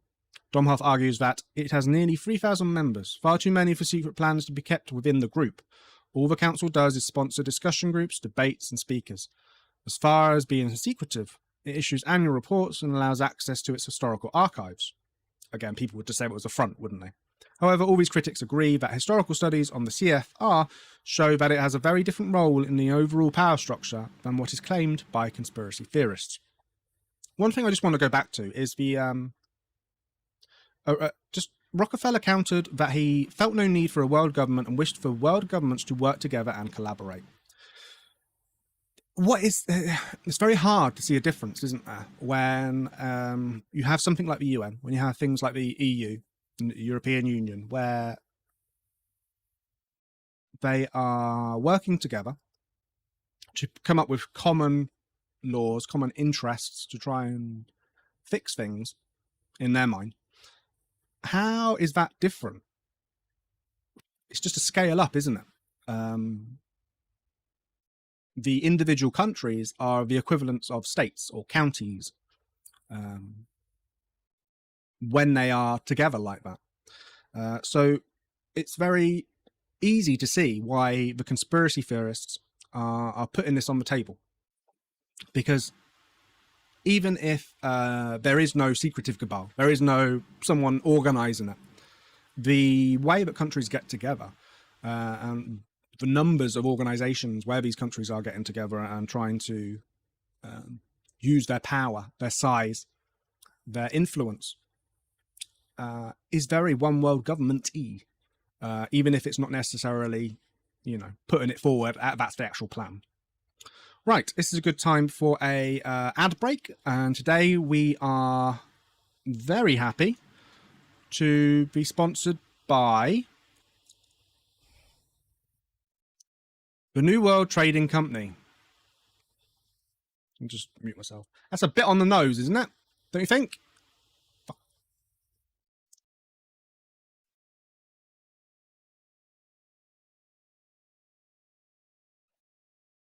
The New World Order.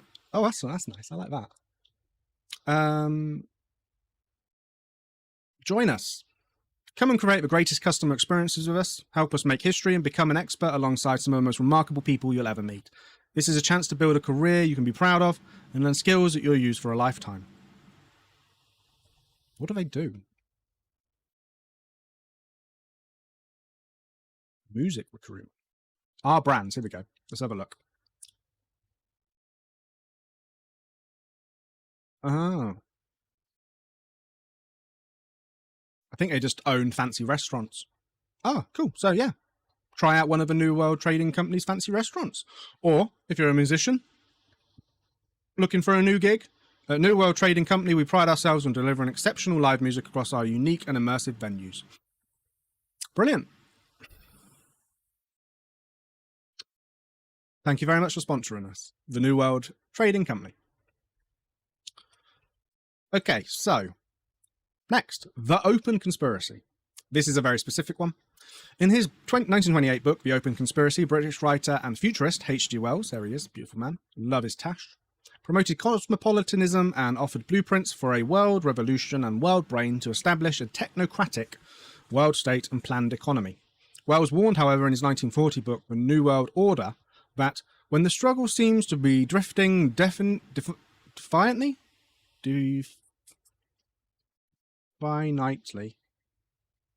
towards a world social democracy, there may still be a great delays and disappointments before it becomes an efficient and beneficent world system. Countless people will hate the New World Order, be rendered unhappy by the frustrations and passions and ambitions for its advent, and will die protesting against it. When we attempt to evaluate its promise, we will have to bear in mind the distress of a generation or so of malcontents, many of them quite gallant and graceful looking people. Ah, that's a nice little compliment sandwich he did there. Wells' books were influential in giving a second meaning to the term New World Order, which would be only used by state socialist supporters and anti-communist opponents for generations to come. However, despite the popularity and notoriety of his ideas, Wells failed to exert a deeper or more lasting influence because he was unable to concentrate his energies on a direct appeal to intelligentsias who would ultimately have to coordinate the Wellesian New World Order. So that was a very specific version of the New World Order, wasn't it? H.G. Wells basically wanted to be king. New Age. This is a very open one with my friends, the Theosophists. I actually said it. I'm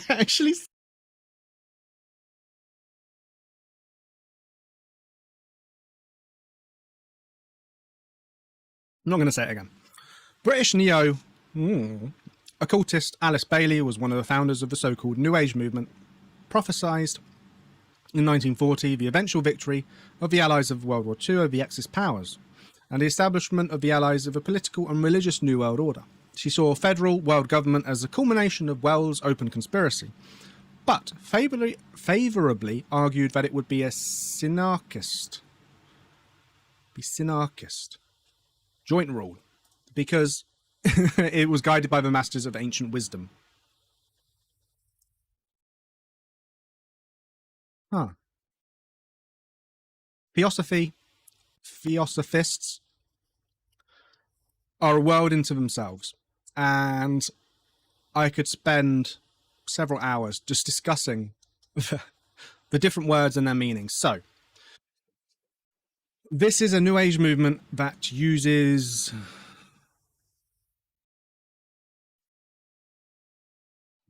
what's the best way to describe it?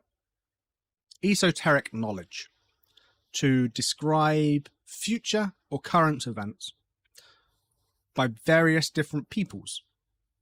It was very popular for a period, not so popular now, but has evolved into the modern New Age, which is a bit more hippie. And just, yeah. Skeptics argue, let's just read the last paragraph. Skeptics argue that the connection of conspiracy theories and occultists follows from their common fallacious premises. First, any widely accepted belief must necessarily be false. Second, stigmatized knowledge of what the establishment spurns must be true. The result is a large, self-referential network, we talked about that earlier, in which, for example, some UFO religionists promote anti-Jewish phobias while some anti-Semites practice Peruvian shamanism. The Fourth Reich. Something a little bit lighter. Conspiracy theorists often use the term Fourth Reich simply as a pejorative synonym for the New World Order to imply that its state ideology and government will be similar to Germany's Third Reich. Conspiracy theorists such as American writer Jim Mars claim that some ex-Nazis who survived the fall of the Greater German Reich, along with sympathizers in the United States and elsewhere, which there were many. Well, I'm trying to think, did we talk about that on one of the episodes? I feel like we did. I feel like we talked about that. Maybe I didn't. Maybe that was just me doing my research by myself. But yeah, there's a lot of sympathizers before the Second World War. Given haven by organizations like Odessa and Despin, has been working behind the scenes since the end of the Second World War to enact at least some principles of Nazism, e.g. militarism, imperialism, widespread spying on citizens, corporatism, the use of propaganda to manufacture a national consensus. Modern propaganda has evolved, hasn't it? It's changed a lot, and the internet is one of its breeding grounds. Interculture government and business worldwide, but primarily the US. They cite that the influence of ex-Nazi scientists brought under the Operation Paperclip, as a very famous, true conspiracy, to help advance aerospace manufacturing in the US with technological principles from Nazi UFOs, aka like Foo Fighters, the actual unidentified flying objects, not alien craft, but things that the Allies didn't really know what they were. And the acquisition and creation of conglomerates by ex-Nazis and their sympathizers after the war in both Europe and the US. Yeah, that's another one we haven't really talked about, but yeah, Nazis. It's a thing, isn't it? Is there no swastika? Swastika. Spelling it wrong. Swastika. Nope, no swastika. So let's just do the Iron Cross. It's probably a better representation of Nazism anyway, the Iron Cross. Although it's still used today by companies, so probably not. Where are we? Okay, alien invasion. This is a nice one. And one of the last. Brilliant. Since the late 1970s, extraterrestrials from other habitable planets and parallel dimensions such as greys and intraterrestrial from hollow Earth such as reptilians have been included in the New World Order conspiracy in more or less dominant roles, as in theories put forward by American writers Stan Deyo and Milton William Cooper and British writer David Icke. The common theme in these conspiracy theories is that aliens have been among us for decades, centuries, or millennia. Still, a government cover-up enforced by Men in Black has shielded the public from knowledge of secret alien invasion. Motivated by speciesism and imperialism, these aliens have been and are secretly manipulating developments and changes in human society to more efficiently control and exploit human beings. I'm not going to go into why, because we are definitely going to do an episode on specifically David Icke, specifically the reptilians. We're definitely going to do one on Hollow Earth. We'll probably do an episode on Greys. Alien invasion being the secretive, the cabal behind the New World Order, being some kind of alien, intraterrestrial, inter-terrestrial,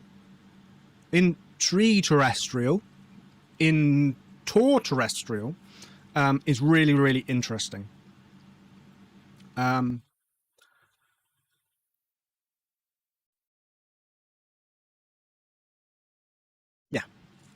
I don't want to talk about it more because it's just a hotbed of brilliance, and definitely needs its place on our little thing. Reptilians, and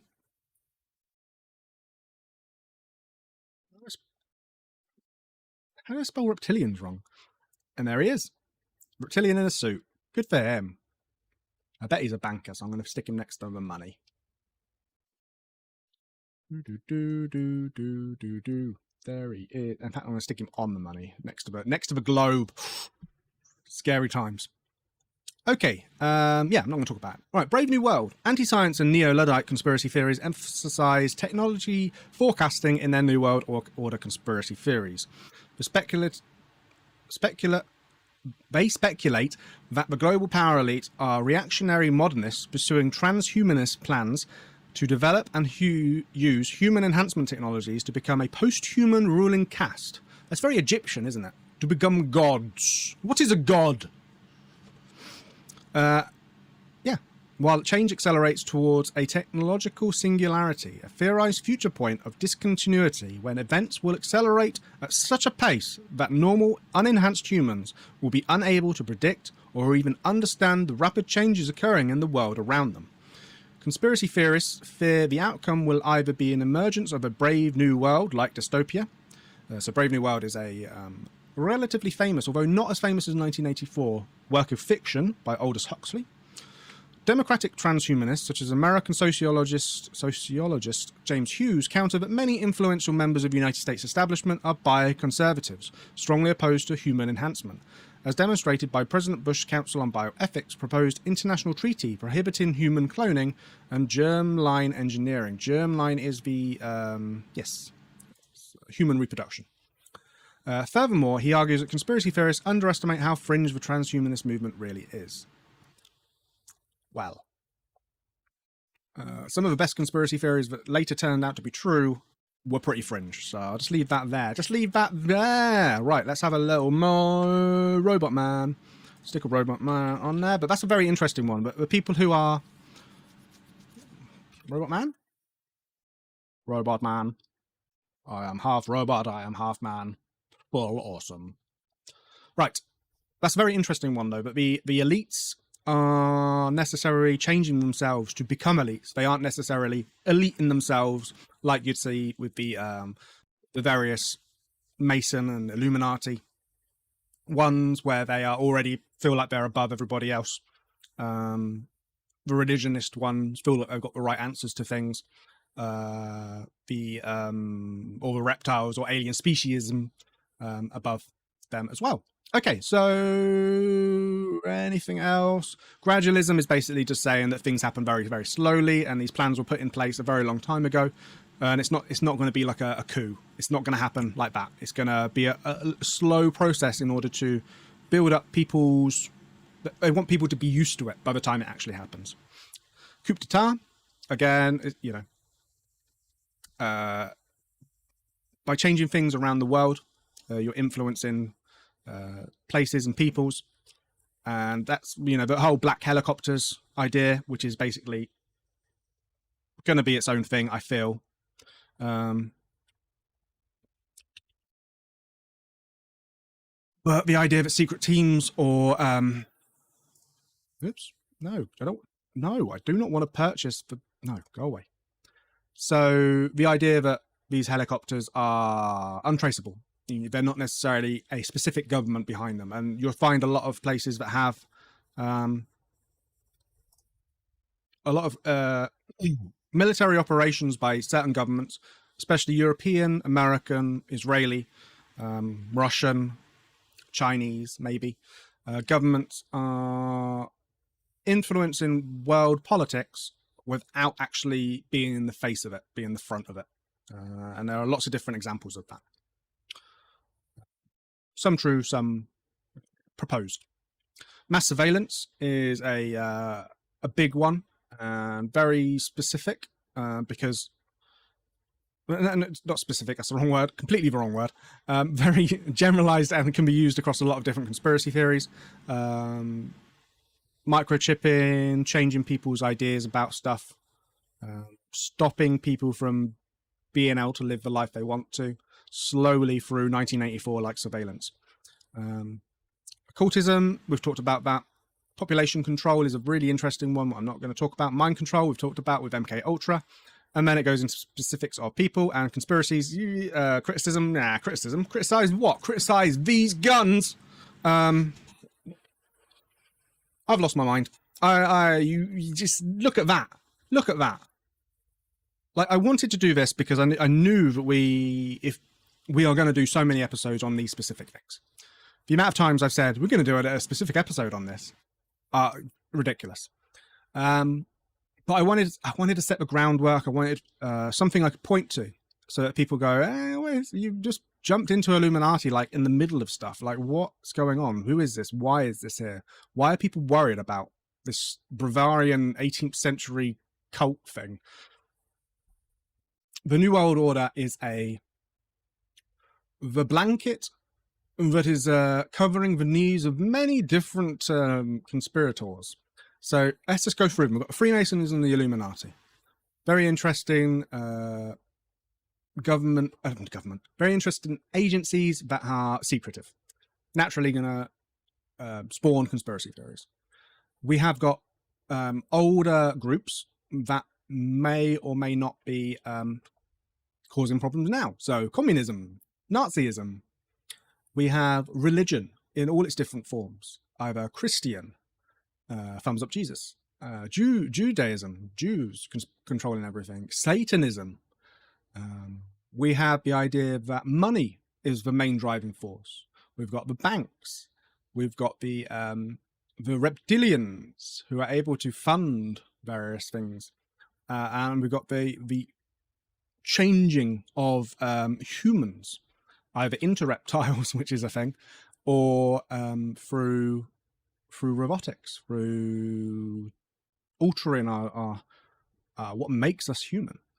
And then we've got individual people and individual governments doing things secretly through black helicopters, through various different political maneuverings around the world. Specific people like the Rockefellers. Who else was it? Rockefellers and oh my god, I can't believe I've forgotten their names. I'm just going to leave that in as a background because it's just beautiful.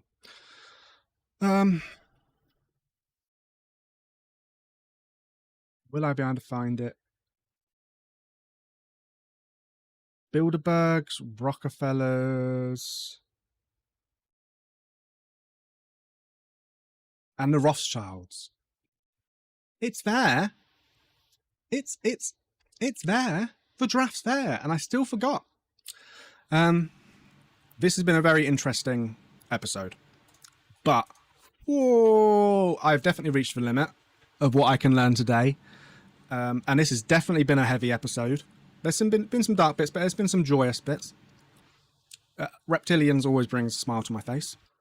But as always, every episode I always try and end on something a little more fun, a little less heavy, a little bit more lighthearted.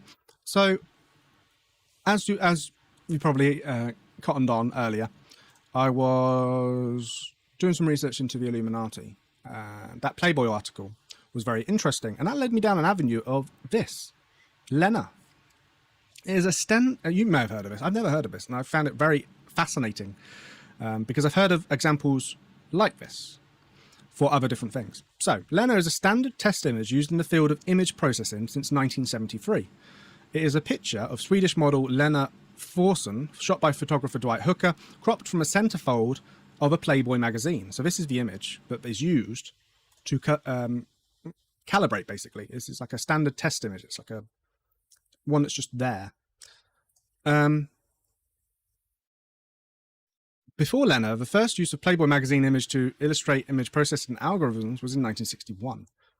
It's just so strange that they would use Playboy photos for this compared to, I don't know, a photo of a duck or a plane or something else. The use of the image has produced controversy because Playboy is seen by some as degrading to women. It's just odd that that's the photo that would be used. But it doesn't really say why. It was, it was used for different things, image differing, facsimiles, scans and all that. Used, blah, blah, blah. Teddy Smith. Okay. Alexander Schwarchuk estimates that it was in June or July of 1973 when he, then assistant professor of electrical engineering at University of South Carolina, Signal and Image Processing Institute, along with a graduate student and the SIPI lab manager, there we go, this is why it's students, isn't it? That's why it's a Playboy image, was hurriedly searching the lab for a good image to scan for a colleague's conference paper. They got tired of their stock of usual test images, dull stuff dating back to television standards work in the early 1960s. They wanted something glossy to ensure good output, dynamic range, and they wanted a human face. Just then, somebody happened to walk in with a recent issue of Playboy. The engineers tore away the top third of the centerfolds so that they could wrap it around the drum of their Murray-head wire photo scanner, which they had outfitted with analog to digital converters, one for each red, green, and blue channels, and a Hewlett-Packard 2100 mini computer. The Muirhead had a fixed resolution of 100 lines per inch. Oh my God, Windows. Leave me be. So they limited the scan to the top 5.12 inches, that's lovely, isn't it, of the picture, effectively cropping it at the subject's shoulders. And that's what became that. Now, I have heard of various different things, and some of these are pretty obvious, but we'll go through them. I've never heard of it. I don't know, it's some humanoid android. That's not what, that's not. Carol Hersey was the test card F lady. So this, if you're from Britain, you would have seen this a lot. When channels weren't on or just before or during, etc., you'd see this test card, so it would calibrate certain things. Yeah, very common. But it's the guy who put it together is his daughter, basically. Lorem ipsum is the placeholder text commonly used to demonstrate the visual form of a document or typeface without relying on meaningful content. What is it actually of, though? Is a typically corrupted version of Definibus Baronum et Malorum, a 1st century BC text by Roman statesman and philosopher Cicero, with words altered, added, and removed to make it nonsensical and improper Latin. Interesting. Very interesting. Yeah, again, color chart. I think most people have seen these. You hold them up to the cameras. I think I've got one somewhere. I have no idea where it is. You hold it up to the cameras and then the cameras can calibrate themselves, etc., etc. Stanford Bunny. This isn't one I've heard of, but it's a 3D test model. The one I've heard of is the teapot. There it is. The Utah teapot, or the Newell teapot, which is like a 3D render that was used to test rendering stuff in 3D. China Girl. Image with explanatory labels. I have never seen. Whoa, that's tiny. I've never seen that. In motion picture industry, a China girl is a type of test film, an image of a woman accompanied by a colour bars that appears for a few frames, typically 1 or 4, in a reel leader. Excellent. Again, very similar to the, whatever it was called, standard card F. And then we're back to New World Order conspiracy theory. Perfect. Right. Oh, an hour and a half. I'm actually pretty happy with that, considering how much stuff there was. I didn't want to go on a very long, I didn't want this episode to be very, very long, because, yeah, it could have gone on for ages, and I knew that we were going to talk about more of them in depth and have their own episodes. So, yeah. Thank you very much for watching. This has been an interesting episode, and I hope you join me for future episodes where we discuss some of the things we've talked about today. Thank you very much for watching. I've been Alex Whitney, and don't forget to breathe.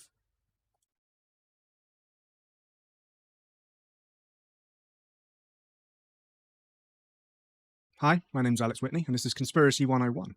Today, we're looking into lost cosmonauts.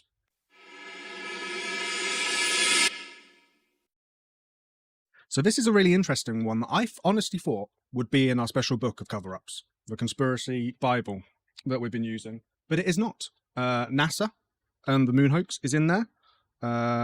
So's Nazi moon base, you know, the big uns. But lost cosmonauts is not, which surprised me, to be honest, because at least as far as I know, it's a relatively, not common, but well known, I guess. It's like a theory that people have heard about. So let's take a look. Let's have a look. Let's have a look. As always, we're going to start. That was wrong. Let's try again. As always, we will start. There we go. With incognito mode. Don't let anybody know what you're up to, especially locally. You'll be put on a list. So, lost cosmonauts. Starting with Wikipedia, as we always do. Yeah, it seems on the surface that there might not be a lot to this one, but there kind of is. And it skirts the border, like so many conspiracy theories that we talk about on this show, skirts the border with truth and then fabrication. And how much is fabricated is kind of, you know, up to the person themselves. So let's start. The lost cosmonauts, or phantom cosmonauts, are subjects of a conspiracy theory alleging that some Soviet cosmonauts went to outer space, but their existence has never been publicly acknowledged by either Soviet or Russian space authorities. Proponents of the lost cosmonaut theory argue that the Soviet Union attempts to launch human space flights before Yuri Gagarin, first space flight, and that cosmonauts on board died in those attempts. So I'm going to mess up a lot of these Russian names. Apologies if you're a speaker of Russian. Soviet military pilot Vladimir Ilyushin was alleged to have landed off course and been held by the Chinese government. The government of the Soviet Union supposedly suppressed this information to prevent bad publicity during the height of the Cold War. The evidence cited to support lost cosmonaut theories is generally regarded as inconclusive, and several cases have been confirmed as hoaxes. In the 1980s, American journalist James Oberg researched space-related disasters in the Soviet Union, but found no evidence of these lost cosmonauts. Since the fall of the Soviet Union in the early 1990s, much previously restricted information has been made available, including information on Valentin Bondarenko, a would-be cosmonaut whose death during training on Earth was covered up by the Soviet government. Even with the availability of published Soviet archival material and memoirs of Russian space pioneers, no evidence has emerged to support the lost cosmonaut theories. Ilyushin, who died in 2010, also never gave any support to conspiracy theories.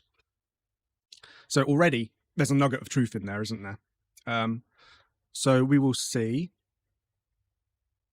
Okay. The main thing, I think the main theory in terms of my head of lost cosmonauts and what they are, is that people were sent out of space and they never came back. They never came down and they were just left up there for whatever reason. And it was just a process of trying to judge things in the same way that the dogs and the chimpanzees that went up there, and other animals, I'm sure there was different animals, that went up there, they never came back, did they? Or they died on re-entry, or etc., etc. So the Lost Cosmonauts is sort of like they've gone up there, but they've never come back down. So we'll see. So there's a lot of allegations. There's some confirmed hoaxes, which is always very interesting. Later allusions. And then we'll look at some of the citations. This Jimmy Oberg. We'll also look at the individuals such as Valentin. That sounds Russian. And Vladimir.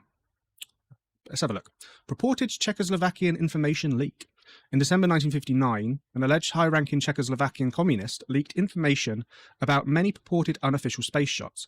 Alexei Ledovsky was mentioned as being launched inside a converted R-5A rocket. 3 more names of alleged cosmonauts claimed to have been perished under similar circumstances were Andrei Mitkov, Sergei Shiborin, and Maria Gromova.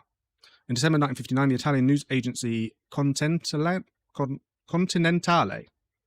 repeated the claims that a series of cosmonaut deaths on suborbital flights had been revealed by high-ranking Czechoslovakian communists.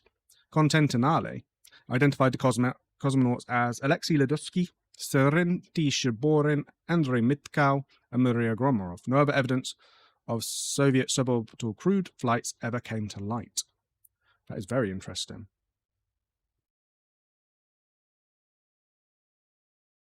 Let's have a quick look at that one. And it is just a book. Okie dokie. So it's just a book. It has, you know, but it doesn't, you can't actually view it. Joy. I'm guessing all of this is just going to come from that.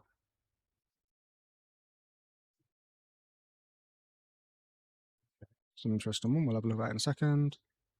Yeah, that's the same book. Okie dokie. When is this from? Okay, so this is from 1959, the Gadsden Times. Oberth believes astronauts lost. Nuremberg, Germany. Professor Oberth, a German space scientist who worked for the US Army in Huntsville, Alabama, for a time, says he believes published reports that 4 Soviet astronauts have perished in attempts to put a man into space. Okay, so even early on, there were rumors about this. Very interesting. And you have to think as well, this is the height of the Cold War. They would have been testing a lot of different things. Not just for the space projects, but also for, you know, rockets, for flight, improving their planes, for commercial and for like warfare reasons, weren't they?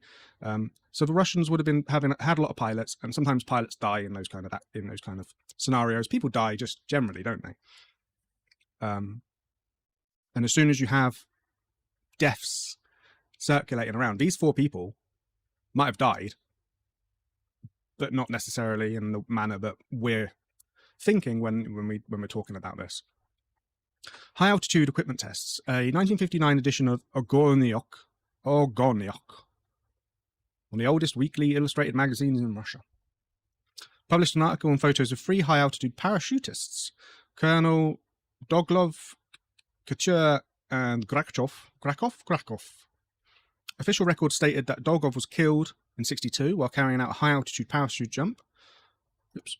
Dolgov jumped at an altitude. The helmet's visor of Dolgov's spacesuit hit part of a gondola as he exited, depressurizing the suit and killing him. Couture is known to have disappeared around this time. His name has been linked to this equipment. Interesting. So they're testing high-altitude equipment, and 3 of them died. Again, basically what we just talked about. Not necessarily lost cosmonaut, but they were helping, you know, towards the cosmonaut. Interesting.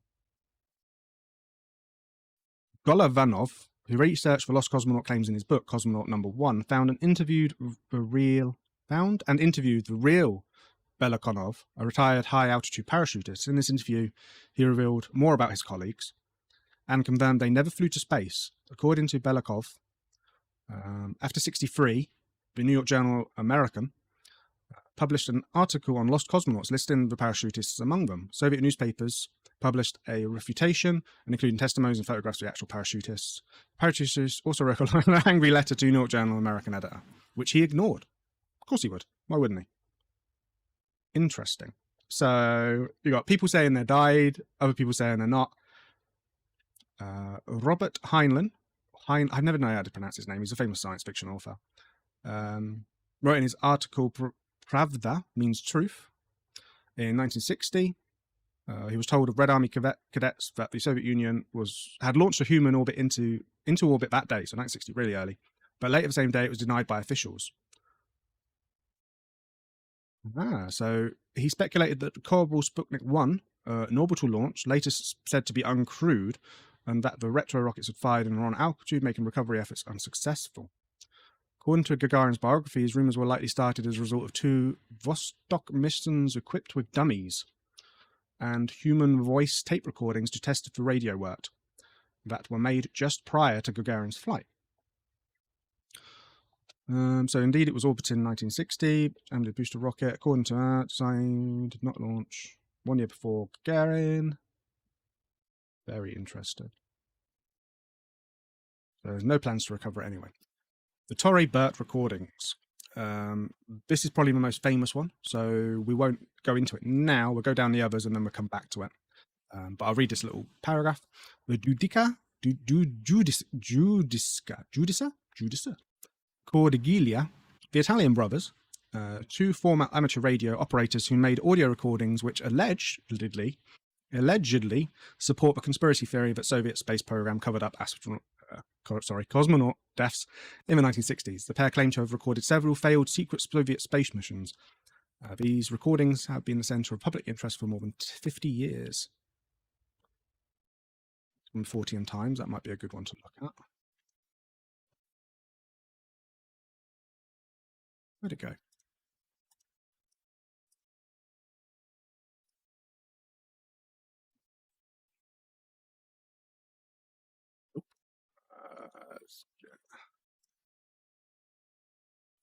Right, I've got a web archive of that. Okay, Vladimir Ilyushin. So, Major General Vladimir Sergeyevich Ilyushin was a Soviet general and test pilot, and the son of aerospace engineer Sergey Ilyushin. He spent most of his career as a test pilot. Ilyushin was a rugby union administrator who was inducted into the World Rugby Hall of Fame, which is pretty funny. I feel like that needs to go on our thing. Just the fact that rugby is linked. You just don't think of rugby as being very Russian, do you? I think it's a different enough green for it to work. Right. The big R. Who's up for a little game of ruggers, eh? Right. 2 days before Gagarin's launch, on 12th of April 1961, Denis Odgin wrote the West communist newspaper The Daily Worker that Soviet Union's announcement that Ilyushin had been involved in a serious car crash was really a cover story for an orbital space flight gone wrong. A similar story was told by French broadcaster Bobrowski, but his version had the launch occurring in March, resulting in Ilyushin slipping into a coma. NORAD tracking stations, however, had no record of any such launch. Later that year, US News and World Report transmitted the rumour by claiming that Gagarin had never flown and was merely a stand-in for the sickened Ilyushin. The 1990 film The Cosmonaut Cover-Up takes the position that Ilyushin was the first man in space and discusses the alleged cover-up in detail. They claim, according to recently declassified documents, Ilyushin was placed in a capsule named the Rossiya, and the secret flight took place in the early hours of the morning on Friday, April 7th, 1961. After a guidance malfunction, the cosmonaut is reported to have made an unguided crash landing in China, too critically injured to announce the mission a complete success. The 2009 film Fallen Idol had the same position and discusses US efforts to continue the allegation, even citing national security not to release information under the Freedom of Information Act. The data sought was from the CIA tracking station Tern Island and supposedly covered and recorded Ilyushin's failed mission. That would be really interesting if that was ever released. According to Mark Wade, editor of the space history website Encyclopedia Astronautica, the entire early history of Soviet manned space program has been declassified, and we have piles of memoirs of cosmonauts, engineers, etc. who participated. We know who was in the original cosmonaut team, who never flew, was dismissed, or was killed in ground test. Ilyushin was not one of them. Interesting, but he is definitely one of the bigger guys that we're going to look into. Moonshot allegations. The Soviet Union lost the crewed moon landing phase of the space race to the United States. However, some sources claim that just before the historic Apollo 11 flight to the moon, the Soviets undertook an adventurous attempt to beat the Americans. Despite the unsuccessful first test launch of the new Soviet N-1 rocket in '69, it is alleged that a decision was made to send a crewed Soyuz 7KL3 craft to the moon using an N1.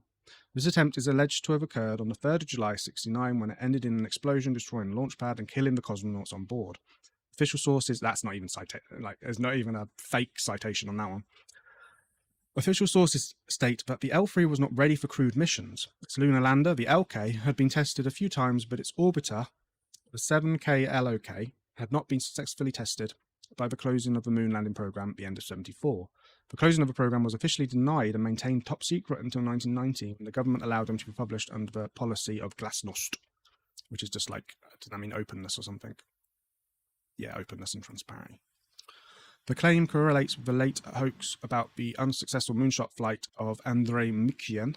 However, in reality, the second launch, like the first, was a test of the booster and was therefore uncrewed.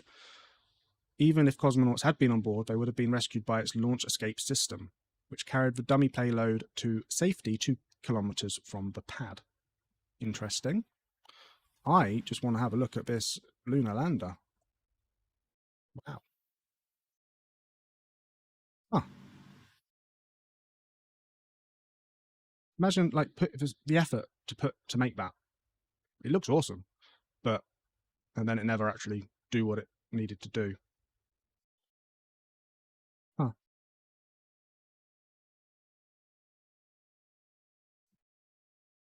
Very interesting, yeah. Other allegations. So we'll get into the end of the allegations. In 1959, pioneer space theoretician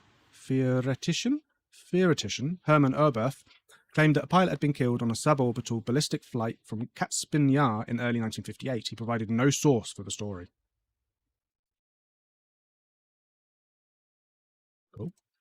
There are also rumours which appeared later in Oman Ra, a novel by Russian fiction writer Belevin, that Soviet atomic sample return craft Luna and remote-controlled automatic moon rover Lunokhod were, due to failures in automation, crewed by cosmonauts who had agreed to take part in suicide missions.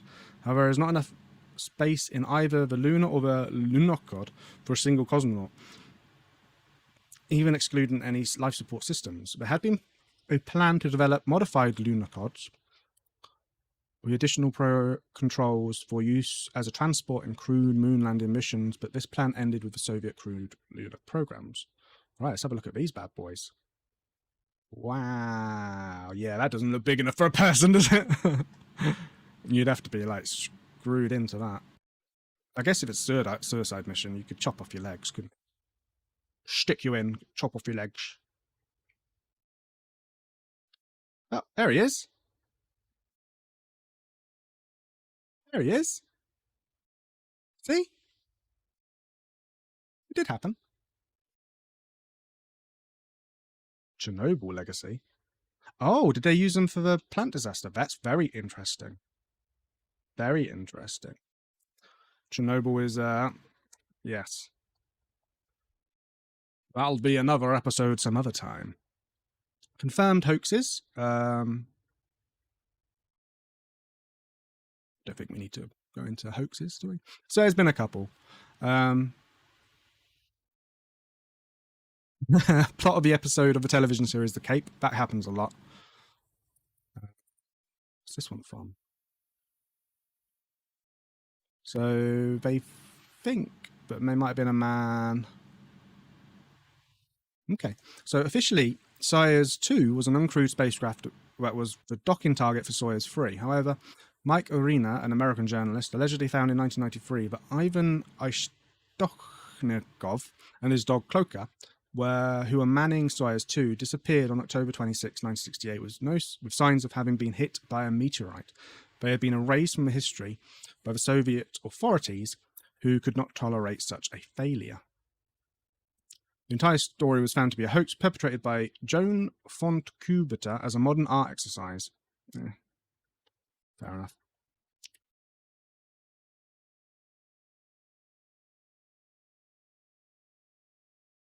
Interesting. Okay. So later allusions. So these are things that sort of discuss it.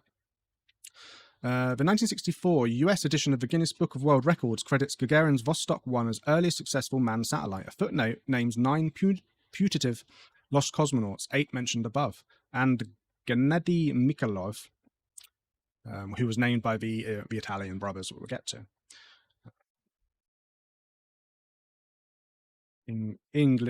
Interesting. So lots of different. Julius Epstein wrote several papers on Soviet failures in space, including allegations of lost cosmonauts, which were read into congressional record in 1965 and 71. Very interesting. Soviet failures in space, the PDF, that looks good.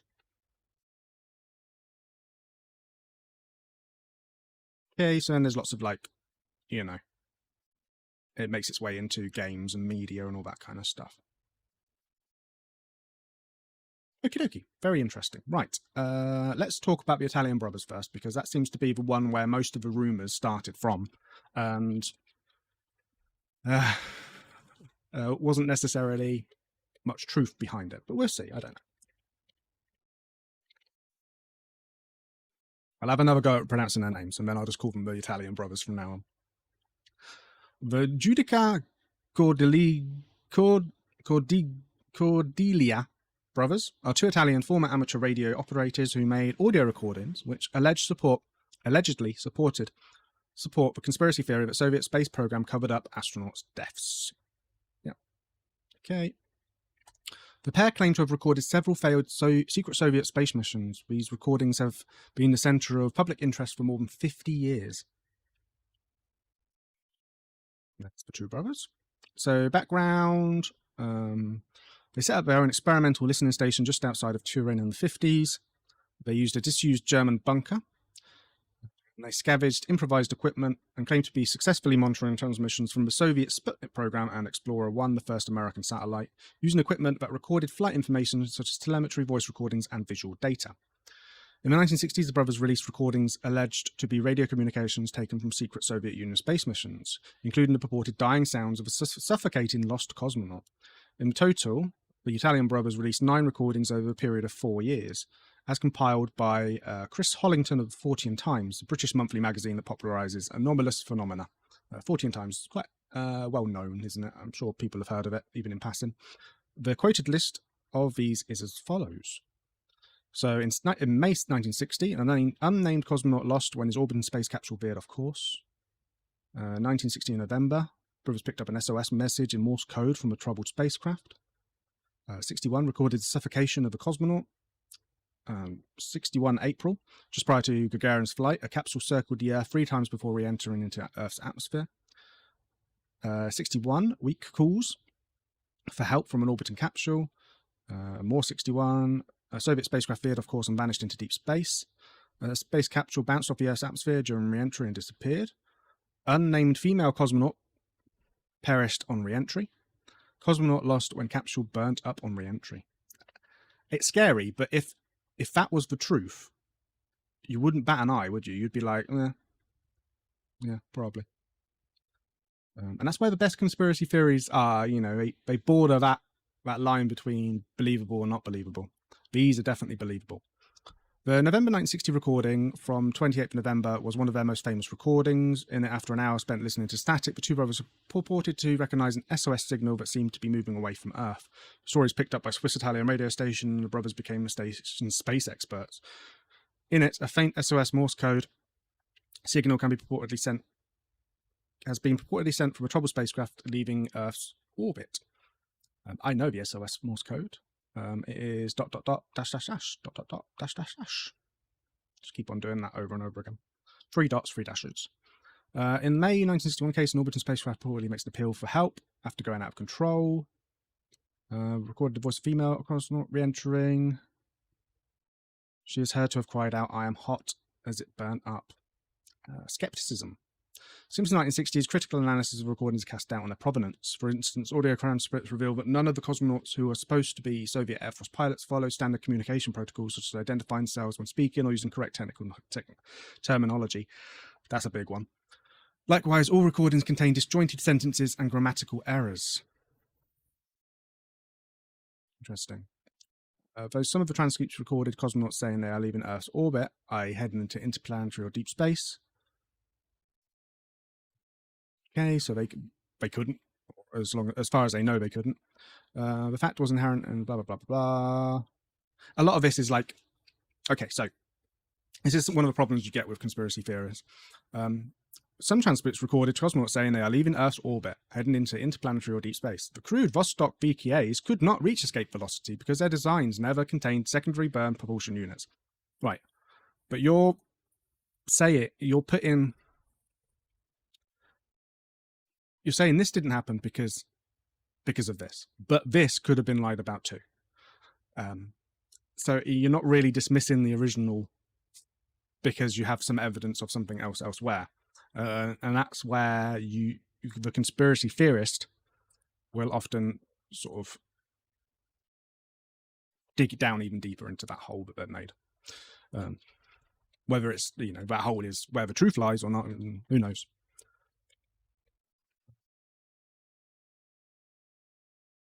Okay. Legacy, they won the Italian TV show, which the Fair of Dreams, which enabled them to visit NASA as their prize.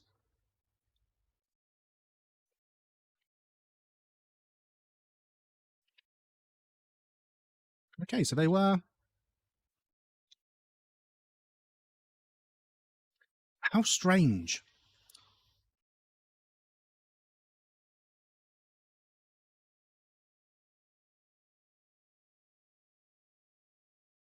It doesn't really refute them that much.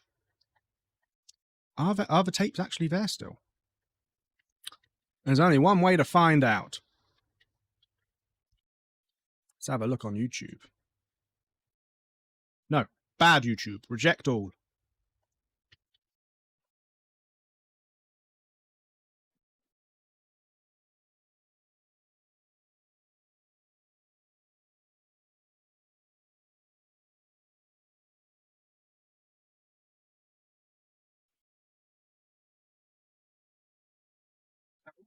No, but this is the video I'm making. Don't make the video I'm making. I just want the recordings. I just want the tapes.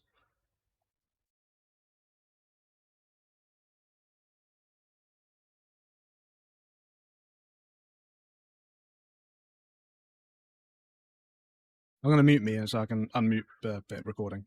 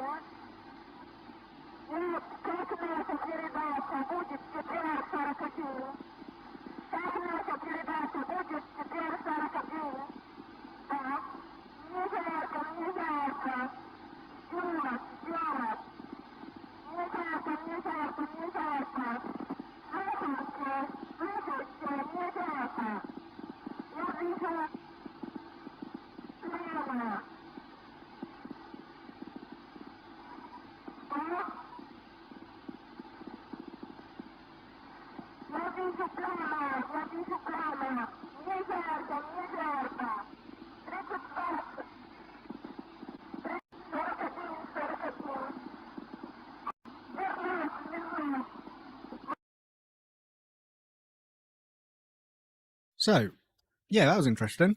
It's one of those things, though, that you can't really... That literally could be anything, couldn't it? There's no clear indications from the voice, or like from what she's saying, whether or not she's actually, in space or in a capsule or... Yeah, very, very interesting. Odd. But you can see where the conspiracy theory would, bounce off from this. So, let's move on. There are two Russians, other than Gagarin, that I want to... Actually, three that I want to discuss. Other than Gagarin. One of them is the Rugby Hall of Famer, which is just brilliant.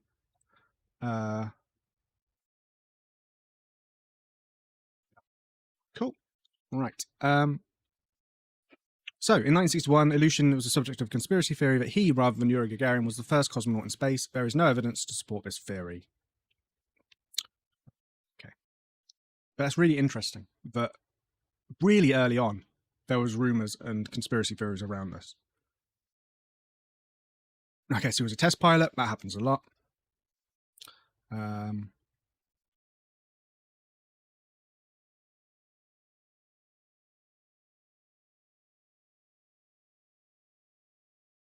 Rugby Union. True pioneer of rugby in Russia. Good on ya. Good on ya, mate. He died 2 days after Russia secured its place in the 2011 Rugby World Cup, the country's first appearance ever in that competition. That sounds like a human sacrifice. So, alleged first person in space. 2 days before Gagarin's launch, on the 12th of April 1961, Denis Ogden wrote in the Western Communist newspaper The Daily Worker that Soviet Union's announcement that a Western Communist newspaper, that is brave. It's now called the Morning Star. Oh, it's British. Oh, of course it is. Involved in a serious car crash was really a cover story. We've read that. Okay. And then it was reported in Wales. NORAD had no information about anything being tracked. This looks like it's exactly the same. Okay. Okay, interesting, but not necessarily relevant. The next one I think is more relevant to the conspiracy theory as a whole. So Valentin Valishyevich Bondarenko was a Soviet fighter pilot selected in 1960 for training as a cosmonaut. He died as a result of burns sustained in a fire during a 15-day low-pressure endurance experiment in Moscow. The Soviet government concealed the death, along with Bondarenko's membership in the Cosmonaut Corps until 1980. A crater on the moon's far side is named after him. So this is really interesting. There's some truth to the lost cosmonauts. There was a cosmonaut who was part of the process who died without any recognition. Unlike, for example, the Apollo 1 guys, who there was 3 of them, they died in a similar situation in a fire. But they were recognized and celebrated as being heroes, and the ability for the Apollo 11 men to get to the moon and for the Americans to get into space in general was seen as building on their deaths were not in vain, etc., etc. Another thing you'll find, a lot of them were fighter pilots. A lot of them were pilots already. Makes a lot of sense. But now, when I think of astronauts and cosmonauts, I think of scientists rather than pilots. Whereas back in the day, they were mainly pilots, and that's how Gagarin died. I'm pretty sure I'm correct on that. Let's just double check. Yep.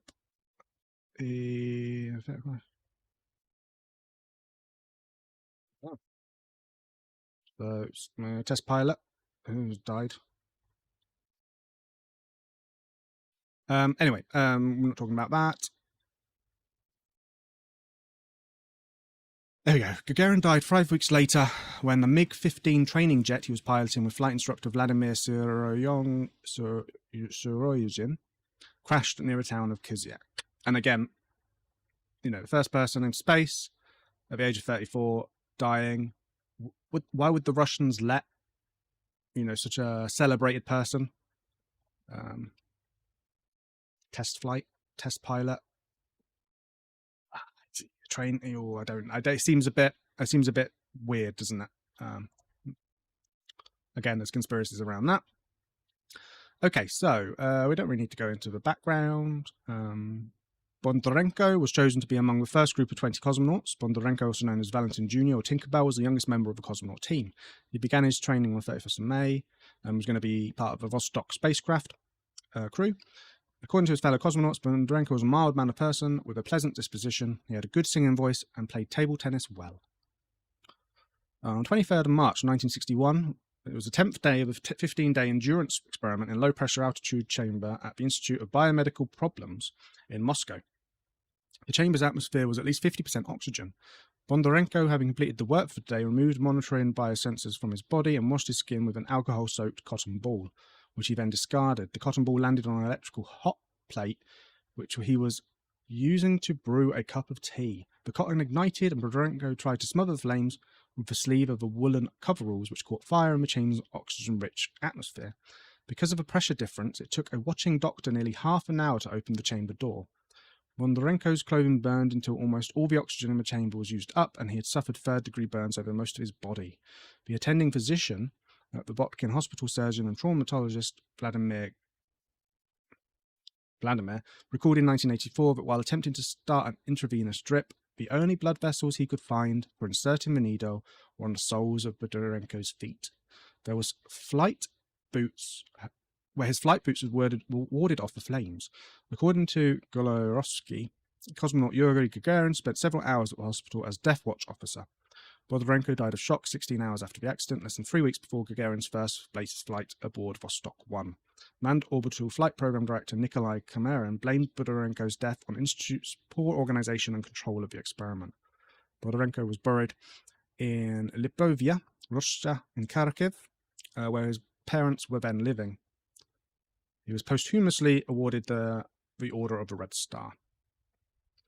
News of Bondarenko's accident and death was not published at the time. Bondarenko had already appeared in group films and photographs of the first cosmonaut group, and his unexplained disappearance sparked rumours of cosmonauts dying in failed launches. In 1980, the details of the incident were later published to the West, and in 1986, Izvestia published an article by science writer Golovanov detailed the incident for Soviet readers.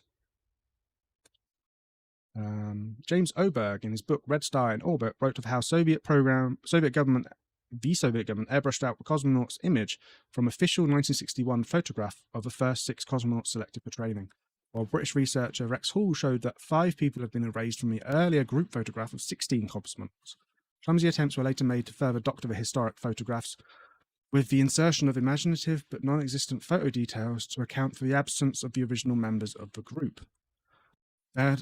There are hardly any documents available depicting Bondarenko's life, an attempt from the Soviet Union to erase him. Bondarenko's death was caused by a fire in a sealed, high-oxygen environment, very similar to Apollo 1.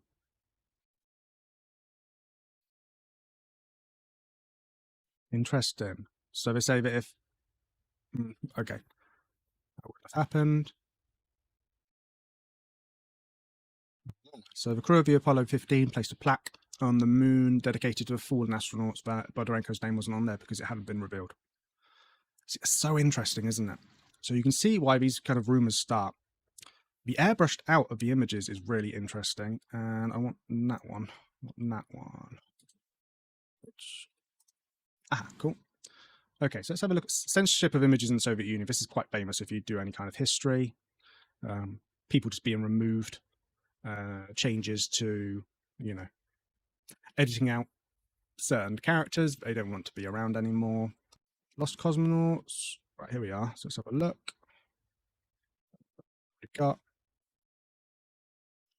That's not going to be. Do I need to find that? Challenge to Apollo. Okay. Look at this. Look at this. Like NASA's secret back door. Let's do some hacking. Oh. Click to... Oh, there we go. 2-part PDF. Awesome. Oh, wow. Look how long that's taken to load. It's going to be a big book. 500 pages. I just want the pictures. Just wanted to see the pictures. And we can... Gagarin. Let's... Right. Where are we? Let's get his name, see, and let's search PDF. Will that work? Oh, there's no... Oh, it is. Okay, cool. Oh, that's a terrible copy. Look at that.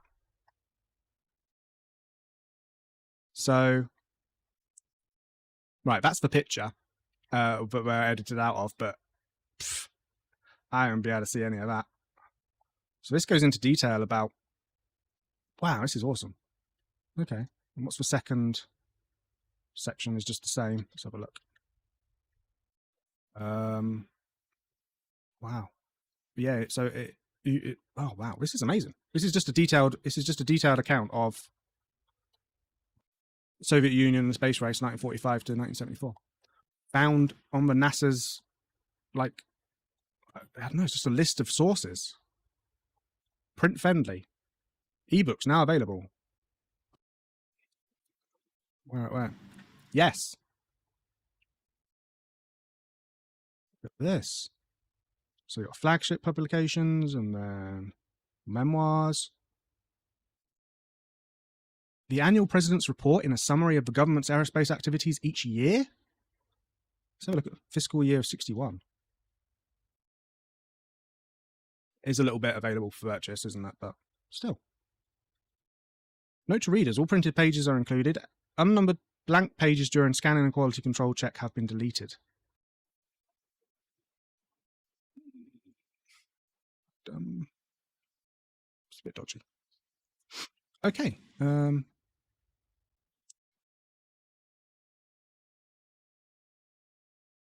JFK. Wow, look at all this. Department of Defense. Space Science Board. Successful US launches. NASA launch vehicles. Ah, look at that. Just detailing everything. You'd expect all this, wouldn't you? But I just wouldn't expect it to be so easily available. This will be really good looking through all of this or going through this again when we come to discuss the moon landing hoaxes. Or the conspiracy theory that the moon landing was a hoax. Interesting. Very interesting. Right.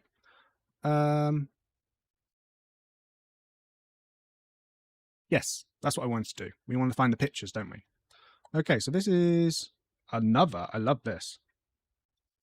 What a website. Look at this. I love it. It's so 2002. So this is, looks like it's chapter 10, Dead Cosmonauts, pages 156 to 176 of James Oberg's Uncovering Soviet Disasters. So C6, the Russian equivalent of our original 7 Mercury astronauts. Why didn't it have the pictures?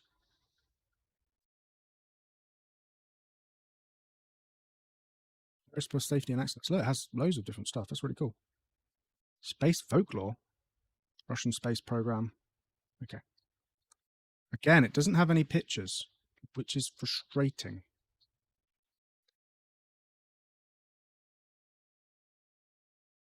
So, I am reading all that. I'm sure it's very well put together, but no. So let's just, we'll see. Let's just pause you, get rid of you, and just have a quick image search.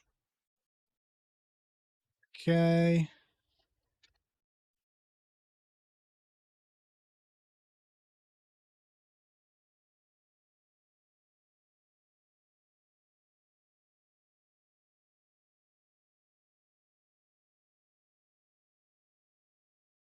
Okay, so openculture.com. It looks like I found one. Yes, I do have ad block. Leave me alone. But there is some. Okay. So it has a few, but it doesn't. It's the one I want to see. So Photoshop, the world's best known piece of image editing software, has long since transitioned from noun to verb to Photoshop. But manipulating photos is not a new thing. There's a nice one of Stalin getting rid of people. There's a really funny one of Stalin where it's loads of people in it. So this is the best one. There's like four people and it's free. No, it's just us two. No, it's just me by myself. Brilliant. Get rid of people in the background. It's quite famous. There's a really famous one of that mass killing. I'm not going to find the pictures. There's a mass killing of like protesters by the National Guard in America, and it's like a very really early 70s, I think, Photoshop, where they got rid of like the pole sticking out of her head. It looked like one of the fence posts in the background, just to make the picture more appealing. That is the picture we're after, because look, there's Gagarin. Let's leave it on there and have another look. That is definitely the picture, isn't it? But I want the edited version.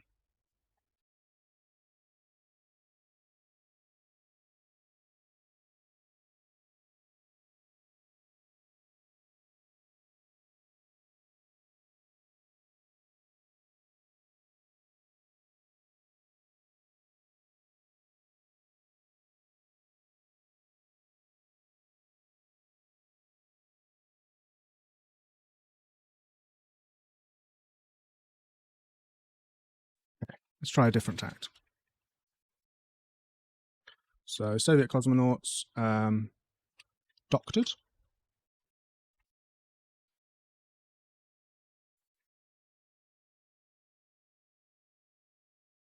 Again, it's coming up with the same pictures. That's a slightly better picture, I guess. Oh, there's a good one. Again, it's showing the fact that they were removing people from the photos. Again, it's not very good, but you can see that they've removed the guy, which is very interesting and very Soviet of them. So right, let's clear up a bit. I've got too many tabs open at the moment. It's messing me up. I honestly absolutely love this page though, and I'm going to add it to my list of things so that when we come back for NASA stuff, we can go back to it. That is an interesting one. Okay, I think we're up to. We've talked about the brothers. We've talked about the two, genuine, actual. What's all this?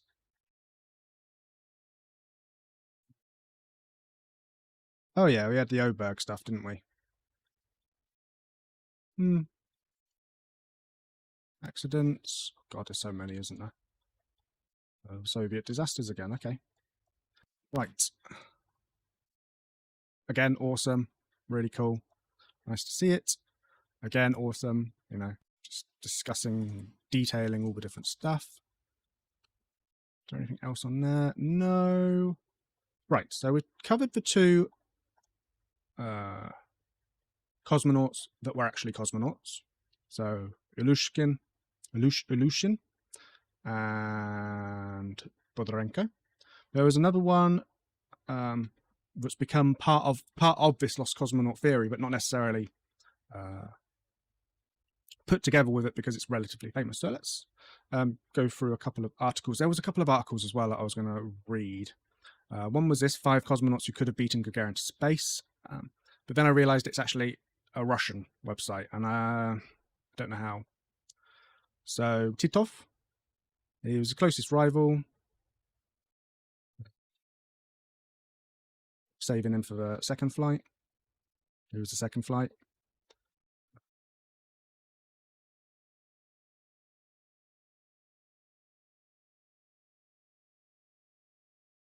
Yeah, 25 hours in space. Good for him. Bodorenko, the guy we were talking about. Yep. Mars Rafikov. Is Kyrgyzstan, his Tatar family. Pilot from a local aviation school and served in the air defense. At the ripe age of 26, the man had to be named Mars. Suddenly had a run of luck and selected for the first astronaut corps, along with Gagarin. Through, he was going to go to space. How things took a turn for a worse. His love life was to blame. He split with his wife and was planning his divorce when his bosses became worried about his family status. He was told to salvage his marriage for the sake of his image, but Mars wouldn't listen.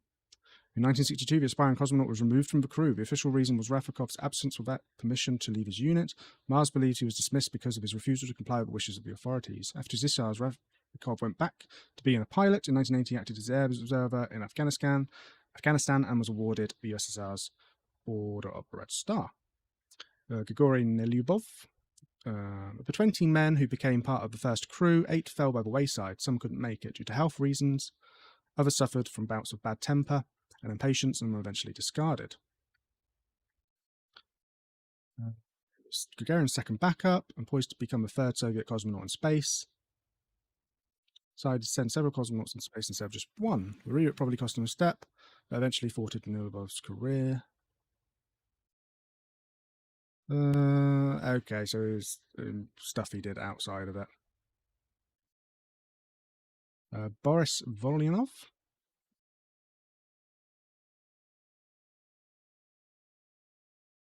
Okay, yep. He was the backup. He was the first Jewish cosmonaut. Good for him. Right, and then the next one was Gagarin really the first man in space? Again, that's going through what we've already talked about. The secret death of Bodrenkin. The idea that Ilyushin had actually gone up but came back down in China.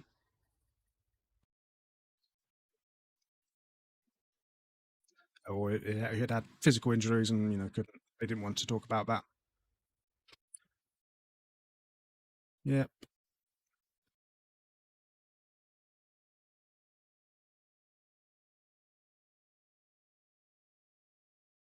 Ivan Ivanovich was the dog. Poor dog. Never came back. Right. So, just to briefly. So, this is a weird one, and it often gets confused with the Lost Cosmonaut thing because they're very similar, aren't they? So, a cosmonaut crashed into Earth crying in rage.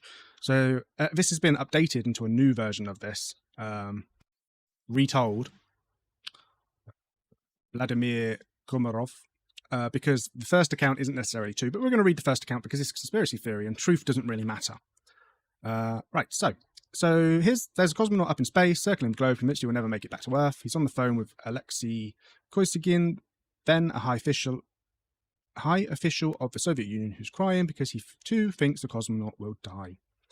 Vladimir Komarov's remains in an open casket.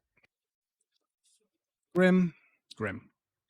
The space vehicle is shoddily constructed, running dangerously low on fuel. Its parachutes, though no one knows this, won't work, and the cosmonaut Vladimir Komarov is about to, literally, crash full speed into Earth, his body turning molten on impact. As he heads to his doom, US listening posts in Turkey hear him crying in rage, cursing the people who had put him inside a botched spaceship. This extraordinary, intimate account of the 1967 death of Russian cosmonaut 67, much later than Gagarin, appears in the new book Starman, to be published next month. There's lots of inaccuracies with this account, that's why it was redone, but again... Starman tells a story of friendship between two cosmonauts, Vladimir Komarov and Soviet hero Yuri Gagarin, the first human to reach outer space. The two men were close, they socialized, hunted, and drank together. In 1967, both men were assigned the same Earth-orbiting mission, and both knew the space capsule was not safe to fly. Komarov told friends he knew he would probably die, but he wouldn't back out because he didn't want Gagarin to die. Gagarin would have been his replacement. The story begins in 1967, blah, blah, blah, blah, blah. The problem was Gagarin, already a Soviet hero, the first man ever in space, he had some senior technicians and inspected the Soyuz 1 and found 203 structural problems, serious problems that would make the machine dangerous to navigate in space. The mission, Gagarin suggested, should be postponed. But no one wanted to tell the top bosses. Let's get to the bit where he's actually talking. Oh, it doesn't actually say it. Okay.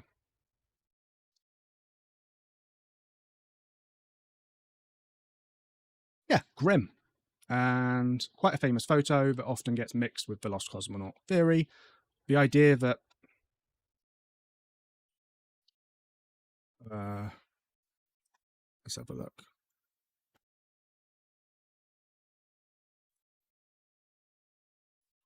What we've learned, American historian Asif, transcript of Komarov's final moments in Soyuz, he got it from Russian State Archive. It goes like this.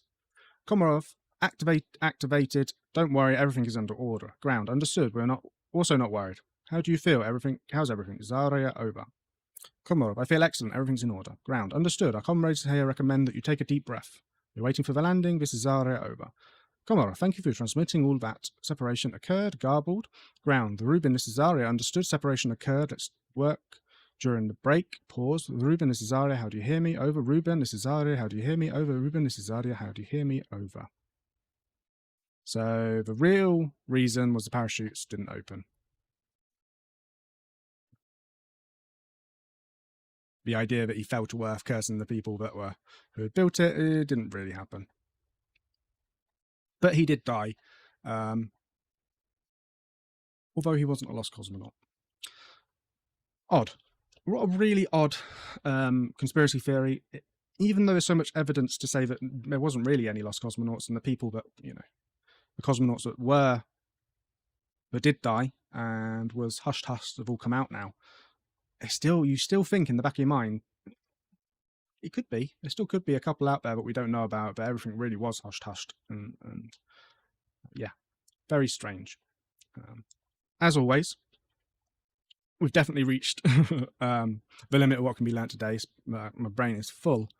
And this was a very heavy episode, especially this last one, the last point that we made. So I want to end on something a little bit lighthearted. And this week's interesting Wikipedia article is something that I find really interesting. And I talked about it briefly. And this is Linear B, which is a language that was found. And I'll read about it. But unlike other languages of its type, it was actually deciphered, and not through any device like the Rosetta Stone, where it's, you know, you've got other languages next to it and you can kind of go back and forth and realize what it's trying to say. This was full on deciphered. So Linear B was a syllabic script that was used for writing Mycenaean Greek, the earliest attested form of Greek. The script predates the Greek alphabet by several centuries. The oldest Mycenaean writing dates to about 1400 BC. It is descended from the older Linear A, which is still undeciphered. Linear B, found mainly in the palace archives at Knossos, Cydonia, Pylos, Thebes, and Mycenae. Disappeared with the fall of the Mycenaean civilization during the Late Bronze Age collapse. The succeeding period, known as the Greek Dark Ages, provided no evidence of the use of writing. Linear B, deciphered by English architect and self-taught linguist Michael Ventris, based on research of American classicist Alice Kober, is the only Bronze Age Aegean script to have thus far been deciphered. Linear B consists of around 87 syllabic signs and over 100 ideographic signs. These ideograms, or signifying signs, symbolize objects, commodities. They have no phonetic value and are never used as word signs in a written sentence. The application of Linear B appears to have been confined to administrative contexts. In all the thousands of clay tablets, a relatively small number of different hands have been detected, 45 in Pylos and 66 in Knossos. Once the palaces were destroyed, the scripts disappeared. Really interesting to have some pictures they do. So this kind of thing, just lots of stuff like that. The actual, we get down to the deciphering of it. Let's go to the top. Discovery and decipherment. So there was lots of hoaxes as well, which was really interesting. So Alice Kober was the first person to kind of basically just start ordering things out, and because there was no computers, she did it by like punch cards. It was crazy. And then Ventris was the person who later realized what was going on, sort of put her work together in a way. Yes, that's not what I was thinking of. But there is a really good book, which, there we go. The Riddle of the Labyrinth, The Quest to Crack an Ancient Code, is a really interesting book, and that's how I first learned about Linear B, and I recommend reading it because it's an interesting read. Right. That was a fun episode. Thank you very much for joining me. It was a bit heavy in places. Dinner with Death, which is not always nice, but a very interesting space conspiracy theory that isn't to do with NASA, which I thought was very interesting. Thank you very much for watching. Don't forget to breathe.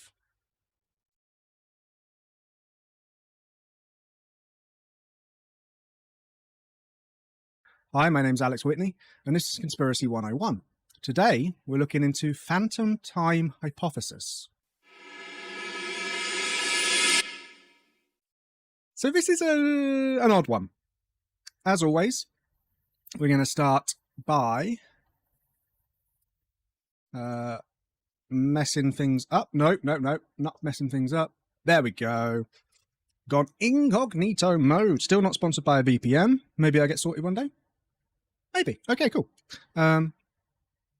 Yeah, sponsors have been a bit weird recently. I don't know what it's about, but we'll see. I don't know. Today's sponsor's pretty cool. Okay. The devil just tried to escape, but I swallowed him back down. Where are we? Where are we? Yes. Isn't this is an interesting topic. It's a very strange one. And the conspiracy is a bit, as the conspiracy theories goes, it's ranked quite low. It's not in our book. It's not in the book. It's nowhere to be seen. This is a separate one from that. But it's very interesting because it shows how much of life in general, for things like history and events around the world, we rely on other people. We put our trust in other people to tell us what a version of the truth is, and for other people to agree on that. And it's very interesting that people come along and say, actually, this is, this isn't necessarily right. And I think that happens in academia a lot. People will come along and say, well, I think the dates are a little bit skewed here. Maybe the Egyptians didn't last this long. Or maybe it was, the date of this king was actually this time because, this piece of evidence is sourced with archaeology, etc. What this says, though, is, if we zoom in, there we go, is that a really large chunk of history didn't happen. It just didn't happen. So that's what we're going to be looking into.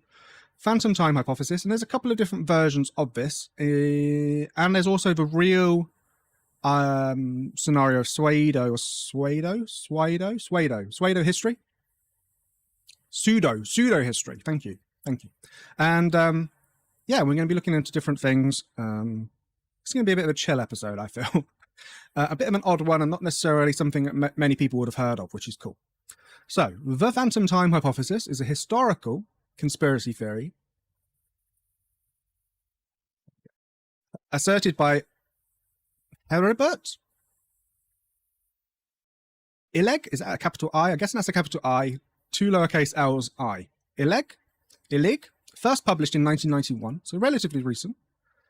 It hypothesizes a conspiracy by the Holy Roman Empire, Otto III, Pope Sylvester II, and possibly the Byzantine Emperor Constantine VII, to fabricate Anno Domini dating system retroactively in order to place them at the special year of AD 1000, and to rewrite history, to legitimize Otto's claim to the Holy Roman Empire. Illig believed that this was achieved through the alteration, misrepresentation, and forgery of documentary and physical evidence.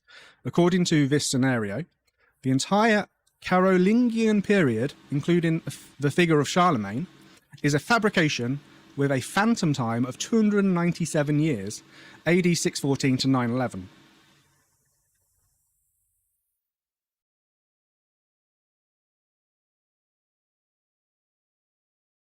Added to the early Middle Ages. Evidence contradicts the hypothesis, and it failed to gain the support of historians. Yeah, well, we see that a lot.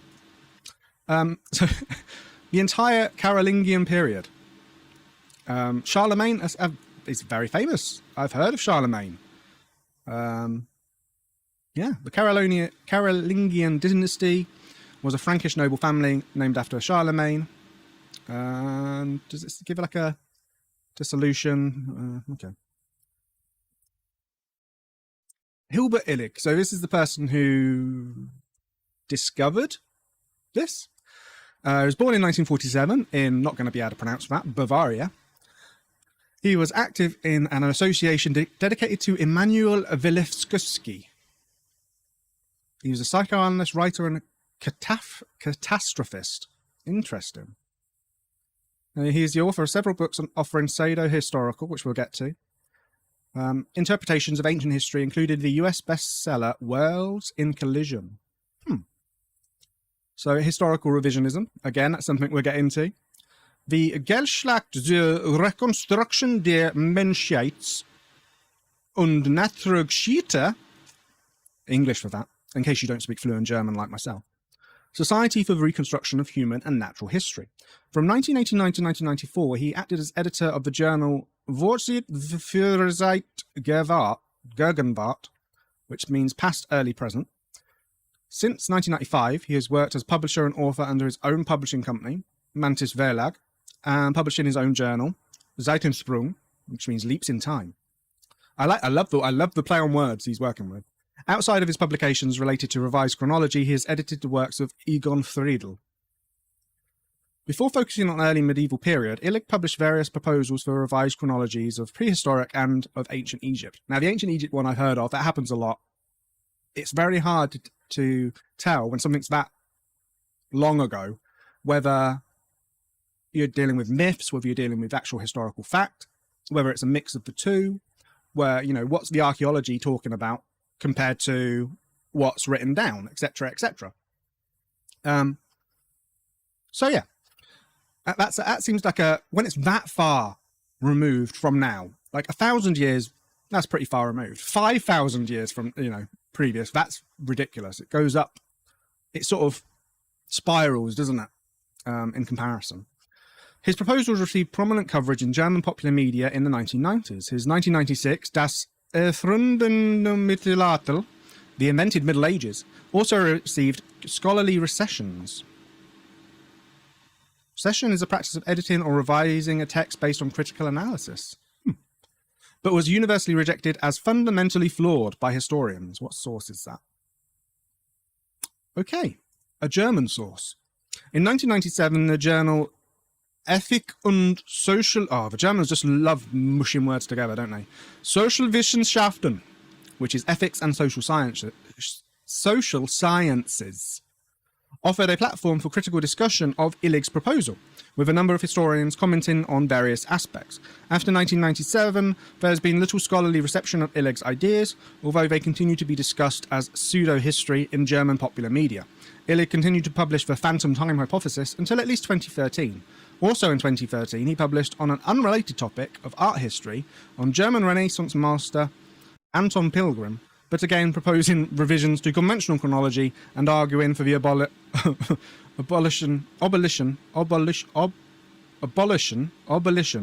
of the art historical category mannerism. He likes coming along and just marking things out and saying, that doesn't exist. Illig's claims include that there is a scarcity of archaeological evidence that can be reliably dated to the period of AD 614 to 911, the dating methods used for such recent periods, radiometry and dendrochronology. So radiometry is the stuff in the ground like the radioactive materials. Set techniques for measuring electromagnetic radiation include invisible light. Oh, okay, that was completely not what I thought it was.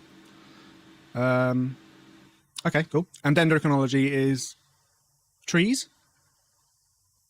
Yes, I got that one right. Is the scientific method of dating tree rings. Are inaccurate. The medieval historians rely too much on written sources. That the presence of Romanesque architecture in 10th century Western Europe suggests that the Roman era was not so as long ago as conventionally thought. Okay. That's an interesting one because styles kind of are a bit cyclical, aren't they? So they come back and... yeah. But at the time of the introduction of the Gregorian calendar in AD 1582, there should have been a discrepancy of 13 days between the Julian calendar and the real or tropical calendar, when the astronomers and mathematicians working for Pope Gregory XIII had found that the civil calendar needed to be adjusted by only 10 days. From this, Illig concludes that the AD era had counted roughly 3 centuries which never existed. So he's turned what he thinks they're actually out by 3 days, and that 3 days actually means they're out by 3 centuries. Interesting. Okay, so refutation. Observations in ancient astronomy, especially those of solar eclipses cited by European sources prior to 600 AD, when phantom time would have distorted the chronology, agree with the usual chronology and not with the Illig's. Besides several others that are perhaps too vague to disprove the phantom time hypothesis, 2 in particular are dated with enough precision to question the hypothesis. One is reported by Pliny the Elder. Yeah, I'll trust Pliny the Elder, not the Younger. In 59 AD, this date has a confirmed eclipse. In addition, observations during the Tang dynasty in China and Halley's Comet, for example, are consistent with current astronomy with no phantom time added. That seems like a big one. The Halley's Comet was it's a big deal whenever it comes round, so that seems... okay. Archaeological remains and dating methods, such as dendrochronology, tree ring dating, refute rather than support phantom time. Okay, but he says that it's not... What was his words? Inaccurate? Yeah, he says they're inaccurate. Okay, so you can't really say, oh, I don't believe that because it's inaccurate. But actually, this supports, and you can't really do that. Okay, so what else? The Gregorian reform was never purported to bring the calendar in line with the Julian calendar, as it had existed at the time of its institution in 45 BC, but as it had existed in 325 AD, the time of the Council of Nicaea. Oh, that Council of Nicaea is the one with yeah. If you're into Christianity, the Council of Nicaea comes. If you're into theology, sorry, if you're into theology, the Council of Nicaea comes up quite a lot, which had established a method for determining the date of Easter Sunday by fixing the vernal equinox on March 21st in the Julian calendar. By 1582, the astronomical equinox was occurring on March 10th in the Julian calendar, but Easter was still being calculated from the nominal equinox on March 21st.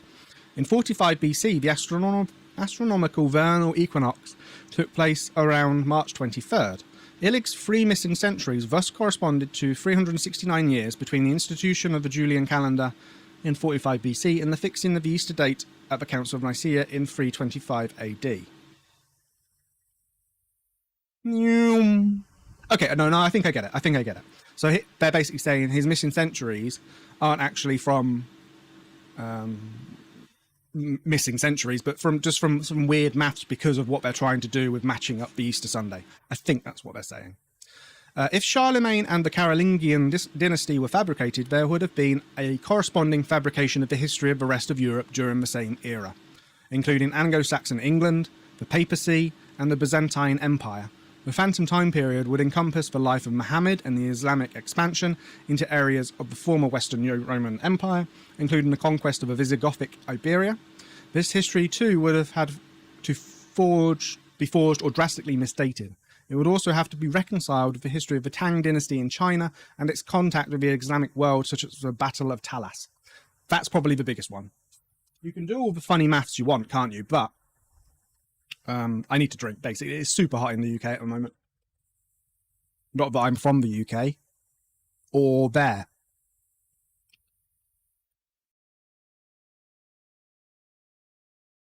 I know a lot of initials watch this program, so it's best to just cover all bases. Okay, so yeah, that's the biggest one for me. You can say 3 people altered it in order to, make themselves be on the 1000 AD, whatever that means to them. But by saying you're missing 300 years, you're also saying that those 300 years didn't happen for a ridiculous amount of other cultures and groups of people. And all these things just wouldn't line up.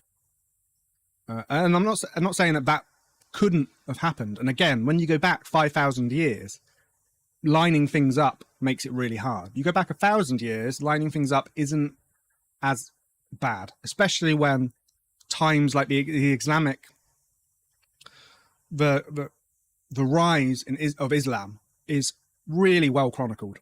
The life of Muhammad is really well chronicled, and his descendants and the people who moved the faith on is really, that's going to be hard to reconcile. But the idea is interesting. So, Phantom Time Hypothesis, as put forward by Heribert Illig, probably not real, but it's very interesting. What does that mean? Oh, denialism. Okay. So there are lots of different Glasgow chronology. If I didn't see it, it didn't happen.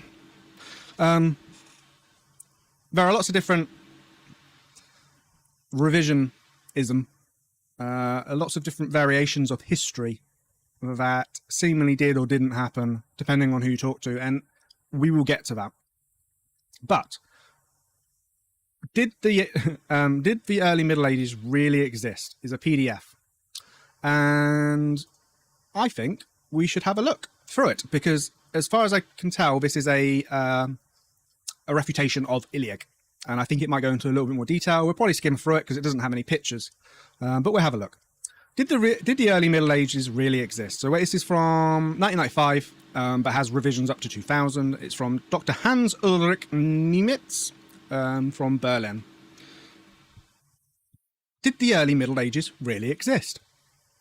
This question in itself, and more so the answer, No, the early Middle Ages did not exist is surprising to say the least. It contradicts all basic knowledge and attacks the historian's self-respect to such an extreme that the reader of this paper is asked to be patient, benevolent, and open to radical new ideas. I shall argue step by step, and I hope you'll follow with a group of friends, Müller, Illig, Nimitz, Zeller, Marx, not that one, Topper. I have been doing research on this subject since 1990. This is the reason for using we or I intermittently. So this isn't a refutation. This is a futation. The thesis mainly says, with far-reaching implications and consequences, between antiquity, 1 AD, and the Renaissance, 1500 AD, historians count approximately 300 years too many in their chronology. In other words, the Roman Emperor Augustus really lived 1700 years ago instead of the conventionally assumed 2000 years. However, the whole well-known historiography, the history of history, of the Middle Ages contradicts this assertion. The easiest way to understand doubts about the accepted chronology and well-known history is to seriously systematize sounds like a type of cancer, doesn't it? The problems of medieval research. This will lead us to detect a pattern which proves my thesis and gives reason to assume that a phantom period of approximately 300 years has been inserted between 600 AD to 900 AD, either by accident, by misinterpretation of documents, or by deliberate falsification. So Illig thinks deliberate falsification, but he seemingly thinks maybe someone just added an extra zero or something. This period and all events that are supposed to have happened therein never existed. Buildings and artifacts ascribed to this period really belong to other periods. To prove this, the Carolingian chapel at Aachen will serve as the first example. Art historians explain and describe artifacts and buildings of this period as anachronistic, but may never follow up on their assessments. One of the best examples, intensively surveyed, is the chapel of Aachen, CA 800 AD. Now, is that his 800 AD or our 800 AD? Which seems to come approximately 200 years too early. The way of constructing an arch shown in this chapel has no predecessor. Arched aisles are usually only in the 11th century spear. The construction of choirs with rising arch and also this is getting boring, isn't it? Okay, so yeah, it might be a copy, it might have been the first one ever done. The year in which the Gregorian calendar began minus the years necessary to produce 10 days of error in the, that's the one we talked about. So any pretty pictures or anything? The introduction of Arabic coins organised by the Caliph Abd al-Malik in 695 AD reveals some remarkable contradictions. The Arabic coins bear the portrait of the Persian king Khosrow II, who died a long time before. Manfred Zeller draws the following conclusions from this and other facts. We have to eliminate 2 phantom times. First, people put stuff on their currency that happened a long time ago. Like, that doesn't necessarily... some research problems can be solved, others will follow. Okay. Oh, that's pretty.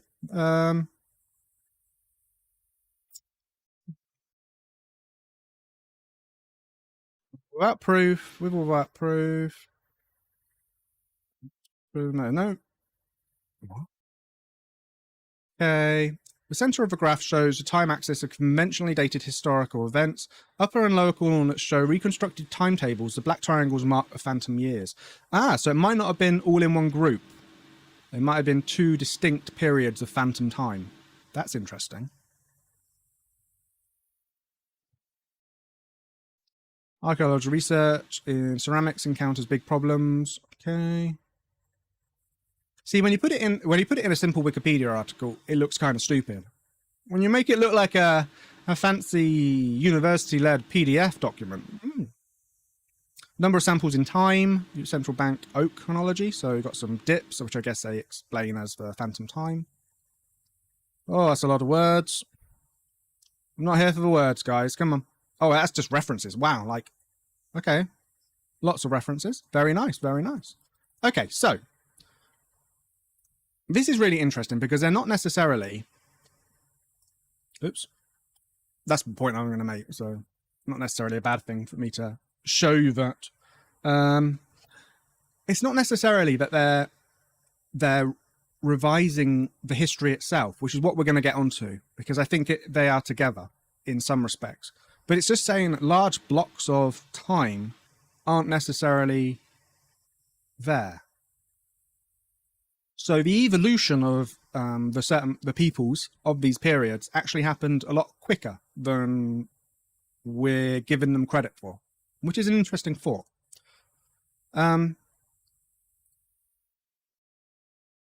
Right, let's go through, before we go on to the revisionist and basically the variations of that, let's go through some news articles that cover this, because there are quite a few that do. And then we'll go on to revisionism, and we'll go on to something else that's similar, but not necessarily the same. Okay, so this is from the Straight Dope. Do your research, dopists. Did the Middle Ages not really happen? That's a terrible headline. So this is from Cecil Adams in 2011. Dear Cecil, I read an article recently about a man who says our current chronology is about 1,000 years off, and that the years between 500 and 1500, to round it off, didn't really happen. Okay, so that's a completely different timescale to what we were talking about. It's a mistake made by historians. I kind of like it as this hypothesis because I never understood why there are no records for that period of time. Julie. Quite a lot happened between 500 and 1500. Magna Carta. The Quran. Just to name but two. Anyway, Cecil replies, excellent, and I dare say timely question. There are actually two cryptochronology theories in circulation at the moment. Oh, we've talked about one, but we haven't talked about the other. I'm guessing you got them mixed up. And under the circumstances, who can blame you? The Eurocentric version, commonly called the Phantom Time Hypothesis, is the work of two German historians, Illig and the late Hans Ulrich Niemitz, plus several followers. They claim mysterious forces inserted 297 years into the calendar between 614 and 911 AD. In other words, what we're calling 2011 is actually 1714. The Russocentric hypothesis, known as the New Chronology, is even bolder. This is one we're going to get onto. Devised by the mathematician Fomenko, a professor of the University of Moscow, and based on the ideas of eccentric Bolshevik Nikolai Morozov, the New Chronology holds that everything we think we know about historical dating is wrong. Virtually all events associated with the ancients, the Greeks, the Romans, and everybody else actually happened after the year we think of as 1000 AD. Are these ideas crazy? Of course they're crazy, although some of the details can seem eerie at first glance. For example, the Illig-Niemitz group makes much of the fact that the 1582 Pope Gregory XIII removed 10 days from the newly reformed calendar to correct the chronological drift caused by the old Julian calendar's imprecise rules for inserting leap days. The Julian calendar had been introduced during the time of Julius Caesar in 45 BC, however a 10-day shift corrects it for just 1,257 years worth of accumulated error. Subtracting the two doesn't get you back to 45 BC, but to 325 AD. In other words, more than 3 centuries are unaccounted for. We talked about this, though. That was because the way that Easter was done was wrong. No, they're not. Nitpickers are pointing out Gregory's 10-day correction wasn't meant to get the calendars realigned with the Julian Caesar's day, but rather with Easter dating guidelines established by the First Council of Nicaea, when the First Council of Nicaea takes place in 325 AD. The Phantom Time Hypothesis doesn't rest entirely on apparent oddities in calendar correction. Ultimately, it arises from the same observations you make, Julie. During what we inheritors of Western Europe traditions think of as the Dark Ages, pretty much nothing seems to have happened. Think about what they taught you in high school history, assuming, I suppose, one can't safely do nowadays, that you even had high school history. Ouch! Rome collapses, passive mention is made to the rise of Islam, and the next thing you know is the Battle of Hastings and the Norman Conquest. It's easy to imagine, well maybe not easy, but possible to imagine, historians inadvertently inserted 3 blank centuries in our collective datebook. We do a lot as someone who grew up in England and did history through primary and secondary school, so up to the age of 16. We cover Henry VIII a lot. which is just before, isn't it? And then that obviously goes through the Tudor period, which would go into this. We do Victorians. You basically we do the history in blocks of like the kings and queens. So you learn about the Anglo-Saxons, you learn about the Vikings, you learn about the Norman conquest, and then you learn about the different queens, how Scotland became a thing, how Great Britain became a thing, and then World War II just takes over, or the Second World War, as we should be saying, being proper British people, takes over, and that's all you learn about. Maybe you'll talk about the First World War, but it's usually in English when you're doing poetry. So, saying that, that's not true. In high school, we definitely, well, in primary school even, you tend to do Tudors and that kind of stuff just because it's more, yeah, pretending to be Victorian, pretending to be a Tudor, that's more, appropriate for these people. Yeah.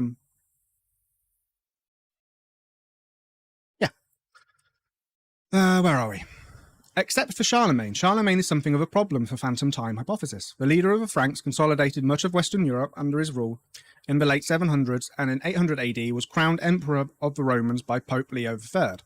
All of its square in the middle of the intercalculated 297 years. Illig explains this away by saying Charlemagne is an invented figure, that a famous domed chapel that was part of the Carolingian palace complex in Achaean, that's what we saw in that PDF, couldn't possibly have been built when everybody thinks it was built, and so on. The larger issue is that the Dark Ages are strictly a Western hang-up. Sure, Europeans may have spent the medieval period engaged in nothing more ambitious than slopping the pigs. However, there was plenty going on elsewhere in the world. If we turn our attention a mere 1,000 miles to the east, we find the Byzantine Empire jousting noisily with forces of Islam for control of the Eastern Mediterranean during supposedly mythical 3 centuries. Meanwhile, in East Asia, the Tang dynasts were presiding over a golden era of Chinese culture. In short, phantom time hypothesis makes no sense. Not necessarily a deal breaker where popular beliefs are concerned, but this particular notion has gotten little traction. Compare that to the recent reception given to Fomenko's new chronology. The theory is far too bizarre to explain, much less refute here. Nonetheless, in Russia, Fomenko's views have been widely disseminated. Even chess luminary Garry Kasparov has seemingly embraced the idea that world history essentially started in 1000 AD. No doubt this stems from the fact that Russian history is traditionally held to have commenced in 862. You see what's going on here. Western Europeans have several centuries of underachievement to rationalize, but Russians face a still greater challenge. Fans of the new chronology apparently reason as follows: our forebears accomplished nothing of note prior to 862, ergo neither did anyone else. And the whole Dark Ages thing is kind of a misnomer. If you look into it, lots of stuff happened and it was quite interesting. That was a really good article and explained the terrible, I don't like that name, did the Middle Ages not really happen? I don't like that. But the article was very good, and the way it explained the Easter thing was really good. On to the next. The historians believe we're currently living in the year 1724. Now this is from IFL Science. No idea what IFL stands for. The year of hell we've just lived through was actually 1723. Hang on, what year was this? 2020. Lovely. According to Phantom Time Hypothesis, as you were saying, let's hope 2021 is better. You should have been saying, bring on 1724. Me and my homies hate 2021. Me and my homies love 1724.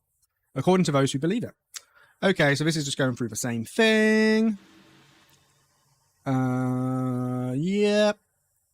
Yep. It all sounds fun. Who doesn't want to suddenly find themselves in 1724 and enjoying doing what they loved to do back then, such as dying of smallpox? It is, however, hotly contested nonsense.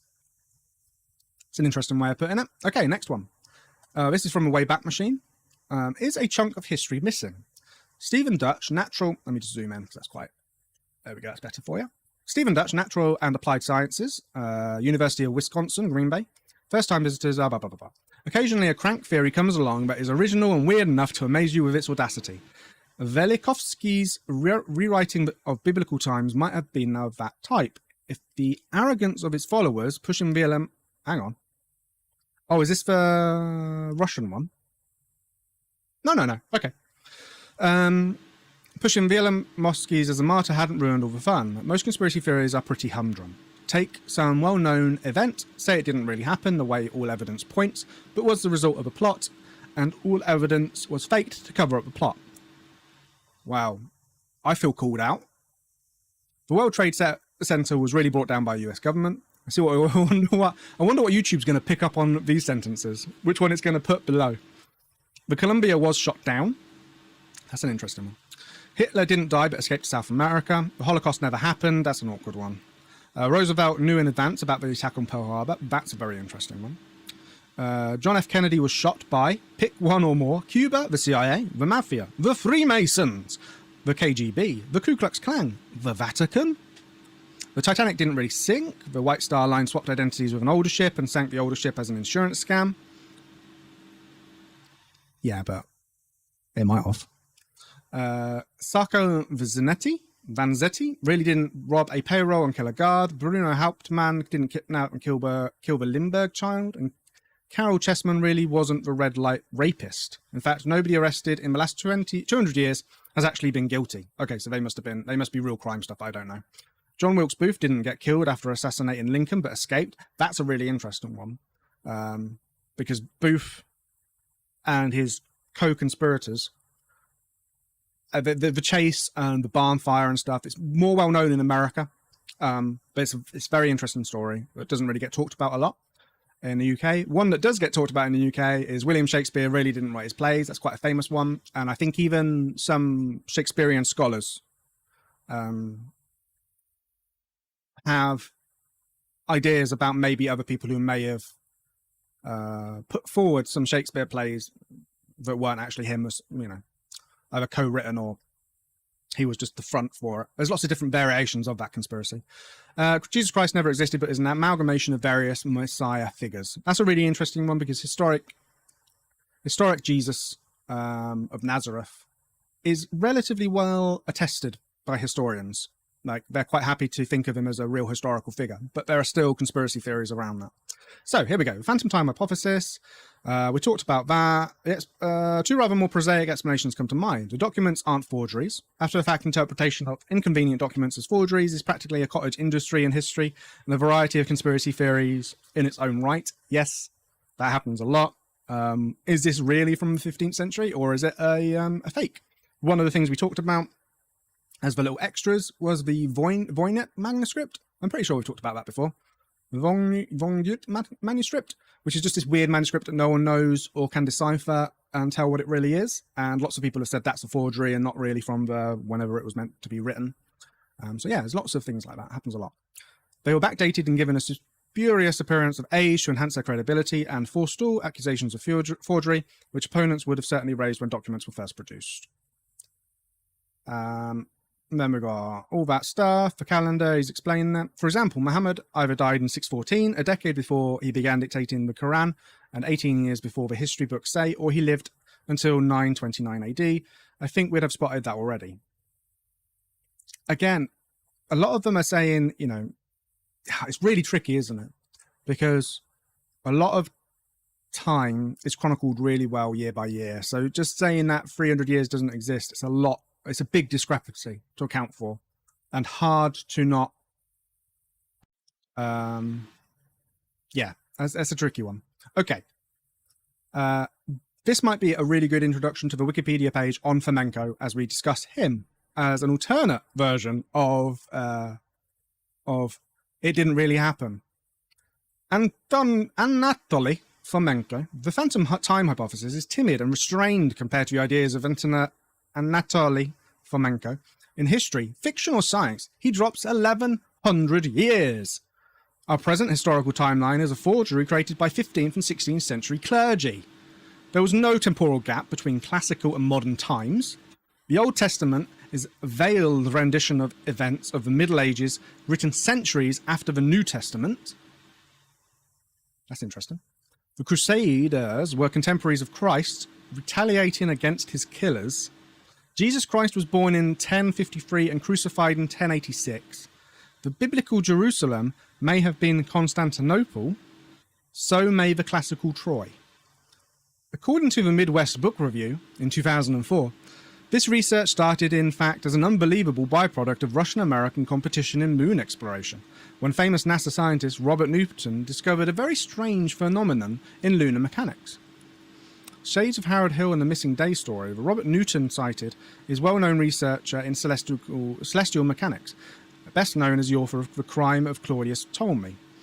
There is no evidence that Fomenko and Newton ever collaborated on research. All the criticisms of the phantom time hypothesis apply in spades here. We lose a whole bunch of Chinese dynasties. There are several dozen eruptions of Mount Vesuvius recorded during the interval. They were all faked. They were all forgeries, really clever enough to anticipate the scholars a century later would be interested in the supernova of 1006 and 1054, as to create spurious records of those events.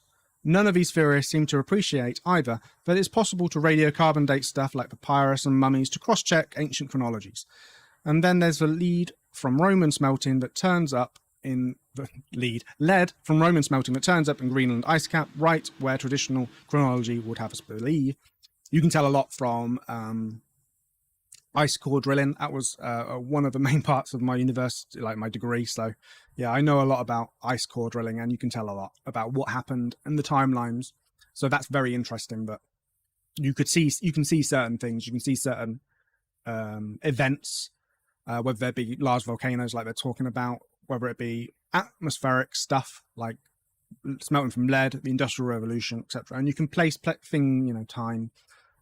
Lots of people dying from plagues will have an impact on ice cores. Yeah, there's a lot. This book is also the first volume in 7 comprising chronology, the fundamental oeuvre that exposes and expounds the numerous inveracities of traditional version of history. So, let's talk about him. What's my thing on? Oh, there it is.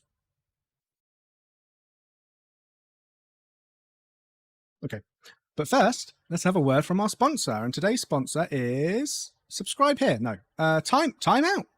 That is fitting. Time Out is... it's a website. Things to do. What's this? It's like a magazine. Is it a magazine? About us. Journalist. Yeah, it's a magazine. There we go. Time Out Group. The soul of the city. Time Out Group is a global media and hospitality business that inspires and enables people to explore and enjoy the best of the city. Excellent. Thank you very much, Time Out. Visit them at timeout.com. Is that enough? Is that enough?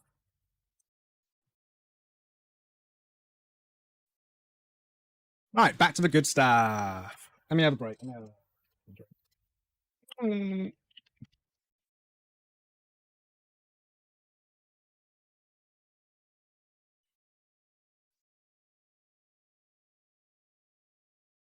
Right. The new chronology is pseudo-historical conspiracy theory proposed by Anatoly Fomenko, who argues that events of antiquity, generally attributed to the ancient civilizations of Rome, Greece, and Egypt, actually occurred during the Middle Ages, more than 1,000 years later.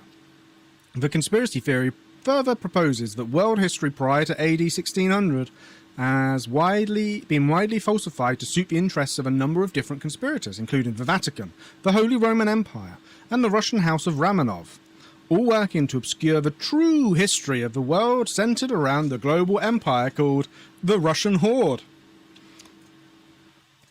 That's all you gotta know. 7 volumes of pure fact. Beautiful.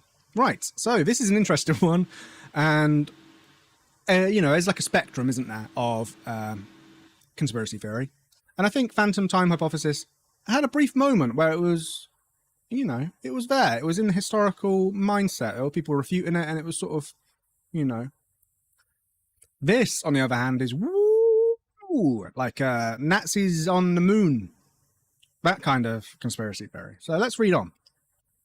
The central concepts of the new chronology are derived from the ideas of Russian scholar Nikolai Morozov, Although work by French scholar Jean Hardin can be viewed as an early predecessor, the new chronology is most commonly associated with Russian mathematician Anatoly Fomenko, born in 1945.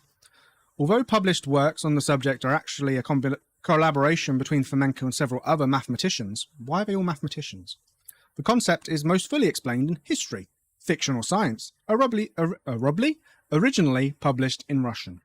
The new chronology also contains a reconstruction, an alternative chronology radically shorter than standard historical timeline, because all ancient history is folded onto the Middle Ages. According to Fomenko's claims, the written history of humankind goes only as far back as AD 800. There is almost no information about the events between AD 800 and 1000, and most known historical events took place in AD 1000 to 1500. It's a weird one, isn't it? That's a really strange concept. It's really hard to get your head around. The new chronology is rejected by the vast majority of scientists and historians and is inconsistent with absolute and relative dating techniques used in wider scholarly community. It is considered to be both pseudo-historical and pseudo-scientific. That's a Venn diagram you don't see very often, isn't it? Academic interest in the theory stems mainly from its popularity, which has compelled historians and other scientists to argue against its method and proposed world history. Again, talking about revisionism. You don't tend to get people talking about it unless it's causing problems, and then the scientists and historians come out to try and refute it. A second point of interest from the mainstream academic community is to understand why it has become so popular as to perhaps have the sympathy of 30% of Russians. It is not really known to which extent readers of new chronology texts regard it as history or fiction, nor are there reliable statistics on who the readers are.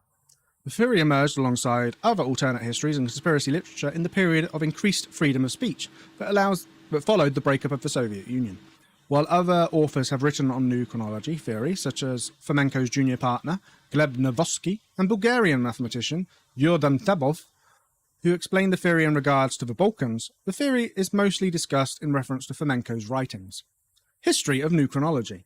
The idea of chronologies that differ from conventional chronology can be traced back to at least the second half of the 17th century.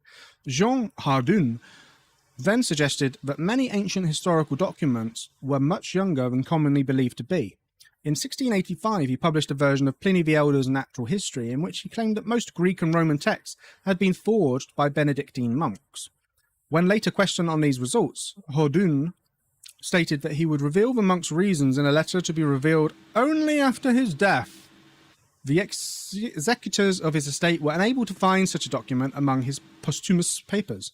In the 17th century, Sir Isaac Newton, examining the current chronology of ancient Greece, ancient Egypt, and ancient Near East, expressed discontent with the prevailing theories, and the chronology of ancient kingdoms amended proposed one of his own, which, basing its study on Apollonius and the Rhodes Argonautica, changed the traditional dating of the Argonautic expedition, the Trojan War, and the founding of Rome. So we've talked about that. Really ancient stuff can sometimes have some strange dates, and it can be quite hard to pin things down. In 1887, Edwin Johnson expressed the opinion that early Christian history was largely invented or corrupted in the 2nd and 3rd centuries. That's not an uncommon thought. In 1909, Otto Rank made note of duplication in literary history of a variety of cultures. I'm not going to read that. Fomenko became interested in Morozov's theories in 1973. In 1980, together with a few colleagues from the mathematics department of Moscow State University, he published several articles on the new mathematical methods in history in peer-reviewed journals. The articles, no citation though. The articles stirred a lot of controversy, but ultimately Fomenko failed to win any respected historians to his side. By the early 1990s, Fomenko shifted his focus from trying to convince the scientific community via peer-reviewed publications to publishing books. That's basically like, can't get anywhere, so I'm just going to make a YouTube video, the early 90s version of that. Alex Beam writes that Fomenko and his colleagues were discovered by Soviet scientific press in the early 1980s, leading to a brief period of renown. A contemporary review from the Soviet journal Questions of History complained their constructions have nothing in common with Marxist historical science. By 1996, his theory had grown to cover Russia, Turkey, China, Europe, and Egypt. Fomenko's claims. Andronicus Igomenos, who Fomenko claims was the historical Jesus. Neat. Central to Fomenko's new chronology is his claim the existence of a vast Slav-Turk empire called the Russian Horde, which played a dominant role in Eurasian history before the 17th century. The various peoples identified in the ancient and medieval history, from the Scythians, the Huns, the Goths, the Bulgars, through to the Polans, the Dulebs, the Drevlians, and the Peshchinigs, to the more recent times, the Cossacks, Ukrainians, and Belarusians, are nothing but elements of a single Russian horde. Fomenko claims that most probable prototype of the historical Jesus was Andronikos. Let's have a look at him. I like this man's style. Byzantine Empire, son of Isaac. Historiography became under the epithet hater of sunlight in reference to the great number of enemies he had blinded.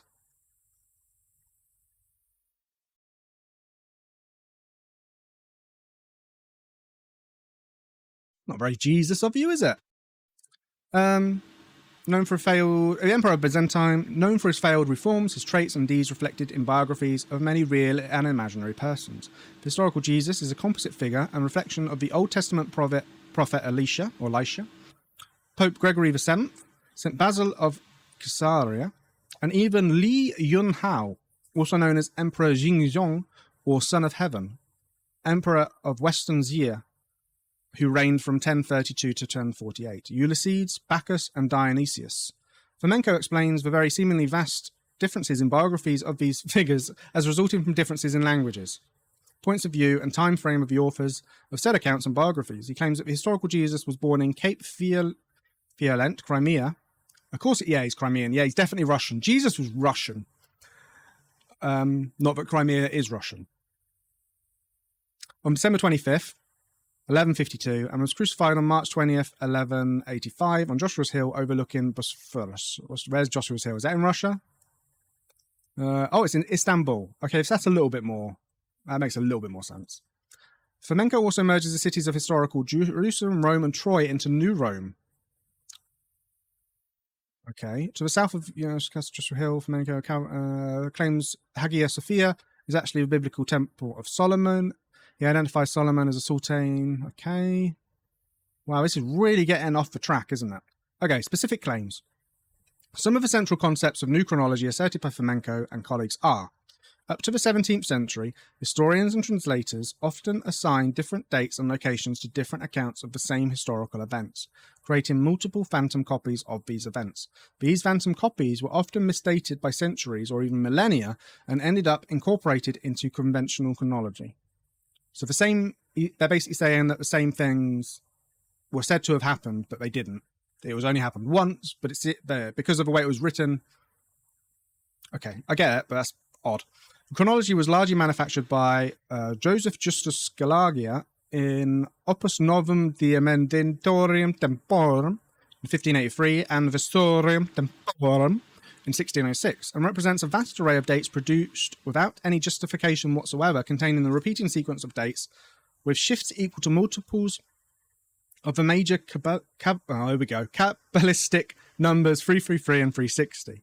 The Jesuit Dionysius Petavius completed his chronology in De Doctrina Temporum in 1627 and 1632. 37 complete Egyptian horoscopes found in Dendra, Esna, and other templates have unique, valid astronomical solutions with dates ranging from AD 1000 up to as late as AD 1700. The Book of Revelation, as we know it, contains a horoscope dated to 1st October 1486, compiled by Kabbalists. Okay.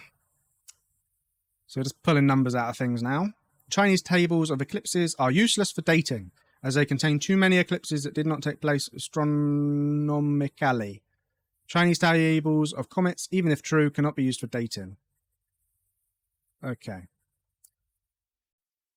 So, statistical correlation of text. So, he used that. Statistical correlation of dynasties. So, he's saying that, all these things matched up. So therefore, they didn't happen twice. They happened once. They were just being misinterpreted as happening twice. Astronomical evidence.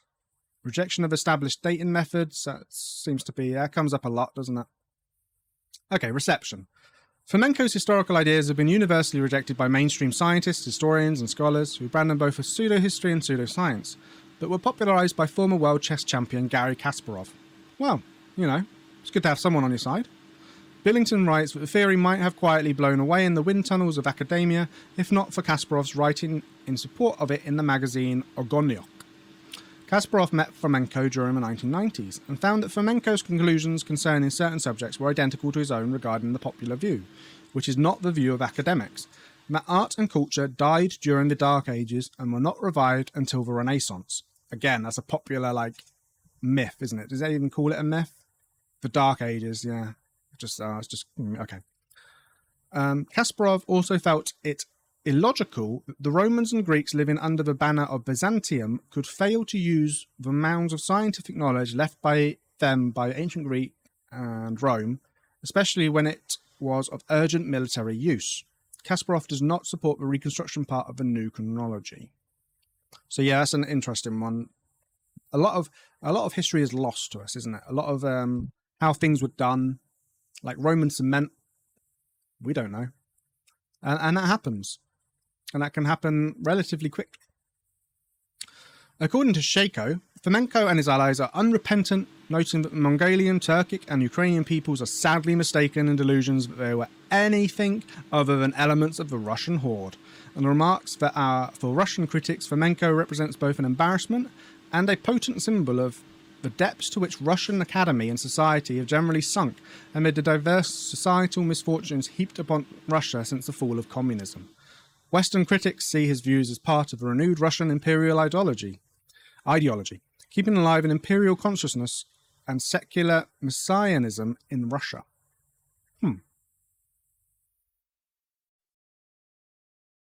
This is an interesting one. Critics have accused Fomenko of altering the data to improve the fit with his ideas and have noted that he violates a key rule of statistics by selecting matches from historical record which support his chronology while ignoring those which do not, creating artificial, better-than-chance correlations, and that these practices undermine Fomenko's statistical arguments. Again, I don't really like talking about geography and my training, but one that always came up when we were doing statistics, which you have to do in geography, and it's dull. I hate it. But there was a correlation between... Correlation doesn't equal causation. There was a correlation at one point between number of sixes scored in an Indian cricket matches and the weather over Spain. There is no reason why those two things should ever have an effect on each other. But the data suggested that it did. And it was just purely correlation. That just happened. And sometimes you can read things in, especially if you ignore everything else. So that's maybe where they're coming from as mathematicians when they, we shouldn't be fudging the numbers, but they are. Misuse of historical sources, forced pattern matching, selective references. There's a lot of stuff in this one, isn't there, compared to the other one? It feels like they're trying to refute this more. Wikipedia in general, new chronology compared to phantom time hypothesis. Even though phantom time, maybe that's why, because phantom time hypothesis seems a bit more, it's more doable, isn't it? Oh, okay, so Glasgow chronology isn't weird. It's a proposed revision of the Egyptian chronology of ancient Egypt. It was first formulated in the years 1978 and 82 by a working group from the Glasgow Conference Society for Interdisciplinary Studies. That's an easy one. SIS, a non-profit... Oh, it's him again! The catastrophists. The chronology placed the 18th dynasty of Egypt some 500 years later than the conventional chronology of Egypt. Okay. Well, that's interesting. Right. I'm not going to go through pseudo-history because I feel like there is a lot, as you can see, lots of different things that can be talked about. Let's just go through the pictures. So, Sonderrechten 1005 was a Nazi project with the explicit goal of hiding or destroying any evidence of the mass murder committed under Operation Reinhard, which is the Holocaust. This was one of the earliest attempts at Holocaust denial, taking place while the genocide of the Jews was still ongoing. Scholars consider denial to be an integral part of genocide itself, which is very interesting. So they're trying to rewrite history. That's what pseudo-history is usually trying to... attempts to distort or misrepresent the historical record. The lost cause of the Confederacy is a negationist ideology which falsely claims that slavery was not the central cause of the American Civil War. Again, trying to change it. And this is a really interesting one, which is probably a little bit more relevant in modernity because it was more recent. The Idgir Genocide Memorial and Museum in Turkey promotes the false narrative that Armenians committed genocide against the Turks rather than the other way around, which is what the historical scholarly consensus is. Pseudo history definitely deserves its own episode, I feel. So this episode is history that didn't happen. History that did happen, but people say it happened differently, is another episode. And then we get historical revisionism, which is part and parcel, it's kind of the same, isn't it? It's kind of, it's on the same hand. It's not apples and oranges. It's more like apples and other apples. I don't know. I don't know where I was going with that one. The history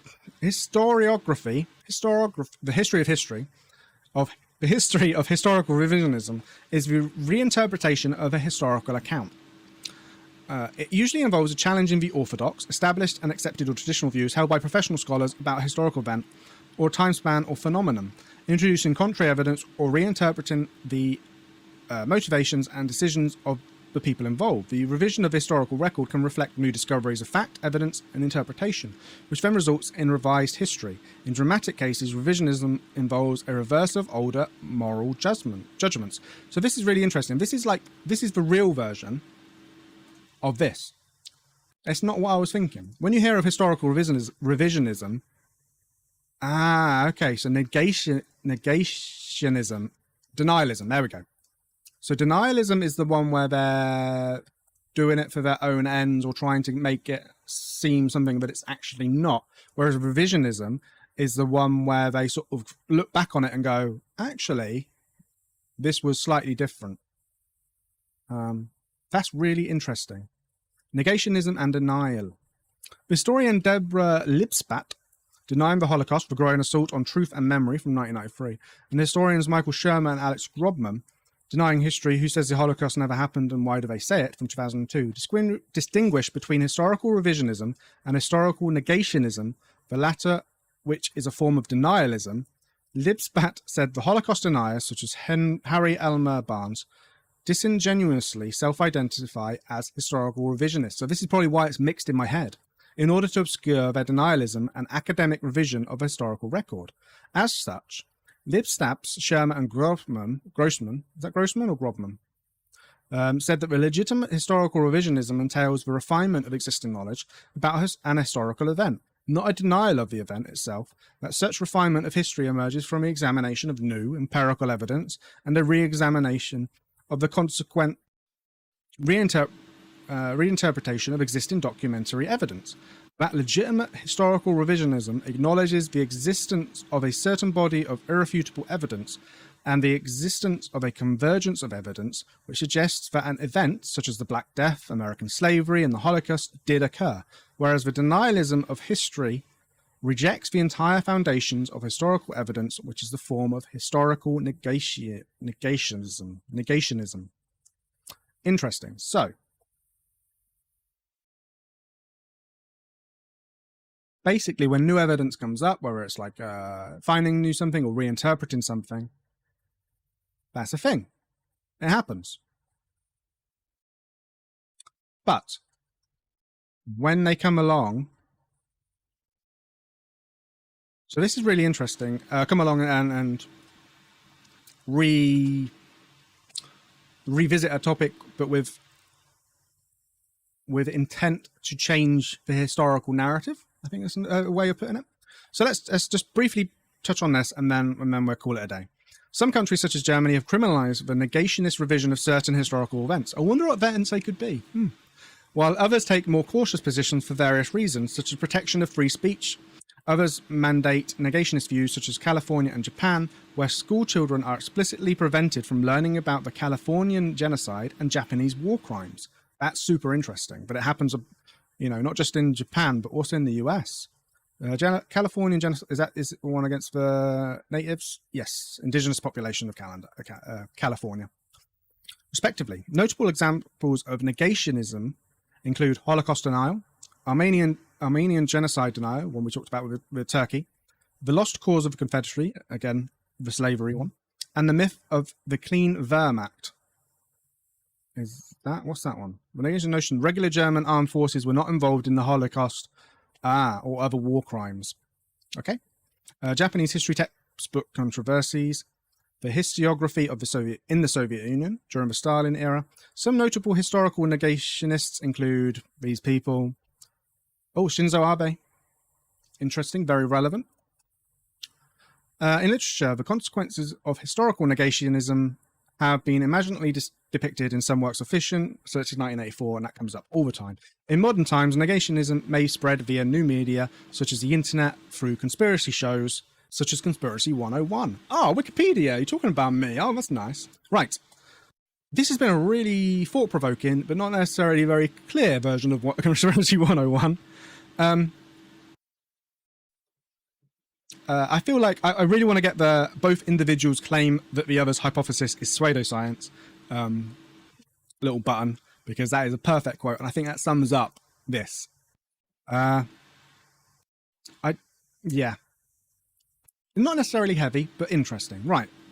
Our weird little Wikipedia of the day at the end is going to be the death of Gloria Ramirez. Now, this usually I don't deal with kind of deaths on this at these end ones because I was trying to keep it lighthearted. But I was watching a movie recently, a very interesting movie, an anime from the 90s called Memories, and one of them has within that it's sort of triptych, so it has three sections, and one of the sections is called Stink Bomb or something along those lines, and it's based on this. I don't think they knew about it, but it's very interesting that sometimes art imitates life, doesn't it?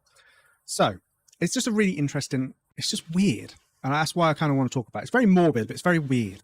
So Gloria Ramirez was a woman from Riverside, California, who was dubbed the toxic lady or the toxic woman by the media when several hospital workers became ill after exposure to her body and blood. She had been admitted to the emergency department while suffering from a late-stage cervical cancer. While treating Ramirez, several hospital workers fainted, and others experienced symptoms such as shortness of breath and muscle spasms. 5 workers required hospitalization, one of whom remained in intensive care unit for 2 weeks. Shortly after arriving at hospital, Ramirez died from complications related to the cancer. The incident was initially considered to be the case of mass hysteria. It's very similar to like Havana syndrome, which is a conspiracy theory in itself, and definitely will get an episode in the far future, probably. An investigation by Lawrence Livermore National Laboratory proposed that Ramirez had been self-administrating dimethyl sulfoxide as a treatment for pain, which converted into dimethyl sulfate, an extremely poisonous and highly carcinogenic alkylating agent, via a series of chemical reactions in the emergency department. Although this theory has been endorsed by Riverside Coroner's Office and published in the Journal of Forensic Science International, it is still a matter of debate in the conspiracy community. So if you want to read on, Google Gloria Ramirez. It shows what happened, the investigation, and how basically what they think she was doing. But it's just so strange that someone would turn up and be so toxic to make other people ill. And the people who got really ill were the people who were taking her blood, who were really close to her. But yeah, a very interesting one. A bit of a downer, I know. But I've definitely reached the limit. My brain is too hot. It's too hot of a moment. And my brain doesn't work in these horrific conditions of heat. But thank you very much for watching. I appreciate it. And don't forget to breathe.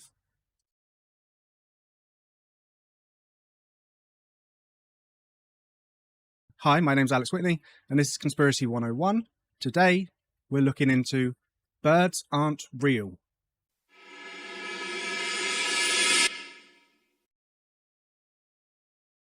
An odd topic, but I feel like this is a good way to end Series 1, as I'm dubbing it, the 10th episode of Conspiracy 101.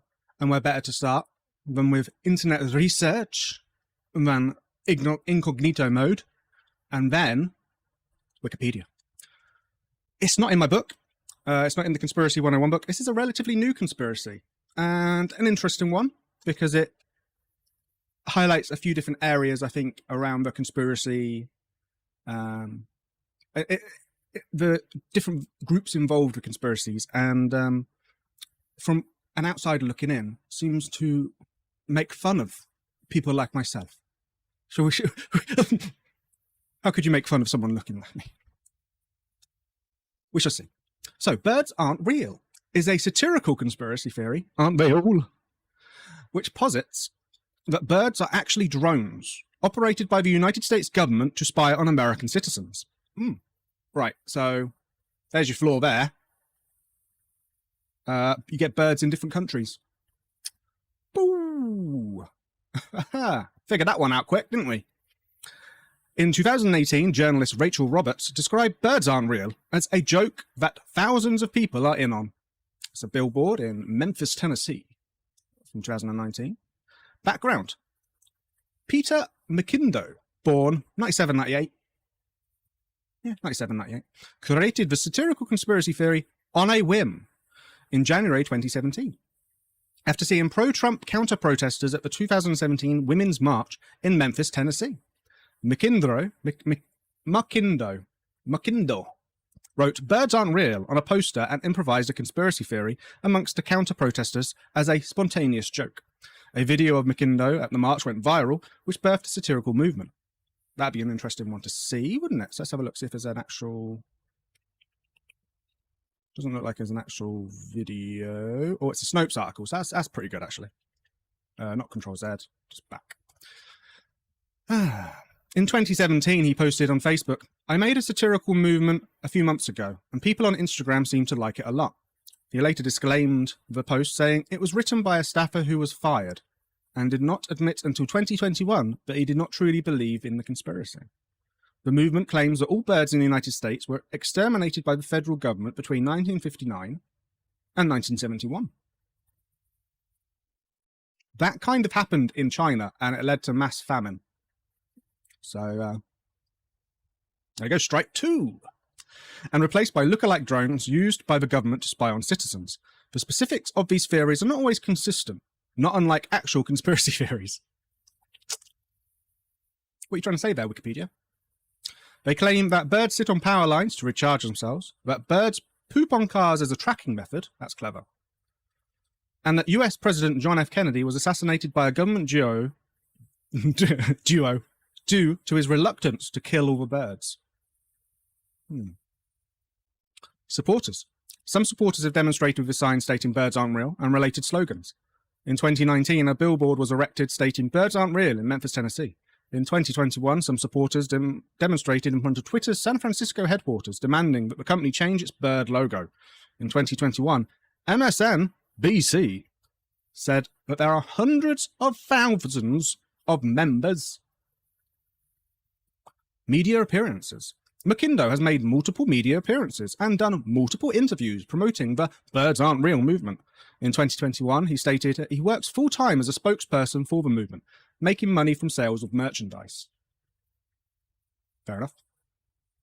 In a 2019 interview with WREG-TV, McIndoe used both sidism to promote Birds Aren't Real, saying he was offended by the question about whether the movement was satirical, as such a question would not be asked of the opposite opinion, that birds are real. On January 6, 2022, McIndoe threw up during a live TV interview with the Chicago-based WGN9. Adweek called it an apparent prank, and McIndoe labelled it a hit job. In January 2020, McIndoe featured in a profile of the movement for Vice, giving his first media interview while not in character. In May 2022, McIndoe did an interview with 60 Minutes. He started off the interview in character, but later broke character and described the purpose behind creating a satirical movement. So it's taken this concept of misinformation and almost building a little safe space to come together within and laugh at it, rather than be scared by it, and accept the lunacy of it all, and be a bird truther for a moment in time when everything's so crazy. That sounds like a cover, doesn't it? So the Bailfield conspiracy, another satirical conspiracy, is basically the you've probably more likely heard of Finland's Not Real, or the Swedish World Cup never happened. It's the same idea. It's the this place in Germany just doesn't exist, and loads of people just sort of go along with it. And yeah, there are quite a few of these conspiracy theories that are around. However, this one has, you know, why even talk about this one? Why bring this one up when there are so many other ones? And it's because this one's got so much attention recently. And it's just curious as to why. And I just don't know. I don't know why this one, as opposed to others, like Finland doesn't exist and all those kind of, you know, the weird conspiracy theories, even the weird conspiracy theories that people actually believe in. Why aren't they getting picked up but birds aren't real is? Yeah, that works. So, this is the Snopes article. Maybe, yeah, let's go through the Snopes article first, and then we'll go on the actual official website. The conspiracy theory has an official website. So what is the birds...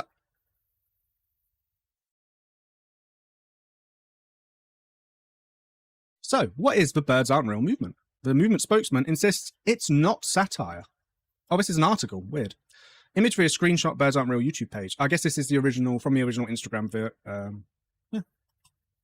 That does look like a hastily put together sign that wasn't necessarily pre-planned. If you use the internet, there's a good chance you've happened upon mention of a bizarre conspiracy theory known as birds aren't real. And if you've tried to figure out what it is, you've probably come across the video... I hope you can't... Yeah, I don't think you'll be able to pick it up on the microphone because the I've got loads of filters that just take out background noise because I've got my AC on. Something's happening outside. Hopefully you can't hear it. Anyway, wait. You've probably come across videos of people carrying anti-bird signage who appear to be not just convinced, but passionate about the idea that birds are not just fake, they're a shady government plot. Should we watch this? Let's watch this. And Nikki, what do you have to say to the establishment? I'm just saying, like, this is a movement that needs to be known. People think, like, this is a farce, like, oh, ha, ha, ha, like, we're doing something funny. No, this is a real movement to let people know this is about fucking government spying on all of us, taking away our freedoms, our privacy, and, like, telling us what we can do with our lives and how we can establish any kind of, like, personal business for ourselves. Fuck the government, fuck the birds. I've been communicating with Nikki telepathically in my dreams for the past 2 years. Apologies if you heard some crossover there. I forgot to mute my mic whilst listening to it. She was very passionate, wasn't she? And also very foul-mouthed. So what is it? Is it a conspiracy theory, or is it a joke? Why not both? That seems to be the question surrounding the so-called Birds Aren't Real movement. Is this movement a real thing or a hoax, one Snopes reader asked. I'd love to know if it's satire or these people are actually that deluded, another reader inquired. The Birds Aren't Real movement was probably best described in Is it satire? Based on our review of social media accounts and various analysis of Birds Aren't Real. This is not a laughing matter. It seems safe to say that the movement is satire, that skews real conspiracy movements that are built on similarly far-fetched beliefs. But it also captures the zeitgeist of Gen Z who have grown up on social media-driven information ecosystem in which facts have become partisan footballs. Evidence that movement satirical motives, the Daily Beast dug up a Facebook post from the movement's founder, Peter McKinder, who in 2017 posted, I made a, yeah, we read all this. Is satire actually funny? I think it can be. Oh, probably not. Yep. Cool, it has sources, that's nice. Right, let's have a look at the actual official website. And here we have the history. Just says the history. Is it the history of the movement? Is it the history of birds? We do not know. But we shall find out. Warning, disturbing content. The only way to properly explain is with words. Chapter 1. Why? When asked to write the unabridged history of this organization, I was taken aback. I knew that I had reached many thousands in my quest to spread the truth, but I was bewildered and frustrated with myself when I realized that I had not yet done an acute job of giving details. The why, the how, the when, the who. I knew that I had to write something that was concise, accurate, and free of any fault or error. This is my work. This is quite long, isn't it? What? Okay, so it begins 1947. CIA was founded. Eyes in the sky. How? It is an imperative that we discuss the methods by the government used to extinguish over 12 billion birds between 1959 and 1971. If we are to make disciples of the birds aren't real movement, getting a bit religious on us there, we must equip each and every person with the knowledge of what truly happened in this saga of insanity and government corruption. So, Area 51, bombings, War of the Country, Operation something. This is very, there's a lot to that, isn't there, really? Let's have a look. Ah, you can buy things. Cool. I am a lie. Stickers, they're always appropriate. Birds aren't real hat. The birds aren't real bucket hat. I like it. We don't, on today's show, have a sponsor.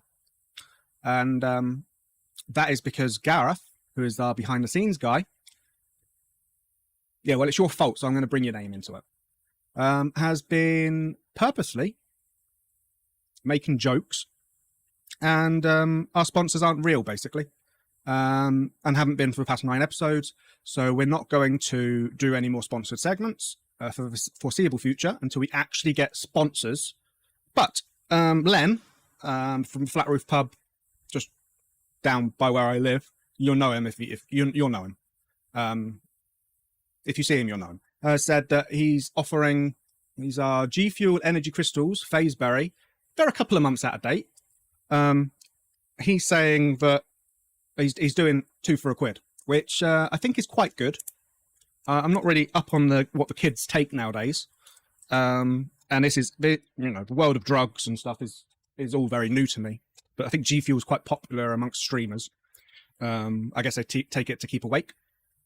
It's basically, it looks like popping candy with, I can't open it, with like Pro Plus, like jimmied into it. Fixed focal length. That won't, it tastes like, it doesn't taste very nice. Oh, I guess you have to, you do eat them, don't you? Yeah. Or do you snort it? You eat it. Okay. Try it. Bottoms up.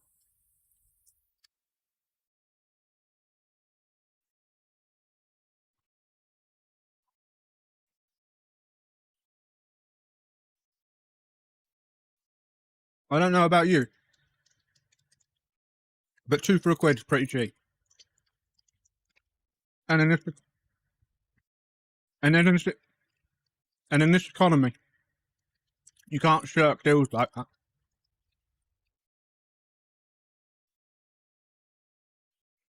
Oh, yeah, it's probably best to crunch them.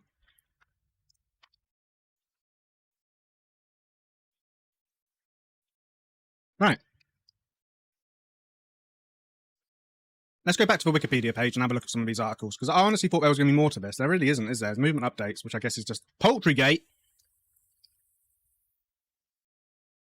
About us. Here we go. Who are we? This is good. Oh, FAQ, actually.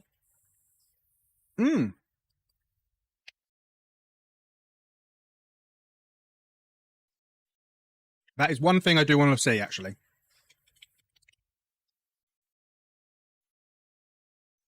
So,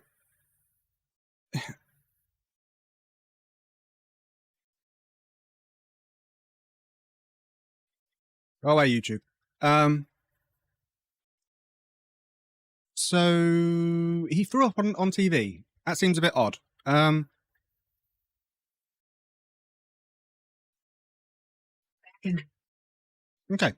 I'm going to mute myself so that you can hear what's happening.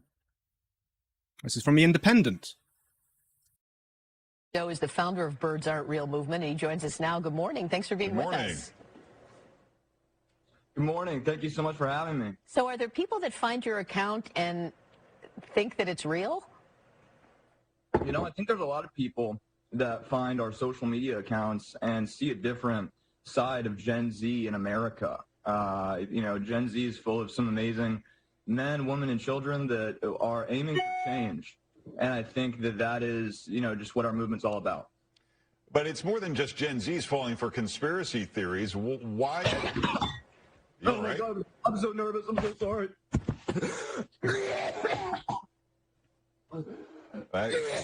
Well, we hope you're okay. Why don't we give you some time to collect yourself? If you need help, let us know in the control room there, and we'll get back to you if we can.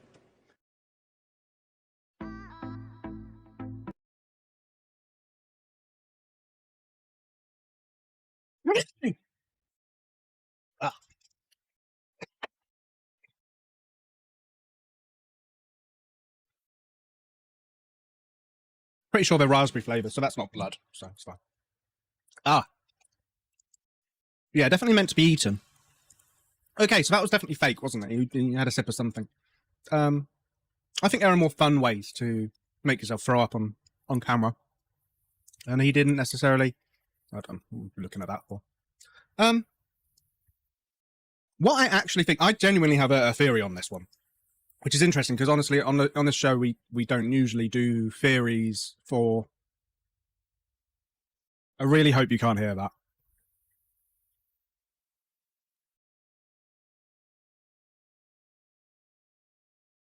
It's so loud. I don't know what's going on outside. I really don't. But hopefully you can't hear it. So there, yeah, I don't usually have theories, and we usually just talk about facts. But this one's so interesting in that it just keeps on coming up, and I feel like we're at a point now where I'm going to do something I've never done before on this show. Actually get out, or maybe create. Never done this. Round.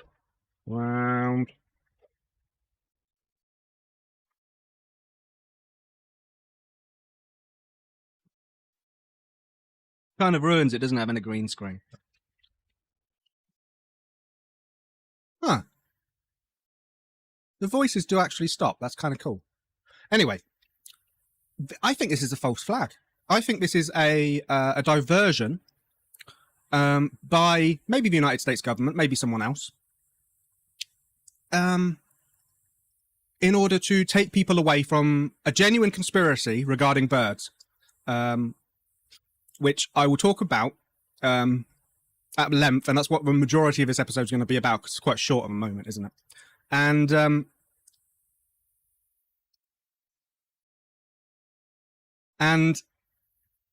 I think this is a false flag. I think this is trying to take away attention. I think this has been put in place by the government, not by this Peter McKendra. I think he's a CIA, FBI, an initialism, but much higher up probably, put in place in order to divert and distract from certain things. Now, before we get onto that, we're going to do our little Wikipedia break. Well, usually I leave this to the end, but I feel like this is kind of like a two-parter episode. So we've got the first part and then we've got the second part. So I'm going to do this now. And I heard about this. Someone was talking about basically a watch. I was watching a video on a watch. Occasionally I get onto things like that. And this was a real thing. Swatch tried to do a their own time, a decimal time, which I think had been done before in the French. There you go, in the French Revolution, where they divided the solar day into 1,000, just into the number 1,000, and each of those was called a dot beat. So, for example, 20 to 5 in the afternoon or in the evening would be 734.84, and this watch would actually it would say the normal time, but it would also say the at time. And I found that's just crazy. Absolutely crazy. And apparently it would do away with time zones, because everybody would have this weird it wouldn't be to do with, dawn or going to bed. It would just be this generic time. And that's kind of the thing anyway, isn't it? With UTC, and even a lot of places just use GMT, you know time.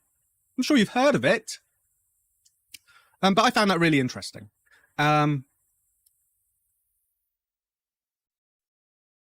okay. Before part 2, before I explain my conspiracy regarding birds and go into more details as to why birds aren't real is a false flag, I'm going to go outside and check to see what's going on, because it is ridiculous. I don't know what's going on, but it is just annoying. I'm going to go tell them to shut up. All right, so I'll be back in a second.